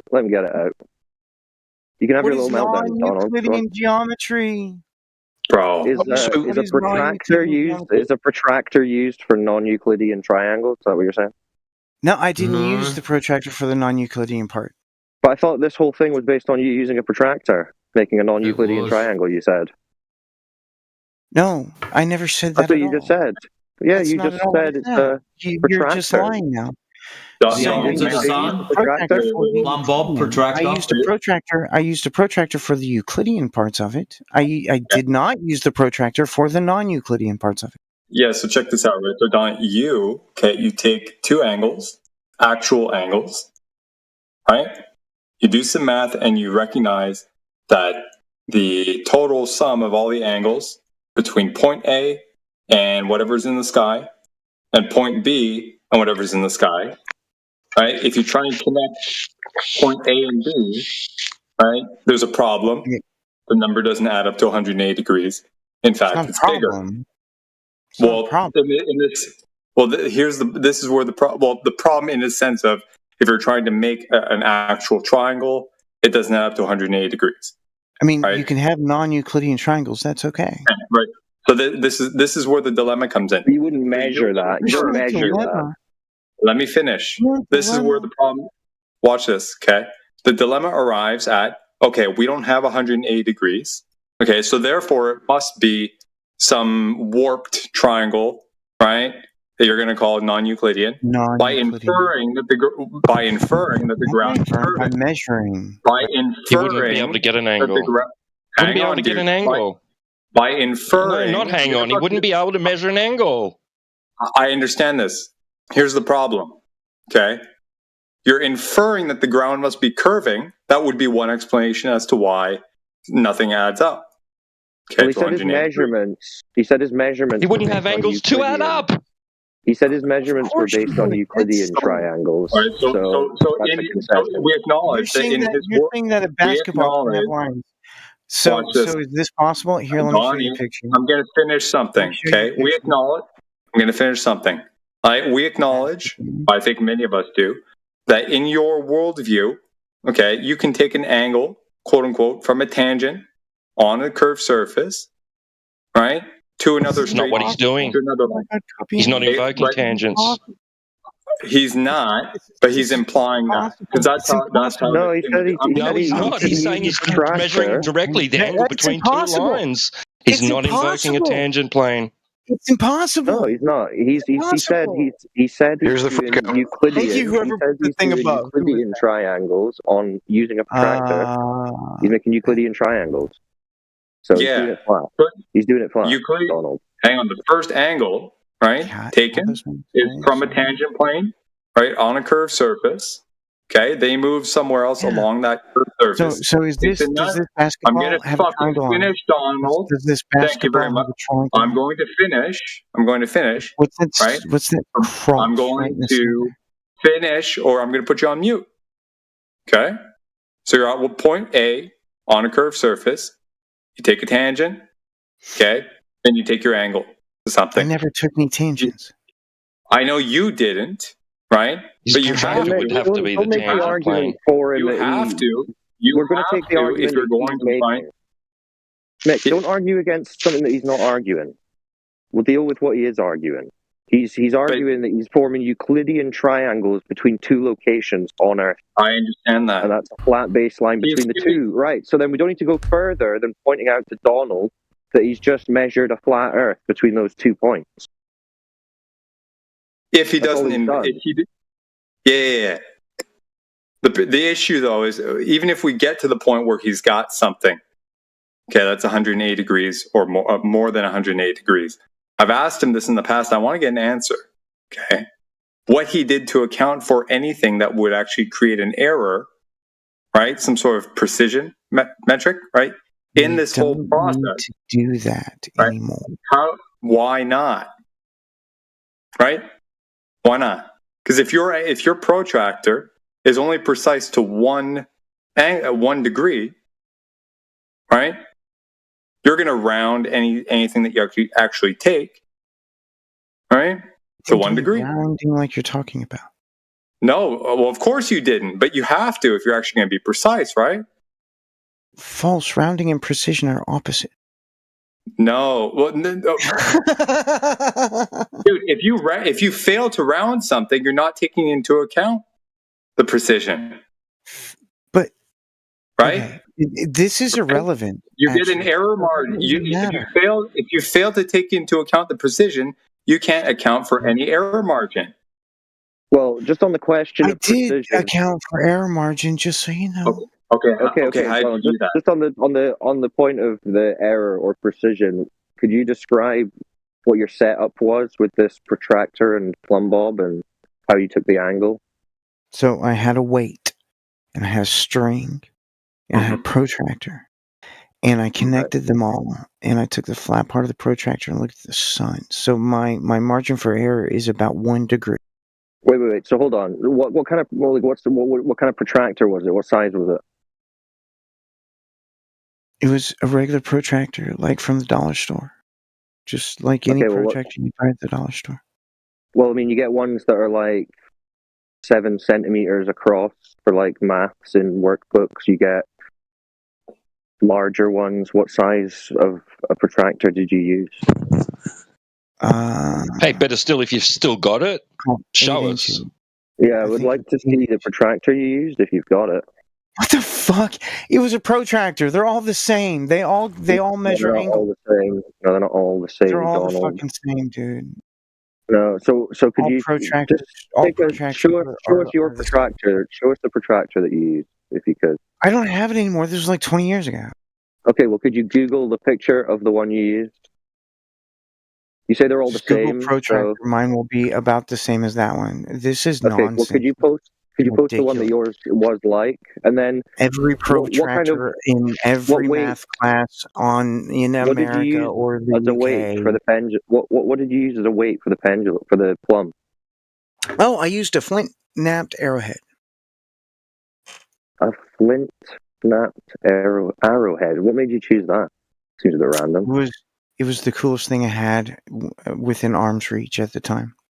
Okay. And then what, you held up the protractor and the plumb with your hands or something? I took a string and yes, that's what I did. That's what I did. Right there. Heretic, thank you. Jeez, you're so helpful, Heretic. I appreciate it. Heretic's my buddy. Me and Heretic. Why are you helping him out, Heretic? You're telling because he understands that what you're saying is fucking nonsense. He's smart enough to understand that you're saying nonsense. Maybe he just doesn't like listening to your shit. Yeah, we're just trying to accelerate the conversation because you're stalling. Okay, deliberately. I'm not stalling. Laser pointer? You use a laser pointer, Donald? Let me see the protractor that you used. Yeah, we're going to check your setup because you're getting shown a setup there, but that's not any evidence that you actually did this. Not only that, yourself is the point. That's my evidence. It's kind of seeming like you didn't even actually do this, is what it seems like. Yeah, you can do it in your backyard. I did it in my backyard. You can do it. Yeah, how precise is it? Yeah, because think about an error margin from using a protractor that size to what you think you're measuring to. 1 degree of error. What that adds up to over. Doesn't add up to much. 3 million miles. 360 degrees. 360 if you're a little bit off at this point. You're a little bit off at this point. Yeah, with 1 degree of error. Yeah, but think how much that's going to add up to over a distance. It's going to compound. I'm not moving. No, Donald. Measurements are involving distance doesn't affect angles. You understand that distance does not affect angles. You understand that, right? Donald. You can be at whatever distance. Hang on, dude. Hang on. We need to get something straight, dude. Okay. Hang on. When you added up these angles together, what number did you get? Number added up the angles. Well, it wasn't just addition, but okay. Let me look at my. Then how do you get the sum of the angles greater than 180 degrees if you're not just adding them? Well, okay, so there's a formula for that, but you just essentially you take the measurement of all of the different angles, and so I got one was 32 degrees, one was since position was 32. Oh, so 32 degrees, and then you get the other position, which I think was 38 degrees on that one. And then you use trigonometry to measure a triangle, the interior angles of a triangle. So if you take 32 and 38 and add them together, you get what? 60? No. 70. Dumbass. So there's So what was 360 final? degrees What was left, right? what There's what, 360 degrees hang on. left, right? Wait. So Wait. So that's your angle. hang on. Now, so what was the total value that was greater than 180? Please. What was the? It was like very small. It was like 181 point. Thank you very much. Thank you very much. Right. So within the error margin, right? No, it was over the error Are you sure about margin that? because it was Okay. How'd you calculate that? Right. It's one angle. Are you sure about that? Yes, Yeah. it was 181.7 or. Thank you very much. Thank you very much. And you just said earlier that the precision is 1 plus or minus 1 degree, right? Yeah, so it was 0.7 over the margin. Right. So anything below 182, right? It could be. No, you actually half it. You don't double it. You half it. So you're wrong. But it was You said 0.7 plus over or the margin minus. for You error. said plus or minus 0.7. It 1 was degree. 0.7 over. No. It was 0.7 over the margin for error. You talk seriously with a homemade plumb bob protractor device. Yeah, Holy with his shit. arrowhead. What is wrong with you? matter. Hang on a second. If it was 0.5, okay, then yeah, you would. No. If the precision was But half it a wasn't. degree, So you said it was. Bro, no, dude, listen. Okay, if the precision is 1 degree plus or minus 1 degree, yeah, versus plus or minus half a degree, right? But I'm not. I'm at 1.7 degrees. So Exactly. It's Yeah. So with the precision of it's 0.7 over the margin for error. It is over the margin for error. No, Donald, that's not very much. Donald, that's not very much. So Donald, I'm not Donald, you're wrong. telling us. I'm not wrong. Don't tell me I'm wrong. Hold on, Donald. Let me just summarize. I'm not wrong. I'm 0.7 over the margin for error. Donald, 0.7 over the margin for error. No, you have That's to the add thing that's You correct. have to add, dude. You retard. When you're adding margins of error, Do not use that fucking word with me. No, I will, dude. When you're multiplying values and multiply the margins of error, when you're adding and subtracting, add or subtract the margins of error. Right, can we just summarize? Let's just take stock for a second. So 0.7 of a degrees is your idea of a globe proof. But what you've really told us, Donald, is that the way you proved the globe was you tied an arrowhead to a string, and then you took a little protractor from maths class that the kids used, and then you took a little handheld laser pointer that you get from like a market on holiday. You pointed that at the sun, you took the angle, and then some other guy somewhere else tied, I don't know, a conker to a string, and then did the same thing, and that's your proof that the ground we live on is a spinning ball in a vacuum. He was on 7 degrees from that. That's all right. It's more for the audience. Okay. Now you have to repeat it because he's on deafened now.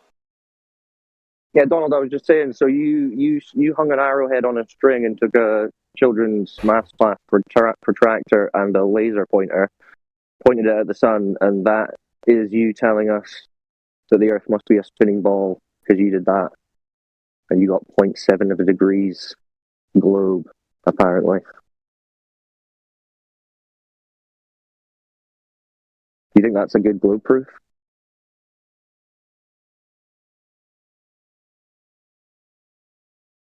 Donald? You still with us? I think he's finishing a box of Kleenexes.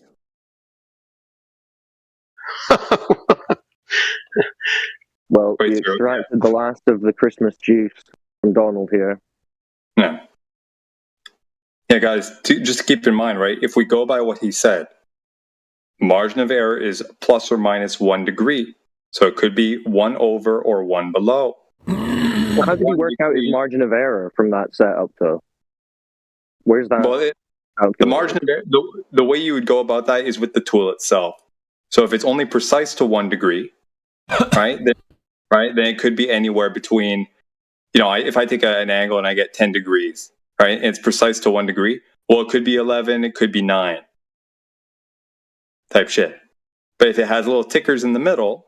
Yeah, but he's talking about drawing an angle to the sun Yeah, exactly. Light in the sky with a handheld laser pointer, an arrow suspended from a string, and a 5 centimeter protractor.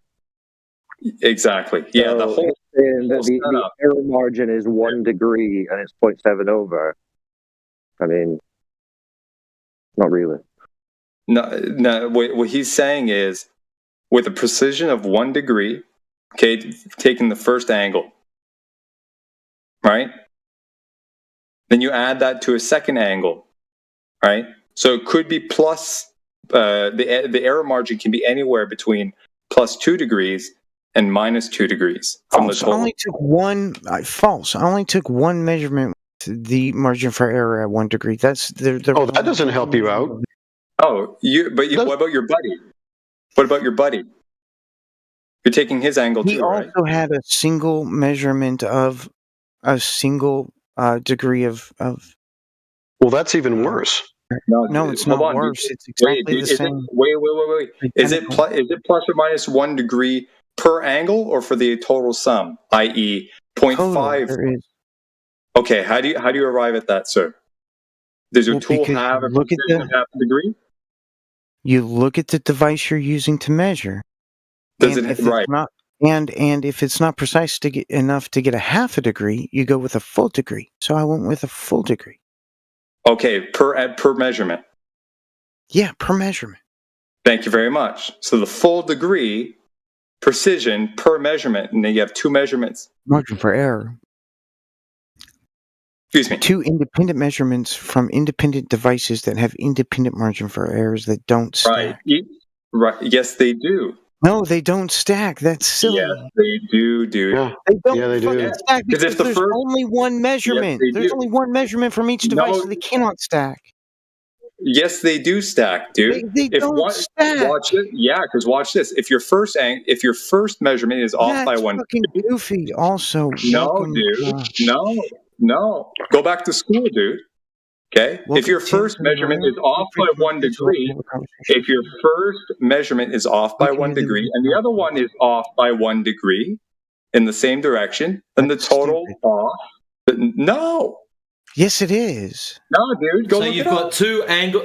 Donald, you've got 2 angle measurements. Donald. Independent measurements have independent. Hey, Donald, what was your measurement? You said it could be off by 1 degree. What was your measurement? Yeah, that was how far it could be off. What was the initial measurement taken? 38. 38 degrees. So that means it could be 37, 38, or 39 degrees. Now, what did the other gentleman do? That's off 1 degree. No. That's a 1 degree plus or minus 1 degree. No, that's not how it works. Listen, Sped, you said plus or minus 1 degree. You're lying. You said 1 degree. You're lying. You said 1 degree. You're lying. That's how it works. No. Donald, I think what you meant to say is that it's a 1 degree spread between. No, it's a 1 degree margin for error. That's what I meant. That's what I said. Don't tell me what I meant. No, dude, you said plus or minus 1 degree. No, that's 2 degrees. I didn't. Different. I never said that. You did. Actually, you did. You did. When I asked you Donald, when I asked you for clarification, I said plus or minus 1 degree, and throughout the conversation, you affirmed that. That's why we're going down this route. I never even heard you say that until just now. This is the first time I've heard you say that, so don't lie to me. Okay. Well, maybe you should stop muting yourself. Yeah, that's not my problem, dude. Okay? So we're in this conundrum because you aren't right now listening. that I've never heard you use that term till just now. Okay, so that's why we're in the conundrum then. Or you're absolutely just lying. I don't know. One of the two. But the point is, me highlighting to you, right? That you don't understand margin for error analysis. If you can't tell, dude, no. It was about the communication then.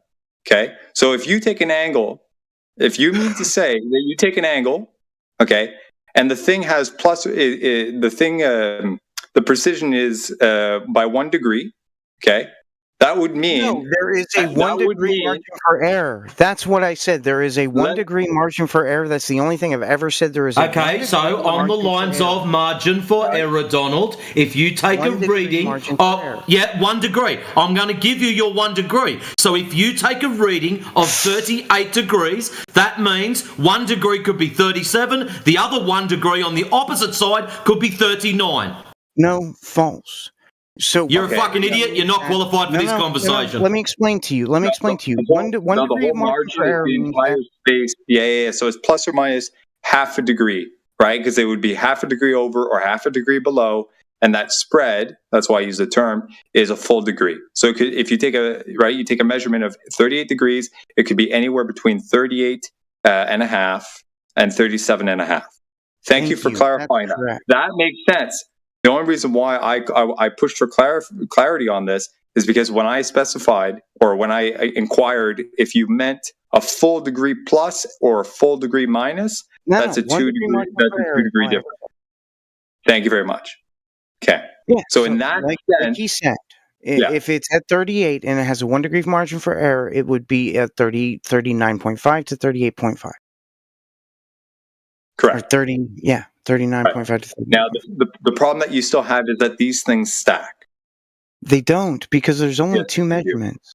Well, that's right. There's 2 measurements. So now, on your initial one, you've got half a degree either side, and on the other gentleman's one, you've got half a degree either side. So if your one is Donald's not speaking. He's listening. He's learning stuff, Donald. On your measurement, you might be half a degree low, and on the other gentleman's one, he's half a degree high.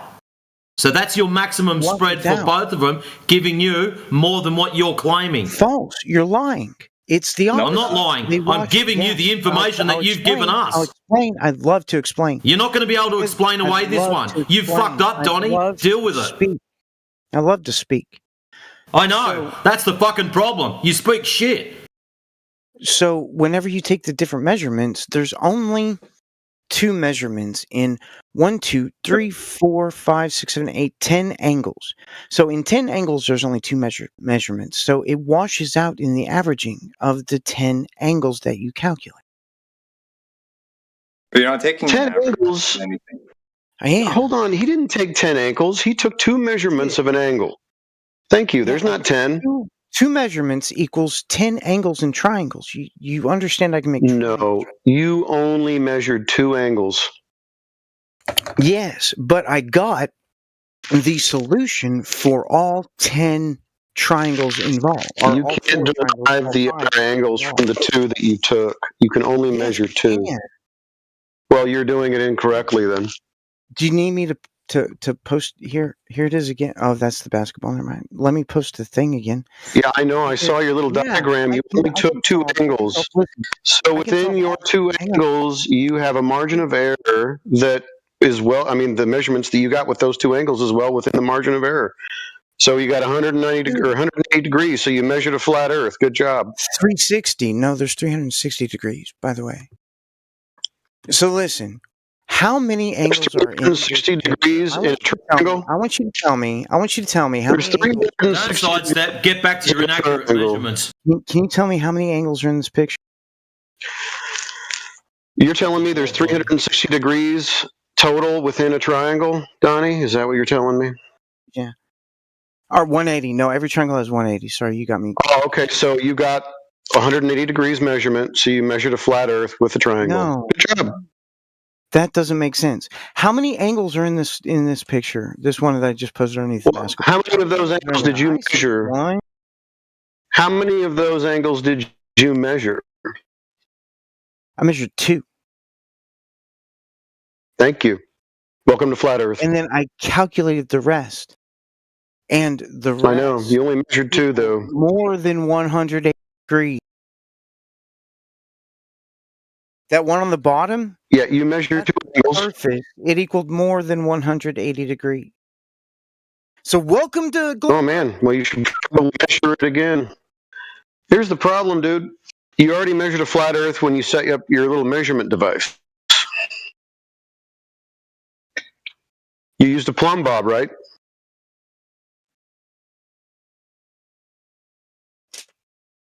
What would you use?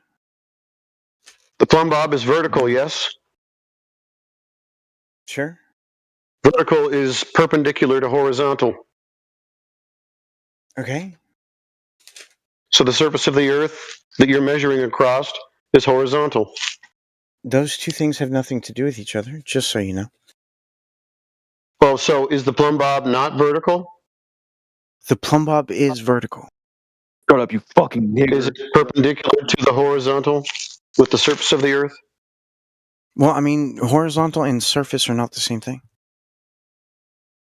Well, what are you measuring against if not the Earth? I mean, what does the plumb bob, what is it in relationship to? Gravity. Oh, there's no gravity. Well, I mean, what keeps you on the ground? Nothing. Nothing keeps you on the ground. It's just magic. No, I didn't say anything. You're saying magic now. Is Whatever gravity keeps you on magic? the ground, whatever it is that keeps you on the ground is the thing that I'm measuring against. Whatever that is very reliable. It seems to never fail. So your line, your third line for your triangle, would have been the distance, would have been the line between the 2 points on the surface, right? You and your friend. Third, I mean, there's. Is that one of the lines of the triangle? Is there a line between your point and your friend's point? 4 triangles. Donald. He's muttering. He's like lost it. So the little Donald, red line is between me and my is one of the lines the point from you to your friend? Yes, the red line. Right. That'd be straight, right? Well, no, it'd follow the curvature of the plane. That'd be the perpendicular to the vertical. Oh. There's no perpendicular to the vertical there. That doesn't make sense. He just admitted it. He pre-assumed a curvature. Measuring a distance. Oh, you Donald, you can't measure an angle from that curve then unless you invoke a tangent. Me and my buddy stood Did you next to invoke each a other. We tangent? got in his car. Listen, this is Did all you that invoke a happened. tangent? No. This is all that happened. No, so then that's a straight, flat line. Oh my God, shut up.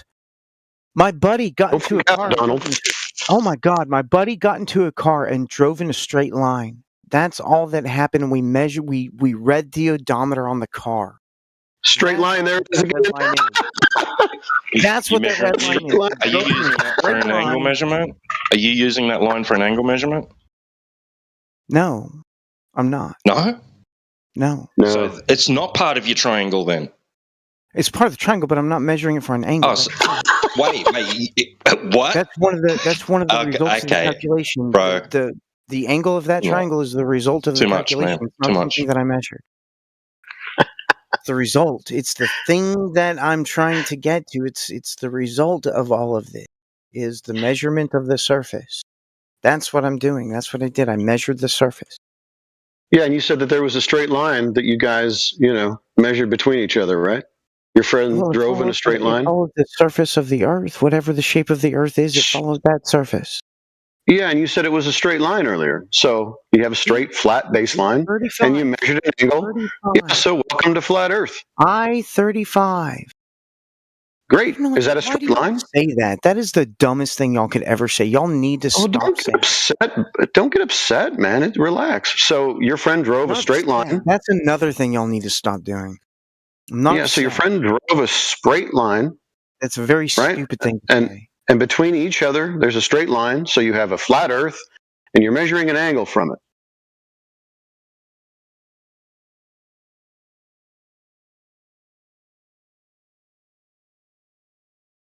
Yeah, Matrix, he freaked out when you said that. When you said sped, woo! He's broken, man. Like, seriously. I know. He'll tell us about straight lines and then tell us on the next breath how that they're curved, and he makes these curvy triangles out of straight lines. It's like, dude. With some of the lines being part of the triangle that he's not using to get an angle. And this precision thing needs to be worked out too, man. I think that's why there's an emphasis getting the actual instrument. Right. For all we know, he was using a shitty protractor that only had 2-degree intervals. Maybe the piece of string that he used that tied to his plumb bob was thicker than the lines on the protractor.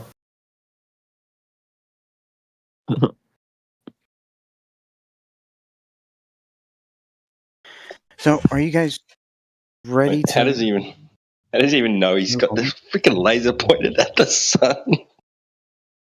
There's no lasers involved. Oh, there was no laser. So how did you know what angle the sun was at then? I looked at it with the protractor. You just looked at it. You just got down and like looked through your protractor. Yeah, it looks about right. Yeah, he just eyeballed along the edge of the protractor. That's real precise, isn't it, Donald? Yeah, and then another thing to take into account. Well, check this out, dude. It's not only just the angle on the protractor that you have to worry about, right? Because if you're trying to angle it up to the sun, right, the anywhere at the sun, right, satisfies the condition that you are, quote, taking an angle to the sun, right? But what's the angular size of the sun? It's only about 1.5 degrees in the sky. 1.5 degrees. Okay, perfect. Yeah. Okay. So how do you know that you were dead center so as to only need to rely on the error margin of the protractor or the precision of the error margin? So it's 0.75, which is within the margin for error. No, but did you account for all these? Did you add up all these up? Yes, I did. Okay. So what's the error margin of the sun? What's the error margin of your protractor number 1 and error margin of protractor number 2? 1 degree. Okay, 1 degree total. 1 degree total. Yes, 1 degree. From the protractors. Right? There's also an error margin to account for the sun for each angle measurement. The error margin. How could you even know that? Nah, dude. You're skipping it. He's just dribbling shit. Like, seriously. Yeah, he's really, really off on this, man. Right, if you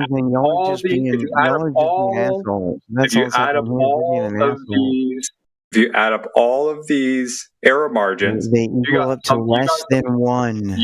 Less than 1 degree. No, all of them are still under 1 degree. Listen to me. Watch this, okay? I'll try it again.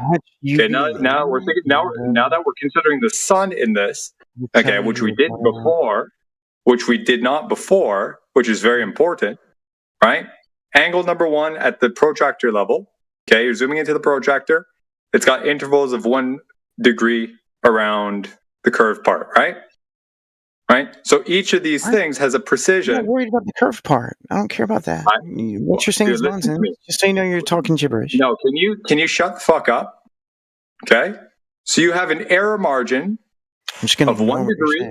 Of 1 degree. So for each angle measurement, it's plus or minus half a degree. Okay? Then you have the other angle at the other protractor. Just going by what you're saying. Also an error margin of 1 degree. So plus or minus 1 degree from the measurement. Correct? So we have a total error margin, right? Of plus or minus 1 degree. So 2 degree range. Now, if we take the error margin for each of the measurements to the sun, right? Assuming you're actually dead center, which you're not. If you factor those in, you also have to take those into account. So even if you want to go by your estimate, 0.75 of a degree each time, 0.75 plus 0.75, right? That's 1.5 degrees. Again, 20. Yeah. He's a fucking every bitch. single time. That's shit. Every single time you want to describe something or explain something to this clown shoes, it just headphones itself so he can sit back and go, nuh-uh, and he'll never learn. Yeah, he's an absolute fucking child, right? But for anybody else listening, whoever hears this argument again, keep this in mind. We have 4 margins of error to take into account, even if they are all 1 degree error margins. Okay. 4 of them, you have plus 4, or excuse me, plus 2 in one direction, plus 2 in the other direction. Basically, if all of them are one where do you get that from? 1 degree precision.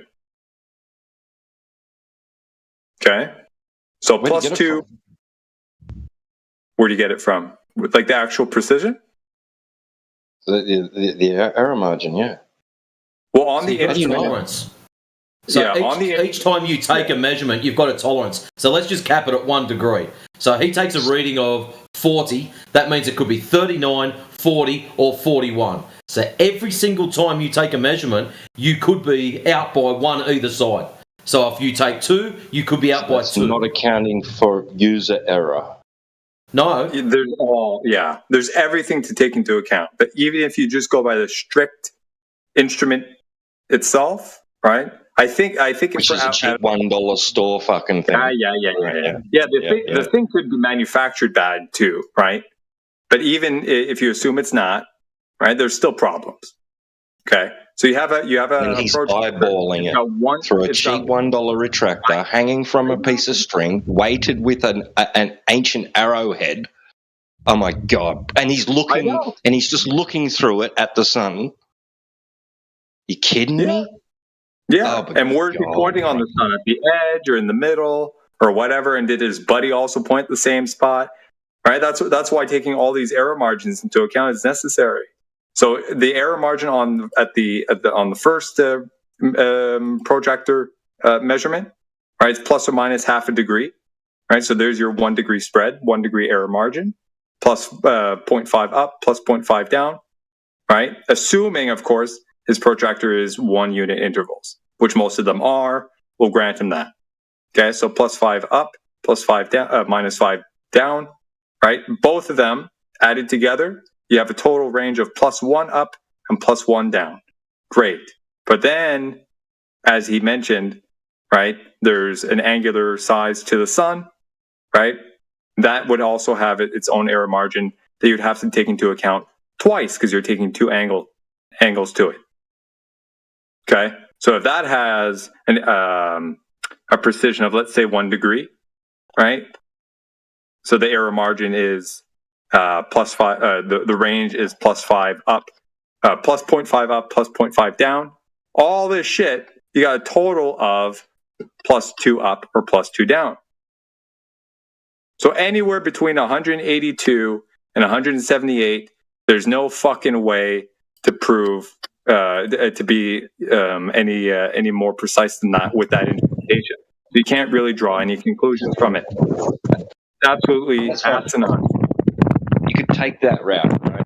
I'm going to take the route of, I'm sorry, but if you're measuring the internal angles of a triangle and it doesn't add up to 180 degrees, then you're fucked up, period. End of story.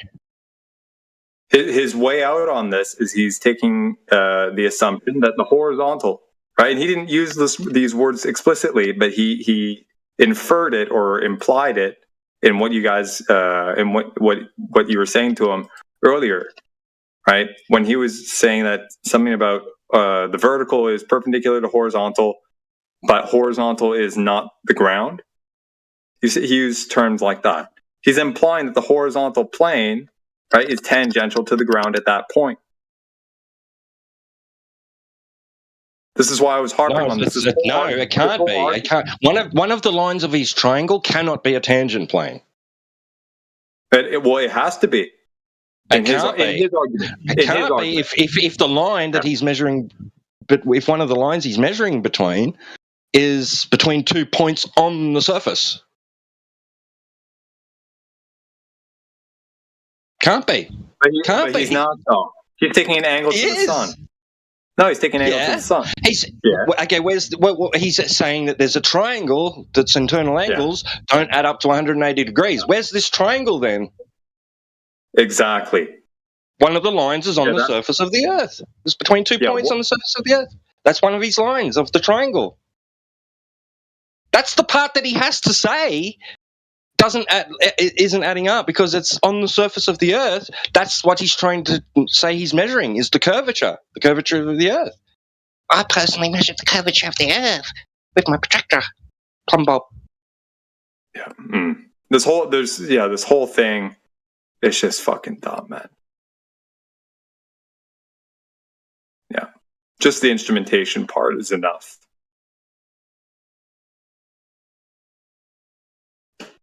Fucking sick of listening to this guy, man. He sounds like a fucking 10-year-old. To boot. Acts like one also. God, yes.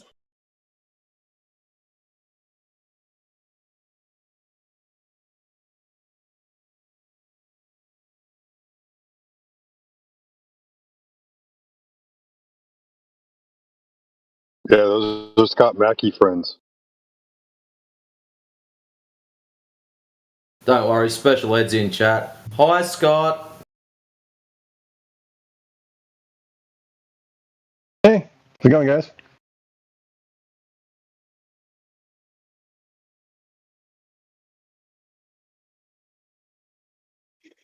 Hey, Cups. You there? Yeah, man, what's up? Yeah, the other day we were talking about atmosphere and pressure gradients. Yeah. Right? Remember that? And then Pete came in and tried to save you. You can interpret it that way, sure. No, I'm kind of wondering how the pressure differentials happen in valleys versus on the mountaintops, because they're both next to ground, right? Okay. What about? Is it hotter or colder in those valleys? Well, we can go to the desert or the Arctic also, right? And it's the same thing. Yeah, cool. Is it hotter or colder in these valleys? It's could be colder. Yeah, there's some mountains No, that it's are usually it's hotter. I know, but we can go to a valley, which is much colder than a mountain peak, right? Oh, We so can there's a very easily do temperature that. difference. Right, just checking. But we can go to a valley, which is much colder than a mountain peak. Yeah, I'm in a valley. Sometimes the air pressure here in this valley, right, is equal to that, and this is at 1,000 and something meters, 1,030 meters above sea level, is the same as at sea level on that particular day. It's equal. So where's your gradient now? What's equal? The air pressure. No, it's not. Yeah. Yeah, it was No. 14.7 the other day. I checked it on the barometric pressure from the Bureau of Meteorology. Mm-hmm. It was 14.7 psi. Okay. At my location, 1,000 and something meters above sea level. And sometimes that's equal to what it is about 200 k's east of me on the coast at sea level. What do we say it should be different? How much at a 3,000 or 1,000 meters? What's the pressure differential? I don't know. I'm just telling you what I've looked up. No, on but certain days. every time I go to the mountains to go skiing, I always decrease atmospheric pressure, because if I'm bringing a potato chip, the bag expands and my ears pop on the way down, and they kind of pop on the way up too. Every time. Why is that? I'm at the same distance from the ground where all the gases are being created. Scott, it's pressure differential, bro. I know, but why? I'm asking a simple question. Why? Well, nobody here's claiming to know. Do you have an explanation, perhaps, that you can demonstrate Yes, it? I do. Yes, I do. Great. Can you demonstrate it? Yeah. Okay, great. Do it. It's gravity. That's not a demonstration. That's a word. Get busy with the demonstration. But just so we're clear, you guys have no idea why that happens. Right? Demonstration, Scott. Demonstration, Scott. And so 20 cups when he was saying today that the pressure differential is because Sorry, Scott. I don't know why you're walking away from the thing that you're supposed to be demonstrating. I was asking 20 cups a question, and you butted. I was just asking you a question, and you gave me an answer, and you said you could go ahead and demonstrate it. So please do so. Yeah, I was asking 20 cups a question. I want to see do have what one question, happens. Scott. I don't get to ask many questions, and I want to ask a question. Does gravity make the Earth a ball? It is a thing that forms the ball, yes. Then you need to demonstrate. Why? You claim, because that's your claim, right? Yeah. Now you got to back the claim up, right? It's actually that you guys never make any claims at all. No. This is your claim. You made the claim. I know. Right? Don't try to reverse the burden of proof. I know it's my onto claim. us.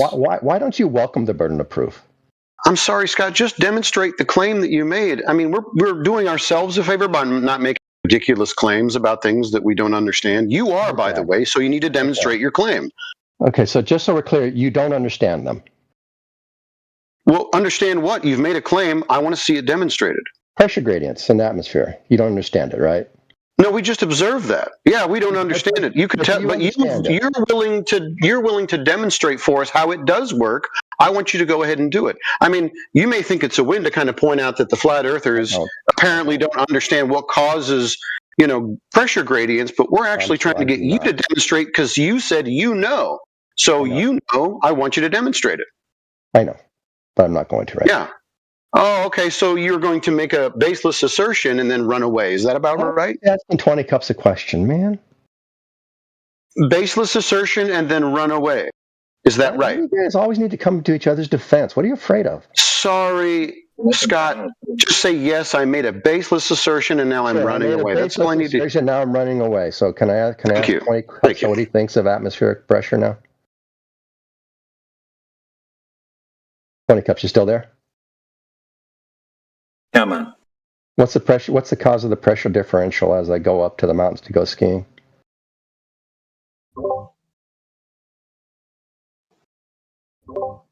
What's the cause of the pressure differential being lower the lower you go?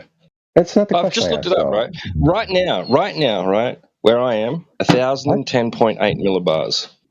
And are you afraid to answer on the coast, where 200 k's east of me, it's 1,007.8. Okay. It's lower. It's lower on the coast than where I am at 1,030 meters above sea level. How much lower? Oh, it's 1,010 here, 1,010.8, and 1,007.8 on the coast.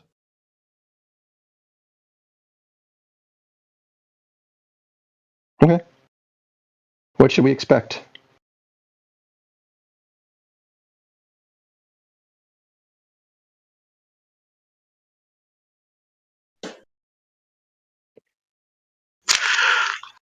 Wait a minute. Did someone make a claim that we should be expecting something? Yeah, I do. I think we should expect things. Why don't you guys think you should expect things? Okay, no worries. Can you go ahead and demonstrate for me how it would work since you have an expectation and a causal mechanism? Yeah, I would expect that every time I go up in the mountains, the pressure drops. Okay, that's an observation. But you can expect that. That's fine. What does that have to do with anything? Do you expect that? Yeah, that typically happens. So I do expect it. What does it have to do with anything? Okay, do you want an explanation for it?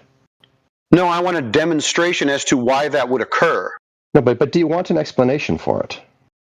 Explanations are worthless without demonstration. So can you tell me the causal mechanism for that particular observation and then demonstrate it for me? The explanation is unicorns. Unicorns push everything down. But I'm just curious why you guys don't want to understand this stuff. You just admitted you don't understand it. Why don't you want to understand it? Does anybody else other than Sesu understand it? We do want to understand it. So why don't you then? That's why we want a demonstration. Scott. You're kind of breaking up, Sesu, just so you know. Scott, don't be afraid of me, okay? I'm not. Okay, well then let's have a conversation. I expect the air pressure to get thinner as I go up in temperature or up in altitude. That's what I observe. I expect that usually. I don't have any claims or ideas as to why that's occurring, but apparently you do. So can you give me the explanation backed up by demonstration, please? But do you want to understand it or do you want to reject it? I'm asking you to go ahead and demonstrate it. I'm asking you to do that. And it's like you're not here. I have learned from my time here that you cannot prove anything to someone who doesn't want to understand so something. Stop being a slimy weasel and sidestepping. So you want him to understand it, so demonstrate it. Well, didn't you hear that? He says, you guys don't want an explanation. I said, well, we want an explanation with demonstration. And then he said, well, I'm not going to give it to you because you guys actually don't want it anyways. Well, you're divining people's thoughts. Scott, why are you divining people's thoughts? I've listened to you for a long time. Okay, so demonstrate the thing that you're claiming. I don't know if you've ever actually done that. How do you demonstrate the causal mechanism for the change in pressure? Well, for me, it began by understanding what a gas is. Okay, what's a gas? It's particles in motion. is it a state of matter, Scott? Is it different than like water? Because those are particles in motion as well. Yeah, they're different kinds of particles in motion, though, right? They have much less motion. Okay, so these gas particles, this state of matter, what about it? First of all, it has mass. What's mass? Right, we agree. What's mass?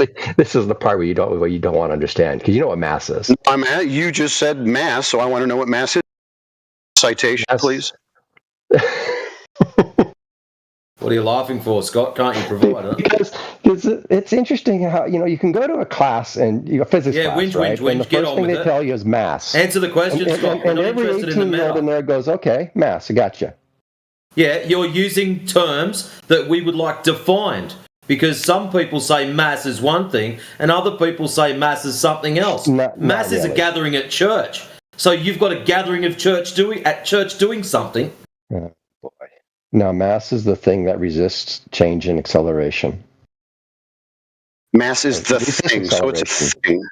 Oh, now it resists. It's a property of an object that resists change in velocity. We'll call it that. Okay, and what units do we use to describe that? Grams. Grams. So it's more like weight at this point. So mass is weight. No, it's nothing like. No.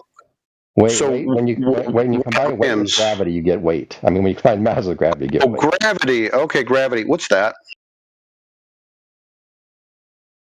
It's the thing that pulls masses together. Oh, so it's like a force. Kind of, yeah. They call it a pseudo. Kind of? Yeah. A pseudo force, so then not actually a force.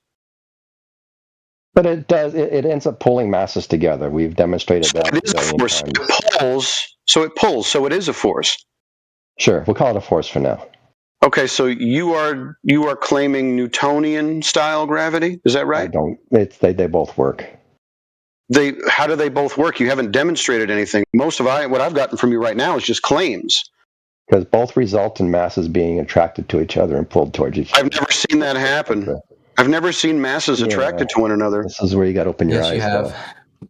This is where you have to open your eyes. When have I seen masses attracted to one another in nature? Can you show that to me? You just reject it. You just reject what your own eyes tell you. To me in nature, please. Like, just give me an example.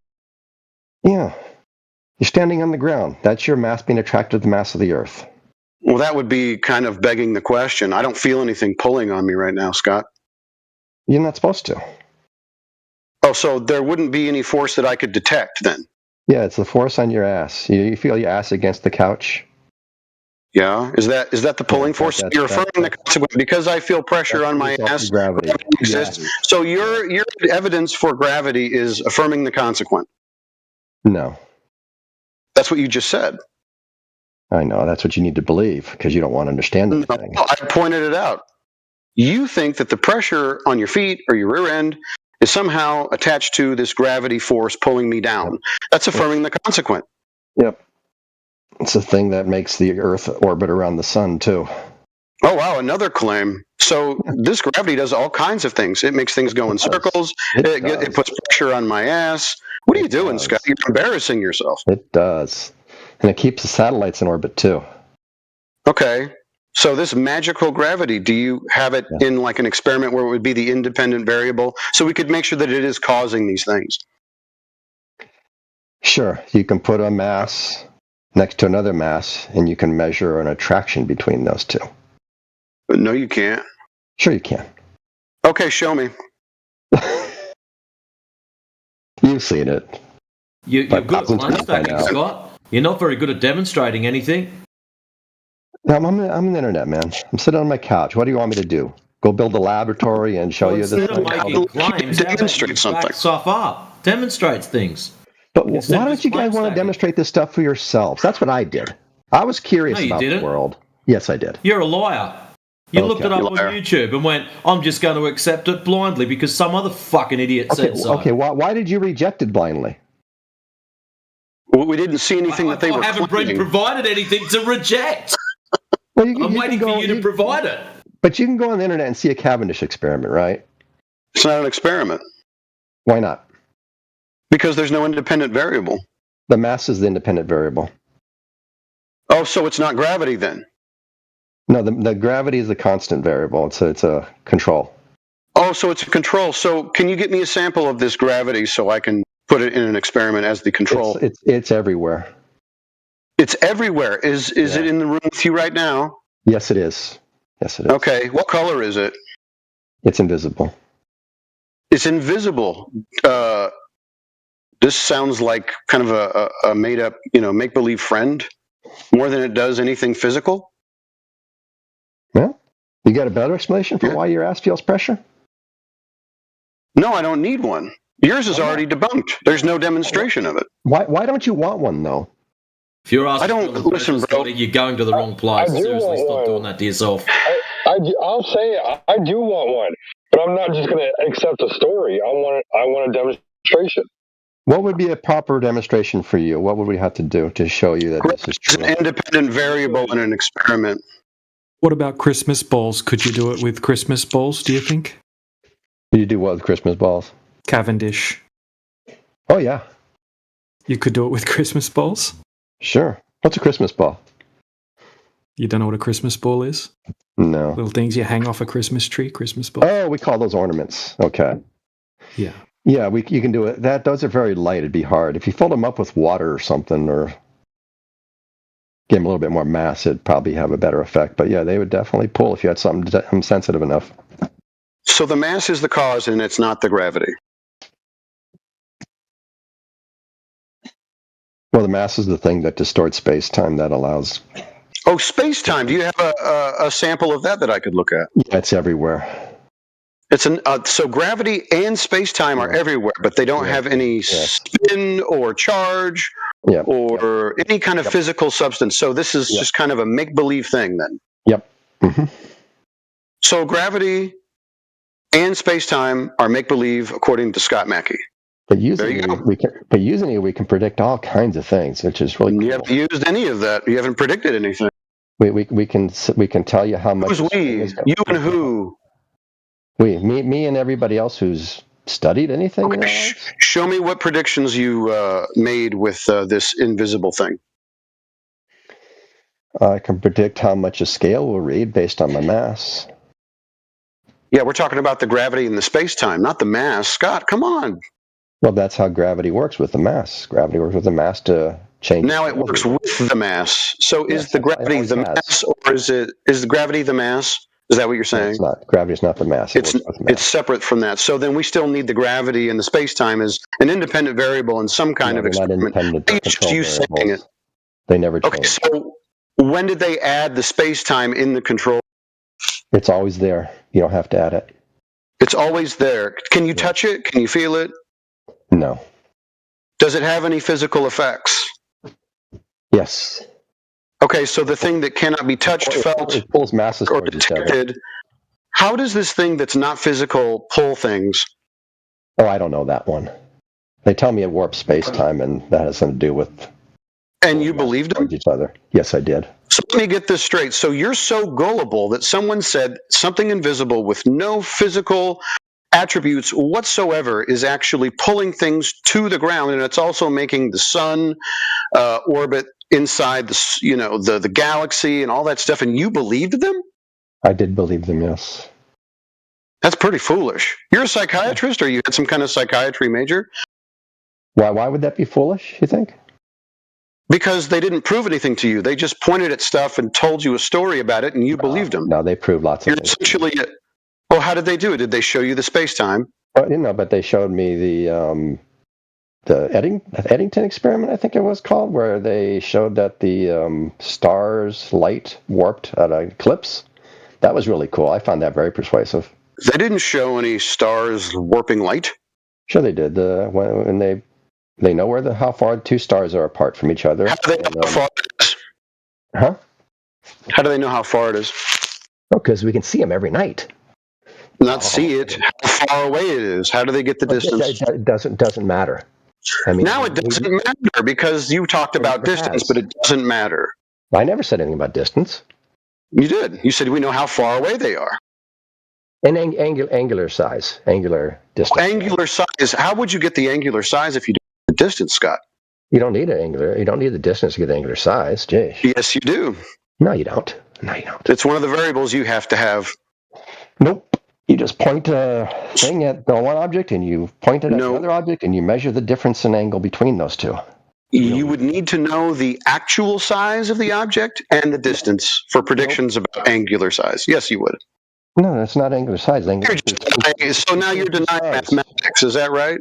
No, you don't understand mathematics. That's your problem. Oh, see, yeah, you're just going to ad hom me. So at this point, you don't understand that to get angular size, which, by the way, is arbitrary, it looks this big. About angular size.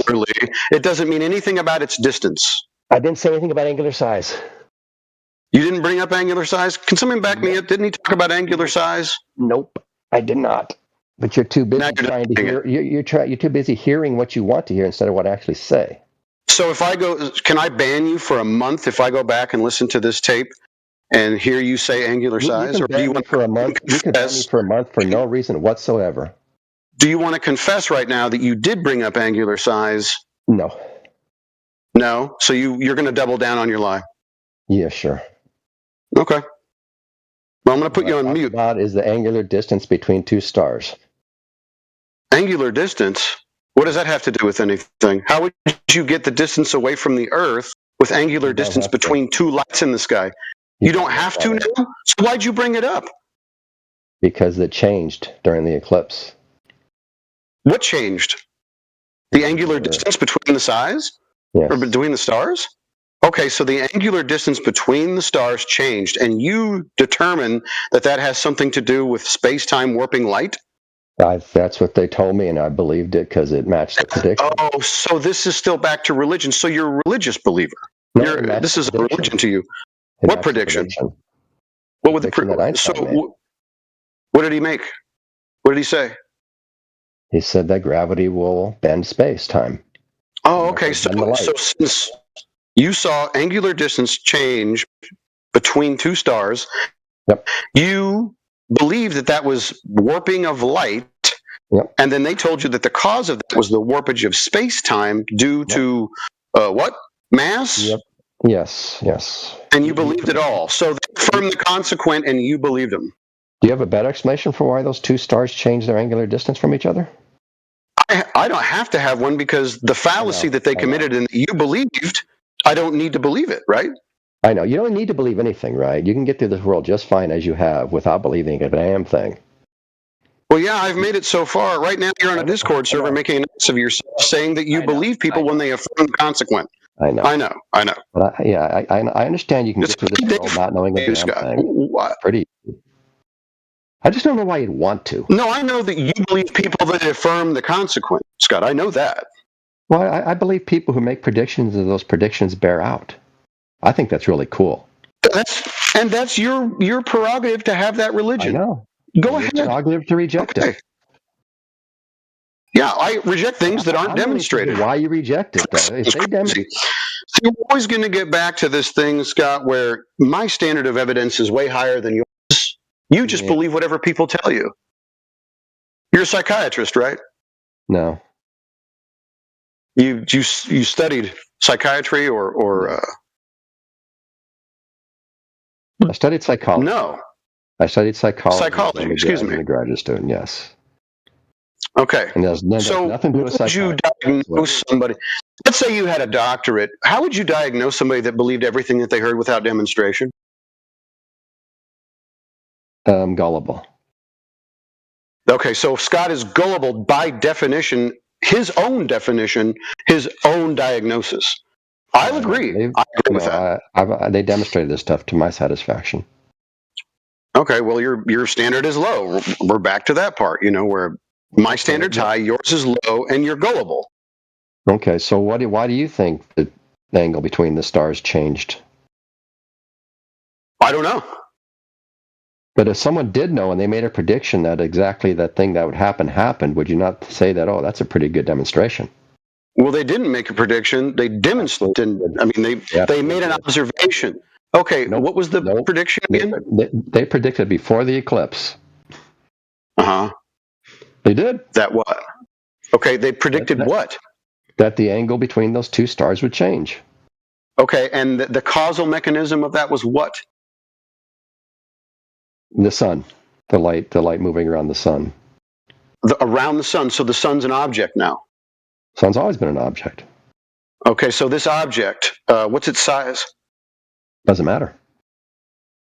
Well, certainly it does, because isn't it the claim that the mass of the sun is the thing that All is that matters is the mass. Okay, so what's the mass of the sun? Oh, I have to look that up. Okay, how would they determine that? Well, they have their ways. They're very smart. They're very smart. So you're once again just kind of giving away your intellectual authority to complete strangers and saying, I'm sure they figured it out. So this is a religious belief. You're gullible. They didn't demonstrate it to you. You're gullible, according to your standard. Well, but their prediction worked exactly, so they must have been right. Is it possible it was a post-diction, Scott? It wasn't, though. Is it possible that it was? No, it was not possible. It wasn't. It was because it wasn't. Because we have never had eclipses before, and this phenomenon probably was never observed before, right? They never thought to observe it before. Oh, they never thought to. So everybody that's been staring at the eclipses since the beginning of time has probably never noticed this thing occurring? Correct. Wow. So nobody ever saw this, so they predicted it would happen, even though they've never observed it before. Yes, that's the really cool thing about smart people in science. They can do these things. Yeah. What? They just... Wait, what is this bollocks? Yeah. Scott's got some priests. That's why they set up the experiment at the time they did. There's no experiment. It is. You wait for the eclipse and you measure the angular distance between the stars. Yeah, that's a measurement. That's not a frickin' experiment, dude. It absolutely is. Measurements are experiments now. When they're done this way, yes. Oh, wow. So now it's a special pleading fallacy. So it's all of a sudden an experiment, even though we don't have any independent variable. The Says you, variable right? is the sun. I'll tell you what. You find the independent variable is the position of the sun and the stars. You find me an independent variable in a measurement, right? And show me how it's an experiment. The independent variable is the position of the sun in relation to those two stars. Okay, dude. So the position of the sun is the thing that you, as the researcher, are going to vary and manipulate. Good luck with that. You don't have to be able to change. You just have to be able to observe it. What's the phenomena then? The phenomenon, Jedi, was the angular distance between two stars changed. Okay, so I thought that was just your independent variable. During the what?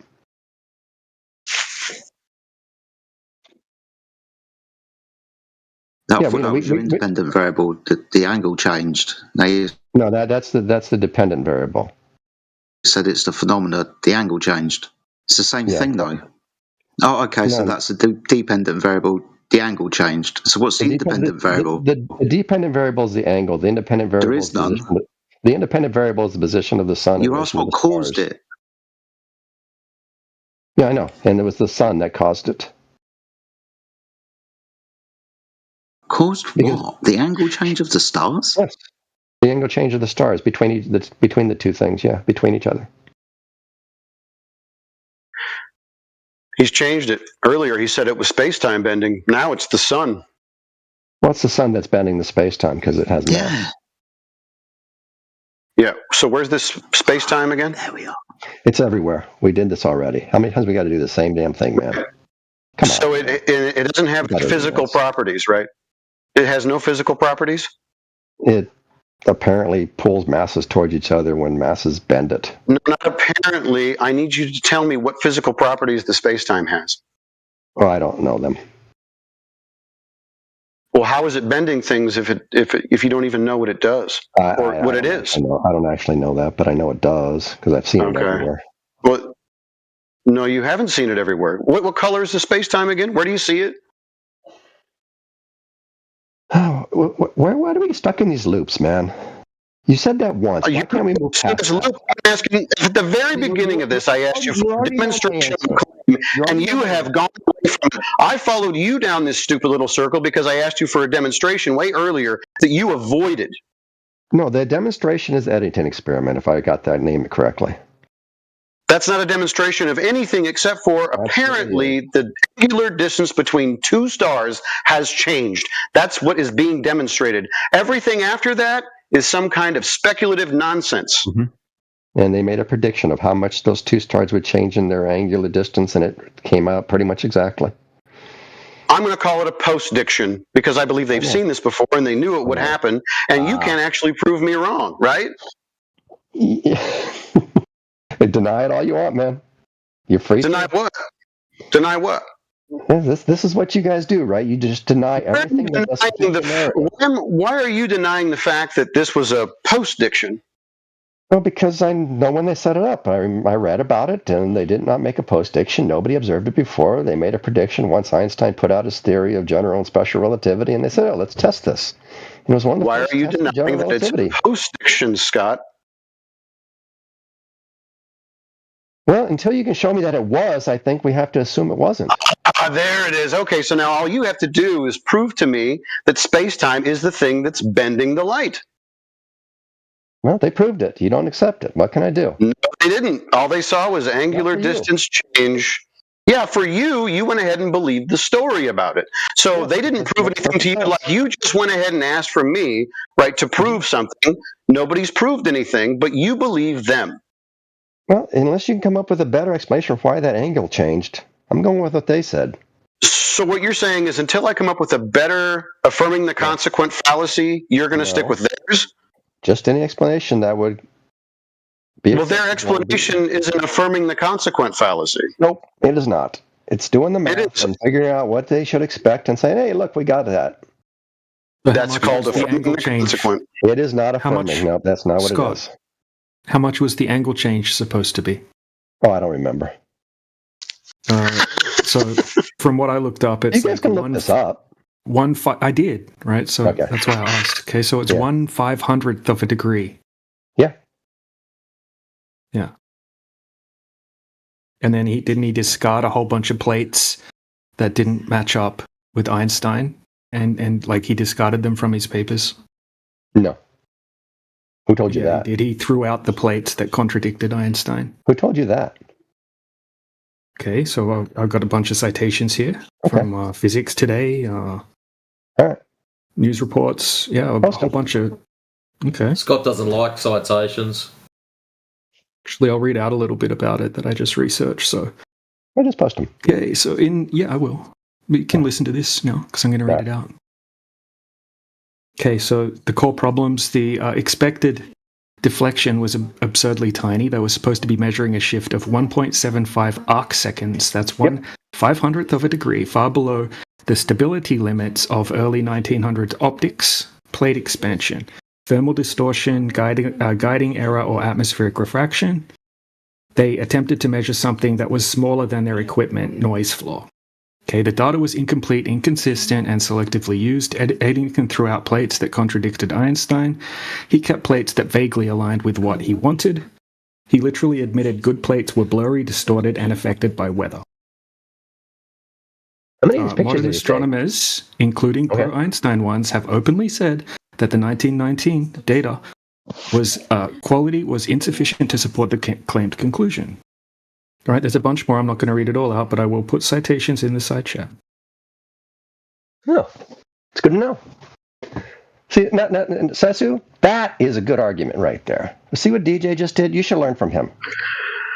Yeah, we both ended up at the same conclusion that you don't know what the hell you're talking about. But DJ did it much better just than you. use logic, right? You just don't like it because I had to, just end it from the very beginning where it's illogical. It was a fallacious claim that because angular size changes, all of a sudden space-time is warping.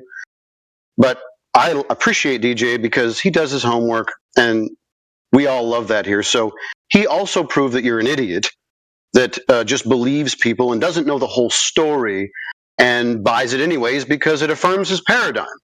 So we both got there. You just like his style better. He made you look like an ass with his style. I made you look like an ass with my style. Perfect. Okay.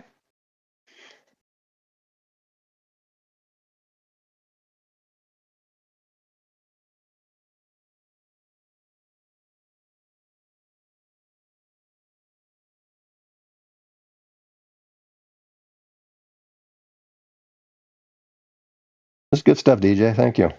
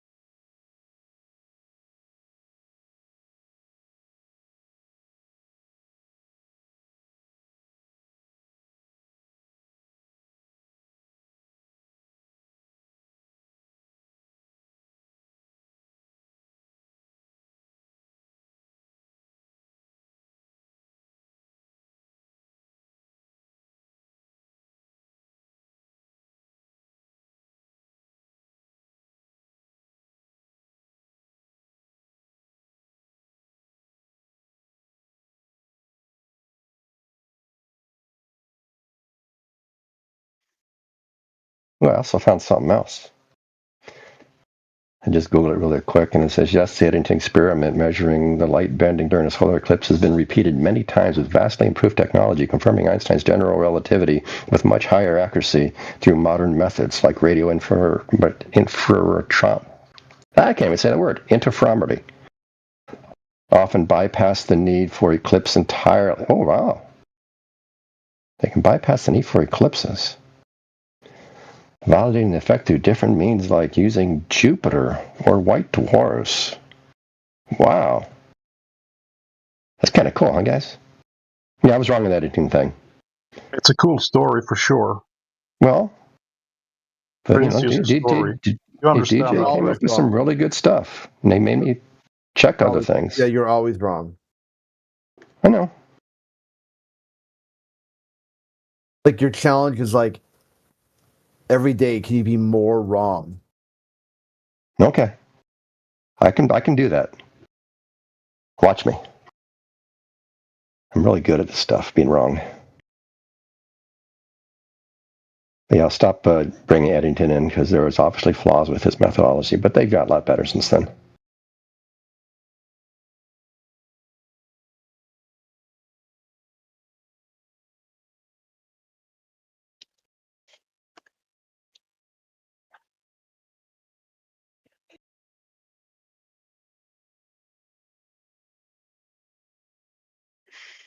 Well, even amateurs did in 2017, apparently. Achieving unprecedented accuracy for an eclipse-based measurement. Cool.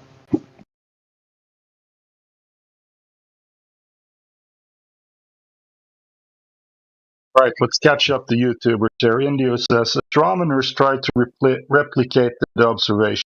Try to replicate it. There is an alternative cause. It was caused by refraction due to cooling. Was the conclusion from the attempt to replicate the observation in 1922. Concluded this because Venus was pink and elongated like an egg and not beyond the sun, was the closest ever been to the moon in modern times.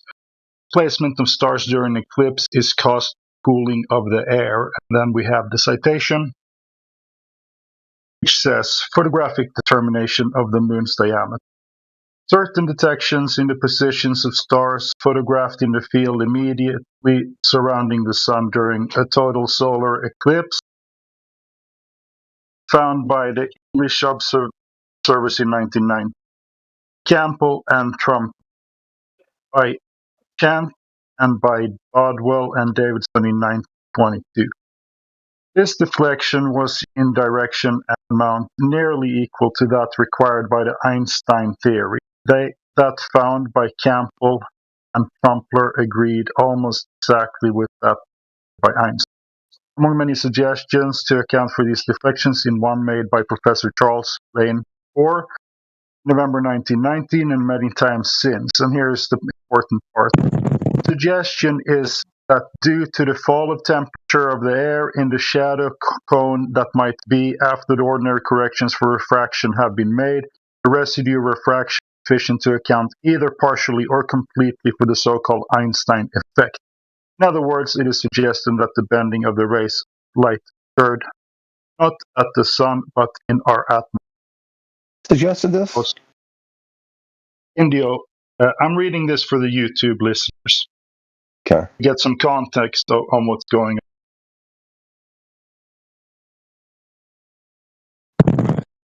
So, and it doesn't matter how many times you affirm the consequent, right? And repeat it, doesn't make it any more valid. I know, but it's not affirming the consequent. You guys just understand. Okay, then put the prediction into an if-then statement. Okay, so if mass warps space-time, then the light will bend when it goes around heavier masses, and therefore will have a changing direction. No, incorrect. That's part of the if. No, that's part of the if. No, it's not. No, it is, because you're relying on observation to confirm that.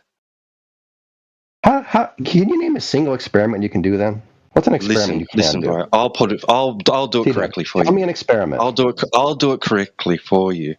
If mass is distorting space-time, it will warp light around the sun, and we will observe displacement of stars and angular distance change, right, between stars. Yes. We observe angular distance between stars. Therefore, space-time is being warped by things like the sun.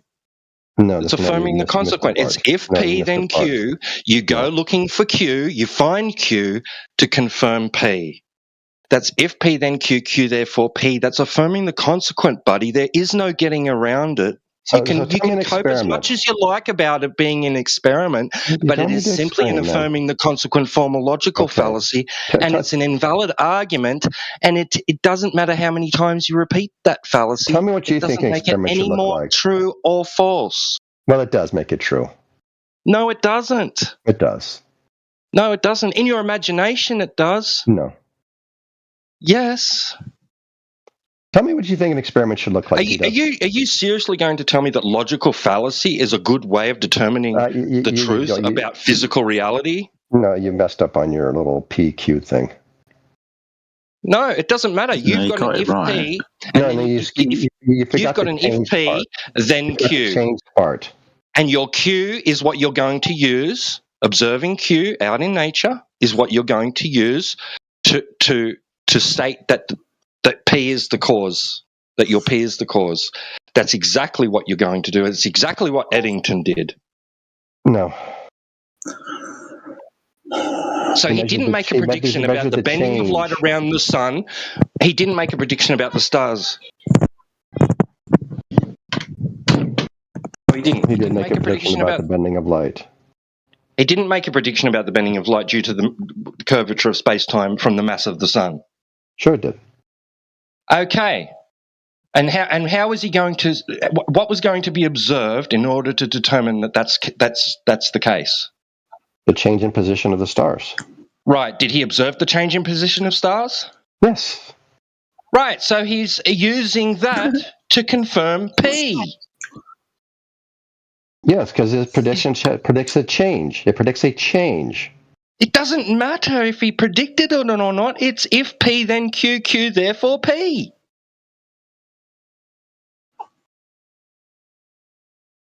If P, then Q, Q, therefore P. Yeah, that's logically consistent. It's logically affirming the consequent formal logical fallacy.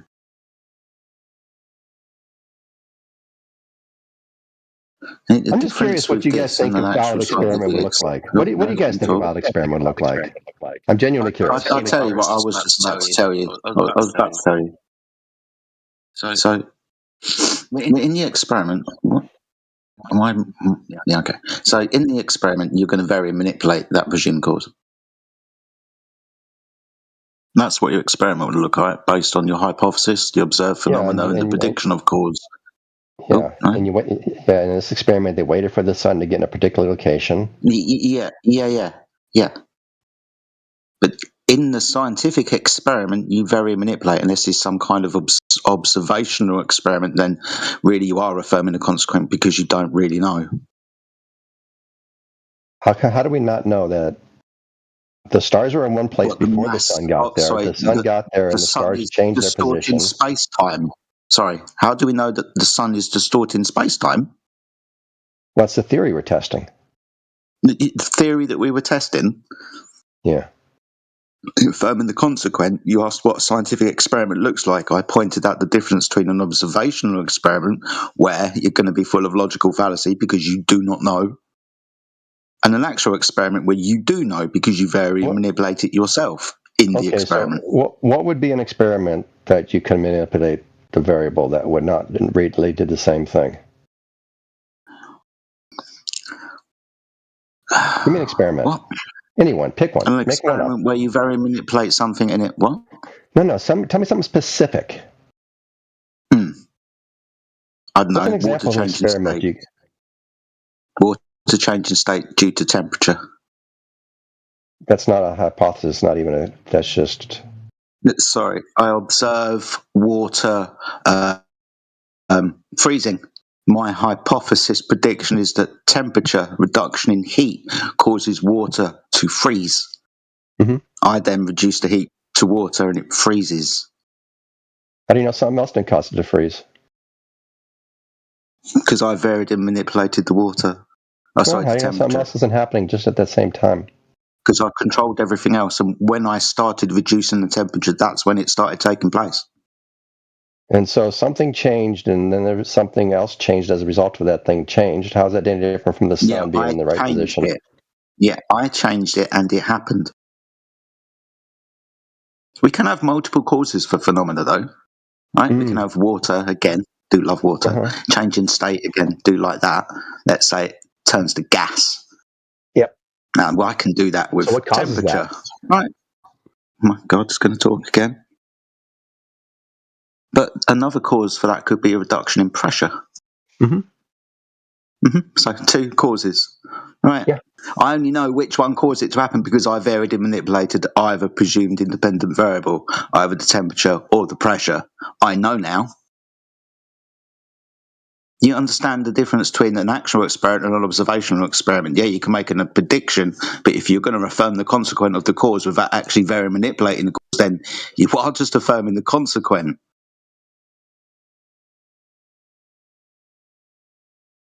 And so you guys think that you can't allow nature to do any of your independent variable changing, huh? Nature, yeah, on the floor, yeah, we can go and check. Yeah, in the sky, bit of a problem. Why? Why? Because we're not going up there, dude, and very manipulating this whatever fucking space-time is. This mathematical concept that's going to be reified by you. Well, when it makes accurate predictions, I think that should say something, right? That's lovely, but we're still going to be affirming the consequent. But it's making an accurate prediction, right? You agree that the prediction is accurate. That's lovely, but you're still going to be affirming the consequent. It's interesting how you guys can't even say the prediction was accurate. You can't even allow yourself to say that. No, dude, that's lovely. The prediction was accurate. Yay, high fives all round. Should that mean something to you? No. Not in the instance of, okay, it was a nice prediction, but the causal mechanism of the...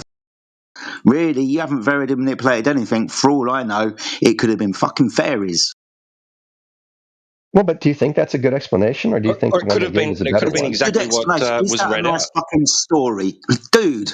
That's you admitting that it's a story. Then, yes, everything's a story. Some of them are. So it's a story then. Fuck me, Scott. What the hell? We all have stories. What the fuck are you doing? Some kind of DJ some of them correspond to reality, though. And some of them don't. Okay, but really, you don't know, right? You haven't varied and manipulated fuck all. Remember? How could we verify whether the story is correct? Dude, that would be on you to figure out. So far, you haven't really done anything apart from affirm the consequent. But don't you want to join the rest of us, including me, and understanding the world in which we live? Who gives a shit? No, it's appealing to me. That's what I'm wondering. Why don't you give a shit? Shut up! What major impact is the displacement of stars during a solar eclipse going to have on my fucking life? None at all. None. What a wanker. But you should still be curious, no? No, dude. Look, stop stringing us along down this diversion away from your embarrassment. I'm not embarrassed. It's a story, isn't it? It's a nice explanation. Did you like the explanation? There's no scientific validation for it, though. Just you affirming the consequence and reifying mathematical equations. All science is stories. God's sake, Scott.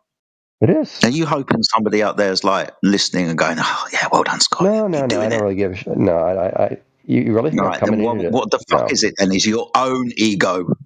No, I'm just trying to talk to you. It must be. Why the fuck are you here then, if it isn't for your own fucking ego, dude? This is where you guys can't understand that people might all not be like science is stories. That's just sick. You don't know what the hell you're talking about. Just because you can hear for your ego, you think everybody else is too. No, we think you're full of it. I promise you, I am not here. Be a mirror now. Yeah, no one's projecting but you, Scott. What the fuck? Well, I'm not here for my ego. I'm not sure why you think I am. There's actual. Because of the way you're trying to defend this bullshit. Yeah, if you think all science is stories, why don't you just go like hang out with like creative writers or fantasy writers, kind of story. Science fiction script writers. No, science is not stories. Indeed, that is exactly what science is not. What is science? It's an insult to people. Yeah, it is an insult. I know. It's disgusting. To people that are actually conducting real science and actually physically manipulating independent variables in order to establish causes of effects, such as illnesses, trying to solve and cure things that cause people a lot of grief during their life. But you wouldn't know anything about that, would you, Scott? No, but I believe the doctors and the medical researchers. Oh, please. Yeah, go tell the doctors all science is stories. Any kind of real doctor that's dealing with any kind of real situation where lives are on the line. You're just so full of it. It's not even funny. Okay.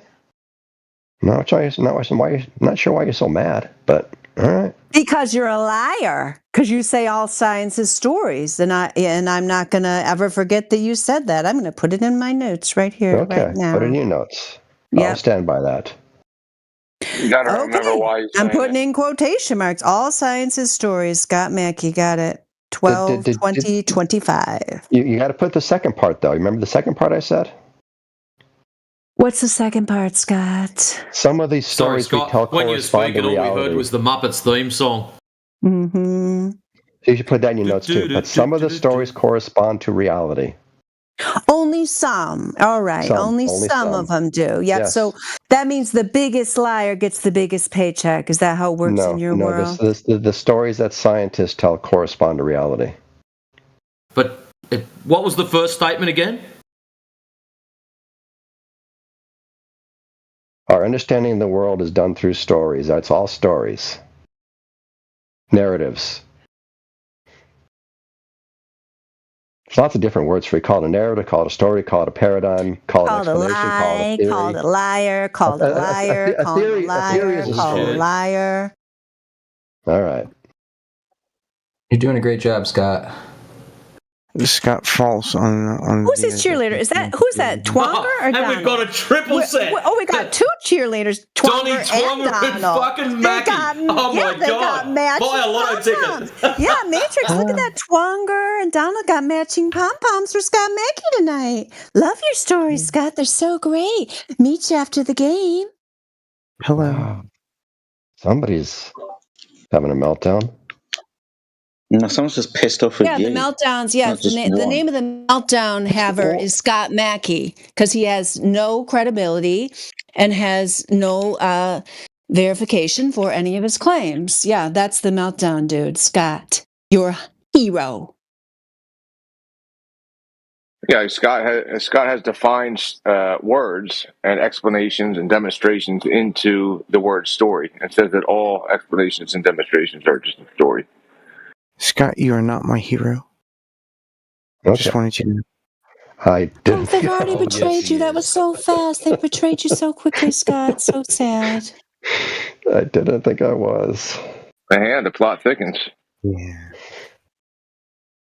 I know, you know. They seem to not know, so I wanted everybody else to know also. Yeah. Thank you, Donald. Thank you so Jerry, much. curious, like, someone mentioned a bit that I studied psychology. I mentioned why you guys don't want to understand the world. I do. Listen, you constantly say you study psychology. Really cool. You don't have any. Do you have any kind of like credentials that are reputable No in tanks. psychology? Hey, we don't care what he has or doesn't have. Yeah, Notice how he spins it around. Who is it that doesn't want to understand the world here, Scott? It's not us. You. So let's get this straight, evidence do you Scott. have? What evidence Here's do you us have to back telling up that you claim? what measurements people have done and what things people have done out in the real world, and you're telling us we don't want to understand it. Are you stoned or stupid? Neither. I mean, how many more? So why are you telling us that we don't want to know what the real world is when we're the ones out there with the fucking measuring tools trying to assess what the shit is going on, trying to assess whether we've been lied to or not? You want me to answer that question for you? Because you won't go out. It's the 20th right now, the 21st. We just said we've just been out doing stuff, and now you're telling us we won't go out. But you Stop fucking lying. No, I guess, I mean, as far as I can tell from what he said so far, he's saying, like, because we don't believe the stories, and he does believe them. Is that what you're saying there? Every one of us can go watch the sunset tonight. Let's all go do that and tell us what direction the sun sets in. So how does the sun set on a flat Earth? It can't. It's impossible. I don't get it. I know, but if every one of us, especially the people in Australia, can go out and watch the sunset tonight at 21 degrees southwest or south of west. Yeah, we know. How is that possible? Do you guys not curious about how that's possible? Because science explains it with the globe model. No, you can't use science. Scott already said that. It's all stories now, mate. But Matrix, are you not at all curious about why the sun sets 21 degrees south Okay, of west? Scott, listen carefully. I know this is going to offend your little ears, but the ground is measured as flat. So whatever the sun does, that has got fuck all to do with the ground. But aren't you curious?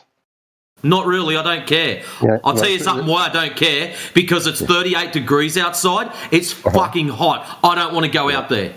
I know, but see, this is why I say, Dandelion, you guys aren't interested in knowing anything. You just close your eyes. So what knowledge can you impart onto me, Scott? Instead of stories. I want the truth. I want exactly what's going on. And be honest. And in honesty, I would suggest you'd say, I don't fucking know either, but I do like a good story.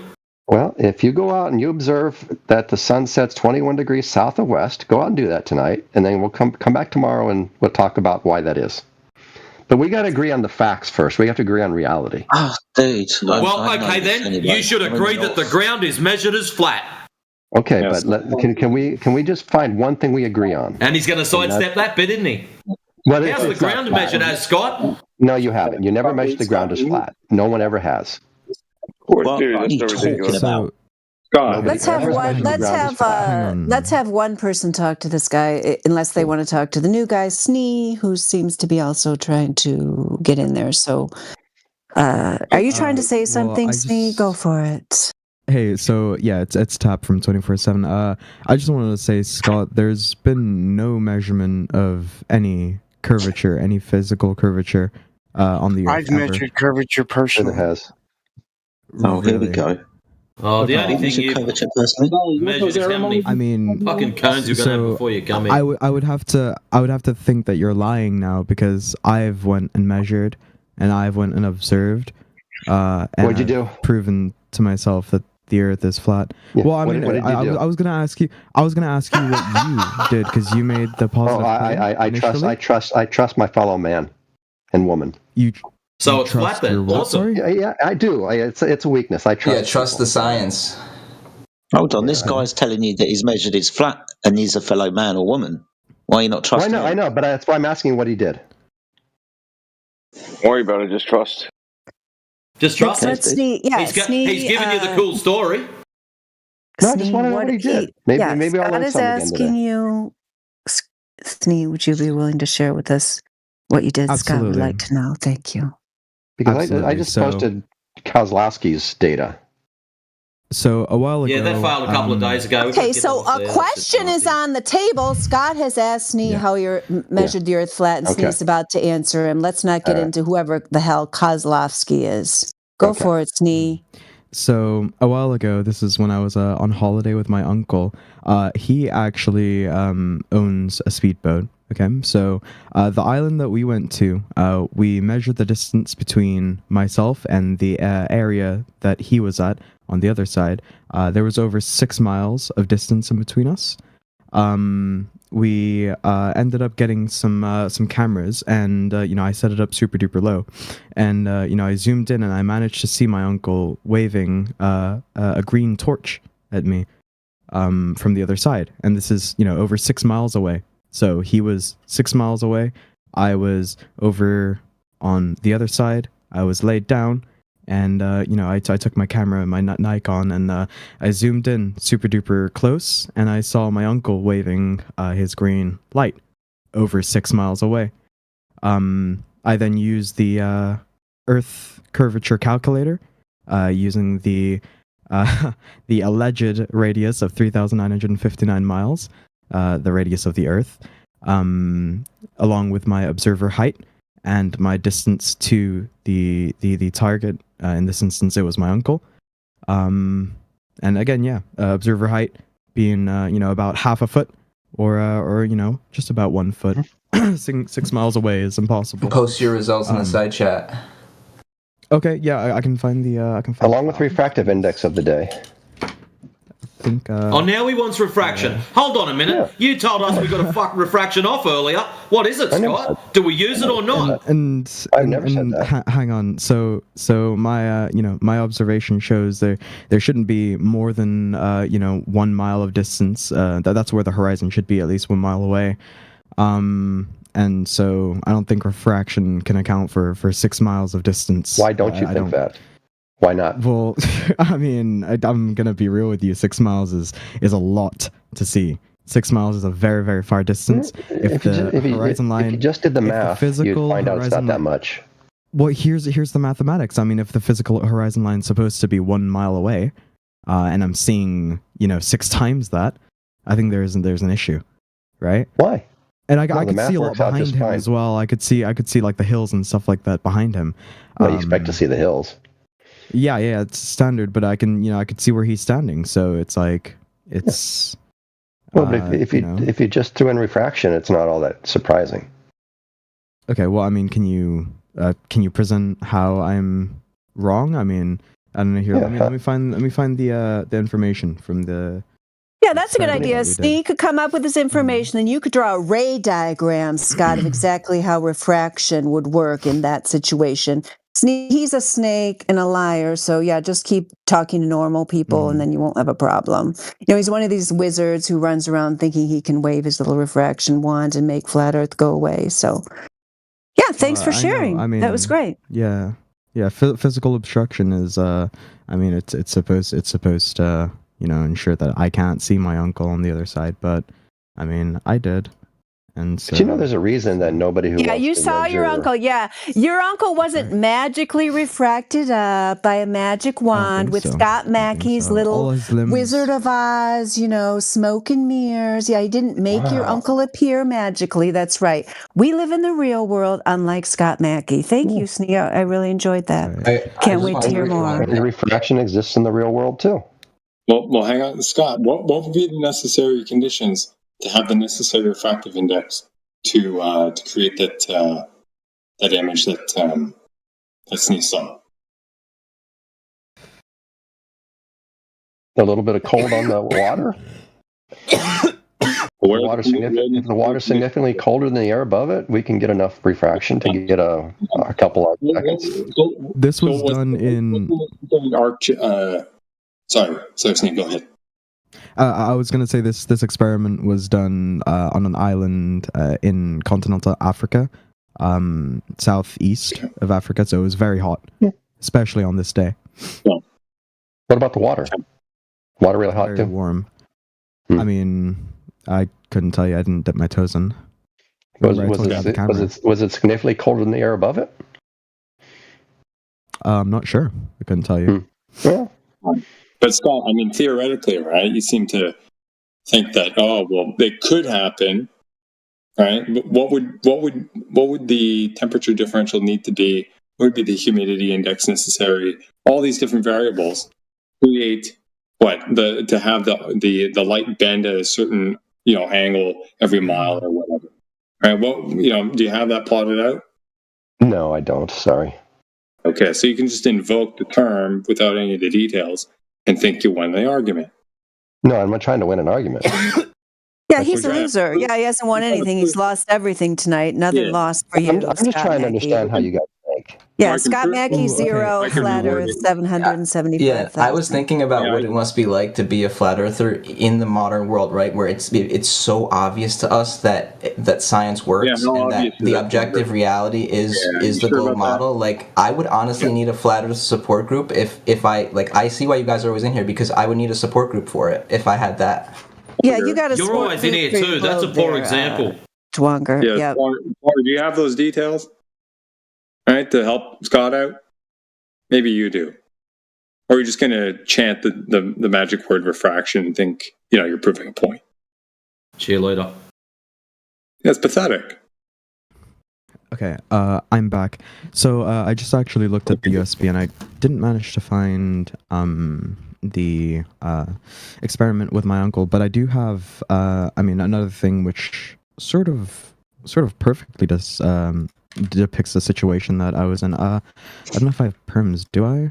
I don't have image perms. No, I don't think I'm a high enough level. Yeah, it's just a time thing. There's no way for us to fix that in politics, so just send it to one of us and we can post it. Yeah, you can send it to me or somebody else. I think it'd be funny if I sent it to you down the line, and then you can send it in the chat, because I know you're definitely familiar with this image. That sounds like a lot of fun.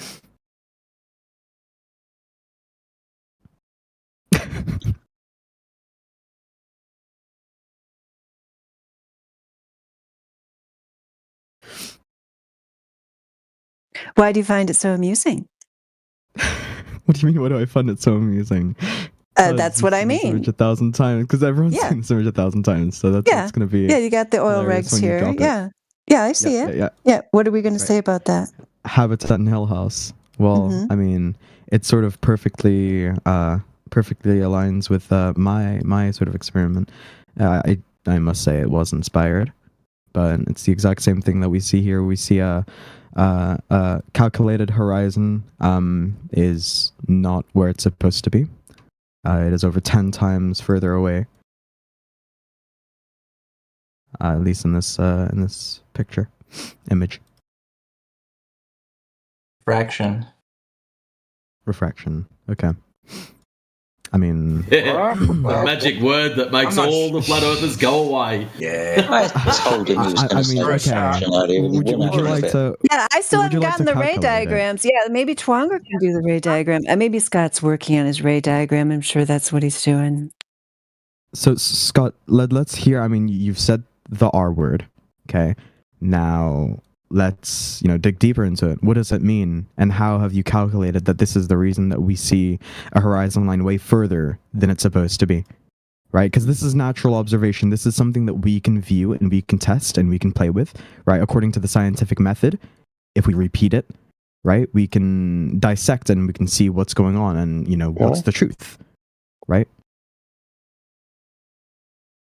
Well, the truth is he needs a radius value for atmospheric refraction to begin with, so maybe you can start there. Right, perfect. Let's figure out the radius. What is the radius of the Earth, Scott? I just go with what they told me it was. What do they tell you it is?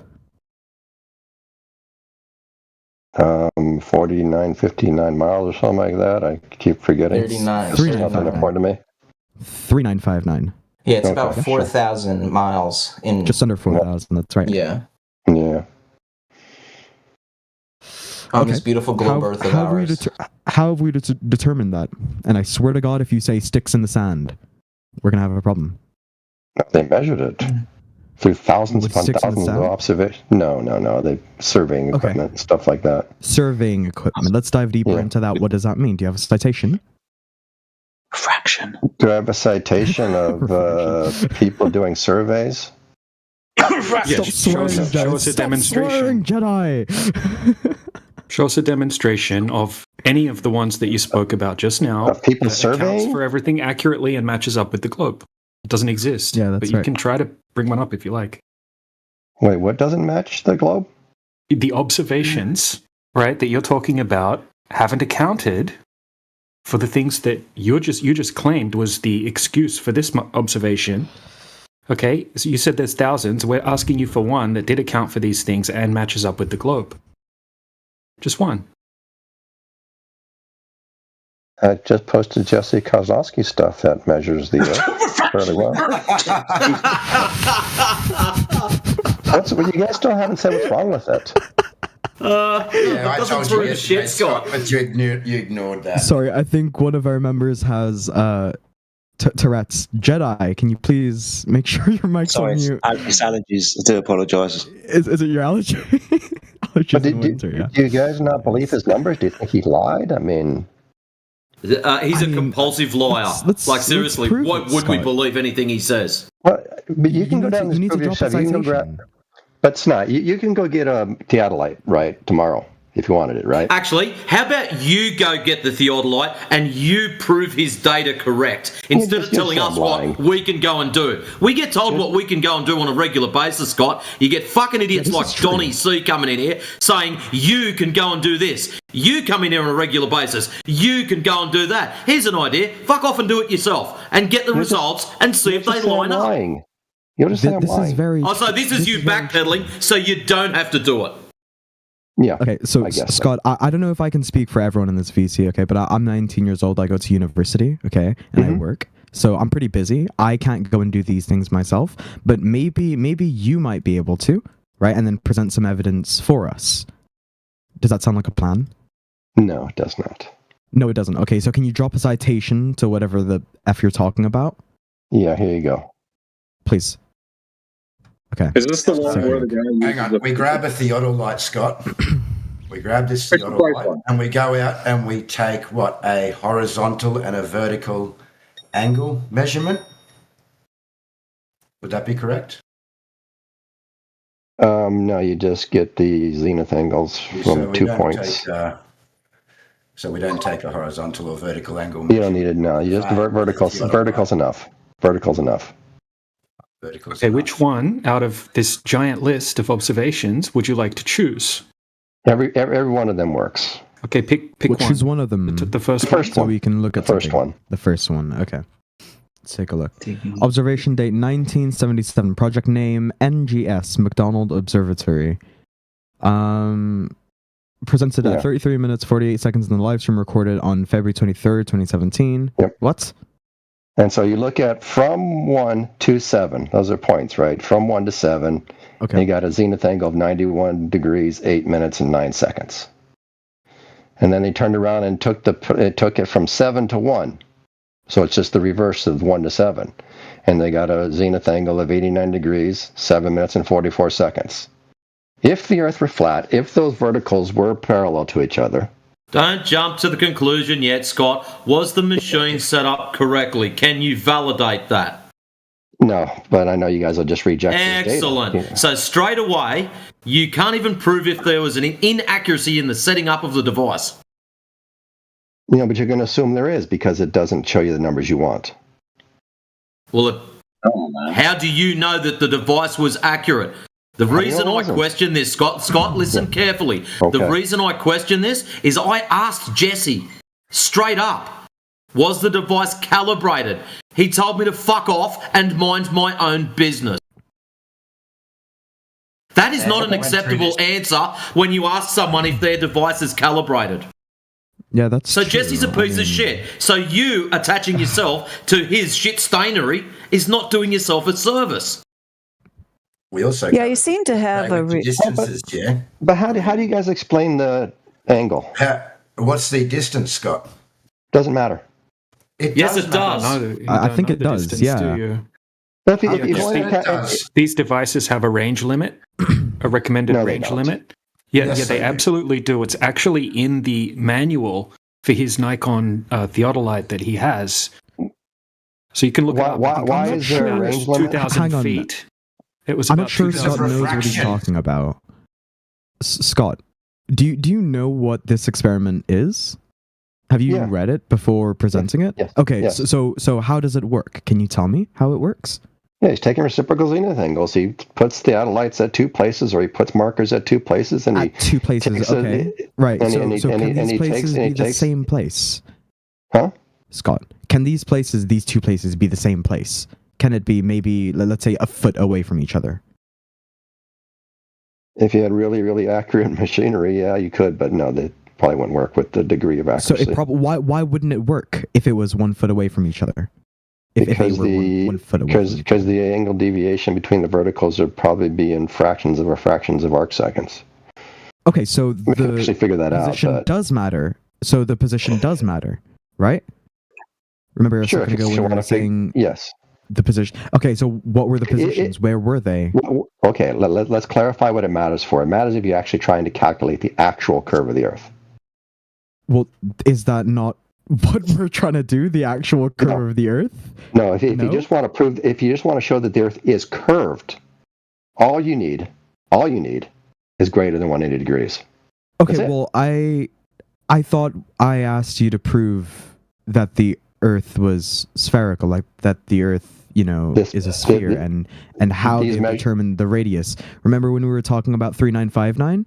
You told me that I can prove it, right? And then you presented this, which doesn't prove 3959. It does prove it's a sphere. It does prove that it's curved, prove 3959. Does it prove that it's curved? The conversation. No, it doesn't, because all it proves is there's an inaccuracy in an angle reading. That's all, Scott. It's not even solely that it's an inaccuracy, right? Or there's potential for the equipment to be faulty or incorrectly calibrated, right? It's that he doesn't have the information. You don't have locations, right? You don't have the positionings of where it is. Right, when I asked you, would it work if they were in the same spot? You said no, maybe if you had correct equipment. Like, it sounds like it's just sort of rehearsed in a way. You know what I mean? That you're trying to defend this globe so hard. I think you're just. I think you're the one sounding rehearsed right now. You don't know any of the details. It feels like Scientology, pseudoscience, right? Okay, let's go to 3959. Can you prove that for me, Scott? Is it possible for you to prove 3959 to me? Is it possible for me to prove it to you right now, sitting on my couch? No. Well, okay, so then how do you believe it? Why do you believe it? Is it really like a religion to you? Is it faith-based? No, hold on. What methodology would you use if you're sitting on your couch? But if you wasn't, what would you do? Yeah, I want to make one sort of a sidebar comment. I find this really cute. It's funny how you're playing. Oh, shut the fuck up! What would you do? Yeah. No, it's interesting how Sneeze coming on thinking he's gonna. Yeah, that's lovely. But what would you do? Show me that I'm part of a religion. Yeah, you're getting riled, Scott. Just deal with it. Know what you do. No, I think it's really cute. I just don't care. What would you do though? Your comments noted. Now answer the question. All right. What's the question? What would you do? If what? You said I can't because I'm sitting on my couch. Paraphrasing you. But what would you do? Oh, I would grab a theodolite and go take these reciprocal zenith angles and do a little bit of math, and I could figure out pretty accurately how curved the Earth is. Or please I could give us information, Scott. We want the information, bro. Please. No, but you don't, and you know you don't. No, that's why we asked. Because I want to hear about this, bro. Hey, okay, right. Listen, I don't know if I can speak for everyone in this that makes you not special anymore. I know. Okay, Scott. And you think you're really special. I'm 19 and I'm still fresh. No, I'm still fresh. And you think you're really, really special. I don't have cogdis. I don't have cogdis. And you think you're really special, right? You're woke. You're woke. So far where we're at, Scott, is you were going to prove refraction via proving curvature. We haven't got anywhere so far. Yeah, are you capable of having a discussion, just based on the facts and not get into your little game playing and emotional appeal there, Scott? Are you capable of just having a discussion about the facts? Are you capable of doing that? I presented facts. You guys rejected them. What can I do? Okay, how did he account for refraction in the test that he did? Go ahead. I don't know. That's what I was saying before. This is just you're just a believer, right? You don't know any of the details. DJ, did he? If there were refraction, it would make that number lower, not higher. No, that's not how it works. That's not how it works. Okay, It is. So light, according to the mainstream, right? An electromagnetic wave, right? It will deviate towards the denser portion of the medium. Okay, so if you have warmer air down lower and cooler air above it, it will deviate towards the cooler air above it, and you can have an inverted temperature gradient as well. That will cause the opposite effects. So unless you're very accurately accounting for what's going on regarding that temperature gradient between point A and B, then you can't make a specific claim. You're trying to make a hyper-specific claim here with this observation that you know nothing about, right? And I'm asking you how he accounted for this extremely temperamental atmospheric refraction that you guys claim. Well, because we know. You don't know. You already said you don't know. So, right, why are we even talking to you? You're presenting something that you don't know anything about. You just showed that you don't even know anything about atmospheric refraction. But this is you refusing to learn. No, I could teach you all about this. How can we learn what you can't present, Scott? Tell me how atmospheric refraction Scott, use your brain. How can we learn what you cannot present? The data's right in front of you. You guys don't stutter. I ain't gonna bite you. You still haven't given me 3959, by the way. I'm still waiting for it. You know, Christmas is around the corner. What's step one in his what's step after he's set up his device? Okay, now what's he doing? What's step one after he's set up his theodolite? What's he doing? He sets up a second point off in the distance, and he points his theodolite at that thing. Do you know approximately how far away it is, by any chance? I don't know. Okay, so all right, so he sets up his what was it, a total station or something, or another theodolite at the other end? Probably you don't know what he set up. He set something up at the other end. Okay, then what did he do? Then what was the next step? Then he pointed his total station or theodolite at that point, and he got a zenith angle. Okay, so how did he? So did he account for the bending of light through the atmosphere when he was looking from point A to point B? No, he didn't. No. Whoa. Okay, so this seems familiar. No, keep going. Walk me through this. Refraction. Hang on. Refraction. Yeah, so if there's a change in the refractive index, which is so there's always going to be some type of change in the refractive index. Okay, so it can cause things to be displaced upward or downward in the distance. No. Yes, that's exactly how it's defined. Just upward usually. No, not just upward. We have sinking and we have looming. They're the opposite of each other. But what do we see almost all the time? Sinking or looming? Okay, over a hot surface, right? So saying you're out doing surveying and the road's really hot, which is in most of the case the ground is hotter. So you're going to have a warmer layer of air down lower, and then it's going to gradually get cooler as you go up. So you're going to have sinking most often during the day on a hot day. Sinking, right? So the light's going to be bending upward most often over a hot surface. Oh, look, if you look down, you can see where point is Baldy, and he gives the latitude and longitude. So we could very easily take in the latitude and longitude between 0.1 and 0.7. We can find out. Oh wait! Yeah, but you're not measuring what's going on with the refractive index, right? That's your when you say refraction for our observations, right? This is what atmospheric refraction is, right? According to the mainstream.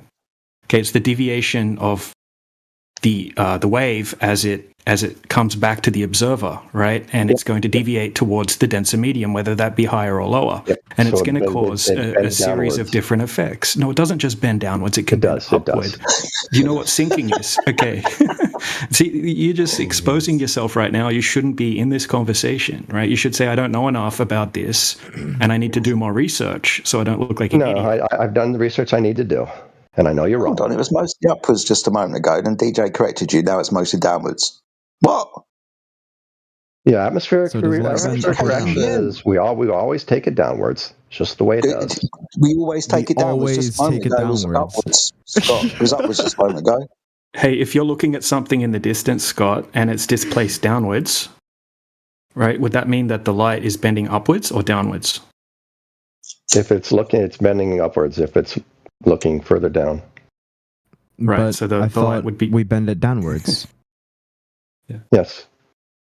That's what I said. So is the total station in the distance That's lower? why things always look higher than they are. Ever so slightly. Always was this taken into But account? it's not so always. slightly. Things don't always this taken look into higher account, than they though? are. What? This is what you guys Now need we the world to agree be the light random. goes up and down. You guys Shut need up, Scott. all observations to be completely Now, random. who's the one not learning, Scott? Scott, the light can go up and down, can't it? It could, but it doesn't. What do you mean it could, but it doesn't? In some theoretical, strange world, it could. In our world, it doesn't. And that's what we're dealing with, right? Our world. Light travels in straight But paths Scott, now, have we then. observed this? Hold on. Have we ever observed it, Scott? In rare occasions, we have So it does happen. Yes, in rare occasions. But it does happen on our world, not this theoretical world. In our world, it does happen, right? Yes, when you're really close to a hot world, yes. Fucking hell, thank you. Yes, okay. Right. What do you think you achieved, Snee? Do you think you just achieved something right there? Scott, I'm genuinely I curious. think you just look like an idiot, bro. I'm gonna be so honest. I know you think that. He's But you're embarrassed. not capable of judging another person's he's embarrassed. He's trying to Based on defend my his honor. observation, Scott, I think I don't know, man. I know. Go back to class. Maybe learn something in college if you actually are in college. Will ya? Scott's ready to retire, man. We all know it. What the fuck? How many sides of your mouth have you got? It's interesting how the lengths you guys go to reject data. With what data? You haven't given us what was accounted for with regards to the deviation of the light path. Data. What do you do with it? What do you do with the it? deviation of the light path? Was that taken into account? No, I doubt it. Why? Why would he? Because light deviates through the medium. We've been talking about this up and down. Do you remember what's happened over the last 2-3 minutes, Scott? Yes. Okay, so it does then, doesn't it? Does light travel in straight paths or not? On the Earth, it usually arcs downwards. On the Earth, this is where we're fucking taking the observation from. Yes. So usually, arcs downwards. Depending on the relationship between the ground and its temperature and the air and its temperature, it can go either way, can't it? Yeah, but no. So if the light was bending, if the light was bending, and he didn't account for the bending of the light that you just claimed happens, don't you think it would be a bit flawed? It would be, but it would give you a closer to 180 or 90.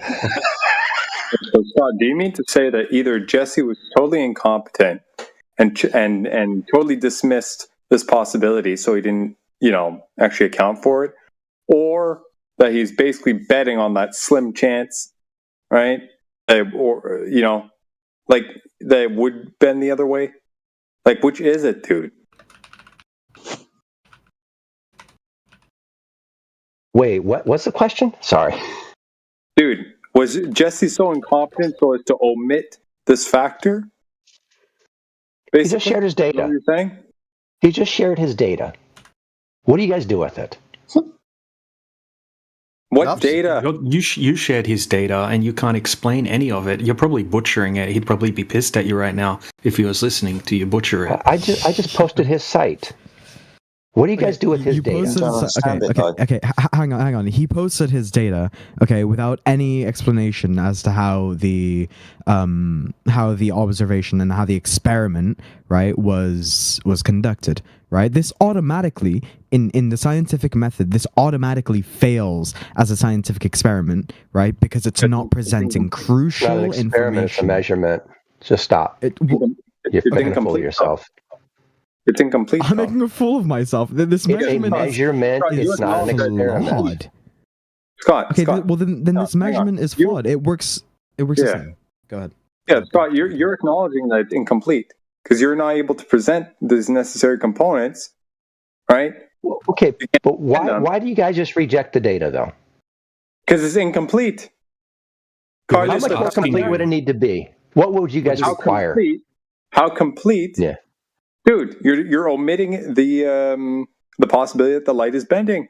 You're not taking into account any of the variables that would show if it is or is not, and if it is, in which way. Okay, how would he do that for you? It's not my problem, dude. It would be extremely difficult to do. Actually, it's refraction is one of the biggest problems. And pressure. Okay, so what we're back to is we can't know anything about anything. All right. No, we just told you we measure temperature and pressure. Yeah, I don't know. Sample fucking every like mile or 100 meters or something. Moisture content, humidity. Why do you think that would be any better? Because how would you sample the mile? How would you do that? It's not my problem, dude. What? I Take know. a drone. This is the thing. Dude, think about it. Take a fucking drone, right? How would the drone know what's what? No. Well, this is what you could do. We have that technology already, bro. You could do what FE Basically, Core what you guys did. are saying is we can't know You could anything use about weather anything. stations. You can use weather stations. You can use thermometers. So you're measuring the change in the temperature gradient vertically between point A and point B at different points along the path. Okay, that would be a start. That's what FE Core did with their laser test. Okay, they had weather stations set up. Okay, so they were trying their best to measure something that's very difficult, right? Because you would have to have weather stations along the entire path over 40 kilometers, right, in that particular test to know exactly what's going on, right? But if he didn't, That's pretty far, by the way. You can't just guess, right? You can't say, we're going to account for refraction by applying a standard K factor or something like that. You can't. There's no guesswork when you're making hyper-specific claims like this. And also, you want to make sure you're using a theodolite that's calibrated and within its usage recommendations as well, right? So that's step one. Then you need to account for the refractive index gradient, right? The temperature, pressure, humidity, those things need to be accounted for, and then you would have something to sort of work with. This is true. So what you're basically saying is we don't know anything about anything. No, I'm saying that you don't have a test. What you posted then isn't validation of Earth curvature. That's what this is. The conclusion when every measurement shows greater than 180 degrees reciprocal zenith angles, what do we do with that information? We question it. Conclude that it means that the ground question the legitimacy of it. How is it obtained? You can't tell us how we've gotten question this. it. What do you do with it? What's step two? Repeat. Okay. Have any of you guys tried to repeat it? We're not making hyper-specific claims. We're not claiming Earth curvature. We're not claiming reciprocal zenith angles. We're measuring over huge distances, and every single time we see zero curvature. We're not making hyper-specific claims. But you haven't. We're not using our long-distance observations as flat Earth proofs, right? This is debunking the globe. This is testing the globe. Okay, you're saying that over these short distances, which you're not even sure of the distances. Okay. Well, but now I am. He has his coordinates. Yeah. So what's the distance between point A and point B? I don't know. I got to figure out how do you figure out the distance between latitude and longitude between 2 points.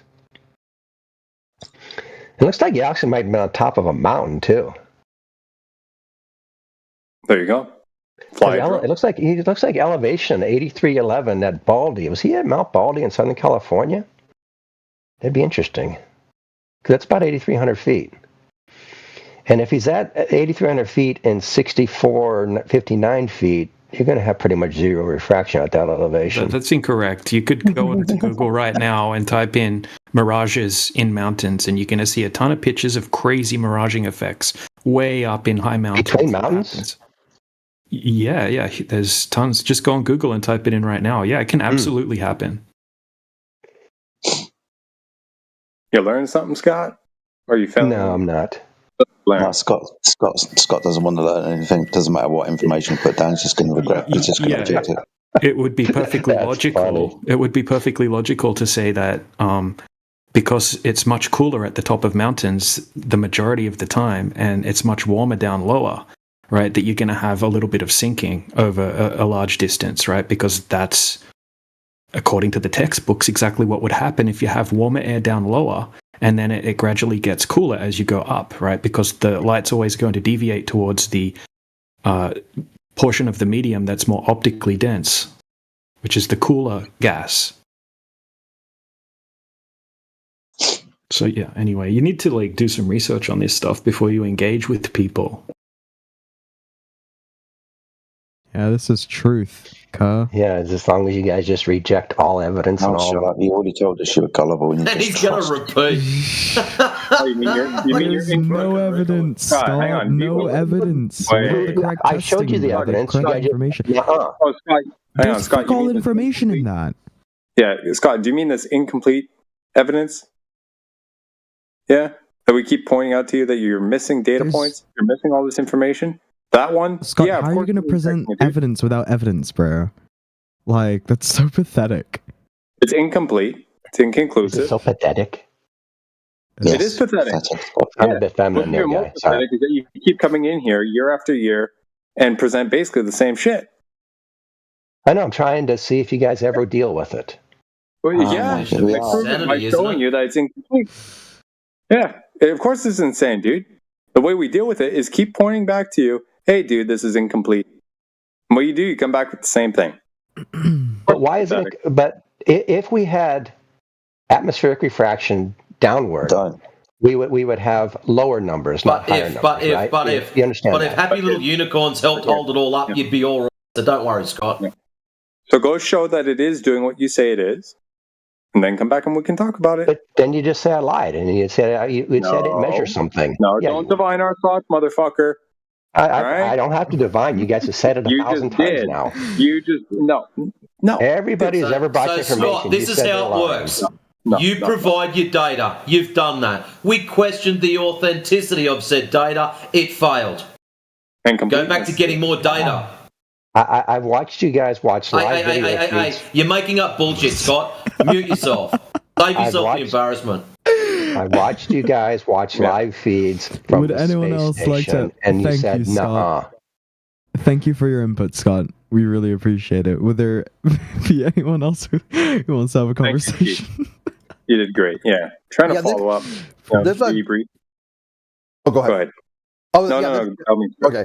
This Kozlowski YouTube channel is fucking amazing. He's got plasma, universe, electric gravity, predicting the apocalypse. He's got a bunch of Tucker Carlson stuff here about chemtrails and 7-Eleven was an inside job. This guy sounds like he's more flat Earth adjacent, than like one video after another. Then also out of nowhere, it's like land surveying basics. It looks like this Kozlowski guy is like, he's a conspiracy theorist. He's just sort of randomly upset at flat earthers because he thinks flat earthers are undermining actual conspiracy theories. So you can see right there that whatever this Kozlowski guy is putting out, he's got a sort of an anti-flat earth bias there. Look at his top video today is medical misinformation. He was talking about jabberwockies, not to get your jabberwocky. Yeah, this is great. You could really go, Mackie, go out, reach out to this guy and see how, if he's able to articulate any of this stuff to you. Nah, I'll pass. Scared? Yeah. No, I I'm knew not you would scared. be. It predicted. Here's this expert in surveying, and you think he's a smart guy. This guy's smart, No, I didn't say that. rational. He's done all the research. He's got the data, and you'll be the one who everything he says. You will be that person, not us. You.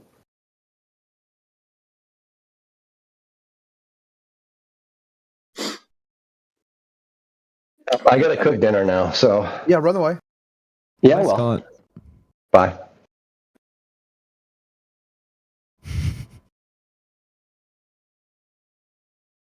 Well, Snee, you've been introduced to Scott. How do you like him?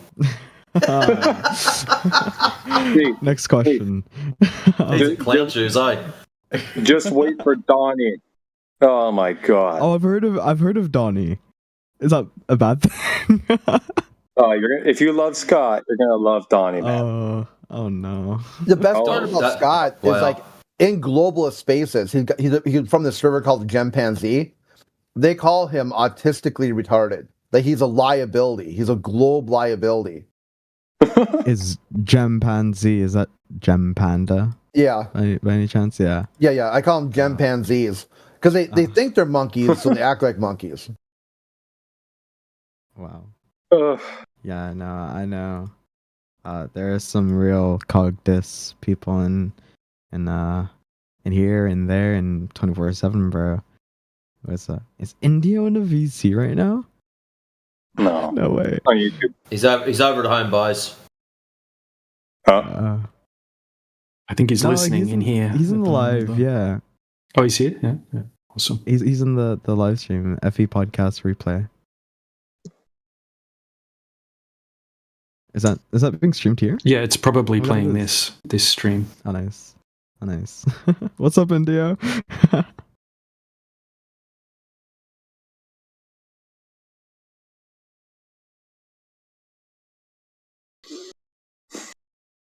Yeah, dang.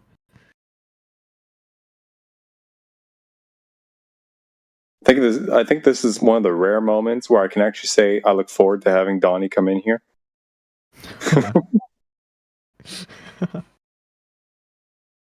I want to go over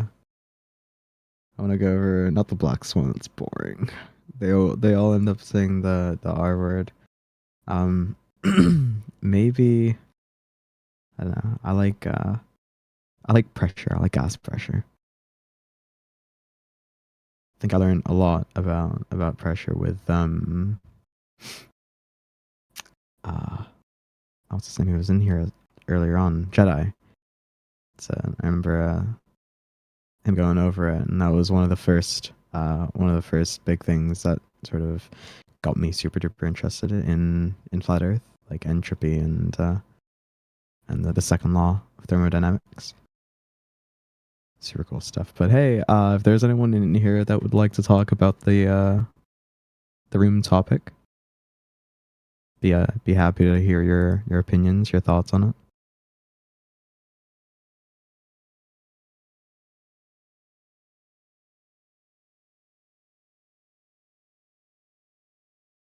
We have some interesting stuff in the side chat too.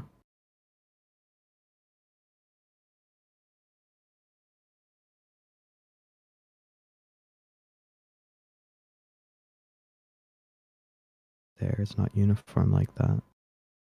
It's true. Omnidirectional, baby.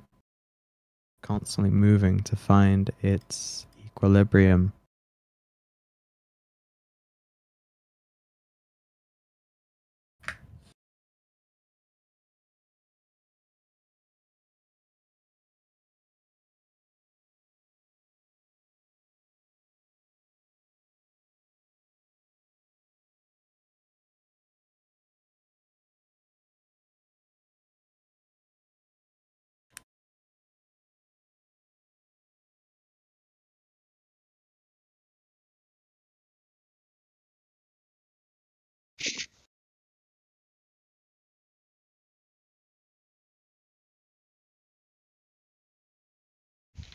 What's up, Cider Fella?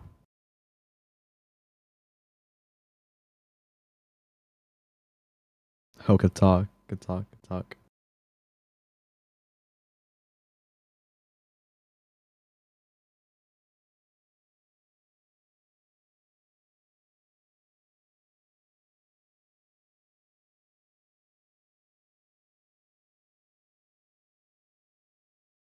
Yeah, this How quick do you Kozlowski want the- channel's amazing. Hey, Rayleigh, how quick do you want this game to be over? Holy shit. I always thought this whole time, I mean, something new. I thought Jesse Kozlowski was a Jesse Path of Light. They're two different people, completely different people.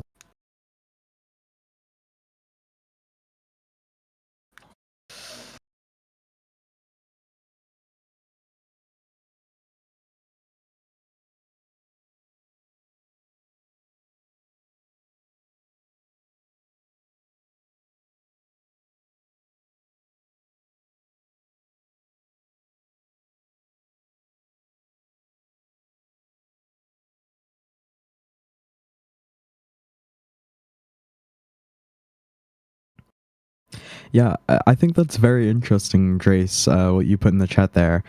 In low refractive conditions, we would expect to see far. Globers would expect to see not far at all.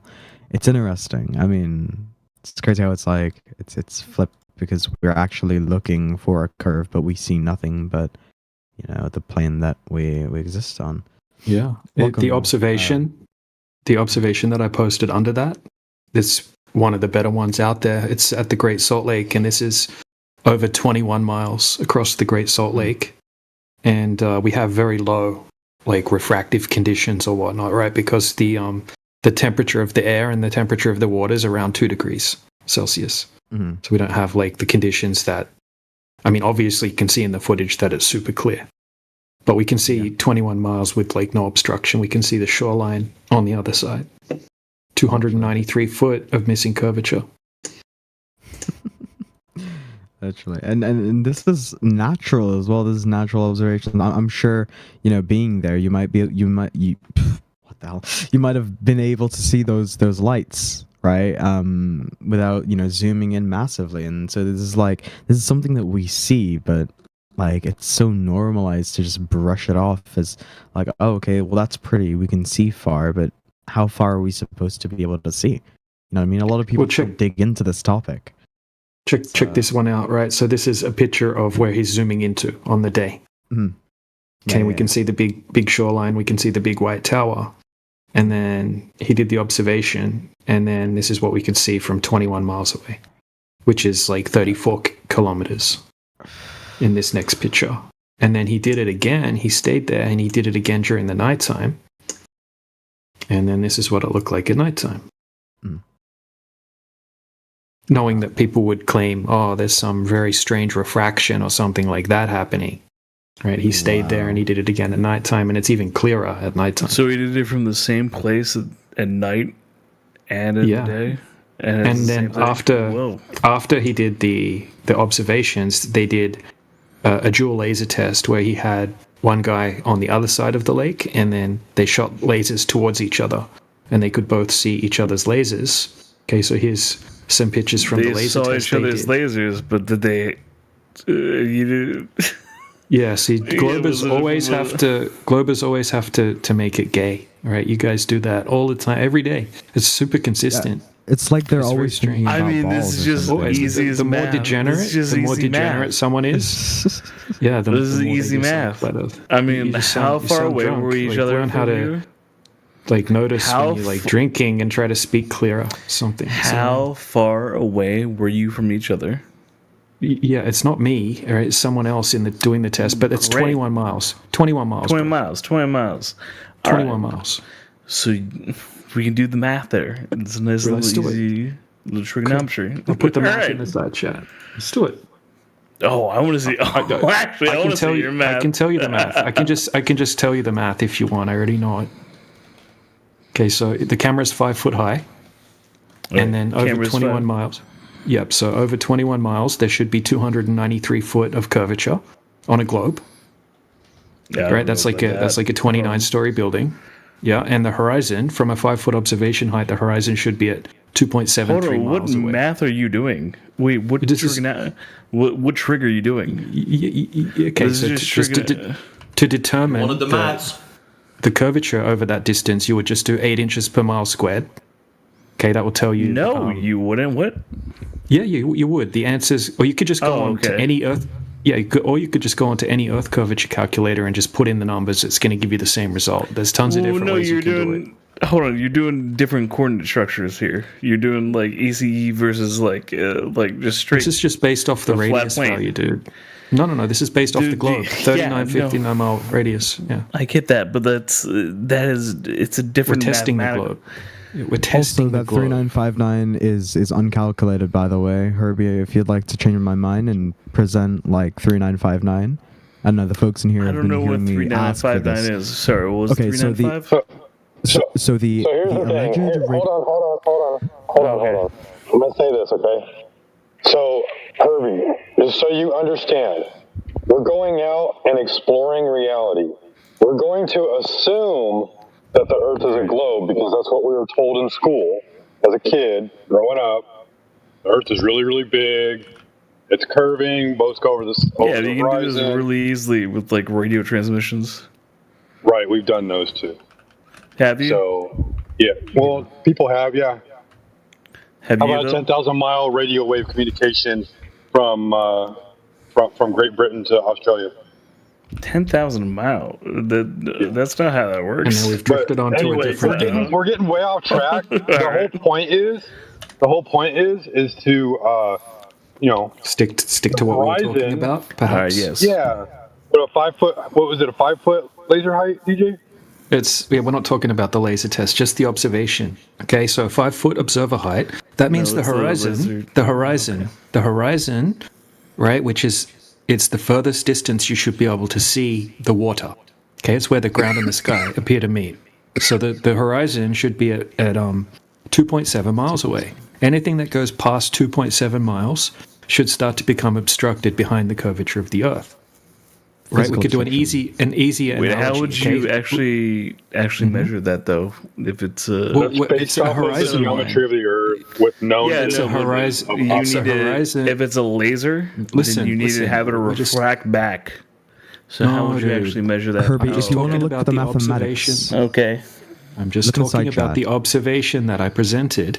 The horizon, right? You know what a horizon? We look out into the water and we see a line where the sky and the ground appear to meet. That's the horizon.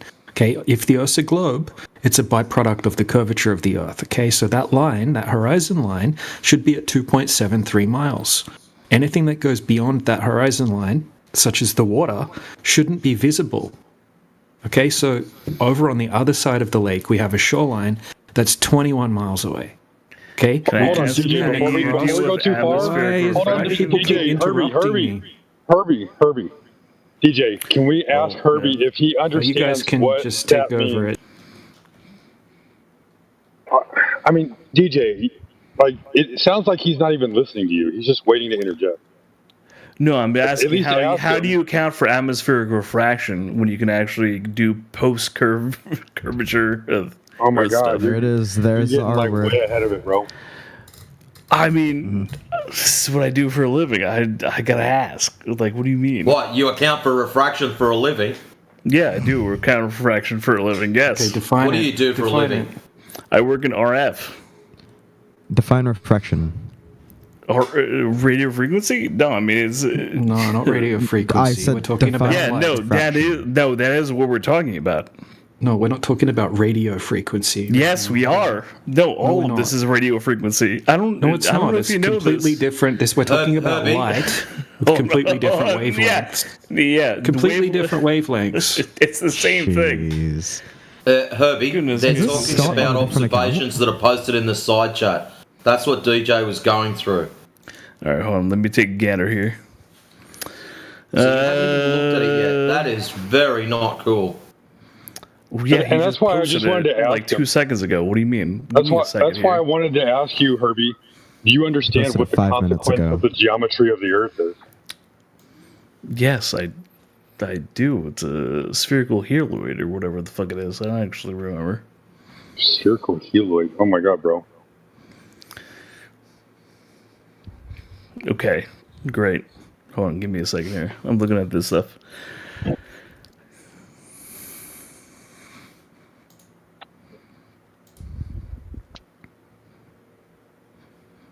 If you do this for a living, like you should know how to calculate for drop over distance, you would think. Great. Yeah.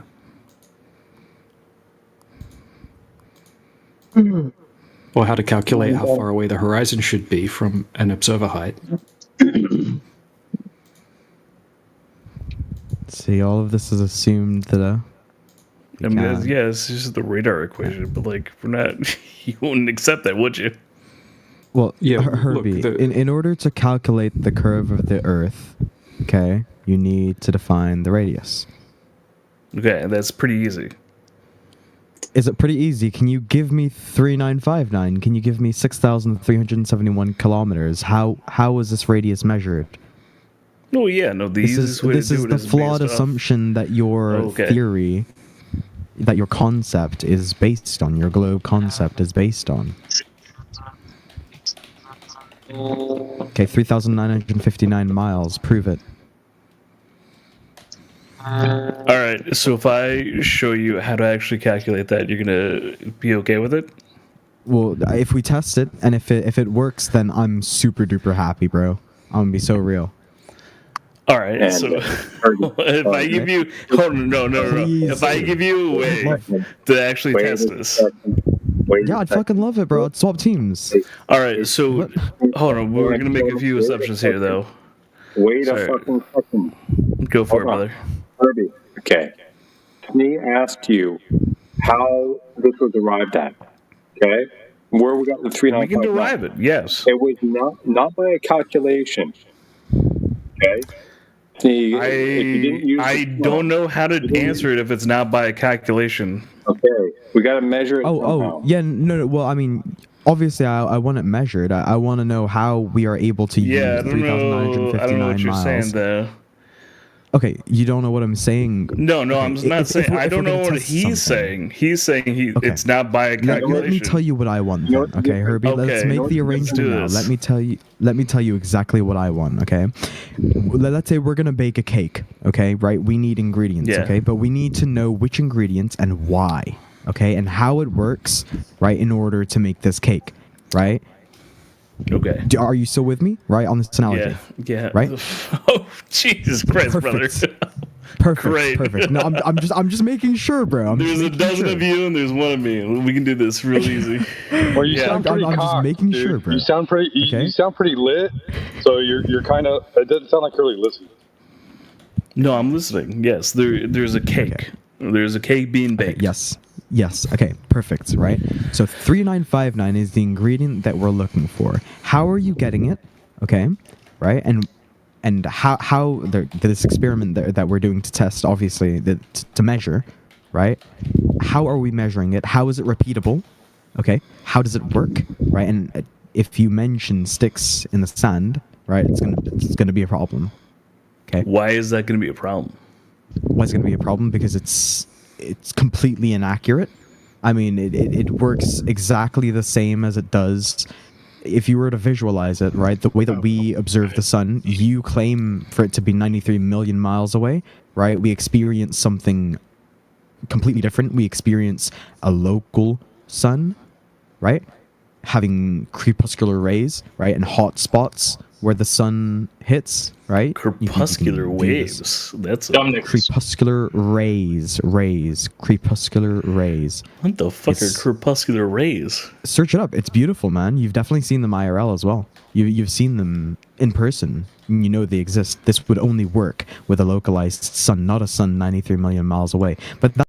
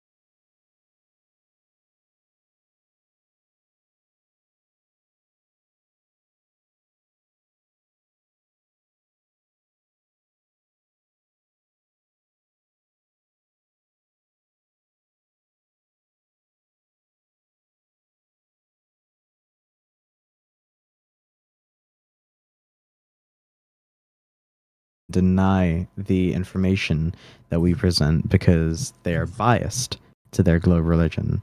It's cognitive dissonance, but it's like, it's crazy because I see so many people my age as well that are in here. And then, like, you know, yesterday we had, I mean, this was in the Christian chat, but it was, you know, the exact same thing. I mean, just a different topic. I don't understand how people can get so, like, brainwashed into thinking the exact opposite to what we experience. Yeah, you know, when it comes to the degenerates as well, like, it can also be because they, like, they know that flat Earth means that there would have to be some kind of creator, which leads to look like thinking about religions and God and that kind of thing. And if someone's a degenerate, right, they don't want anyone, you know, monitoring what they might get up to in their degenerate acts. And the idea of flat Earth kind of leads way to a creator and religion and things like that. Usually they're like hardcore atheists as well, because they don't want any repercussions for the things that they maybe get up to. Just speculating, obviously. But yeah, it's usually degenerate, like hardcore atheists that are the most angry at the idea of flat Earth.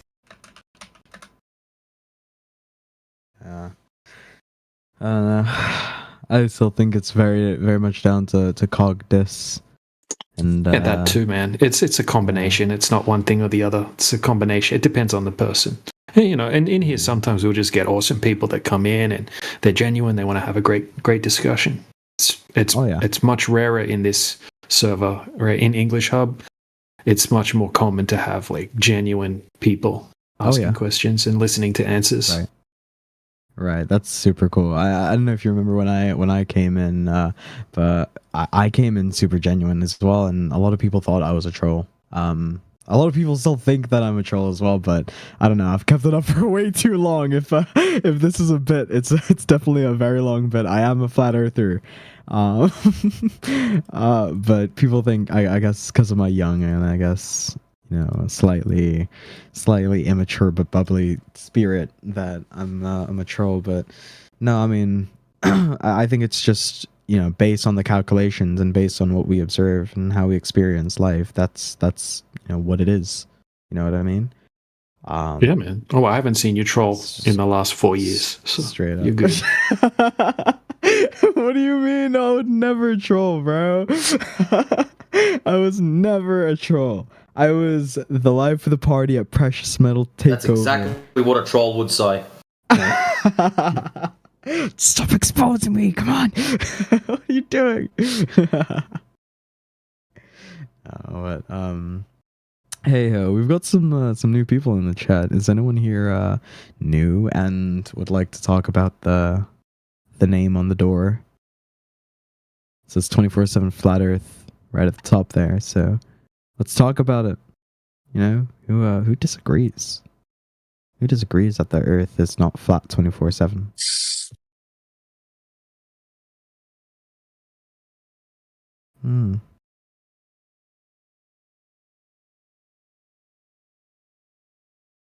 Good. I mean, the fact that no one said anything, this is very good. Had a good start. Just in time, Lucy Goosey is in. Welcome, Goose. Oh, wow. What's Hey, Goose. today's coping? What? What's up, Goose? My name is Snai. Nice to meet you. Shalom. Shalom? I mean, I prefer hello. Alright. It's more natural to me. I mean, is it more natural to you? Say hello? Yeah, sure. Yeah. Sure. Okay, so let's agree on the language. We'll use English, right? Sure, man. Perfect. What do you think about the name on the door? I don't really fuck with the flat earth. Oh, okay, we're using strong language now. Okay. Yeah, I don't fuck with it, bro. Whoa, twice. Okay. Yeah, you heard it. Yeah, okay. Wow. Right. So you don't F with the flat earth. Yeah, I don't heck with it. May I ask why? You know, heck is for the people that don't believe in gosh, right? Alright, well, it is what it is. Okay, so why don't you F with the FE? Well, I'm a man of science. Ooh, I like that word. I like that word. What's your favorite law? If you like science a lot, what's your favorite law? You go first and I'll go next. All right, so I'm going to have to go with Newton's law of gravitation. Ooh, okay. That's a good one, right? I fuck with that one. We'll dive into that. That's an interesting one. Okay. My favorite is the second law of thermodynamics. Okay. We'll put a pause on that for now. We'll stop sharing our favorite laws and we'll dive into what you just said and then what I just said. Okay. Okay. So yeah, what you said wasn't actually a law. I guess it's a theory, right? Would you agree that it's a theory? What you presented? When I look it up, it's a law, though. So, do you want to go when into you look semantics? it up, it's a law? Well, no, I mean, I want to know, like, scientifically, right? Because you like science and I like science, right? If we're both scientists here, let's both start role-playing. Okay, we are both top-level scientists, and we're trying to get to the bottom of this. Is the Earth flat, or is it a sphere? Right? Let's use hard science. It's a spheroid. I wouldn't say a perfect sphere. Oh, okay, you'd say a spheroid. Would you say oblate? Would you say it's an oblate spheroid? Hell yeah, I would. Hell yeah, you would. Okay. Wow. Heck yeah. Sorry, heck yeah. Anymore. Okay. Yeah. So you believe in Gosh, right? Or you don't believe in Gosh? Yeah, I believe in Gosh, Dang. Dang. What about? Okay. All right. We're spiraling off topic. Feels like a gravitational pull here. Let's go to it. Okay. So gravity. Okay. Right. You said what was the name of the law that you said? Let's take a look at it. Newton's law of universal gravitation. Newton's law of universal gravitation.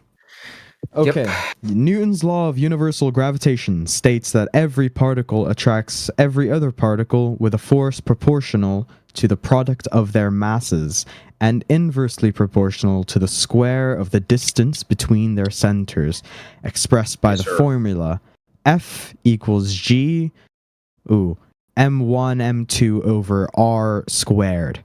Yes, sir. Where F is the gravitational force, m1 and m2 are the masses, r is the distance, and g is the universal gravitational constant unifying celestial and terrestrial gravity.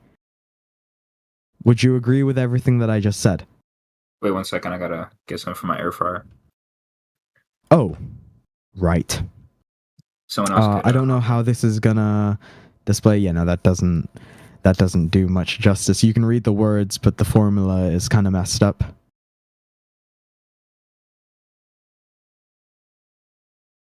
So that's m1 m2 over r squared, where the F is the gravitational force, m1 and m2 are the masses, r is the distance, and g is the universal gravitational constant unifying celestial and terrestrial gravity. All right, why are we? The law of thermodynamics. Yeah, man, we can all Google it. What we do?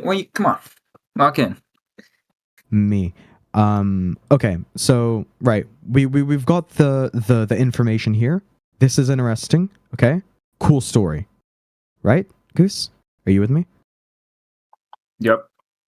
Okay, perfect. Let's put it to the test. What can we do to test this and show that this is legit and this is what we experience? Because it's cool having it on paper, right? It says that, hey, these particles attract with a force, right? And the force is proportional to the product of their masses and inversely proportional to the distance. Free fall experiments, right, or the square of the distance. You have different experiments like the Cavendish experiment. Can you provide a citation in the chat, please? Citation? What should the citation be? Like an explanation. The citation should be.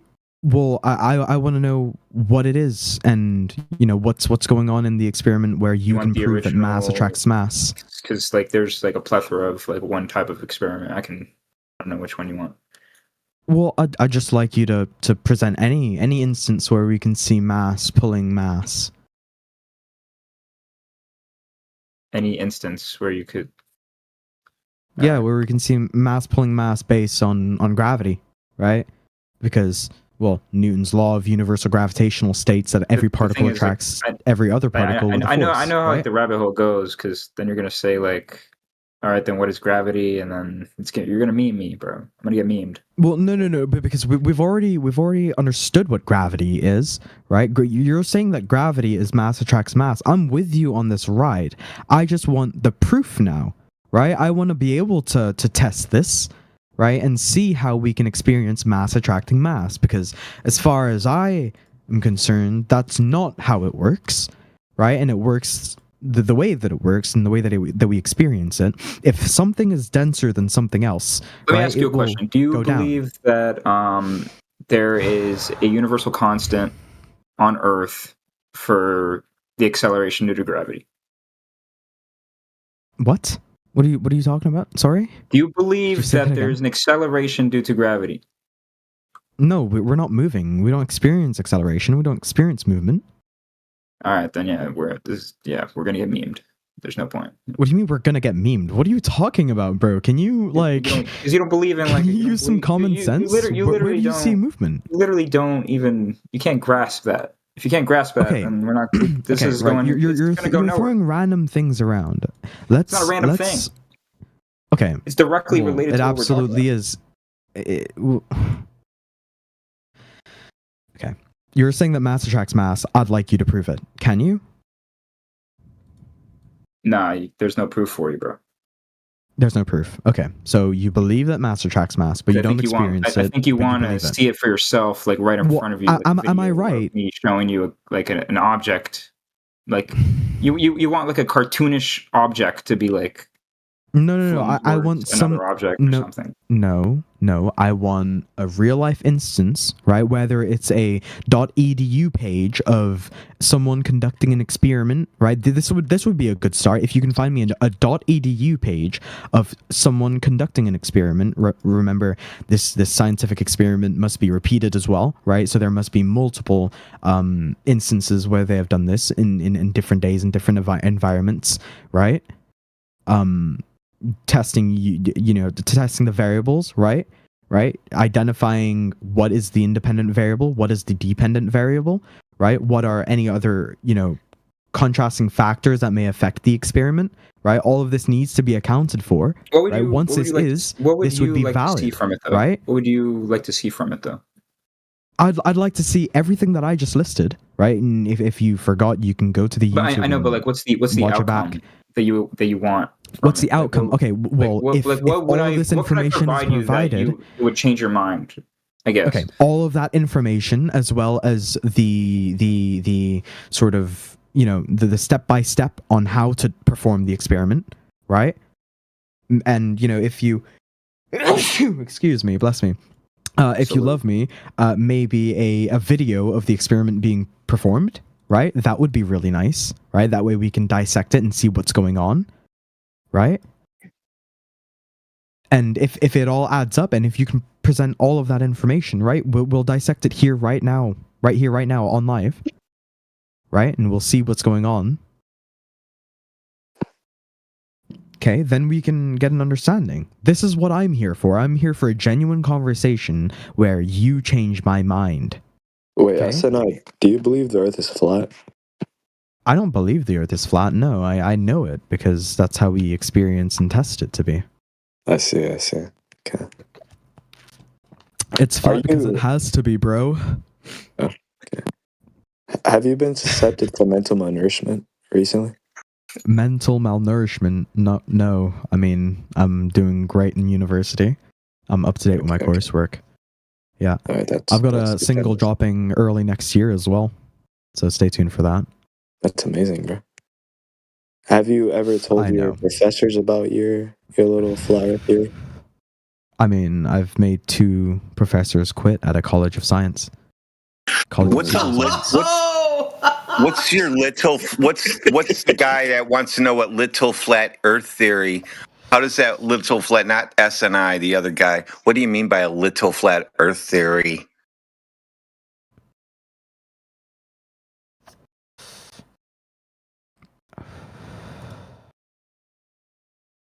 Wait, you're talking to me? Yeah, the guy who said little flat Earth theory. What is it? I think it was little flat Earth theory. Well, So it's Regent, it's not smaller. really a It's theory. smaller than the globe, then. Yeah, we could say that. Little flat Earth theory. So it's Whatever you smaller want it to than be, a bro. globe. No, it's whatever you want it to be, bro. Regent, I'd just like you to know, right? Flat Earth, it's not a theory, right? It follows a scientific method. Okay? Mm-hmm. Do you know what science is? Do you know what the scientific method is? Can you teach me, bro? Can you teach me? Can I teach you? I mean, do you know what the scientific method is? No, I want you to teach me on how the Earth is flat. Okay, well, I mean, you'd have to pay me if you wanted like a proper. Okay. So basically, to be a flat earther, you have to take a course. Not really, but I mean, I'd like the money. I mean, I'm a university student, you know. I mean, I'd like money too. Yeah. So hey, that's something we have in common, right? How old are you, man? If you don't mind me asking. I'm 17, brother. You're 17. Okay. Yeah. You're a bit younger than me. I'm 19. Okay. So I think you and I will have the sort of closest ages in the chat right now. Okay. So let's have this conversation. Okay, in good faith, right? And we'll only use fact. Okay. Well, do you think the Earth is a globe? Yeah, I do believe start so. with that. You believe so. Why do you believe so? I was taught that my entire life. You were taught that your entire life. You know what? Me too. Okay. Me too. But when I was like 14, 15, okay, I found like, you know, the sort of the resources that freed me from what I was taught, similar to you, right? I found these resources.